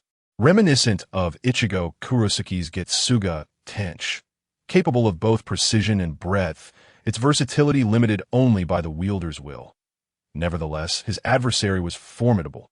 Despite the multitude of roots he severed, the sheer volume that enveloped the island was overwhelming. Do not waste your efforts. Unless you can obliterate the entire island, you cannot sever all these roots. This island is fundamentally a manifestation of the apple tree's roots, an entire tree in its own right. Vivian's voice emerged from the dense thicket, barely audible amidst the cacophony of roots slicing through the air and the grinding of branches. It's Zhang Jin's shadowless spell sword. The oncoming roots were cleaved with precision, yet they surged forward to fill the gaps left behind, forming an impenetrable wall. This scenario left Zhang Jin, even after consuming the fortifying elixir and making optimal choices, feeling utterly powerless. After a time of resistance, he found himself ensnared by countless roots, their sharp tendrils piercing his body, eliciting anguished cries. "You see, in the end, I have triumphed. Wouldn't surrendering early have spared you this suffering?" Vivian waved her hand, dispersing the remaining roots, and then manipulated the roots entwined around Zhang Jin, suspended her just above the ground. As she approached Zhang Jin, the only response she received was Zhang Jin's agonized screams, particularly harrowing, akin to the cries of a slaughtered pig. We must forgive Zhang Jin, for as an ordinary person in her past life, she had never experienced such pain. Although her will had strengthened significantly, she had yet to endure such a torturous assault. Indeed, it was merely pain. Vivian deliberately tormented her, controlling the roots within Zhang Jin's body to ensure that their rate of destruction was nearly equal to Avalon's rate of restoration, subjecting Zhang Jin to an unending torment of countless roots traversing her body. and due to the effects of the elixir, she could not even succumb to unconsciousness. Subsequently, Vivian snapped the wand from Zhang Jin's hand and reduced some of the roots, allowing Zhang Jin the ability to speak. How utterly pathetic you are! I have never encountered a sorceress as feeble as you. Can you not withstand such minor discomfort? Vivian remarked with a hint of amusement, observing as Zhang Jin's screams gradually transformed into gasps. Patiently waiting for her to recover, I once witnessed a sorcerer whose flesh gradually peeled away, yet he remained silent, as if unfazed. Another sorcerer watched in horror as his bones were slowly crushed, ultimately dying with wide eyes. In comparison, your performance utterly belies your magical prowess. Vivian reveled in her cruelty, delivering multifaceted, all-encompassing blows to Zhang Jin. Zhang Jin, still gasping, had no energy to respond, for the pain was simply overwhelming. It was no wonder her will faltered. After all, most of Zhang Jin's magical power was merely a windfall, if we were to quantify the magical power derived from the fusion of her soul with Severus. It would amount to around 100. Yet Zhang Jin's contribution was at most 20, with the remainder being Severus's achievement. Essentially, Zhang Jin was merely a supplementary entity. Of course, this does not diminish the significance of that supplementation. Without it, Severus would struggle to reach such a level, perhaps never surpassing 100 throughout his life. With Zhang Jin's presence, however, that threshold could be easily surpassed, thereby enhancing her role, albeit modestly, yet crucially, advancing from 100 feet to 101. Currently, she was expected to wield that advancement to maneuver the entire staff, which inevitably led to a sense of inadequacy. Even though she could proficiently utilize spells, the nuances of combat experience and subconscious choices were distinct, and her willpower perhaps revealed itself even more evidently. Severus's life experiences, even without the subsequent prophecy, were exceedingly arduous. Many viewers focus on the youthful Severus's striking features or his humiliation at the hands of the quartet of robbers, seldom noticing the ill-fitting clothing he wore when first encountering Lily, nor the derision cast upon him by his fellow Slytherins at that moment. Even his Slytherin classmates would mock him. Thus, Severus developed proficient skills in schoolyard combat, to the extent that no one dared to confront him alone. Later, it required all four of them to succeed, and eventually, they resorted to cunning tactics, while Severus was almost perpetually the target of bullying and ridicule. This was precisely why he fell prey to the allure of dark magic, ensnared in its traps, growing increasingly somber and dragging his oversized robe, earning the moniker Bat Prince. All of this contributed to the unyielding resilience of Severus's will. Aside from the faint glimmer of light within him, he could relinquish everything else. Absolutely everything. Vivian, of course, was oblivious to this narrative. She merely smiled and placed her hand upon Zhang Jin's chest, declaring, "I am but a spirit born from that very tree, now merely returned to the past. Had it not been for Merlin felling the tree and sealing away the magic, I would have long since been resurrected." Her expression reverted to the prideful demeanor she initially displayed, laced with a hint of mockery as she continued, "Neither you nor Merlin comprehend what you truly face. I am destined to become a deity, while Merlin foolishly seeks to usurp my divine power, an unforgivable transgression."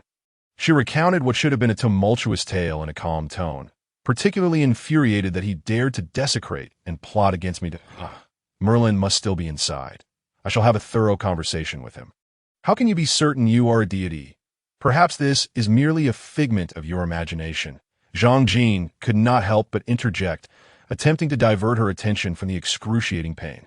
"You do not understand. The Lake of Fairies was co-created with me. What else could it be if not for me? I was merely too naive then, deceived by a follower like Merlin, to the point that I had to rely on his power to reclaim the Lake of Fairies. Well, we shall converse further shortly. There are more pressing matters at hand." Vivian felt she had spoken enough, interrupting Zhang Jin's impending question, and continued, "Avalon is also a part of the apple tree and retains its vitality. Utilizing it can rejuvenate me, so please, offer me Avalon." As Vivian's words fell, numerous roots sprouted from her hand pressed against Zhang Jin's chest, penetrating her body like true roots, siphoning the life force of Avalon that Zhang Jin had fused with. Zhang Jin forced a grimace, a smile twisted in agony. If Severus were to witness Zhang Jin's body performing such a disgraceful act, believe me, he would deeply regret having perished. You are aware of Avalon, so you must also know its capabilities. Who granted you the audacity to directly touch Avalon? Considering Vivian might not be familiar with Liang Jingru, it was prudent to refrain from elaborating further. Excessive words could jeopardize the situation. One must remember that villains perish through verbosity. Just as Vivian was momentarily distracted, she vanished, not voluntarily, but rather by being involuntarily transported into the enigmatic illusion. Merlin had mentioned that Vivian dared not enter the enigmatic illusion, possibly having experienced its might. However, Zhang Jin dared not wager, for Vivian had also fragmented her soul. Who knew what unexpected occurrences might arise? Should Vivian navigate the enigmatic illusion, one could only speculate on her actions within. With Vivian's disappearance, the roots she had summoned also evaporated, without a moment to reflect on her newfound lease on life. Zhang Jin promptly retrieved the explosive she had prepared, sufficient to blanket the entire peak of Snow Mountain. Although some had been lost during the battle, the remaining stock still covered the entire island with 3 layers. Draped in her invisibility cloak, Zhang Jin unleashed Vivian. The cloak, however, did not shield against attacks. Thus, after releasing Vivian, Zhang Jin swiftly exited the island's barrier. The entire process was remarkably smooth. She traversed the barrier without encountering a single obstacle, a fact Merlin had previously informed her of. The primary function of this barrier was to sever magical power. Any entity or formidable attack imbued with magic could not penetrate unless it was shattered. Yet, after enduring the combat between Merlin and Vivian, as well as the confrontation between Zhang Jin and Vivian, the barrier, while somewhat weakened, remained intact. Vivian, having just emerged from the enigmatic illusion, was evidently still disoriented by the events, her gaze falling upon the scattered boxes of explosives. These were unfamiliar to her, leading her to believe she was still trapped within the enigmatic illusion. Meanwhile, Zhang Jin, unable to witness the interior scene from outside, could only feel the entire island trembling violently, as Merlin's barrier shattered like a soap bubble. The explosion's force not only destroyed the barrier, but also generated a shockwave that dispersed the mist over the lake, revealing the seldom-seen crystal-clear waters of the lake atop Snow Mountain, unveiling the hidden island beneath. Upon Zhang Jin's return to the island, it had been once again truncated, exposing the roots coiled beneath the soil throughout the island. While the lake water had begun to surge back into the island, Vivian had transformed into a ghostly form once more, returning to her initial appearance. This time, she was likely a true specter. Yet to be cautious, she should be eradicated. Ignoring Vivian's fury and shrieks, such a hysterical woman was hardly endearing. Zhang Jin employed a maximum effort, wandless fiendfire spell to obliterate Vivian's lingering soul, leaving no remnants behind. The once magnificent fairy of the lake, perhaps the most beautiful sorceress in the wizarding world, or even a goddess, Vivian, thus disappeared. Zhang Jin's actions once again validated the adage that villains perish through excessive speech. Vivian's death seems quite unjust. Given her capabilities, had she reacted in time, even a double dose of explosives might not have been sufficient to claim her life. In essence, she was taken advantage of due to her ignorance of the situation. Caught in a moment of daze. Otherwise, even a simple binding with tree roots might have spared her. Had she conjured a shield, her survival would have been virtually assured. Yet tragically, it appears that she made no defensive moves whatsoever, possibly still lost in a bewildering illusion, or perhaps simply due to her lack of awareness. The explosion's force was undeniably formidable, shattering even Merlin's barrier, reducing the entire island to a basin, as if a spoon had scooped out a portion of ice cream from its center. In mere moments, a significant volume of water had already accumulated. However, it seems unlikely that it could fill completely, as Zhang Jin distinctly sensed the island rising slightly.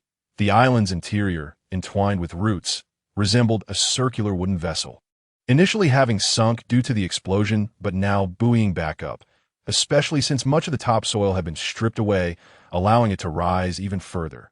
Yet, these developments were of little consequence to Zhang Jin.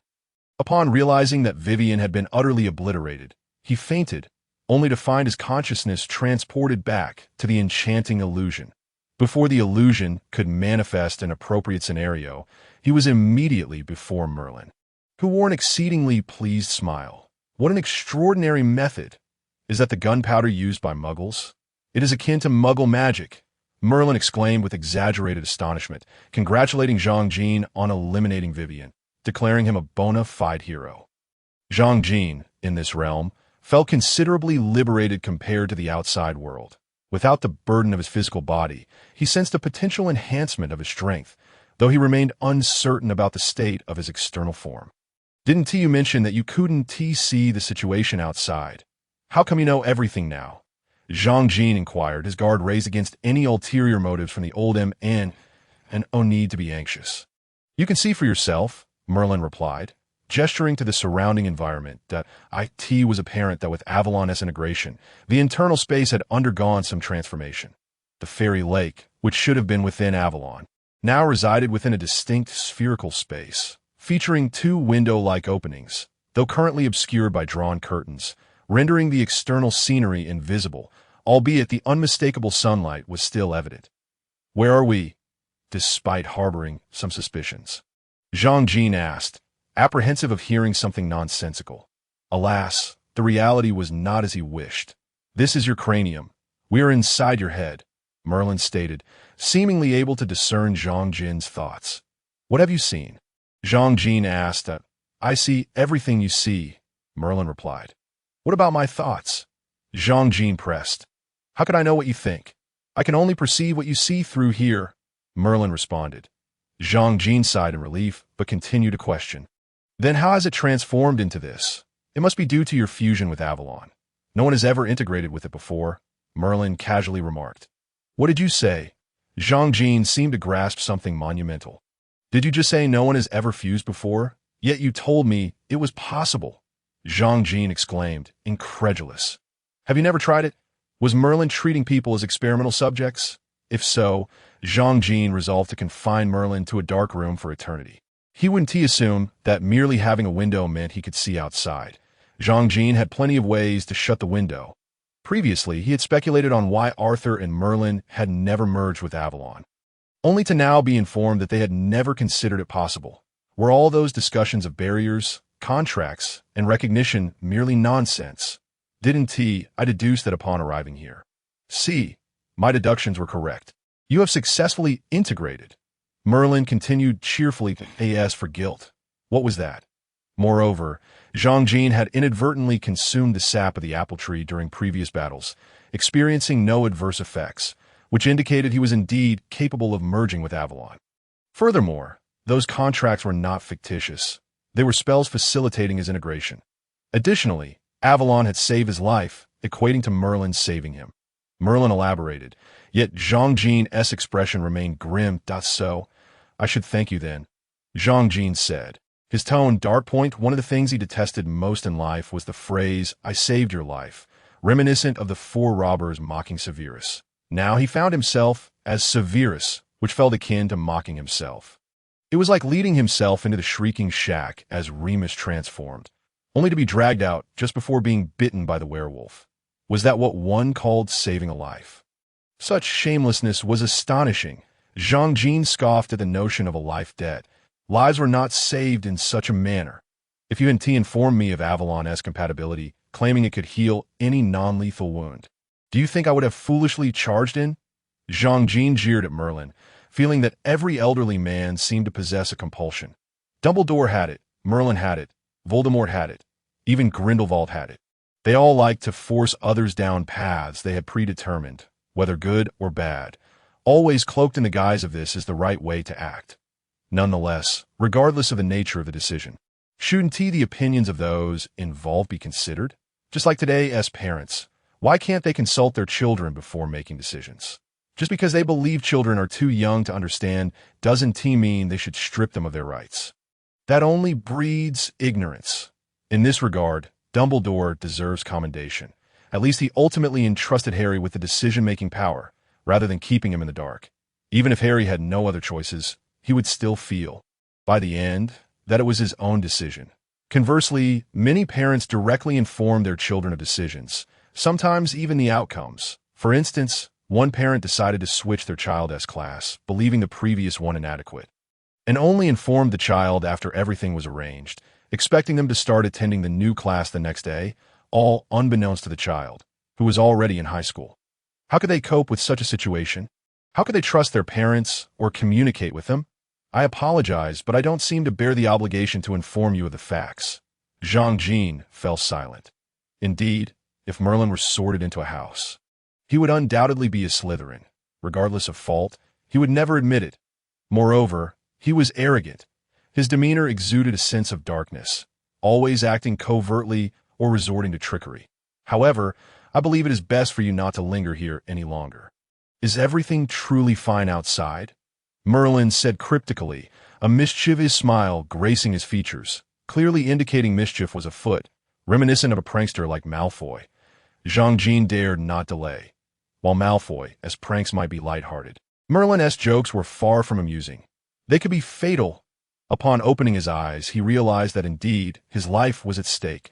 Zhang Jin now lay by the newly formed lake on the island. Surrounded by an audience, at least a dozen green dragons were aggressively observing him.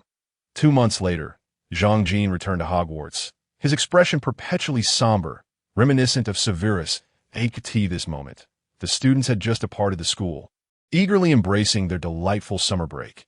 Upon entering the school, he first headed to the headmaster's office to report to Dumbledore, regardless of whether he wished to follow Dumbledore to the very end.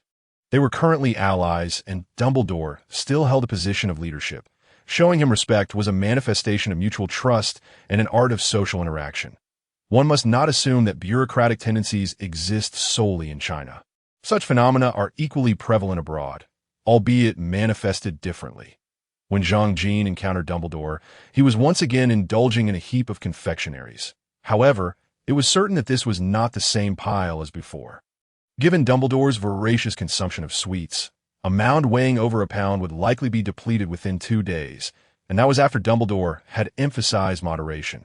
Had this fellow not met an untimely demise, he would undoubtedly have perished from his indulgence in sweets. Severus, you've returned. Would you like some? Dumbledore continued to peddle his little snacks, while Zhang Jin, of course, chose to ignore him. The fox perched on a shelf remained keenly focused on Zhang Jin. Generally, this bird would be asleep, yet every time Zhang Jin arrived, it was invigorated. Now, it was evidently excited by a new discovery, emitting a melodious chirp.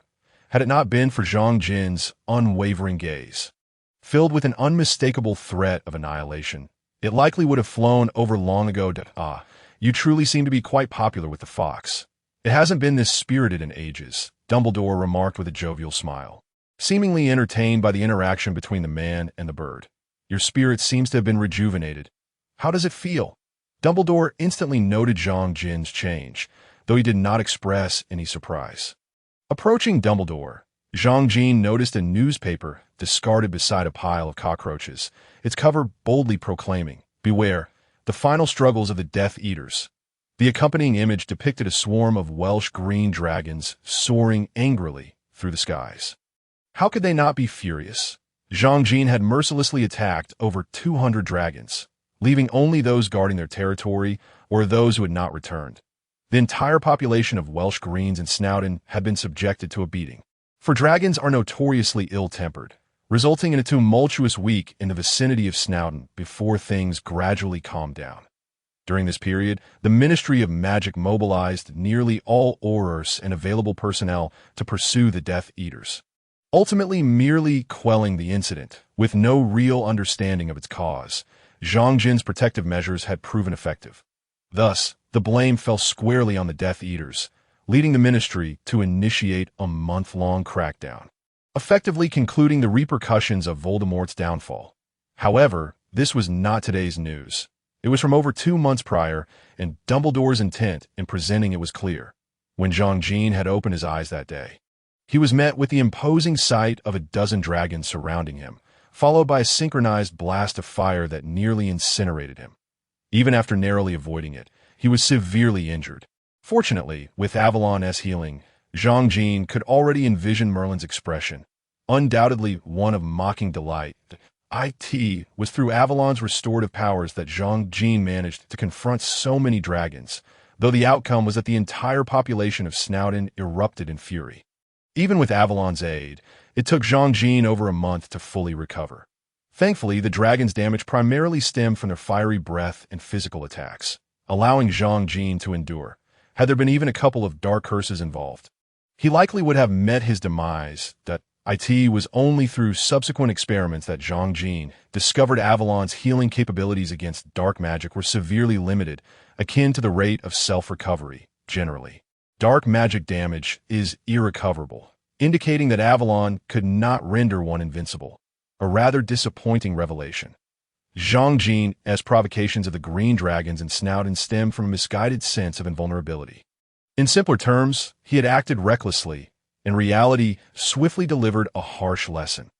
After recounting the general events to Dumbledore without any concealment, save for the omission of his intrusive gaze toward Vivian, there was nothing else to hide. It was unnecessary. Although Avalon could not effectively treat dark magic, Dumbledore was a white wizard, meaning that under Dumbledore's unwavering principles, Avalon was nearly his antithesis. Coupled with Zhang Jin's enhanced abilities, which had essentially reached the pinnacle of Severus in his past life, Zhang Jin felt considerably more at ease. As long as he could defend himself, he would not be entirely powerless, allowing him to act with greater freedom. Dumbledore clearly understood this, regarding Zhang Jin with a complex gaze before inquiring. "Can I still trust you?" "What do you mean?" Zhang Jin feigned ignorance, then added, "We have both sworn an oath, have we not? Or do you have some new thoughts brewing?" It was best to dispel any lingering doubts early on. As previously mentioned, Zhang Jin did not intend to part ways with Dumbledore, and it seemed there was little else he could pursue. Comparatively, he genuinely enjoyed the school. After all, he had toiled the lectern for several years. And how could he be a professor without teaching? That's good. Dumbledore appeared to exhale in relief. Though his performance seemed a touch exaggerated, it seemed old Dumbledore had invested considerable effort to gain Severus's trust. Yet fundamentally, he likely intended to assist Severus, which Zhang Jin chose to overlook. Horace had confirmed his resignation. Zhang Jin found it perplexing why he was in such a hurry, not even waiting for his return to hand over responsibilities. Once assured that Zhang Jin was fine, their conversation swiftly shifted to matters of work. As Zhang Jin had recently taken office, coupled with the current unique atmosphere in Slytherin, and Professor Slughorn's evident negligence in management, leading Slytherin House was proving to be quite a challenge. Undoubtedly, many surprises awaited Zhang Jin. The orientation for this year's new students was scheduled for late July. Are you interested in welcoming a few students? Dumbledore then broached another task, one that most professors were not particularly fond of. It should be noted that new students from the wizarding world did not require professors for their orientation. While most new entrants from the Muggle world often presented challenges, leading many professors to shy away from this responsibility, Zhang Jin was not particularly keen on it either, primarily because he understood that he would have little time during the summer. "Do you think the new Slytherin students need or want me to welcome them?" Zhang Jin calmly inquired, observing Dumbledore, who fell silent for a moment. Frankly, in nearly a century, there had only been one new student from the Muggle world, Tom Riddle, who had no understanding of wizards, while others, even those of mixed blood, were somewhat aware of the magical realm, such as Severus. As for the purebloods, there was no need for orientation at all. Moreover, Severus was not particularly favored among the purebloods at present. While many had previously been unaware that Severus had once been a Death Eater, following the Ministry's inquiry, the vast majority of wizards were now aware. Even though Severus had proven he bore no dark mark at that time, the critical issue was that no one believed him. Most who were familiar with Severus still held onto the image of the brooding bat he had been during his school years, compounded by the fact that several classmates knew he had been close with those who later became Death Eaters. Furthermore, many were aware of Severus's history with Lily, which had led to his ostracization and bullying during his early years at Hogwarts. Particularly after Lily abandoned him due to his association with those individuals and his derogatory comment about Muggleborns, which became a source of humor among Hogwarts students. However, within Slytherin, this incident was interpreted as a sign of Severus's redemption, and with his reputation as a potions genius, it only garnered more attention. Thus, even if many believe Voldemort would never recruit a half-blood as a Death Eater, there were still plenty who accepted the notion of Severus being one. Reality can be quite capricious, just as many think a pristine beauty could never be a courtesan. Yet if someone declares her to be, most would readily believe it.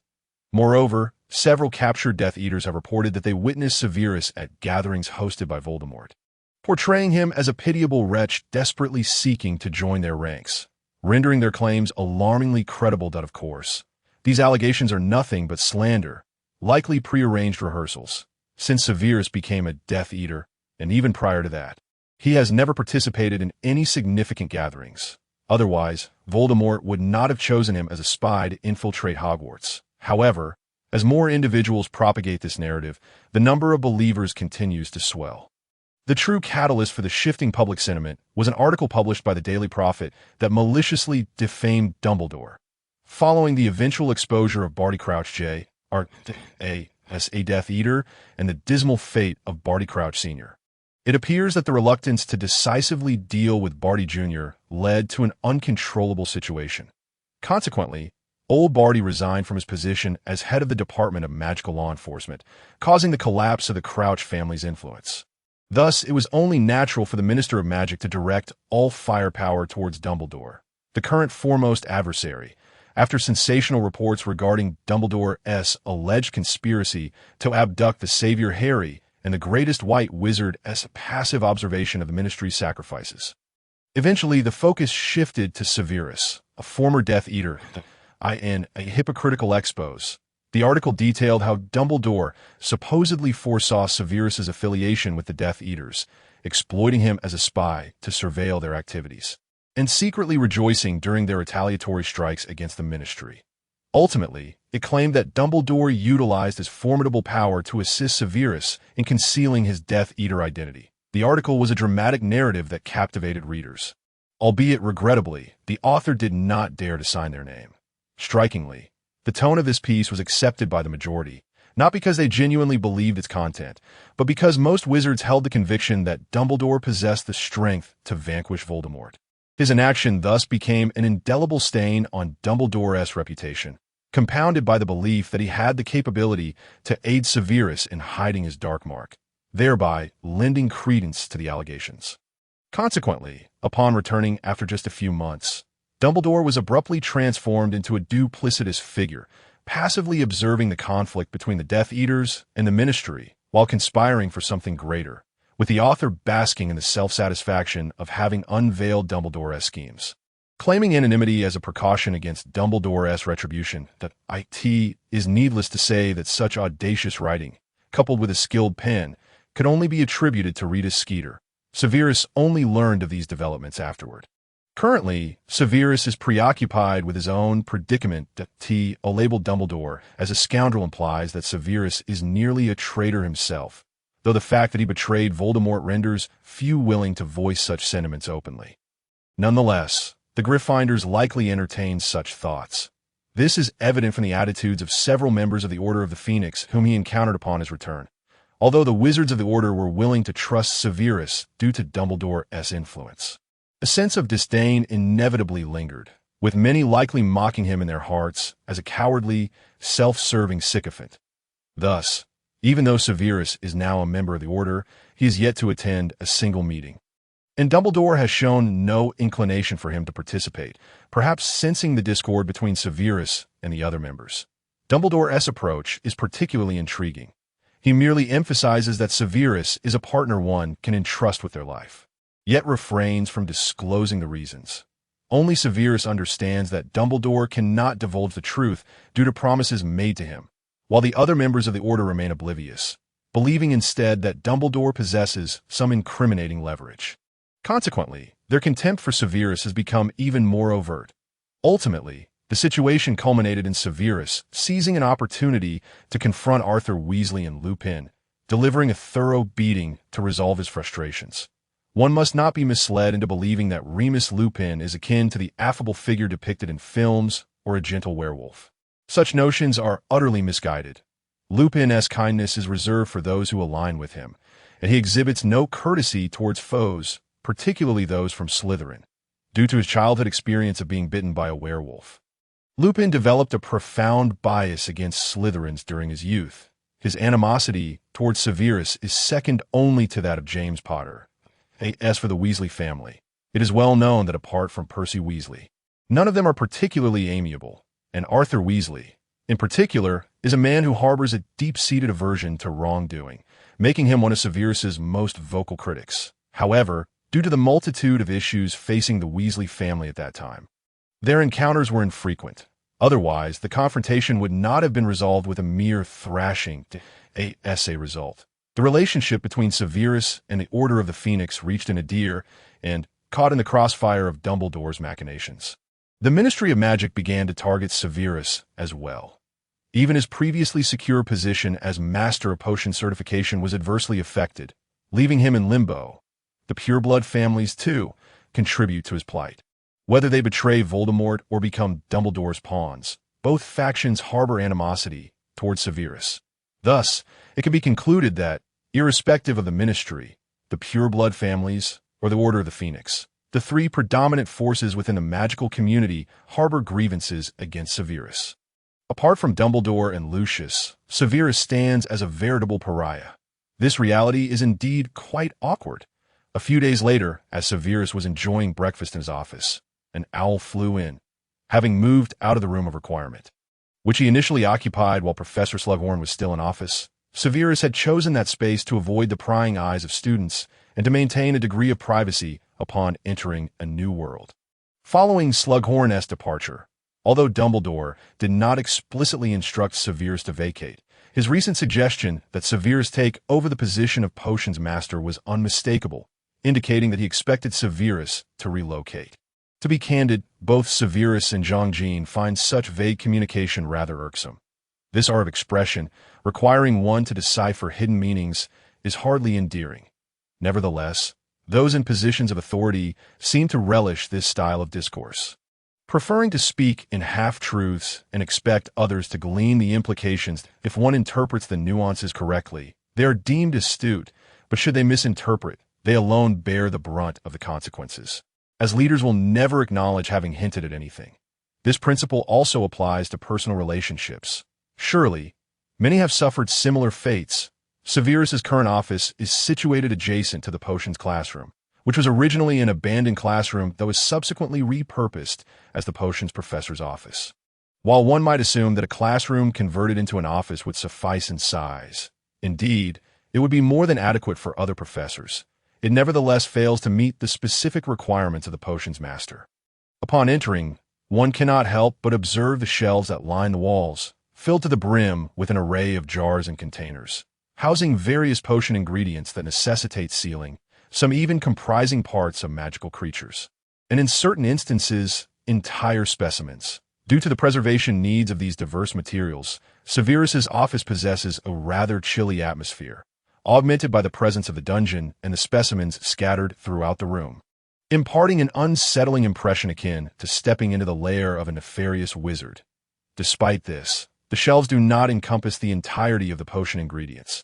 The classroom itself harbors many more affordable and easily stored materials, while the more valuable components are secured within Severus's private storeroom. This storeroom is concealed behind a shadowy door opposite the entrance, with Severus's desk situated nearby. Out on the shelves surrounding this area lie an assortment of magical tomes and potions. Adjacent to the desk, two short tables are arranged side by side, serving as workbenches for potion preparation and brewing, with a few cauldrons resting atop them. Nearby shelves are stocked with various tools for potion making, including cauldrons of differing materials and sizes, a variety of scales, and an assortment of cutting instruments, all of which appear rather antiquated, lacking the numerous glass vessels that would later become commonplace on the opposite side of the desk. Next to the storeroom, another concealed door leads to Severus's bedroom, the only sanctuary of privacy he possesses. This office lacks any semblance of confidentiality. Anyone with the ability to open a door may enter, even gaining access to Severus's private storeroom. Consequently, the theft of his potion ingredients occurs with alarming frequency, not due to Severus's mismanagement, but rather because other professors sometimes require materials or tools, such as Madame Pomfrey from the infirmary, who occasionally visits in search of supplies. This predicament fuels Severus's urgent desire to acquire a more spacious office, akin to Professor Slughorn in the original text, whose first demand upon returning to Hogwarts was for a larger office. This issue is further complicated by the absence of a dedicated office for the Slytherin head. Unlike the other three houses, Slytherin lacks its own headmaster's office. Thus, both Severus and Slughorn, as well as previous heads of Slytherin, find themselves in a position reminiscent of Umbridge, unable to locate the entrance to the headmaster's office, and consequently relegated to seeking temporary accommodations. This situation partly explains why the heads of Slytherin occasionally fail to garner the respect of their house. To some, it appears as though Slytherin does not acknowledge these heads that, in truth, the headmaster's office has been missing since Salazar Slytherin's time, likely concealed by Salazar himself, akin to the Chamber of Secrets. It remains uncertain whether it can ever be found, as it does not appear in the original narrative, but one would assume it should be the most grandiose, for Salazar Slytherin was not one to neglect his own needs. The potions classroom, along with Severus's office, the Slytherin common room, and the dormitories of Slytherin students, are all located in the dungeons of Hogwarts, originally part of the castle cellar. Yet, how vast can a dungeon truly be? Even after the expansion efforts of the four founders, its size remains insufficient. Consequently, Salazar extended many sections of Slytherin down to the lake's depths, a significant portion having been developed in this manner. Should the Slytherin headmaster's office exist here, it would presumably be nearby. Progressing further toward the castle leads one to the sewer system, a known haunt of the basilisk, and the office should logically be situated adjacent to that area. Once a method to prevent petrification by the basilisk is discovered, one could commence the search, for no one desires a small office when a larger one is available, especially if conducting perilous potion research would be significantly hampered by a cramped space. Due to the office's location in the dungeon, an owl emerged from the fireplace, a fortunate circumstance given Severus's aversion to igniting the flames. The letter was sent by Lucius, containing little more than a congratulatory note regarding Severus's acceptance into Slytherin, and the owl's lineage was not that of the Malfoy family, reflecting Lucius's characteristic caution. The correspondence concluded with an invitation for Severus to visit Malfoy Manor in a couple of days. Presumably the primary purpose of the letter, while the remainder consisted of polite formalities. Presently, Lucius Malfoy has emerged from the shadow of Voldemort's downfall, and true to form, he appears restless, eager to discuss the next steps moving forward. Early the following morning, after having breakfast, Severus made his way to Malfoy Manor. Upon his arrival, the Malfoy family had just concluded their meal, and Lucius, upon receiving word of Severus's presence, promptly greeted him in the courtyard, ushering him into the sitting room. Severus Snape has now become Lucius's most significant ally, warranting such a personal reception. Moreover, both share a substantial secret, one that imposes considerable pressure on Lucius. He has recently noticed a troubling thinning of his hair.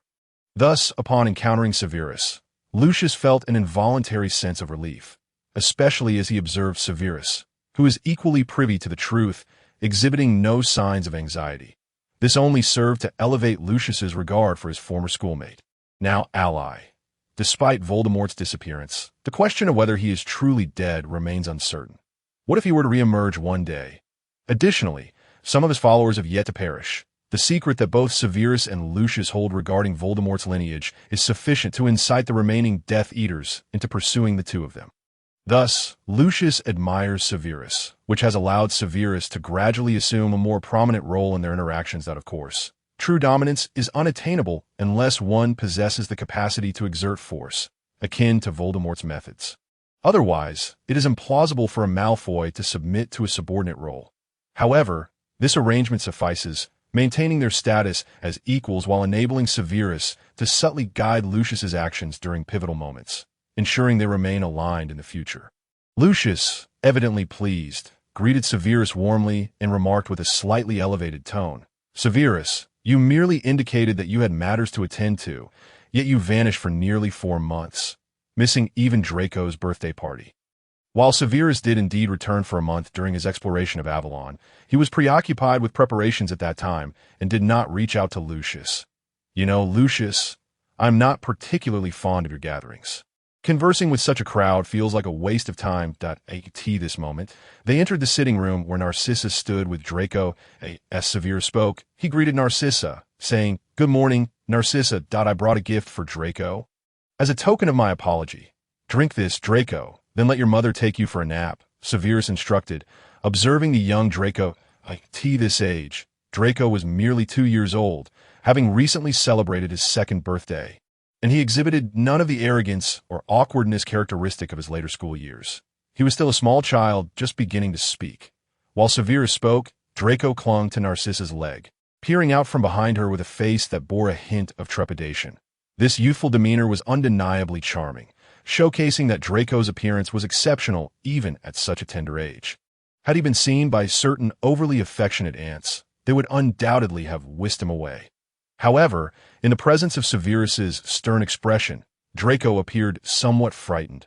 When Severus extended a vial of potion towards him, the young boy nearly burst into tears, only to be calmed by Narcissa's soothing words. Shortly thereafter, Narcissa promptly took the still timid Draco away, allowing Severus and Lucius to retreat once more to the study.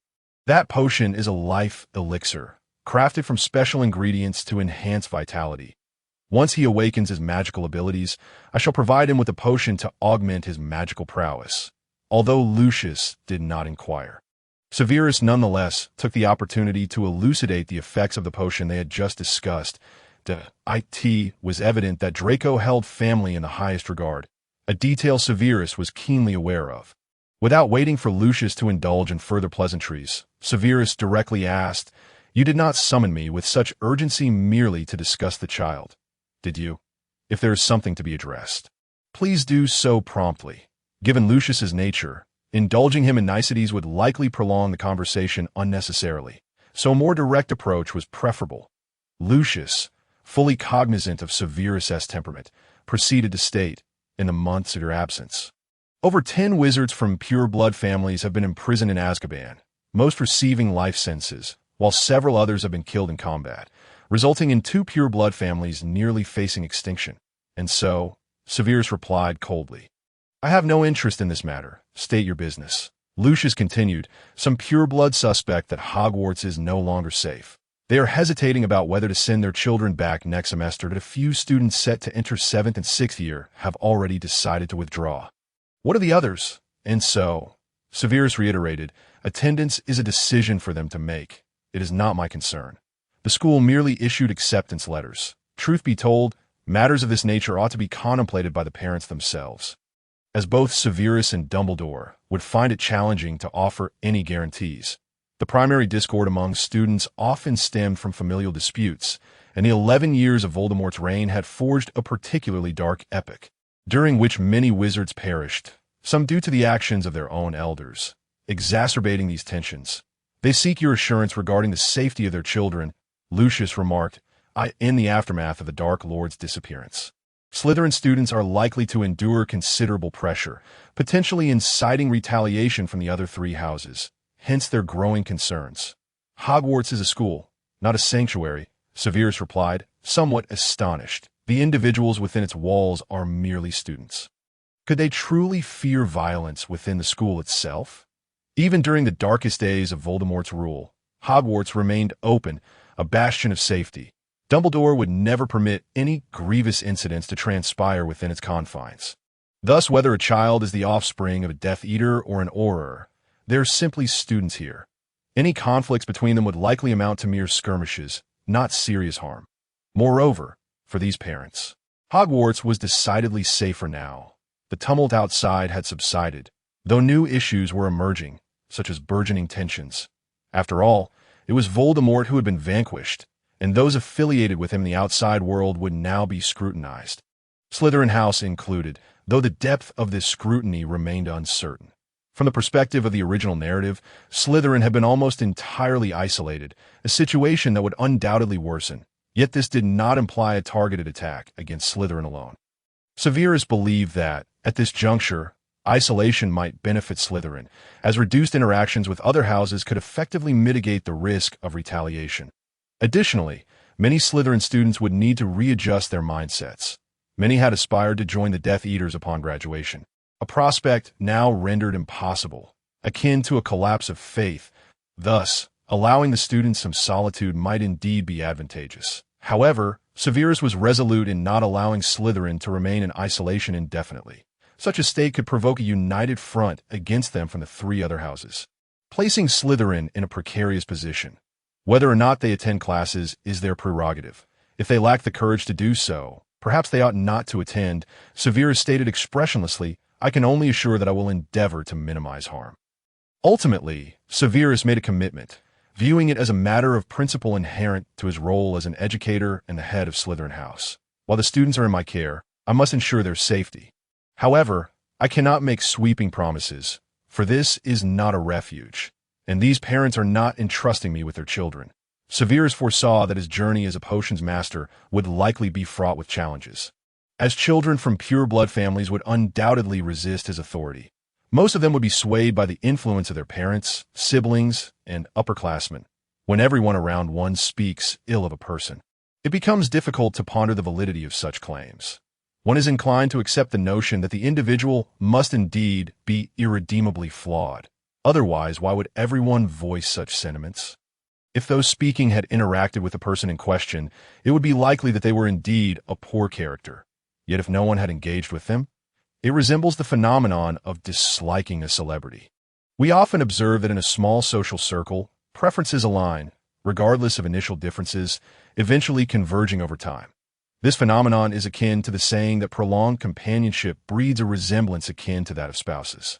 It seems as though they are family, for those who are not kin seldom cross the same threshold. Children, undoubtedly, are more susceptible to such influences, and those from noble families frequently find themselves attending various gatherings alongside their parents. Deepening the impact of these influences, take Draco Malfoy, for example. Upon entering Hogwarts, he mirrored Lucius in nearly every aspect, and his conversations were invariably punctuated with references to his father. Thus, in a societal context where Severus faces near-universal condemnation, it is improbable that any child would harbor favorable sentiments towards him, particularly given his aloof demeanor. Although Severus's current disposition, influenced by Zhang Jin, is not as morose as depicted in the original text. With his hair no longer greasy and appearing somewhat younger, such changes are unlikely to be profound, as that would attract excessive attention. Furthermore, neither Zhang Jin nor Severus intended to adopt a humorous persona. He merely aspired to be a quiet, enigmatic figure. Faced with this nearly foreseeable predicament, Severus resolved to adapt as circumstances dictated. Drawing upon Zhang Jin's years of experience, he harbored confidence. If all else failed, he could resort to physical discipline, for Hogwarts does not prohibit corporal punishment, though excessive severity would undoubtedly tarnish his reputation. Despite Severus's historical antagonism towards Gryffindor and Harry Potter, he had never resorted to physical punishment against students. However, Severus presently felt that refraining from such measures was almost impossible. At least among the older students, there would undoubtedly be those daring enough to confront him in the face of such unruly children. The optimal approach would be to allow them to endure the harsh realities of society. Conversely, if they did not face such consequences, it would suggest an even graver situation within Slytherin. Those 16 or 17-year-old upperclassmen are not the compliant first years. Most idolize the Dark Lord, and their post-graduation aspirations involve joining the Death Eaters. Indeed, 2 seventh-year Slytherins had already been incarcerated in Azkaban just months prior, so the implications of confronting Severus, a perceived traitor, are all too clear. An even graver scenario would arise if these aspiring Death Eaters collectively withdrew from school, leaving Slytherin at a significant disadvantage within Hogwarts, particularly as Gryffindor would undoubtedly flaunt their triumph over the mysterious figure, exacerbating their targeting of Slytherin. Moreover, the withdrawal of upperclassmen would severely impact the psychological well-being of younger Slytherin students. Severus was well aware of this, as was Lucius. Both were astute individuals, understanding that no further elaboration was necessary. The parents of these children were evidently concerned about their offspring's futures. Collective withdrawal is hardly a favorable choice. Had Voldemort still been in power, it might have been met with some praise. But now, under scrutiny, those who withdraw would likely find themselves with only the path of dark wizardry ahead of them. a fate many have already met under the ministry's crackdown, resulting in incarceration in Azkaban. This is a situation no mother wishes to witness. Fathers may differ. After all, fervent men often neglect familial responsibilities. However, such fathers have a high probability of already being imprisoned in Azkaban. Thus, Lucius swiftly shifted the conversation, making it appear as though he were merely fulfilling an obligation. Yet, Severus discerned that a decision had already been made. Otherwise, they would not have sought his assurance. Speaking of which, your current situation is rather precarious. Severus, Lucius remarked that it is said that the ministry has suspended your mastery certification in potions, and Slughorn has vanished without a trace. What are your plans? Lucius gazed at Severus and inquired, are you truly prepared to hide away at Hogwarts? It is worth noting that both Lucius and Severus could be regarded as traitors to Voldemort. However, owing to the numerous Death Eaters who, like Lucius, opted for a similar escape, they inadvertently became allies. Many of these individuals were rather uncommitted Death Eaters, with a significant number coerced into servitude by Voldemort. Conversely, Severus, after his betrayal, sought refuge with Dumbledore, aligning himself with the Order of the Phoenix well before Voldemort's downfall, a scenario starkly different from Lucius's. Thus, he faced unanimous hostility from former Death Eaters. Furthermore, Dumbledore's long-standing animosity towards pure-blood aristocrats was not merely ideological. It was compounded by his leadership of the Order against the Death Eaters, resulting in an 11-year conflict that fostered deep-seated animosities. I shall merely be myself, Severus stated calmly, revealing the most genuine thought arising from the amalgamation of two souls. He possessed ample confidence to outlast Dumbledore and sufficient assurance to vanquish Voldemort. The presence of the so-called Chosen One, Harry, being inconsequential to the outcome. Moreover, Severus was resolute in his belief that he could stand atop the magical world, a self-assurance derived from both his prowess and intellect. When a magical realm underwent transformation, who would remember Severus as a Death Eater, a traitor, or a scoundrel? Lucius, I comprehend your intent, yet it is not opportune for me to step forward, Severus elaborated, meeting Lucius's gaze. I require Dumbledore's trust and a period of introspection. Clearly, Hogwarts is an exceedingly suitable locale for me, and the current circumstances render it easier to gain Dumbledore's confidence. Dumbledore, that madman, Lucius responded, somewhat astonished. Are you concerned about his dealings with you? Severus refrained from providing further clarification.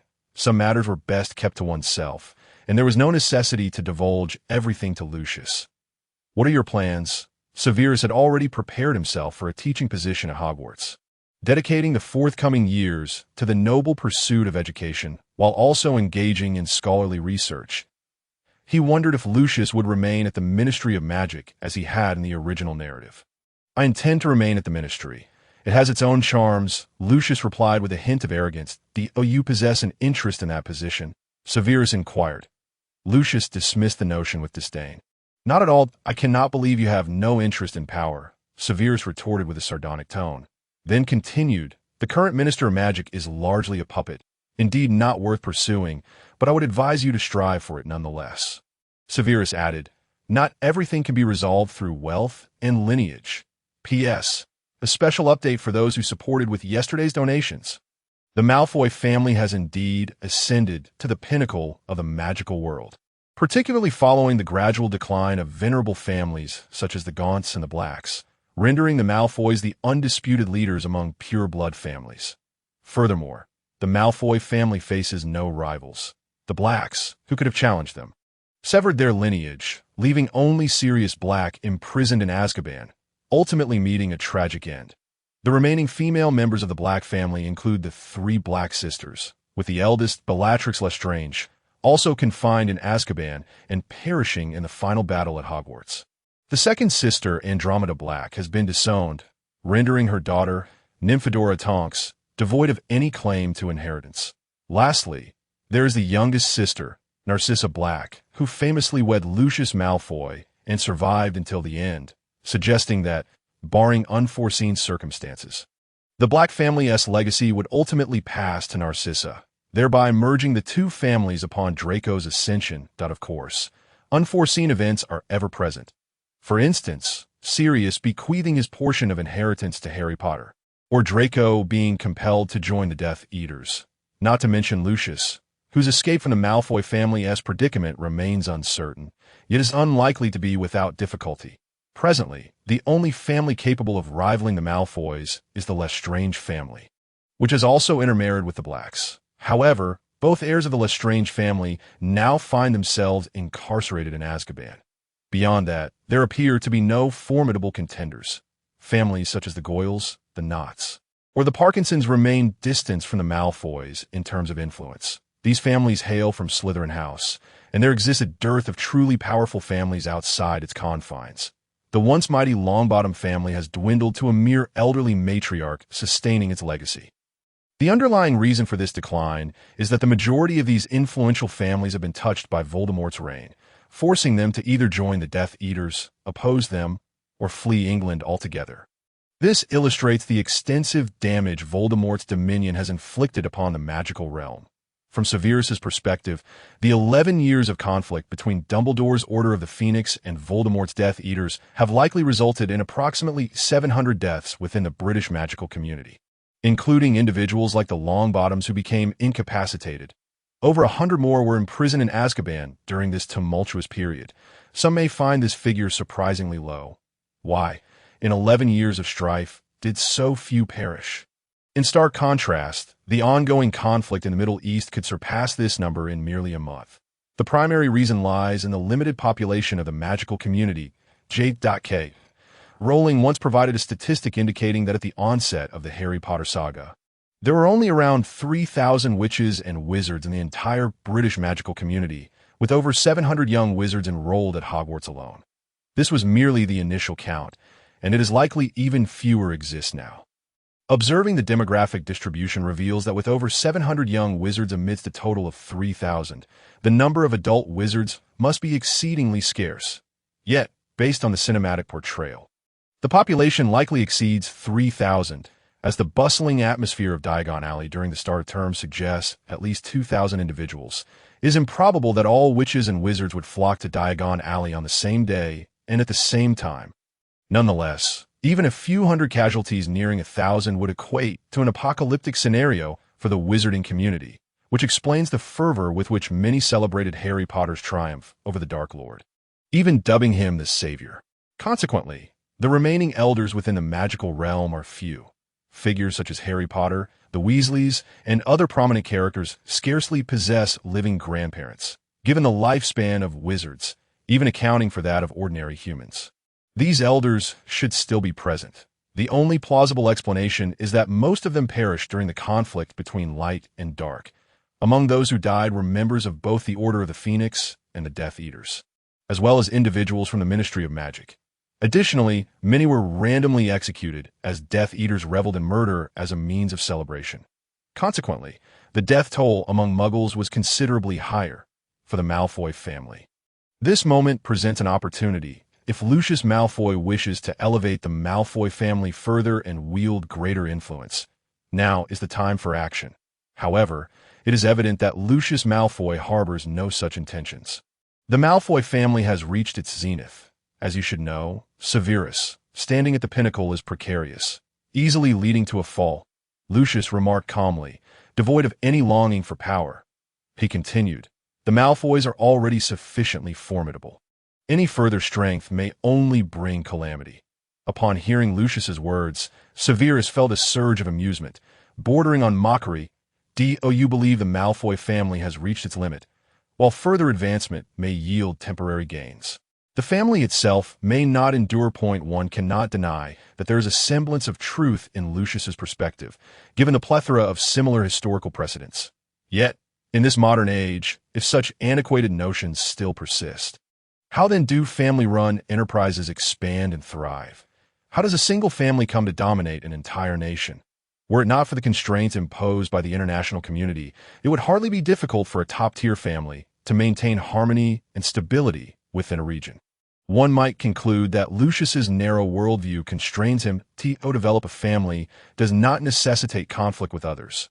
Aside from seizing resources, there exists another method, the creation of new benefits.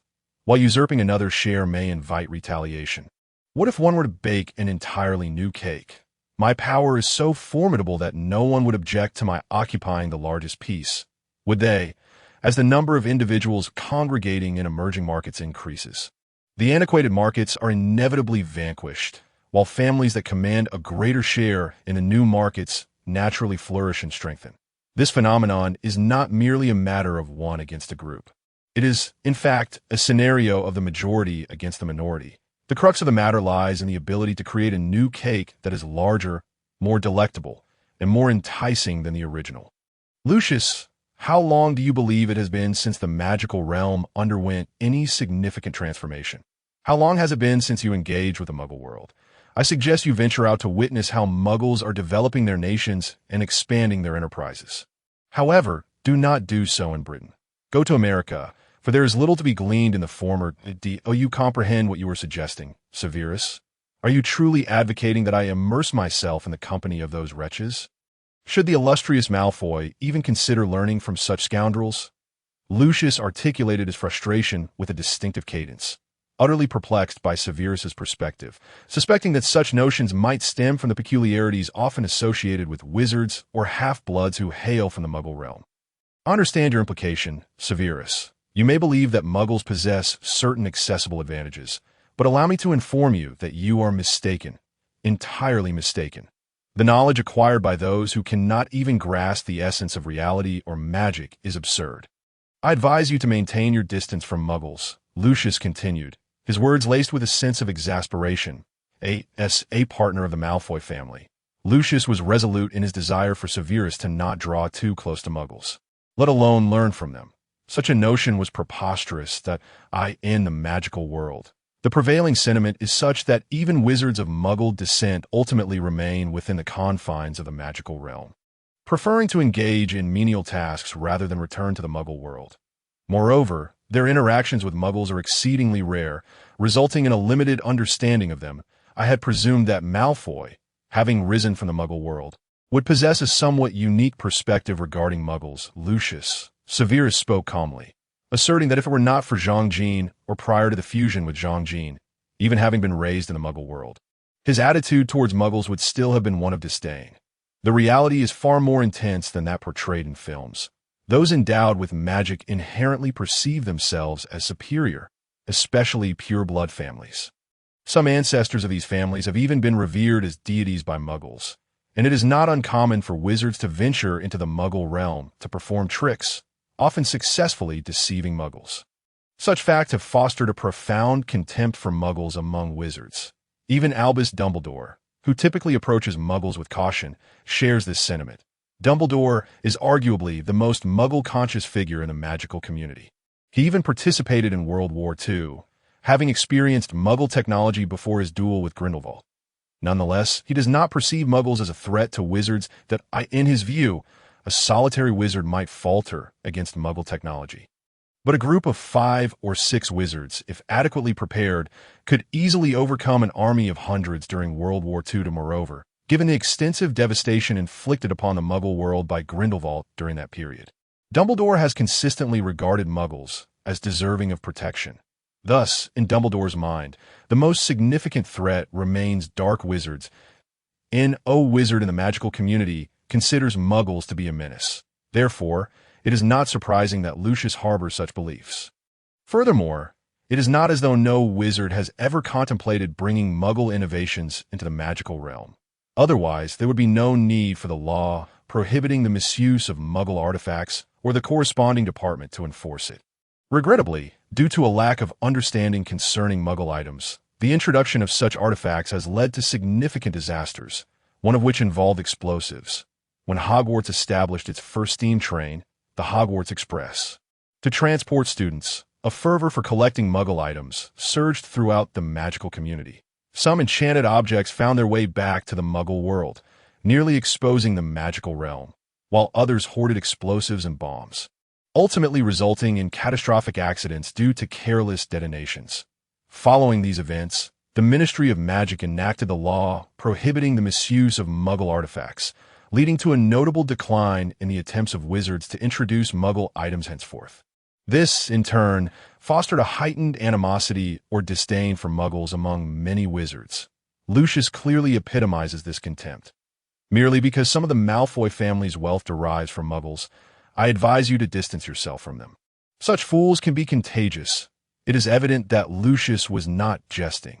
He was genuinely imploring Severus. You fail to recognize the merits of muggles. Every being possesses inherent strengths. Even slugs can be utilized in potion making. Therefore, Lucius, you must concede that muggles also possess their own advantages. Can they calculate as adeptly as the Weasleys? Lucius could not resist a sarcastic remark. Notably, Lucius's disdain for Arthur Weasley largely stems from the latter's ability to procreate. The Weasley family boasts 7 children. While raising so many may be financially burdensome, for the dwindling wizarding population, the implications of 7 offspring are profound, especially for the Malfoys, who have nearly been an only child lineage for 8 generations. Nothing could be a more severe blow. Thus, the Malfoy family motto prioritizes family above all else. Ideologically, Lucius, I am certain you have not comprehended the mindset of muggles. What you perceive are merely their lifestyles and the artifacts they produce. However, I believe the most valuable aspect of muggles lies in their thoughts. Severus regarded Lucius earnestly. Due to their fragility, muggles possess a unique perspective and understanding of the world, and they place greater emphasis on comprehending their surroundings. Although this understanding may not always be accurate, the methodologies that have emerged during this process are indeed worthy of emulation. Perhaps sensing that Lucius might not fully grasp this, Severus continued, stating, just as one might behold a stunning vista, wizards would simply marvel at the magic behind it, rarely seeking to delve deeper.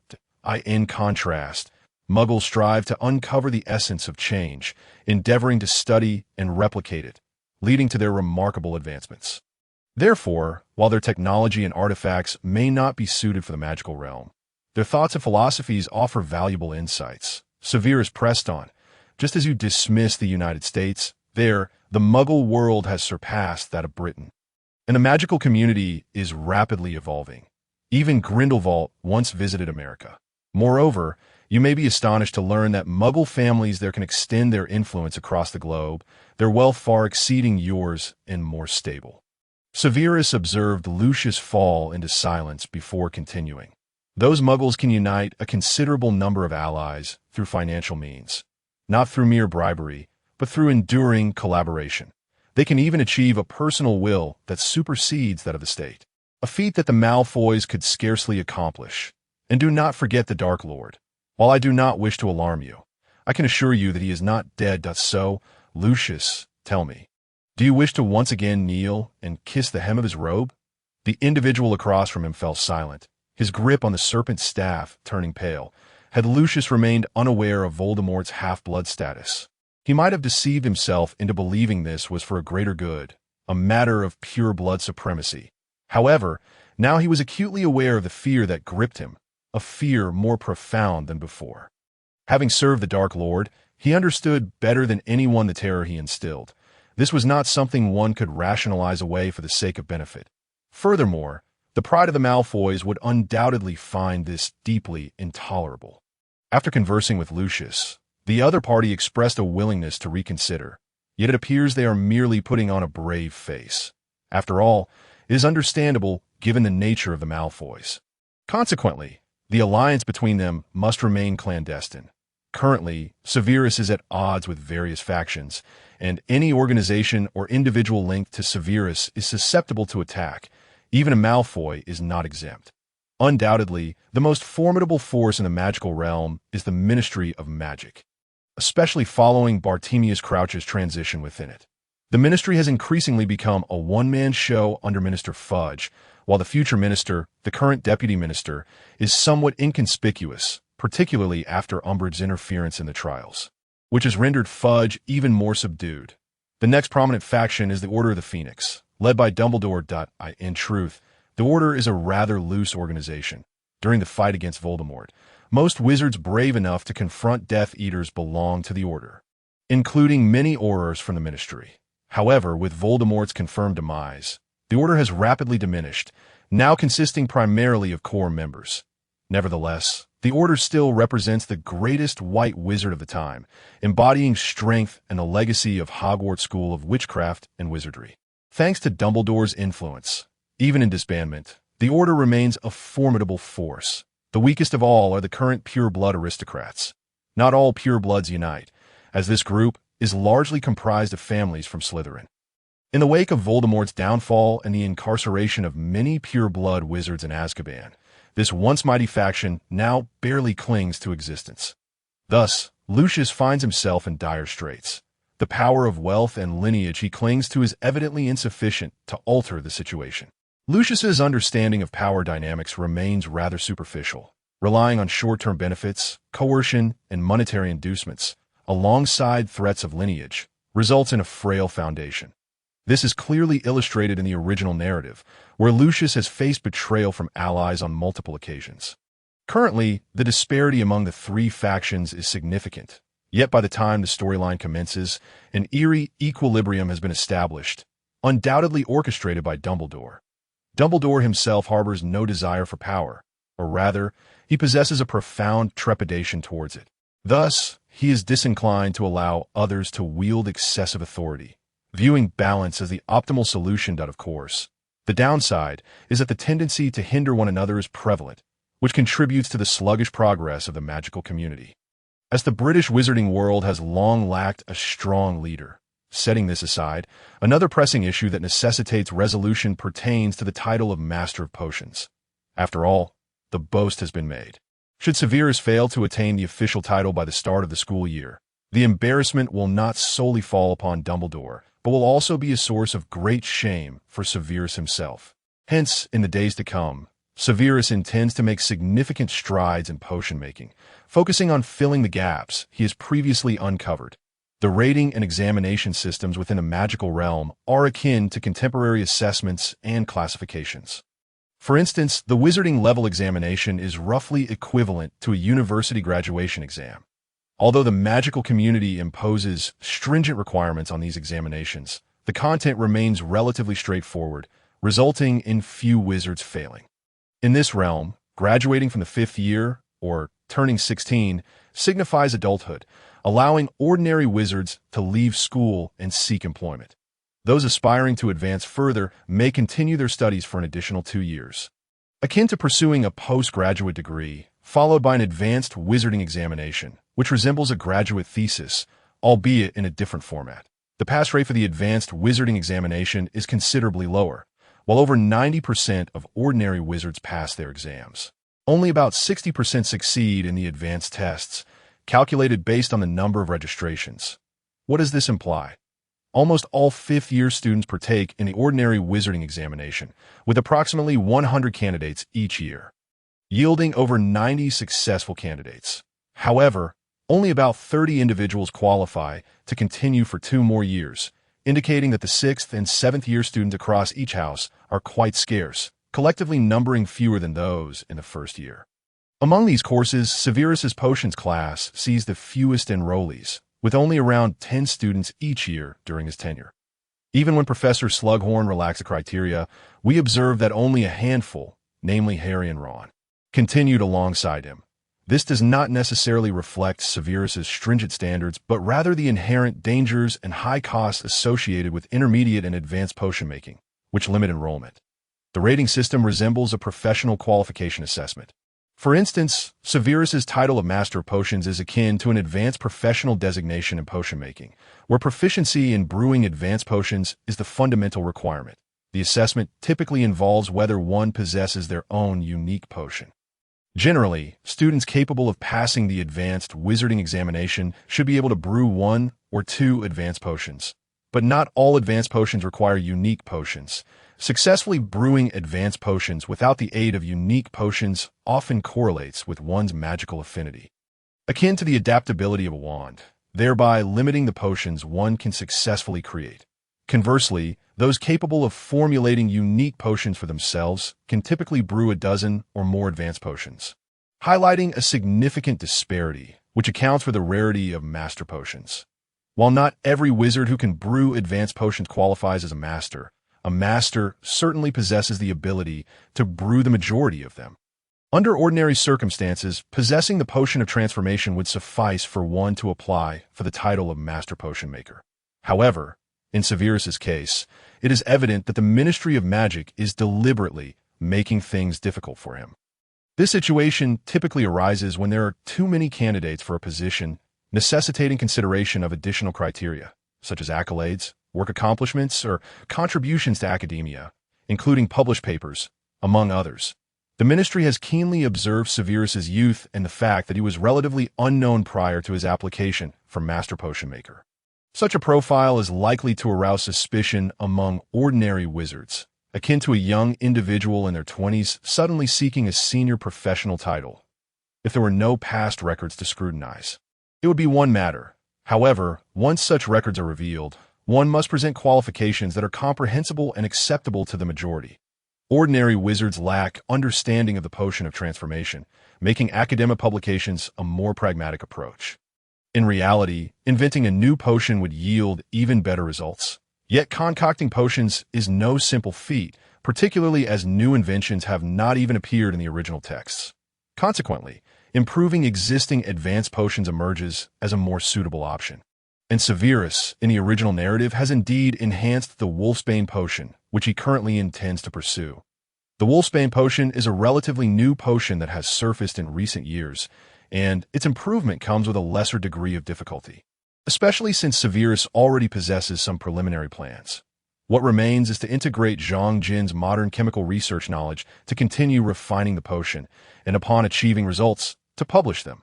The research on improving the Wolfsbane potion is progressing smoothly, although its functionality has not seen significant enhancement. After all, the underlying principles remain unchanged. Effectively utilizing the properties of Wolfsbane to temporarily expel its effects is no trivial task. Achieving complete eradication is even more complex, likely necessitating extensive further research. Therefore, the Wolfsbane potion primarily serves to maintain rationality during the transformation into a werewolf. In fact, consuming the potion while not transformed is also beneficial. However, once the period of effectiveness expires, the effects of the Wolfsbane will return, rendering its benefits moot.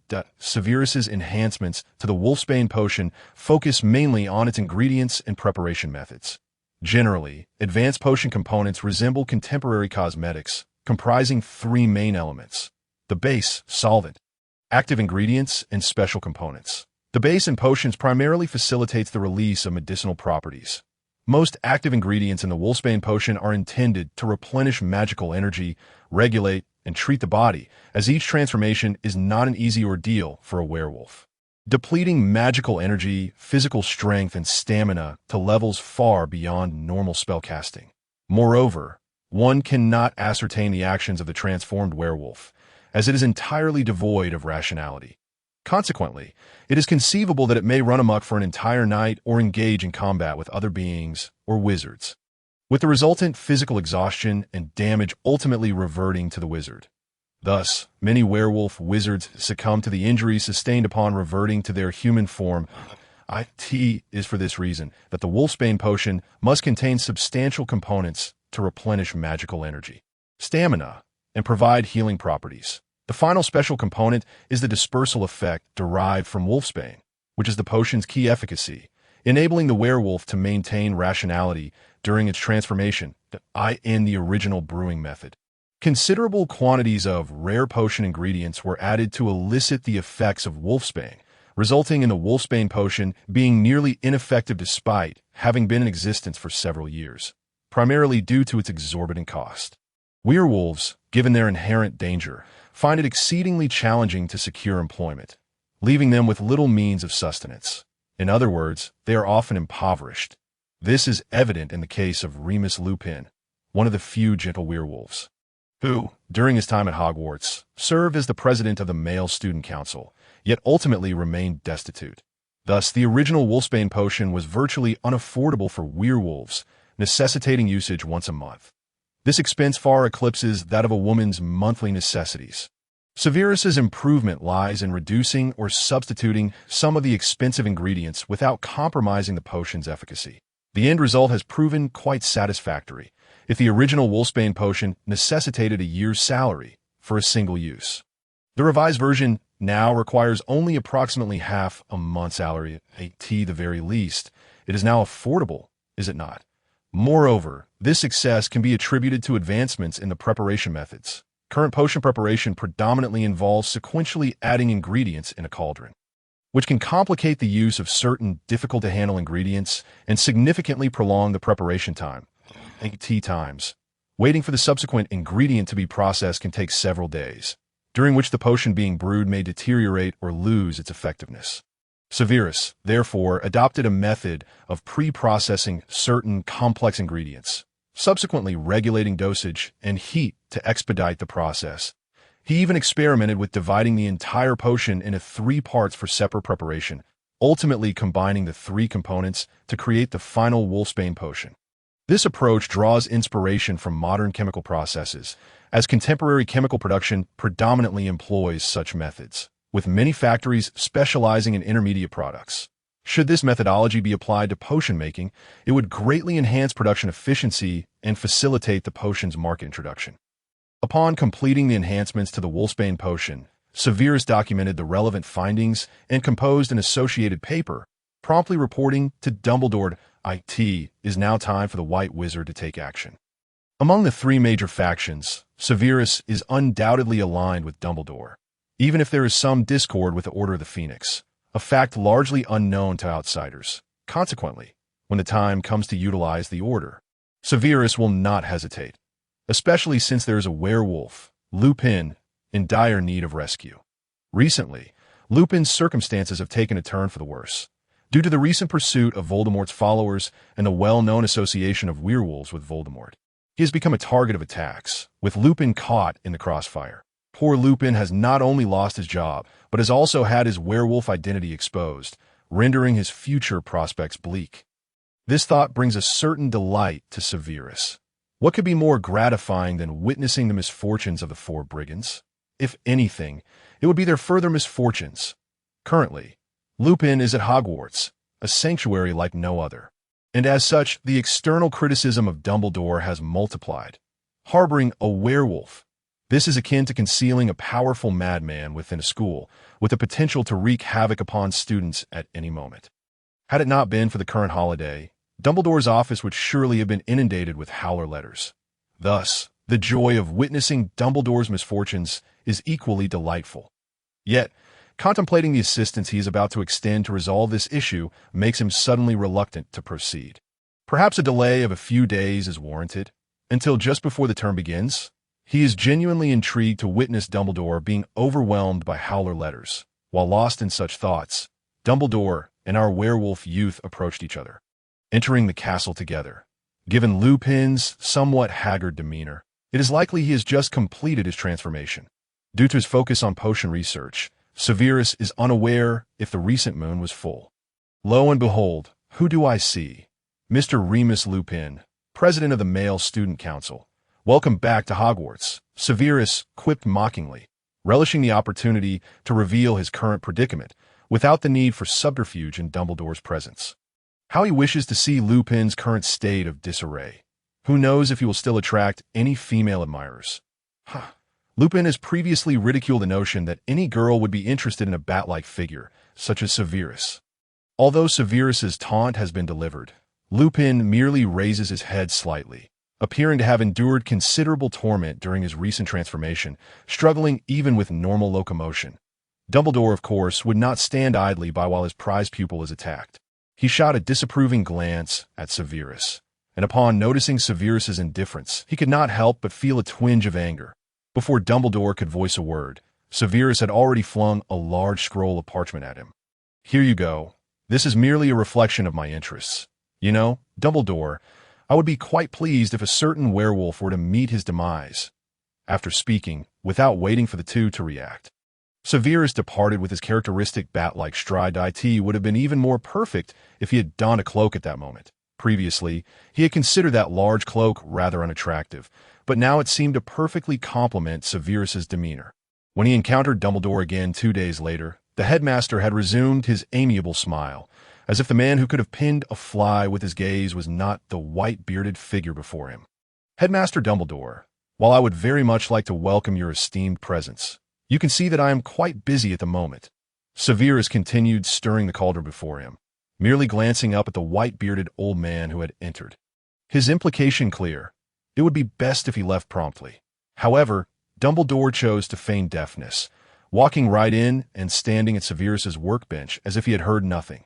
This made Severus yearn to swiftly locate the office of the Slytherin head. It seemed anyone could enter this office, from the headmaster with higher authority to anyone with a modicum of magical prowess who could simply employ an unlocking charm. Moreover, these individuals entered without so much as a knock, leaving Severus with little personal space. After all, who doesn't deserve a modicum of privacy? The paper you assigned me has been published in today's Daily Prophet. Severus, I never expected you to achieve such a feat. Dumbledore remarked, his kindly gaze fixed on Severus, making him feel goosebumps. Do not misconstrue my intentions. I merely wish to obtain my potion's master title. Severus replied coolly, refusing to look up at Dumbledore, fearing he might be unable to resist giving the old man a sharp retort at the sight of that grandfatherly gaze. It was simply too unsettling. I understand, Severus, do not deny it. Moreover, Lupin wishes for me to convey his gratitude. As you know, he feels somewhat awkward confronting you. Dumbledore said with a smile, delighted at the thought of Severus having resolved a significant predicament for him. And he hoped to see harmony among those under his purview, that he felt he might have grasped Severus's personality, which particularly pleased him. However, his calculations might be in vain. While Severus's improvement of the Wolfsbane potion did indeed stem from ulterior motives, including enhancing relations with the Order of the Phoenix, it was certainly not for the sake of harmony. Rather, it was to facilitate future schemes. Besides, there were no other viable options aside from the Wolfsbane potion. A mere stroke of luck. Would that thick-skinned beast feel the slightest embarrassment? Perhaps he even considered it. Though it was a coincidence, this did not diminish Severus's sarcasm. Furthermore, his uniquely acerbic wit provided a satisfying outlet.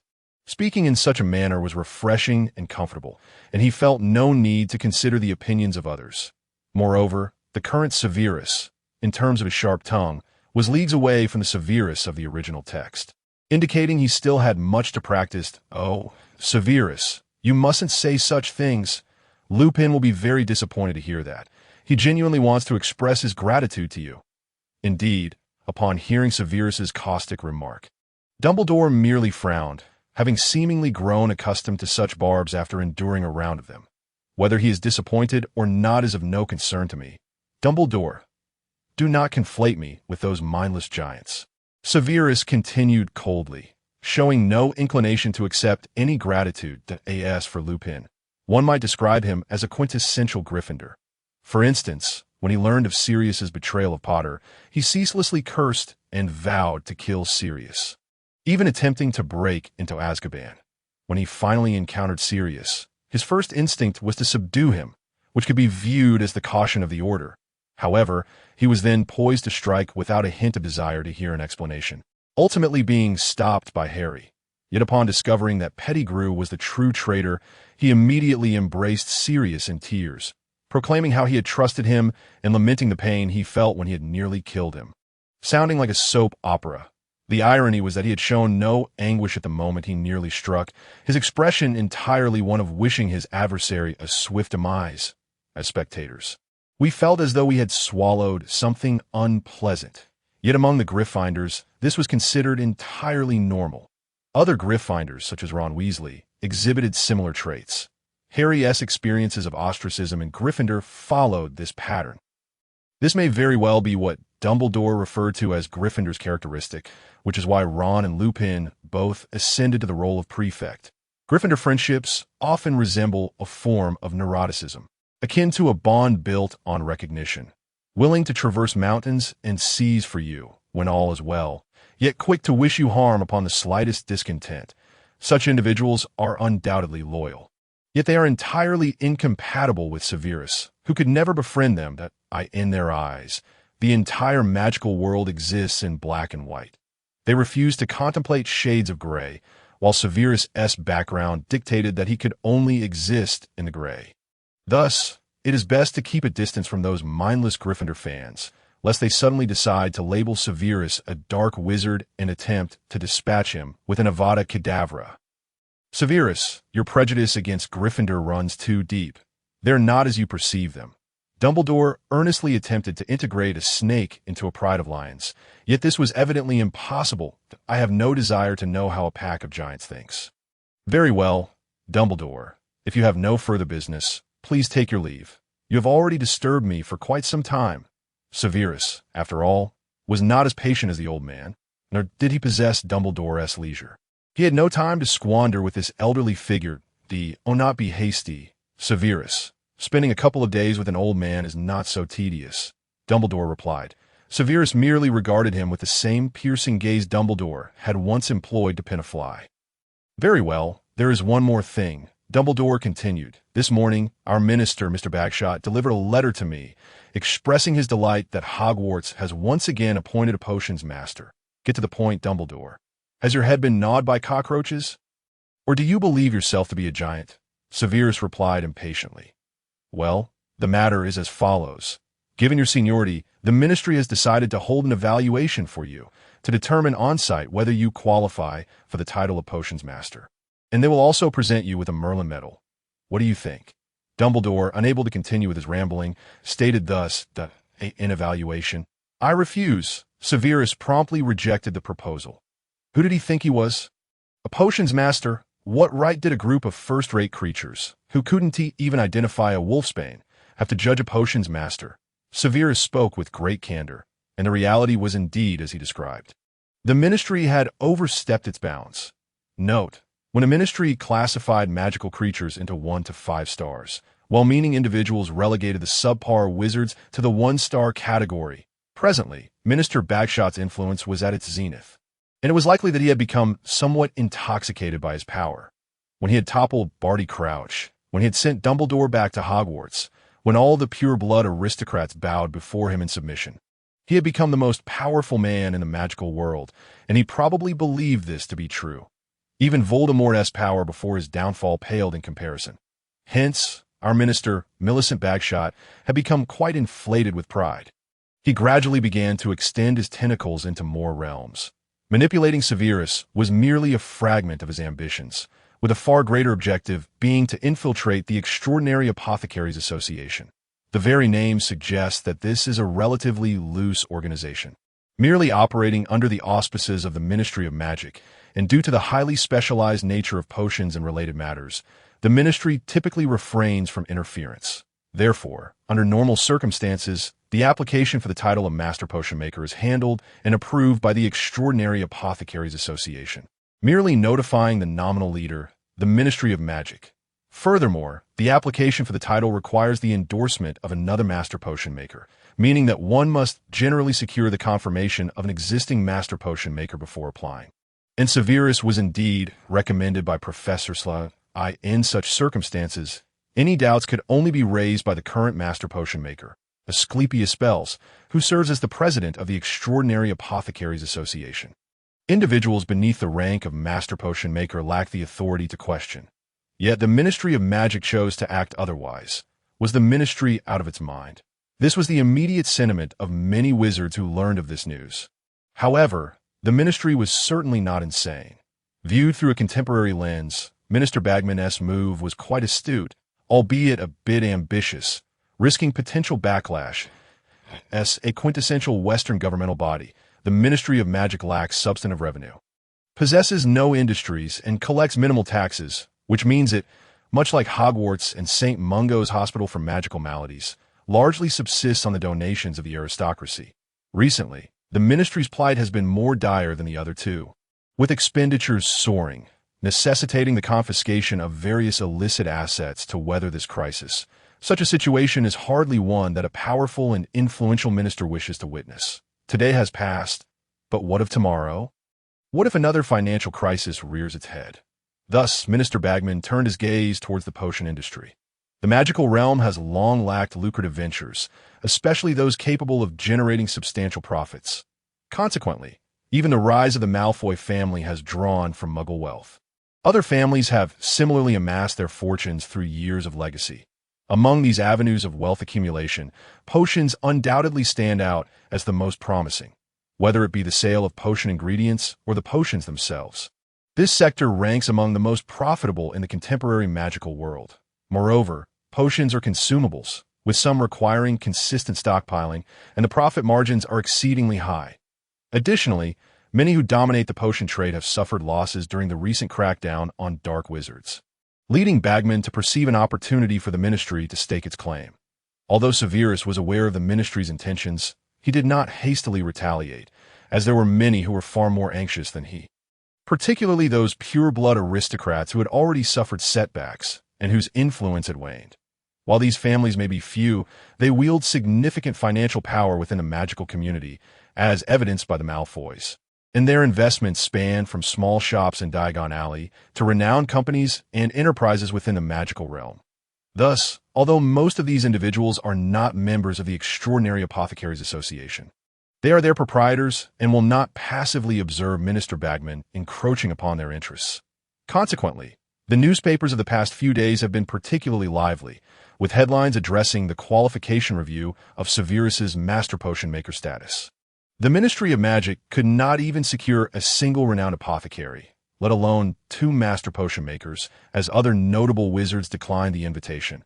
This was indeed an awkward predicament.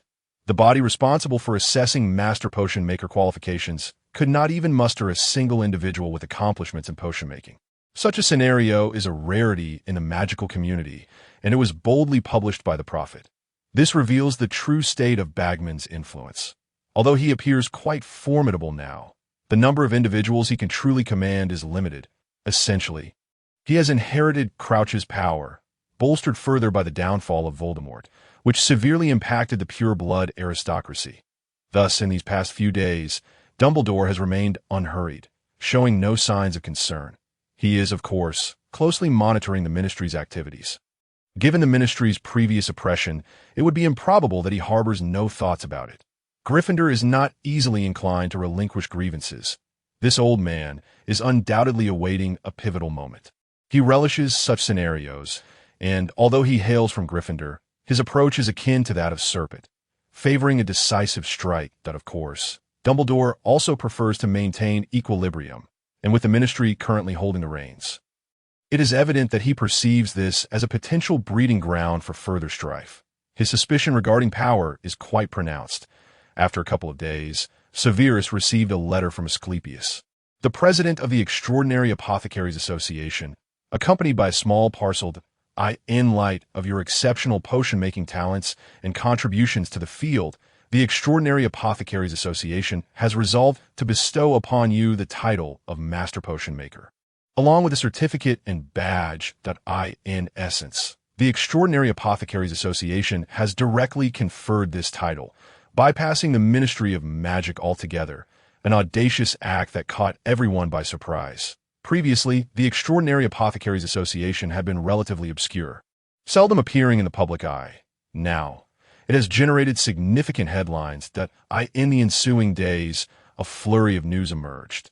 The Ministry of Magic raised tax standards on potions and potion ingredients, leading to a collective price hike across major apothecaries, with increases soaring by threefold. The stated rationale was, unsurprisingly, the Ministry's taxation, with taxes levied on both raw materials and finished products. Potions, already costly, have now become prohibitively expensive for the average wizard. Moreover, the situation worsened as the treatment fees at St. Mungo's Hospital for Magical Maladies also saw a rise. Ultimately, this led to a staggering increase in prices across the entire magical community, causing an uproar among its denizens. The soaring costs of potions were already unbearable. And should the situation persist, the affordability of other essential items would soon follow suit. Having just endured the torment of Voldemort's reign, the wizarding populace, still grappling with their pain and tears, now faced the prospect of further hardship. Compounding this unrest was the sensationalism propagated by the Daily Prophet, which incited a wave of protests and demonstrations, as numerous wizards began to send vehement letters to the Minister of Magic, thereby plunging the magical realm into chaos once more. This particular upheaval, however, was not as extensive as prior disturbances, especially with Lucius sending assurances to Severus that everything remained under control. It was evident that a scheme orchestrated by the pure-blood aristocracy was at play. Their struggle for resurgence was no small feat, as a once-esteemed group found themselves vilified, akin to rats scurrying across the street.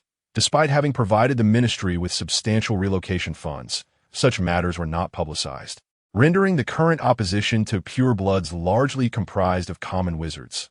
Thus, when the opportunity arose, the purebloods could hardly contain themselves.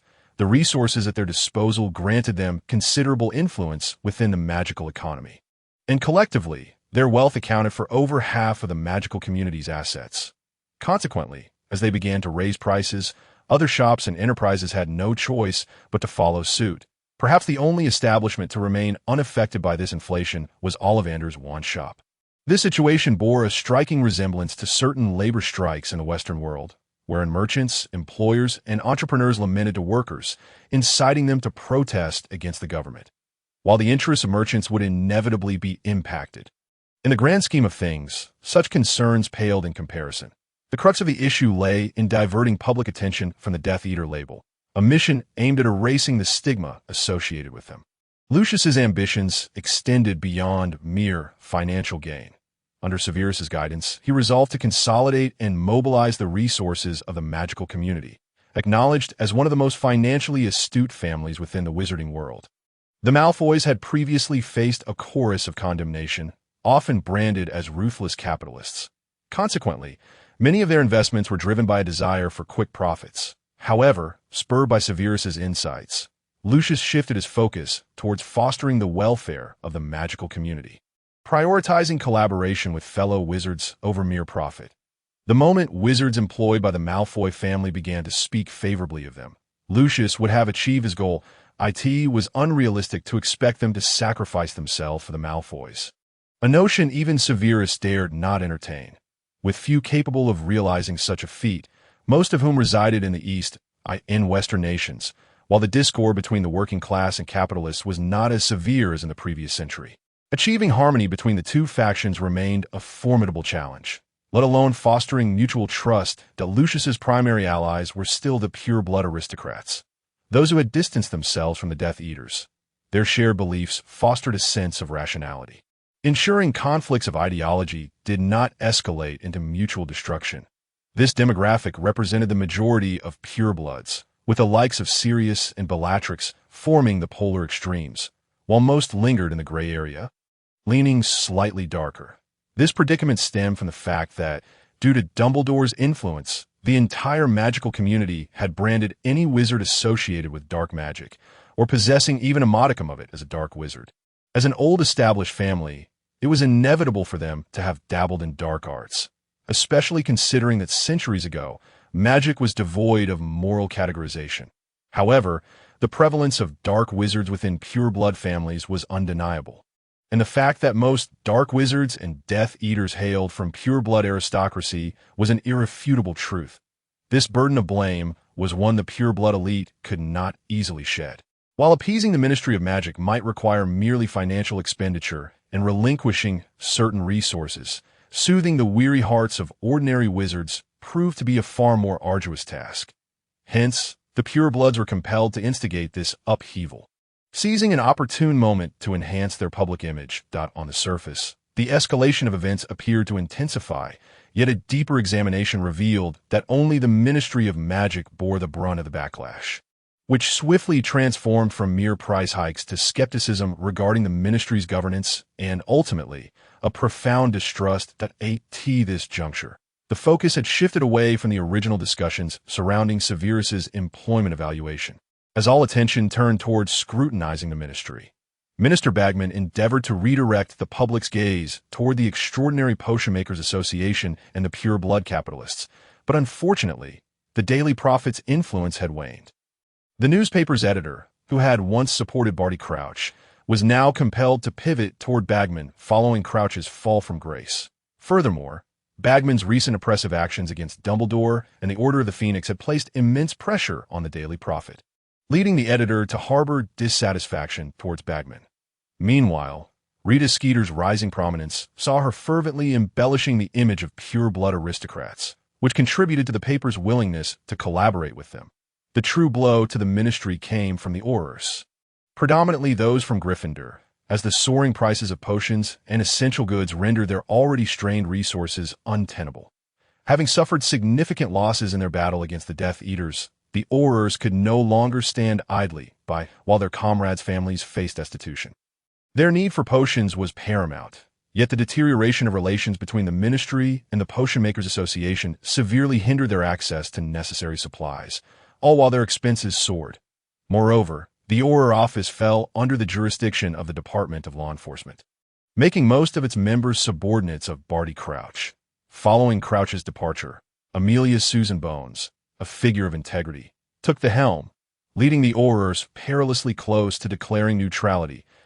In the wake of this, Lucius and his fellow purebloods began their performative display of remorse, expressing contrition to those wizards suffering from hardship, destruction, and hospitalization. Some former Dark Wizards even staged dramatic kneeling scenes at St. Mungo's Hospital for Magical Maladies and Injuries, pleading for forgiveness, coupled with donations of various goods and potions. The Daily Prophet's coverage fostered a newfound appreciation for these erstwhile Death Eaters, at least suggesting they might not be as malevolent as previously believed. This was precisely what Lucius sought to achieve. Naturally, the pureblood families could not personally apologize or publicly weep. Instead, they collectively converged upon St. Mungo's, donating substantial resources and posing for photographs to be published in the press. Once the Daily Prophet featured these images, Minister Bagman truly recognized that the situation had spiraled beyond his control. Slipping from the ministry's grasp, he was acutely aware of the pure blood schemes. However, aside from inciting unrest, Lucius and his cohorts had genuinely expended vast sums of gold, resources that Bagman could neither provide nor contest. Although the ministry's response was somewhat sluggish, their actions were swift once mobilized. The day after the Daily Prophet reported on Lucius's donations to St. Mungo's, Minister of Magic Millicent Bagman graced the front page. Lauding the contributions made for the benefit of society and ordinary wizards, he further emphasized that the ministry would provide employment and additional benefits to families who had sacrificed in the ongoing battle between light and dark. Most crucially, the second page featured an investigation into the price hikes, with the ministry specifically noting that certain unscrupulous wizards had intentionally inflated prices for illicit profit. In this narrative, the ministry was painted as a scapegoat, leaving the identity of these unscrupulous wizards for the wizarding public to speculate upon. Yet, the question remained, was there truly an investigation underway? It is certainly not the case. Such a brief period is insufficient for multiple round trips. And the extensive article published in the newspaper, replete with details, is clearly beyond the scope of a hasty investigation. However, it is evident that Minister Bagno does not dare to confront the pure-blood aristocracy directly. Both parties merely exhibited a show of strength. The purebloods need to obscure the darkness they once brought forth to ordinary wizards and simultaneously hope that the Ministry of Magic acknowledges their power. For even a withered camel is larger than a horse, is it not? In the magical realm, simply feigning weakness will not elicit sympathy. Had they not taken a stance, Bagno might have devoured the purebloods as one would a cake, and others would merely respond with a sense of deservedness. Instead, we find both sides retreating, with Bagno now compelled to regurgitate what he previously consumed. This very portion fortuitously fell into the hands of Lucius. The Malfoys have never been averse to gold galleons. Thus Lucius indulged with great satisfaction and joy. Moreover, Lucius's ambitions extend beyond this singular acquisition. The Malfoy family has always had an abundance of wealth, rendering the recruitment of individuals even more enticing to Lucius. Particularly, he set his sights on those who originally belonged to Barty Crouch's faction, many of whom harbored dissatisfaction towards Bagno, alongside others hailing from different pureblood families or those of Slytherin lineage. These individuals became the targets of Lucius's earnest efforts to win over, and indeed, after Lucius flexed his muscles and demonstrated a degree of sincerity, he successfully garnered some support. Notably, the most aggressive recruitment was executed by that old fox, Dumbledore. Despite his constant presence at the school and limited excursions, he remains acutely aware of the changes within the magical community and possesses a discerning eye. Consequently, Dumbledore adeptly secured the allegiance of Cornelius Fudge, the very individual poised to ascend to the ministerial throne, currently serving as a mere deputy minister, and previously a rather inconspicuous one at that. However, He is no longer in the shadows, with Dumbledore's backing. Fudge has successfully acquired jurisdiction over parts of the Auror office, thus gaining a measure of armed power. The presence of force is a universal symbol of strength.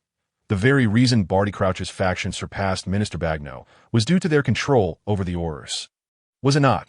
Furthermore, Fudge has also taken charge of several other less significant departments, such as the Misuse of Muggle Artifacts Office, where Mr. Weasley is stationed, and the International Wizarding Cooperation Office, which was reassigned by Barty Crouch. Adding to this, with the department he originally held, Fudge has suddenly risen to prominence. Although his influence remains inferior to Bagno's, within the Ministry of Magic he is capable of restraining Minister Bagno, a dynamic that aligns perfectly with Dumbledore's consistent modus operandi, mutual restraint leading to equilibrium. The Extraordinary Potion Makers Association has also retreated into obscurity after a brief display, yet this glimpse holds significance. It at least indicates that this seemingly lackluster organization is not entirely without merit and can indeed rise when necessary. Thus, Severus resolved to personally express his gratitude to President Asclepius when the opportunity arose. As for Severus, amidst the clashes of blades and spells, he earned the title of Master Potion Maker. Yet the Ministry of Magic merely issued a minuscule announcement in a remote corner, devoid of images and printed in such small type that one would require a magnifying glass to decipher it. Nevertheless, many are aware of this, as it marks the origin of the event and is notable for being the youngest Master Potion Maker to date. A remarkable accolade indeed, though any thoughts of the Order of Merlin should be dismissed, for the Ministry has long forgotten this matter out of course. Severus has not been idle. After returning from Wales some time ago, our great wizard Merlin has finally succeeded in crystallizing a trace of magical essence from the Lake of Fairies, which means Severus's wand can now be resolved. Hence, several days prior, Severus ventured to Ollivander's wand shop in Diagon Alley, intent on collaboratively crafting his wand with Ollivander. With Ollivander's presence, there's a certain reassurance. The outcome was as expected. The new wand retained its original length, yet the material was replaced with apple wood, likely due to its fusion with Avalon. The wand core, too, was composed of pure magical essence condensed into fine threads. Currently, it does not elicit any particular sensation. According to Merlin's explanation, it requires continuous connection through willpower, making the process resemble meditation or perhaps a form of sword zen. Nevertheless, Severus prefers to regard it as nurturing a divine artifact, reminiscent of the saying, "With my essence, I nurture your spirit." Such a notion feels exceedingly embarrassing. Better to engage in endeavors befitting Severus's character. Due to Severus's collaboration with Lucius, the latter has utilized the newly acquired assets from the Ministry of Magic as a joint investment for both parties, thus rendering Severus a co-owner. However, Lucius is not one to give away his assets freely. What he contributes is entirely potion-related, including a potion cultivation base from the former Prince family herb garden, a potion company on the brink of collapse due to dark wizard destruction, and a shop conveniently located beside Ollivander's in Diagon Alley, which appears to be the very establishment where the Weasley brothers opened their shop in the original narrative. Quite a remarkable acquisition.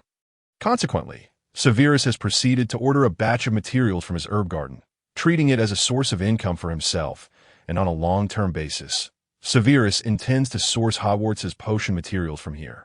Should one also factor in the consumption from his potion company, it seems the herb garden will not require external sales. Self-production and self-sale are indeed advantageous. Next comes the matter of the potion company. Both Lucius and Severus operate from shadows, particularly Severus, whose employees perceive him merely as a consultant hired by Lucius, unaware of any further details which aligns with Severus's wishes, with Severus, a master potion maker. At the helm, the potion company can undoubtedly be revitalized. Lucius's ambitions extend beyond mere profit. He desires the wizards of the magical community to experience the Malfoy family's generosity. Hence the potion prices are relatively low, particularly for those sold to St. Mungo's and the Aurors of the Ministry, serving as a gesture of goodwill. Naturally, profit still exists. With Severus's assistance, the new company produces potions at a lower cost than their competitors, and Severus also plans to create some high-grade potions for sale in the shop. After all, the reputation of a master potion maker is indeed appealing. The turmoil within the magical realm arrived with alarming swiftness and departed just as abruptly. While some wizards were still preparing to protest at the Ministry of Magic, the unrest had already dissipated, prices returned to their former levels, and various shops reopened their doors to eager customers. It appeared as though nothing had changed, and in fact, the atmosphere seemed even more favorable than during the days of the black and white conflict.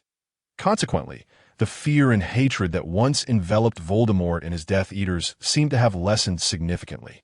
Even those wizards who were steeped in sorrow appeared to exhibit a renewed vigor. For instance, the Weasley family had begun their shopping spree in Diagon Alley, with the eldest son, Bill Weasley, poised to enter his second year next term, and the second son, Charlie Weasley, set to enroll at Hogwarts the following September. This implies that while Severus was teaching at Hogwarts, the Weasley family would likely have members attending the school, all of whom would be Severus's students. Indeed, they were quite a formidable family, and fortunately, not every Weasley shared the mischievous inclinations of the twin brothers, nor did every Weasley boast a savior for a friend. The other Weasleys were rather commendable. Although Severus encountered Mr. Weasley, he had no intention of greeting him. He simply strode calmly out of Gringotts. Severus did not possess substantial assets at Gringotts, and this visit was not to withdraw his own funds, but rather to collect Hogwarts's finances that, the largest bank in the magical world. Gringotts provided essential financial services akin to those offered by Muggle banks, such as bookkeeping and simple reimbursement processes. Severus was there to claim reimbursement for his expenditures on potion ingredients. The streets were already bustling with individuals purchasing school supplies, and it was not long before Severus encountered several groups of students clad in Hogwarts uniforms, predominantly from Gryffindor and Hufflepuff, with only a handful from Ravenclaw and none from Slytherin in sight. Do not assume that Slytherin had no need to shop, although most shops in Diagon Alley offered delivery services. Nearly all wizards preferred to personally select their supplies before the school year commenced. New students were particularly inclined to visit, as they needed to choose their wands in person. Additionally, students from upper years would accompany their parents for a leisurely outing. Many wizards tend to be somewhat reclusive, akin to today's working professionals, with little time to spend with family. The back-to-school season had become an unspoken occasion for family shopping in the magical world, where even busy parents made time to accompany their children in procuring school supplies. After all, Hogwarts is a boarding school, and once the term begins, parents would only see their children during holidays, which are limited to significant celebrations throughout the year. Thus, accompanying them to shop serves as a festive farewell before parting. Moreover, many children would seize the opportunity to voice additional requests, such as longing for a particular cherished item or asking for some pocket money. To be frank, contemporary Chinese parents seem to engage in this less frequently. The convenience of online shopping has similarly led to diminished communication, with parents increasingly lacking the patience to accompany their children. This is certainly not a positive development. Therefore, while the magical world is fraught with various issues, familial relationships tend to remain relatively stable. Incidents like Sirius's estrangement from his parents or Severus's neglect from his own are still rather uncommon. However, this year may see an increase in such instances, as some students might have lost their parents, while others may have parents incarcerated in Azkaban. Hence, it was quite remarkable that not a single Slytherin student was spotted throughout the day. That evening, Severus once more entered Malfoy Manor, where a grand banquet was underway, and Severus was one of the guests of Honor Point. One of the purposes of the gathering was to celebrate Severus's attainment of the title of Master of Potions, the highest honor bestowed upon a Slytherin in recent years, aside from Voldemort, and to announce Severus's new role as the head of Slytherin House. Consequently, although many voiced their opinions regarding Severus's status as a traitor, the expected attendees had mostly arrived, and the crowd was far from sparse. Furthermore, it was not solely adults who attended.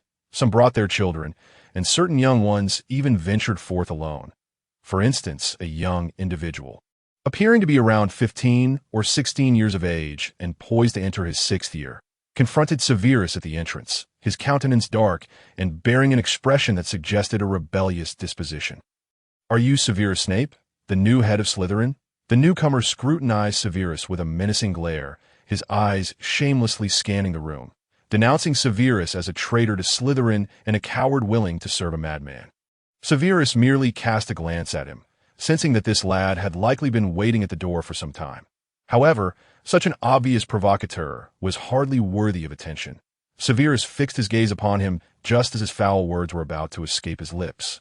Employing a professor's glare that could slay, as anticipated, the young man fell silent.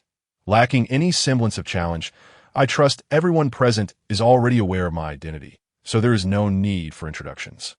I hold no desire to become acquainted with you, Severus stated flatly, proceeding into the gathering with a commanding stride while articulating his thoughts with fluidity. Severus had no intention of greeting Lucius. Their relationship had not yet reached the stage of public exposure, and this invitation had merely been issued in Lucius's capacity as a representative, not as a personal invitation. Their interactions were limited to formal exchanges. Having collaborated a few times, yet their rapport did not extend to friendship. Rather, it was akin to that of mere collaborators. Severus harbored no intention of granting anyone any leeway. He had come prepared to assert his authority, to deliver a few incisive remarks, and to observe who among the attendees would dare to retaliate. At this juncture, Severus was fully entitled to his audacity, and this approach yielded remarkable results when dealing with pure-blood aristocrats from Slytherin. Regardless of their cunning and treachery, one thing was certain. They revered strength more than any other house. This was precisely why Voldemort had garnered such a devoted following among Slytherins. I am aware of your concerns. As long as he does not cause trouble at school, I will ensure his protection, Severus declared upon entering, releasing his magical aura, a potent force that was undeniably persuasive. Moreover, Severus was indeed willing to provide a measure of protection. For once students entered the school, they became his responsibility, and safeguarding them was a teacher's duty. Demonstrating strength also signified his capability to protect his students. However, it was evident that some deemed this assurance insufficient. Mere words were not enough to instill confidence, let alone compel submission. What guarantees do you offer for our safety, unless you dare to swear an oath? A voice emerged from the crowd, belonging to a young individual. The adult wizards present were all capable individuals, at the very least adept at restraint, while the youth had yet to endure the harsh realities of life. Thus, the young speaker was swiftly propelled from the gathering and found himself crashing into the courtyard. The assembly had not even comprehended Severus's swift action, nor had he uttered a spelled "it" was a silent spell. I am merely a professor. If you wish to hide in your parents' embrace, then do not embarrass yourself by stepping forward. Severus retorted sharply to Professor Snape, do temper your fury. There are still some young ones present. Lucius interjected, emerging as the host and a mediator of sorts. Yet his tone indicated that he was not entirely aligned with Severus at that moment. The Malfoy-style banter was indeed well suited for sardonic undertones. We have prepared this celebration for you out of goodwill. As the guest of honor, it is rather impolite to cast a shadow over the occasion. Severus regarded Lucius Malfoy, who had stepped forward and could not help but acknowledge the man's commanding presence. His veiled barbs deftly obscured the earlier conflict while building momentum for the next round of exchanges. More importantly, Lucius's aura countered the pressure that Severus had intended to impose, effectively nullifying the impact of Severus's initial entrance. To Mr. Malfoy, I was met with skepticism even before crossing the threshold. Is this how the Malfoy family treats its guests? Severus replied calmly. And who informed you that I was eager to attend this gathering? There are those present who are familiar with my disposition. You should understand that my attendance is solely for the sake of these children. Professor Snape, I presume you would not wish for a single student from Slytherin to be absent this year. Lucius remarked elegantly, his tone laced with menace. This was precisely the purpose of Severus's arrival. The scenes witnessed in Diagon Alley today hinted that this year's Slytherins might encounter significant turmoil. However, the situation would undoubtedly not be as grave as Lucius suggested. Even during the most intense confrontations between light and dark, these Slytherin children continued their education, largely unaffected by external disturbances that, as previously mentioned, Voldemort has always regarded Hogwarts as his own domain. He would not destroy it unless absolutely necessary. This means that throughout the 11 years of conflict, Hogwarts has remained a sanctuary. Moreover, Hogwarts has provided Voldemort with a substantial reserve of recruits. Most of the graduating Slytherins have joined the Death Eaters, with the more exceptional among them receiving the Dark Mark. such as Severus and young Barty Crouch Jr., the concerns of the parents now revolve around the potential lack of strength from Slytherin to counteract reprisals from other houses following Voldemort's downfall. One must not underestimate the young wizards within the school. While the younger students may be relatively unscathed, older students could very well orchestrate a downfall for a Slytherin if they so desired. Reflecting on Severus's own experiences of bullying at school illustrates this point vividly. Even if fatalities do not ensue, the pride of a Slytherin student could lead to the immediate casting of several dark spells. An act that might have been dismissed as mere schoolyard conflict in the past, but could now result in a swift sentence to Azkaban. This is the source of the parents' anxieties. No one wishes for their offspring to end up incarcerated merely for attending school.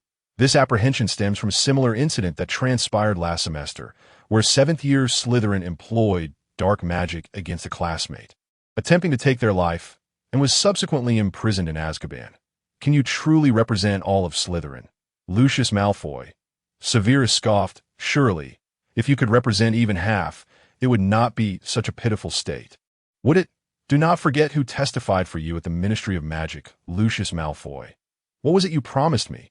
Severus spoke ambiguously, a tactic prearranged between the two, for they would undoubtedly collaborate in the future. However, it would not bode well if others perceived their relationship as too amicable. Thus, this was part of the performance, emphasizing both their alliance and their discord. Slytherin will continue to thrive, with or without anyone. I shall remain the head of Slytherin. But what of the children who depart from Slytherin? Consider this, everyone. Those who leave the school will find themselves on a swift path to Azkaban. This statement is not mere hyperbole. It is a true reflection of the current state of Slytherin. Voldemort has always viewed Slytherin as a breeding ground for his successors. Presently, nearly 80% of the upper-year Slytherins are poised to join the Death Eaters. Of course, those of inferior quality in Voldemort's eyes need not apply. Nevertheless, this does not hinder their willingness to sacrifice for the cause of pure blood supremacy. Many recent attacks have been executed by such youths, who lack the cunning of the older generation present here. Younger wizards tend to be more impulsive, thus increasing the likelihood of mistakes. Remaining within the confines of the school presents an opportunity for gradual transformation, influenced by a series of professors who will ensure that no major incidents occur, rendering the chances of immediate incarceration in Azkaban exceedingly slim. But what awaits them beyond the school gates? In the wizarding world, there are no such restrictions as confinement. Most offenders are simply cast into Azkaban, with sentences varying according to the severity of their crimes. While I acknowledge this, I must apologize. Professor, I cannot simply hide away in the cellar. At this moment, another young voice chimed in, presumably from a current Slytherin student. I did not suggest that you should hide. Slytherin has never had a head who advocated for students to cower. Severus replied, his words laden with meaning. This is a trial for Slytherin, a stepping stone for your growth that, if you can overcome it, your future accomplishments will surely surpass those present here. You have yet to articulate a plan? Then, if not to hide, do you propose we venture out to be beaten?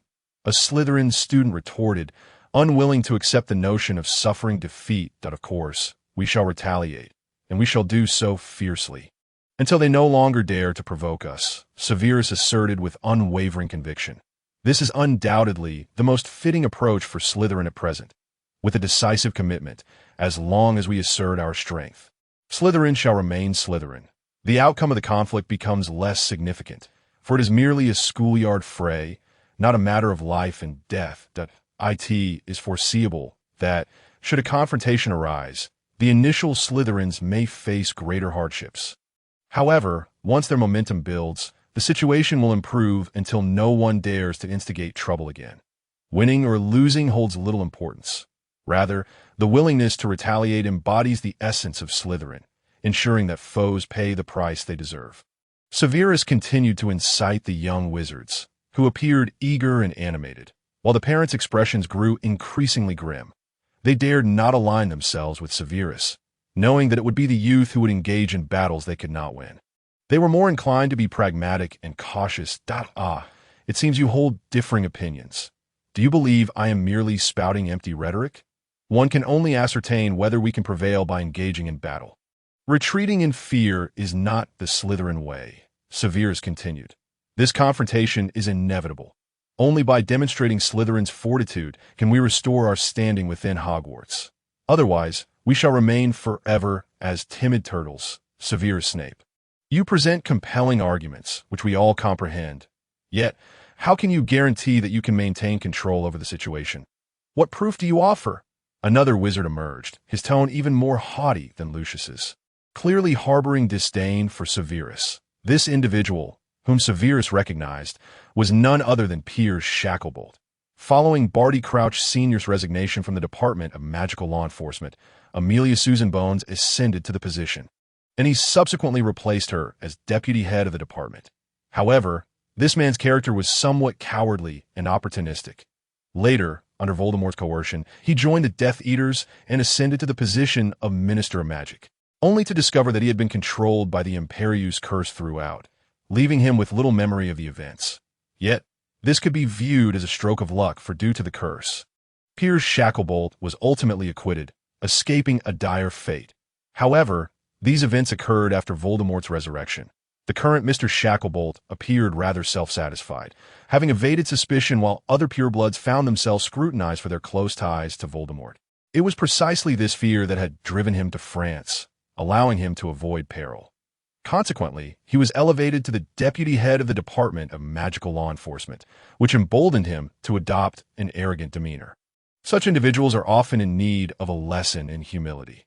Interestingly, those steadfast supporters of Voldemort, such as Axley, refrained from attending, fearing exposure by the Ministry of Magic, and they held contempt for Lucius and his associates' actions. Though they, too, would eventually claim to have been under the Imperius curse, they still regarded Lucius and others who hastily distanced themselves with disdain. While it may seem as though they are all equally culpable, Axley and his ilk firmly believe they have been unjustly overlooked due to their prolonged absence from their master's summons, distinguishing them from Lucius, who is eager to sever ties. Thus, it is evident that those individuals are not allies of Lucius. They are more fervent supporters of Voldemort and pose a significant threat to Severus in the future. In the banquet hall, the only individuals who posed a threat to Severus were Lucius, Goyle, Crabbe, and Knott. The combat capabilities of the others were negligible. Hence, Severus regarded Piers's inquiries with a measure of disdain. In terms of status, the title of Potions Master and Head of Slytherin undoubtedly surpassed that of Piers as Deputy Head, essentially placing him on par with the heads of various departments. Thus, Piers's accusatory tone appeared somewhat absurd. Even when Lucius treated Severus with the coldness of a stranger, he did so with a degree of politeness. Consequently, Severus responded without reservation. "Do you wish for proof? It appears that may indeed be quite a challenge." As he spoke, Severus deliberately scrutinized the other party, then slightly shook his head, remarking, "It seems you are not yet qualified to prove my prowess. What shall we do? Perhaps you all should join forces, as I am rather pressed for time." Arrogance radiated from Severus, who appeared to have become quite complacent since his graduation. "Have you forgotten how things were during your time at school?" At that moment, a wizard of similar standing to Severus stepped forward, angrily bellowing, "Let me teach you how to face a pureblood." This enraged wizard was Avery, a classmate of Severus, who had once sought to integrate into their circle, only to be despised by Lily Evans. Emerging from the crowd, he immediately launched an attack on Severus, though he dared not employ dark magic. Mindful of the many witnesses present, an accidental mishap could spell trouble. Severus merely flicked his wand, uttering no incantation, as Avery's spell ricocheted off Severus's shield charm, producing mere sparks, and a series of attempts failed to penetrate Severus's defenses. Other wizards began to pale, even Lucius. While many had heard of Severus's genius, he was still in his early 20s. Even Voldemort might not have been as formidable at that age. "I suggest you all attack together. Avery, what do you think?" Severus remarked nonchalantly, effortlessly deflecting Avery's spells, all of which were mere conventional magic.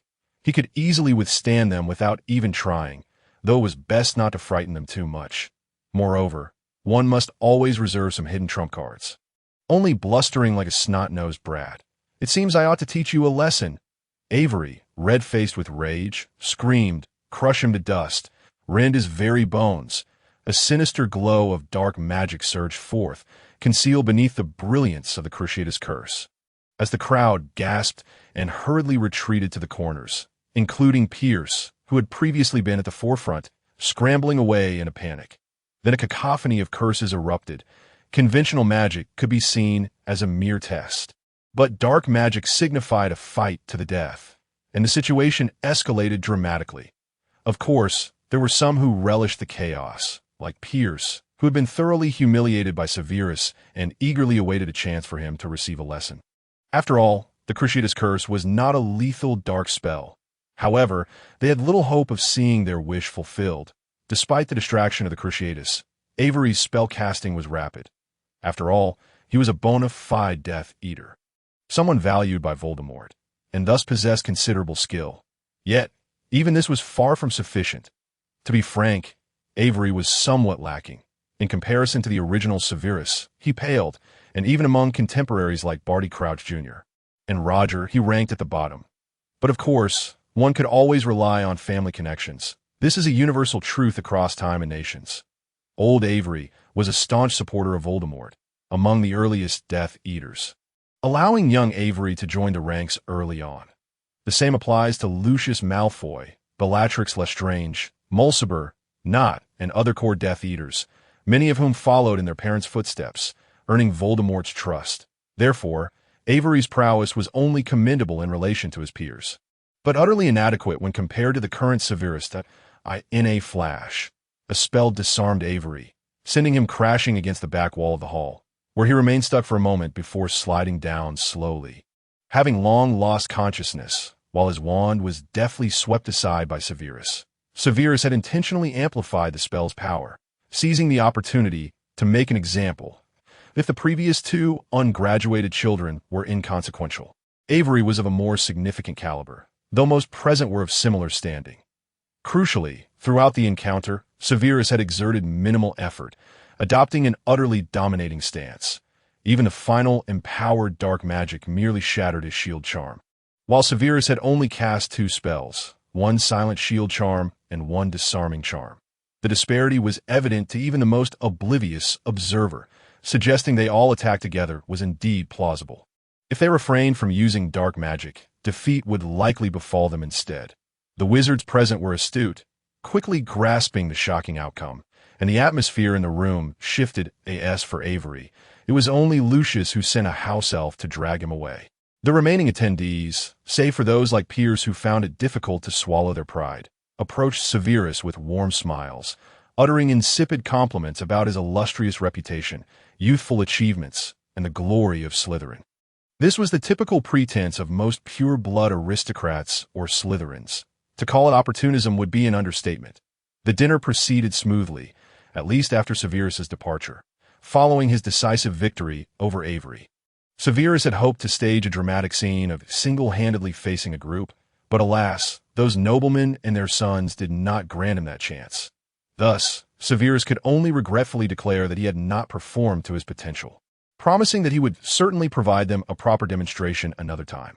After delivering a few parting words, he turned away, exuding charisma. A true man never looks back. Subsequently, the atmosphere of the dinner became congenial, as the old and young began to cluster together, discussing how they would unite against Gryffindor upon returning to school, while also deliberating the current state of affairs in the magical world. They subconsciously overlooked Severus Snape. No one mentioned him again. However, this did not imply ignorance of the implications. At the very least, it indicated that Severus possessed the capability to protect students while at school. Do not assume that professors do not require formidable strength. Simply consider who ascends to the positions of heads of houses or even headmasters. It is impossible to establish oneself among students without some measure of power. Otherwise, respect will be elusive, a principle that holds universally. For instance, in today's schools, generally speaking, the better the institution, the higher the caliber of the faculty. This is not merely a matter of hierarchy among leaders and colleagues. Students play an immensely significant role. The more exceptional the students, the more questions they pose, and the greater the difficulty of those questions, many of which stray from the confines of textbooks, if one cannot provide a reasonable explanation or a sound argument. Gradually, students will cease to seek your counsel, and their respect will dwindle, even leading them to question your teaching abilities. Moreover, some students take great pleasure in challenging their teachers, their motives often not concerning the questions themselves, but rather to witness their teachers falter and embarrass themselves. They delight in pointing out errors, engaging in a sort of competition among peers. How many mistakes did you find today? Or, I think the teacher erred in this aspect. If you become such a teacher, consider how you would conduct your lessons. Thus, students will compel you to improve. Not to mention, some students might lay traps for their teachers, deliberately seeking out questions with incorrect answers or feigning confusion over the correct response. They might assert that the answer is B and request an explanation. Yet if you rationally elucidate why B is correct, they will never admit to having misread the answer. Instead, they will merely conclude that the teacher's competence is limited. Such scenarios test a teacher's mettle, and even many seasoned educators may falter. The situation at Hogwarts is no different. It is entirely normal for students to pose questions to professors, and there are instances where professors assist students in honing their skills. For instance, Professor Slughorn likely experienced this when explaining Horcruxes to Voldemort, striving to maintain his dignity as a professor. One cannot allow students to perceive ignorance. Similarly, if students harbor dislike for a teacher, they may resort to pranks, as seen with Professor Quirrell in The Philosopher's Stone and Umbridge in the Order of the Phoenix. Even the ghosts at Hogwarts, like Peeves, are known to torment professors.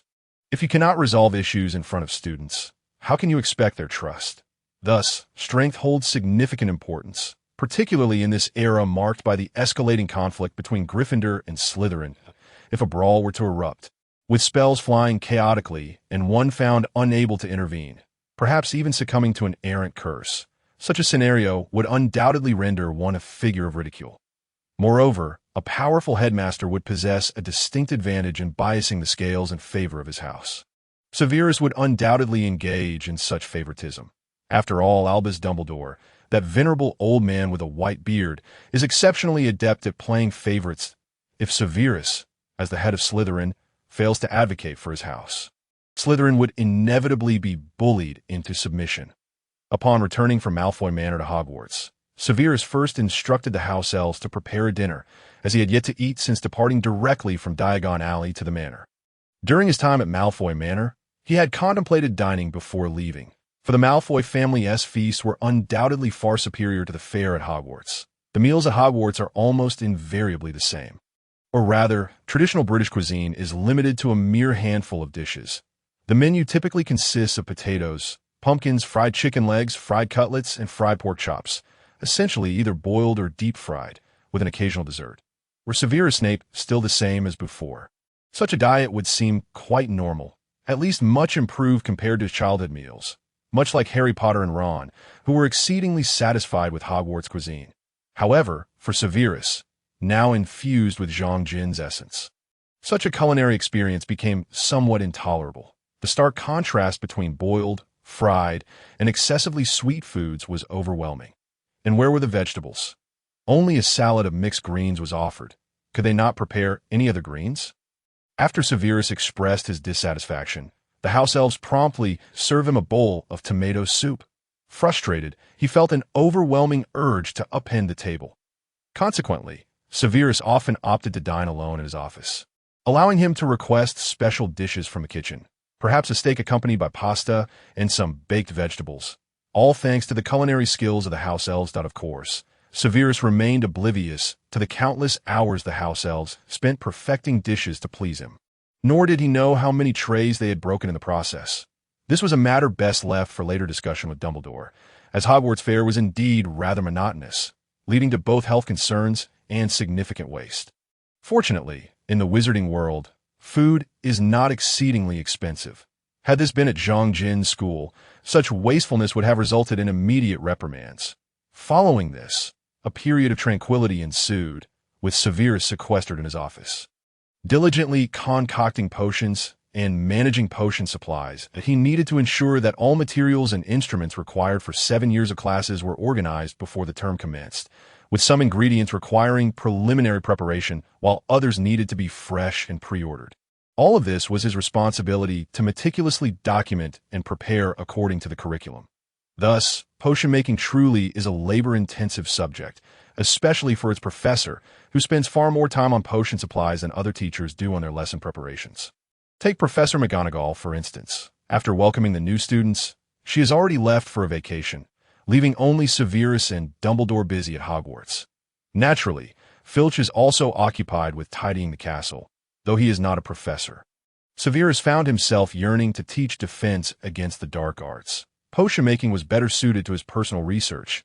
Whoever wishes to teach it, let them do so, for our Professor Snape has no desire to lead that class. Time meandered on amidst Severus's grievances. Finally arriving at September 1, 1982 to Hogwarts was reopening. On the morning of September 1, Severus meticulously groomed himself, washing his hair and donning a new outfit to ensure he presented himself in the best possible light.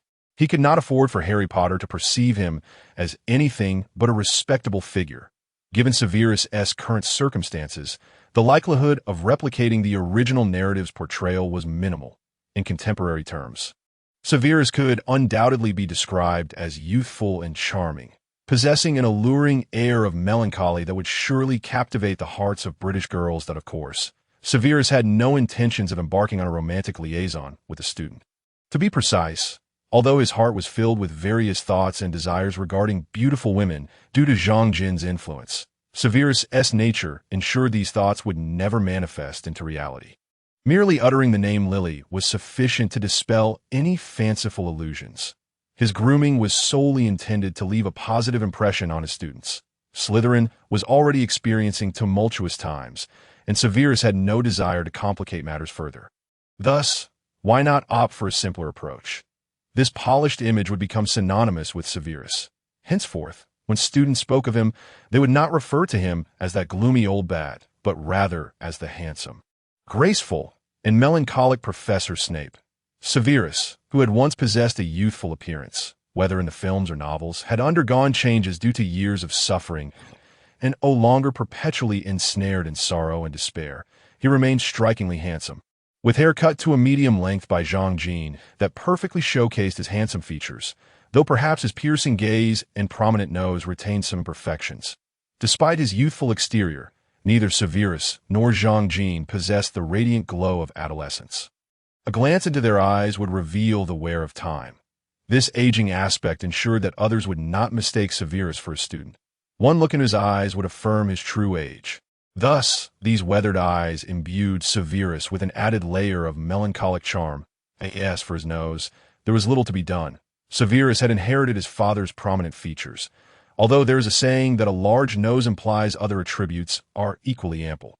In this case, it proved irrelevant. After unknowingly admiring his reflection for the better part of half an hour, Severus finally began his breakfast. Although the other Hogwarts professors had returned to the school, Severus had no intention of greeting them or dining in the Great Hall. The students would not arrive until evening, and the feast would be the main event. Attending now would only mean facing a few orange peels. Why should he impose discomfort upon himself? However, it was evident that Dumbledore did not grasp Severus's intentions, as he once again entered unannounced. "Good morning, Severus. Are you not planning to dine in the Great Hall?" Severus ignored Dumbledore's idle chatter. Surely the old man's eyesight was failing him? He was already eating. Was it necessary to have another meal in the Great Hall? "Dumbledore, please knock next time you enter." "This is not your office." Severus wiped his mouth before addressing Dumbledore with an impassive expression. "Oh, my apologies. Please forgive an old man's oversight. Age tends to muddle one's memory, and your door always seems to open for me." "Does it not?" Dumbledore replied with a smile, proving that in the art of feigning folly, he was utterly unchallenged. This was not Severus's door he was using. He was clearly abusing the headmaster's authority. "That old rascal. Humph. I shall replace that door soon enough. Even the entire office. I refuse to believe that Salazar Slytherin would conduct his affairs in such a place." Severus had no qualms about sharing his thoughts with Dumbledore. Once he located Slytherin's office, it would be impossible to keep it hidden from him, so he might as well give a heads up now to prevent the old man from overthinking. "Are you planning to seek out Slytherin's office? Then I wish you good luck. Every head of Slytherin has attempted to find it, yet after all these years, there remains no success. Professor Slughorn believes it may be as securely sealed as Slytherin's Chamber of Secrets." Dumbledore was unconcerned about this matter. It was indeed a place that every head of Slytherin had failed to locate, and he did not expect Severus to succeed either. Enough, Dumbledore.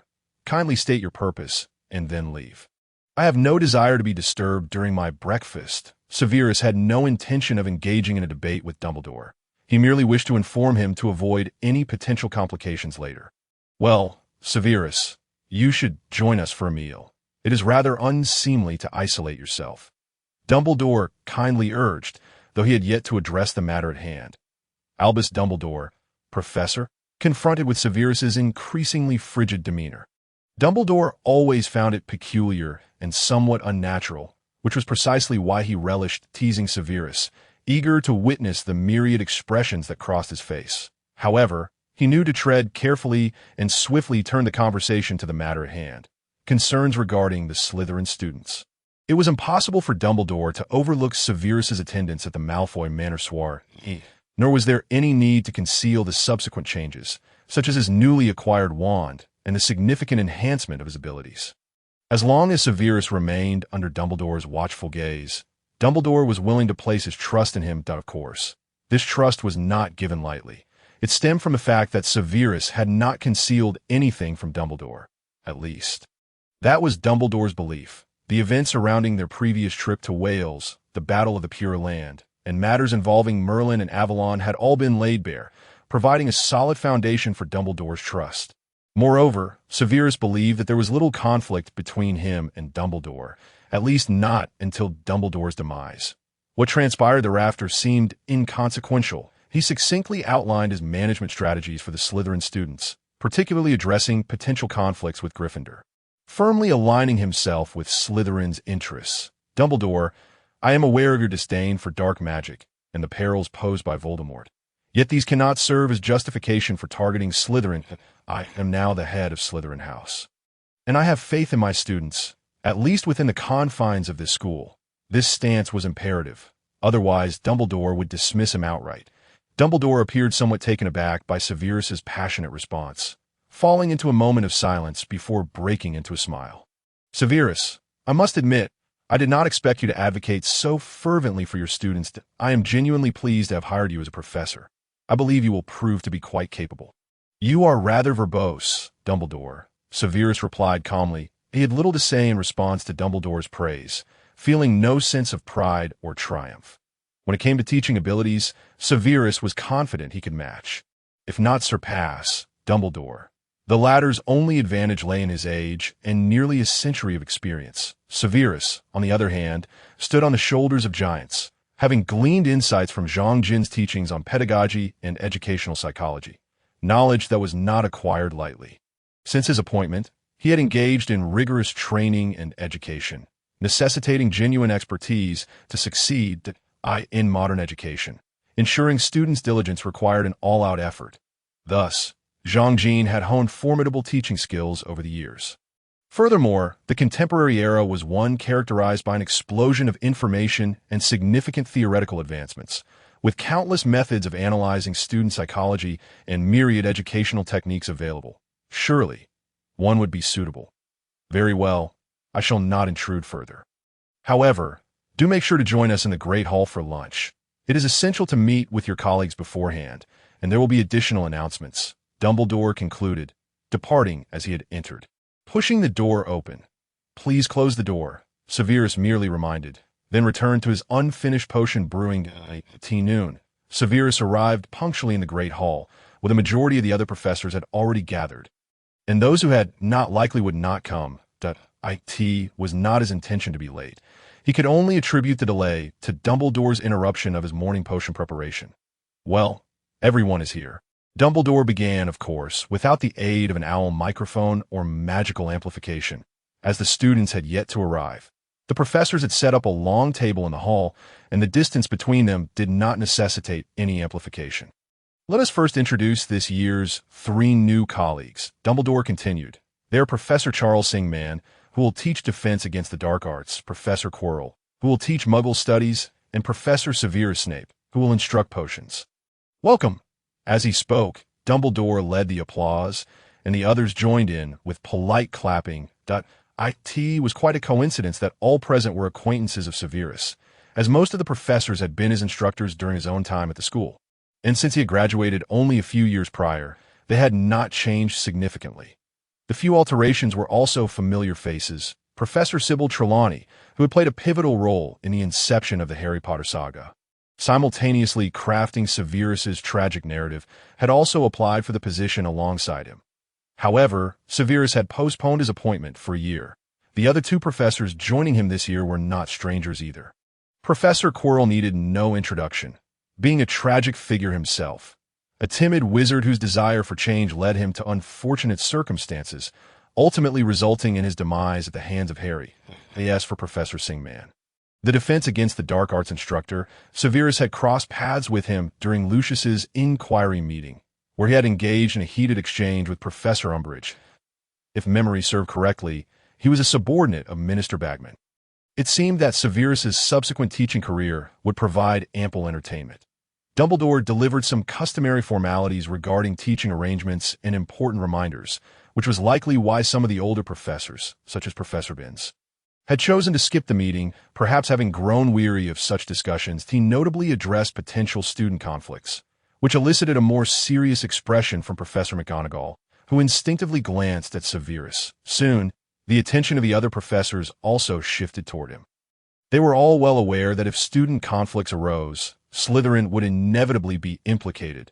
The notorious reputation of Slytherin as a breeding ground for dark wizards had long been established, and post-Voldemort, it was only natural for them to face scrutiny. While these professors understood the implications, when confronted with actual incidents involving Slytherin students, it was likely that most would simply turn a blind eye. Many perhaps even muttering phrases like "serves them right." The sorting ceremony was scheduled to commence at 7 o'clock, with the Hogwarts Express expected to arrive at Hogsmeade Station around 6. Thus, by 6:30, the upper year students had already gathered in the Great Hall, at which point Dumbledore, the professors, and Severus took their seats at the staff table. It was a rare sight for the students to see all the professors assembled in such a manner, filling the facing seats completely. Naturally, Severus garnered the students' attention. Amidst a collection of older, eccentric faculty members, he stood out as a youthful presence. Additionally, many students had encountered Severus during the previous semester, leading to the emergence of legends about a mysterious, dashing figure on campus. Severus's gaze was drawn to the Slytherin table, which was equally conspicuous, not only due to the fewer occupants, but also because of the strict admissions criteria for Slytherin, compounded by some upper-year students opting to drop out. Moreover, the students seated at the table did not appear particularly well kept, suggesting they may have endured some rough treatment on the train, a stark contrast to the other houses. It seemed that Slytherin was likely on the receiving end of unwarranted aggression. This matter was also anticipated by Severus. Although he was determined to protect his students, he was acutely aware that many within Slytherin harbored thoughts inclined towards dark wizardry. Furthermore, during Voldemort's rise to power, these students had not refrained from tormenting others, so enduring a few beatings and hardship was merely a trivial matter. Severus's sole responsibility was to ensure that no grievous harm would befall them, particularly anything that could threaten their lives, while also striving to reshape their perspectives. The task ahead was formidable and fraught with challenges. At that moment, Professor McGonagall entered, leading a group of young witches and wizards. They crowded the corridor, their eyes darting around with a mixture of awe and trepidation. It was evident from their expressions which house they would be sorted into. The McGonagall placed the tattered sorting hat atop a high stool, signaling the commencement of the sorting ceremony. P.S.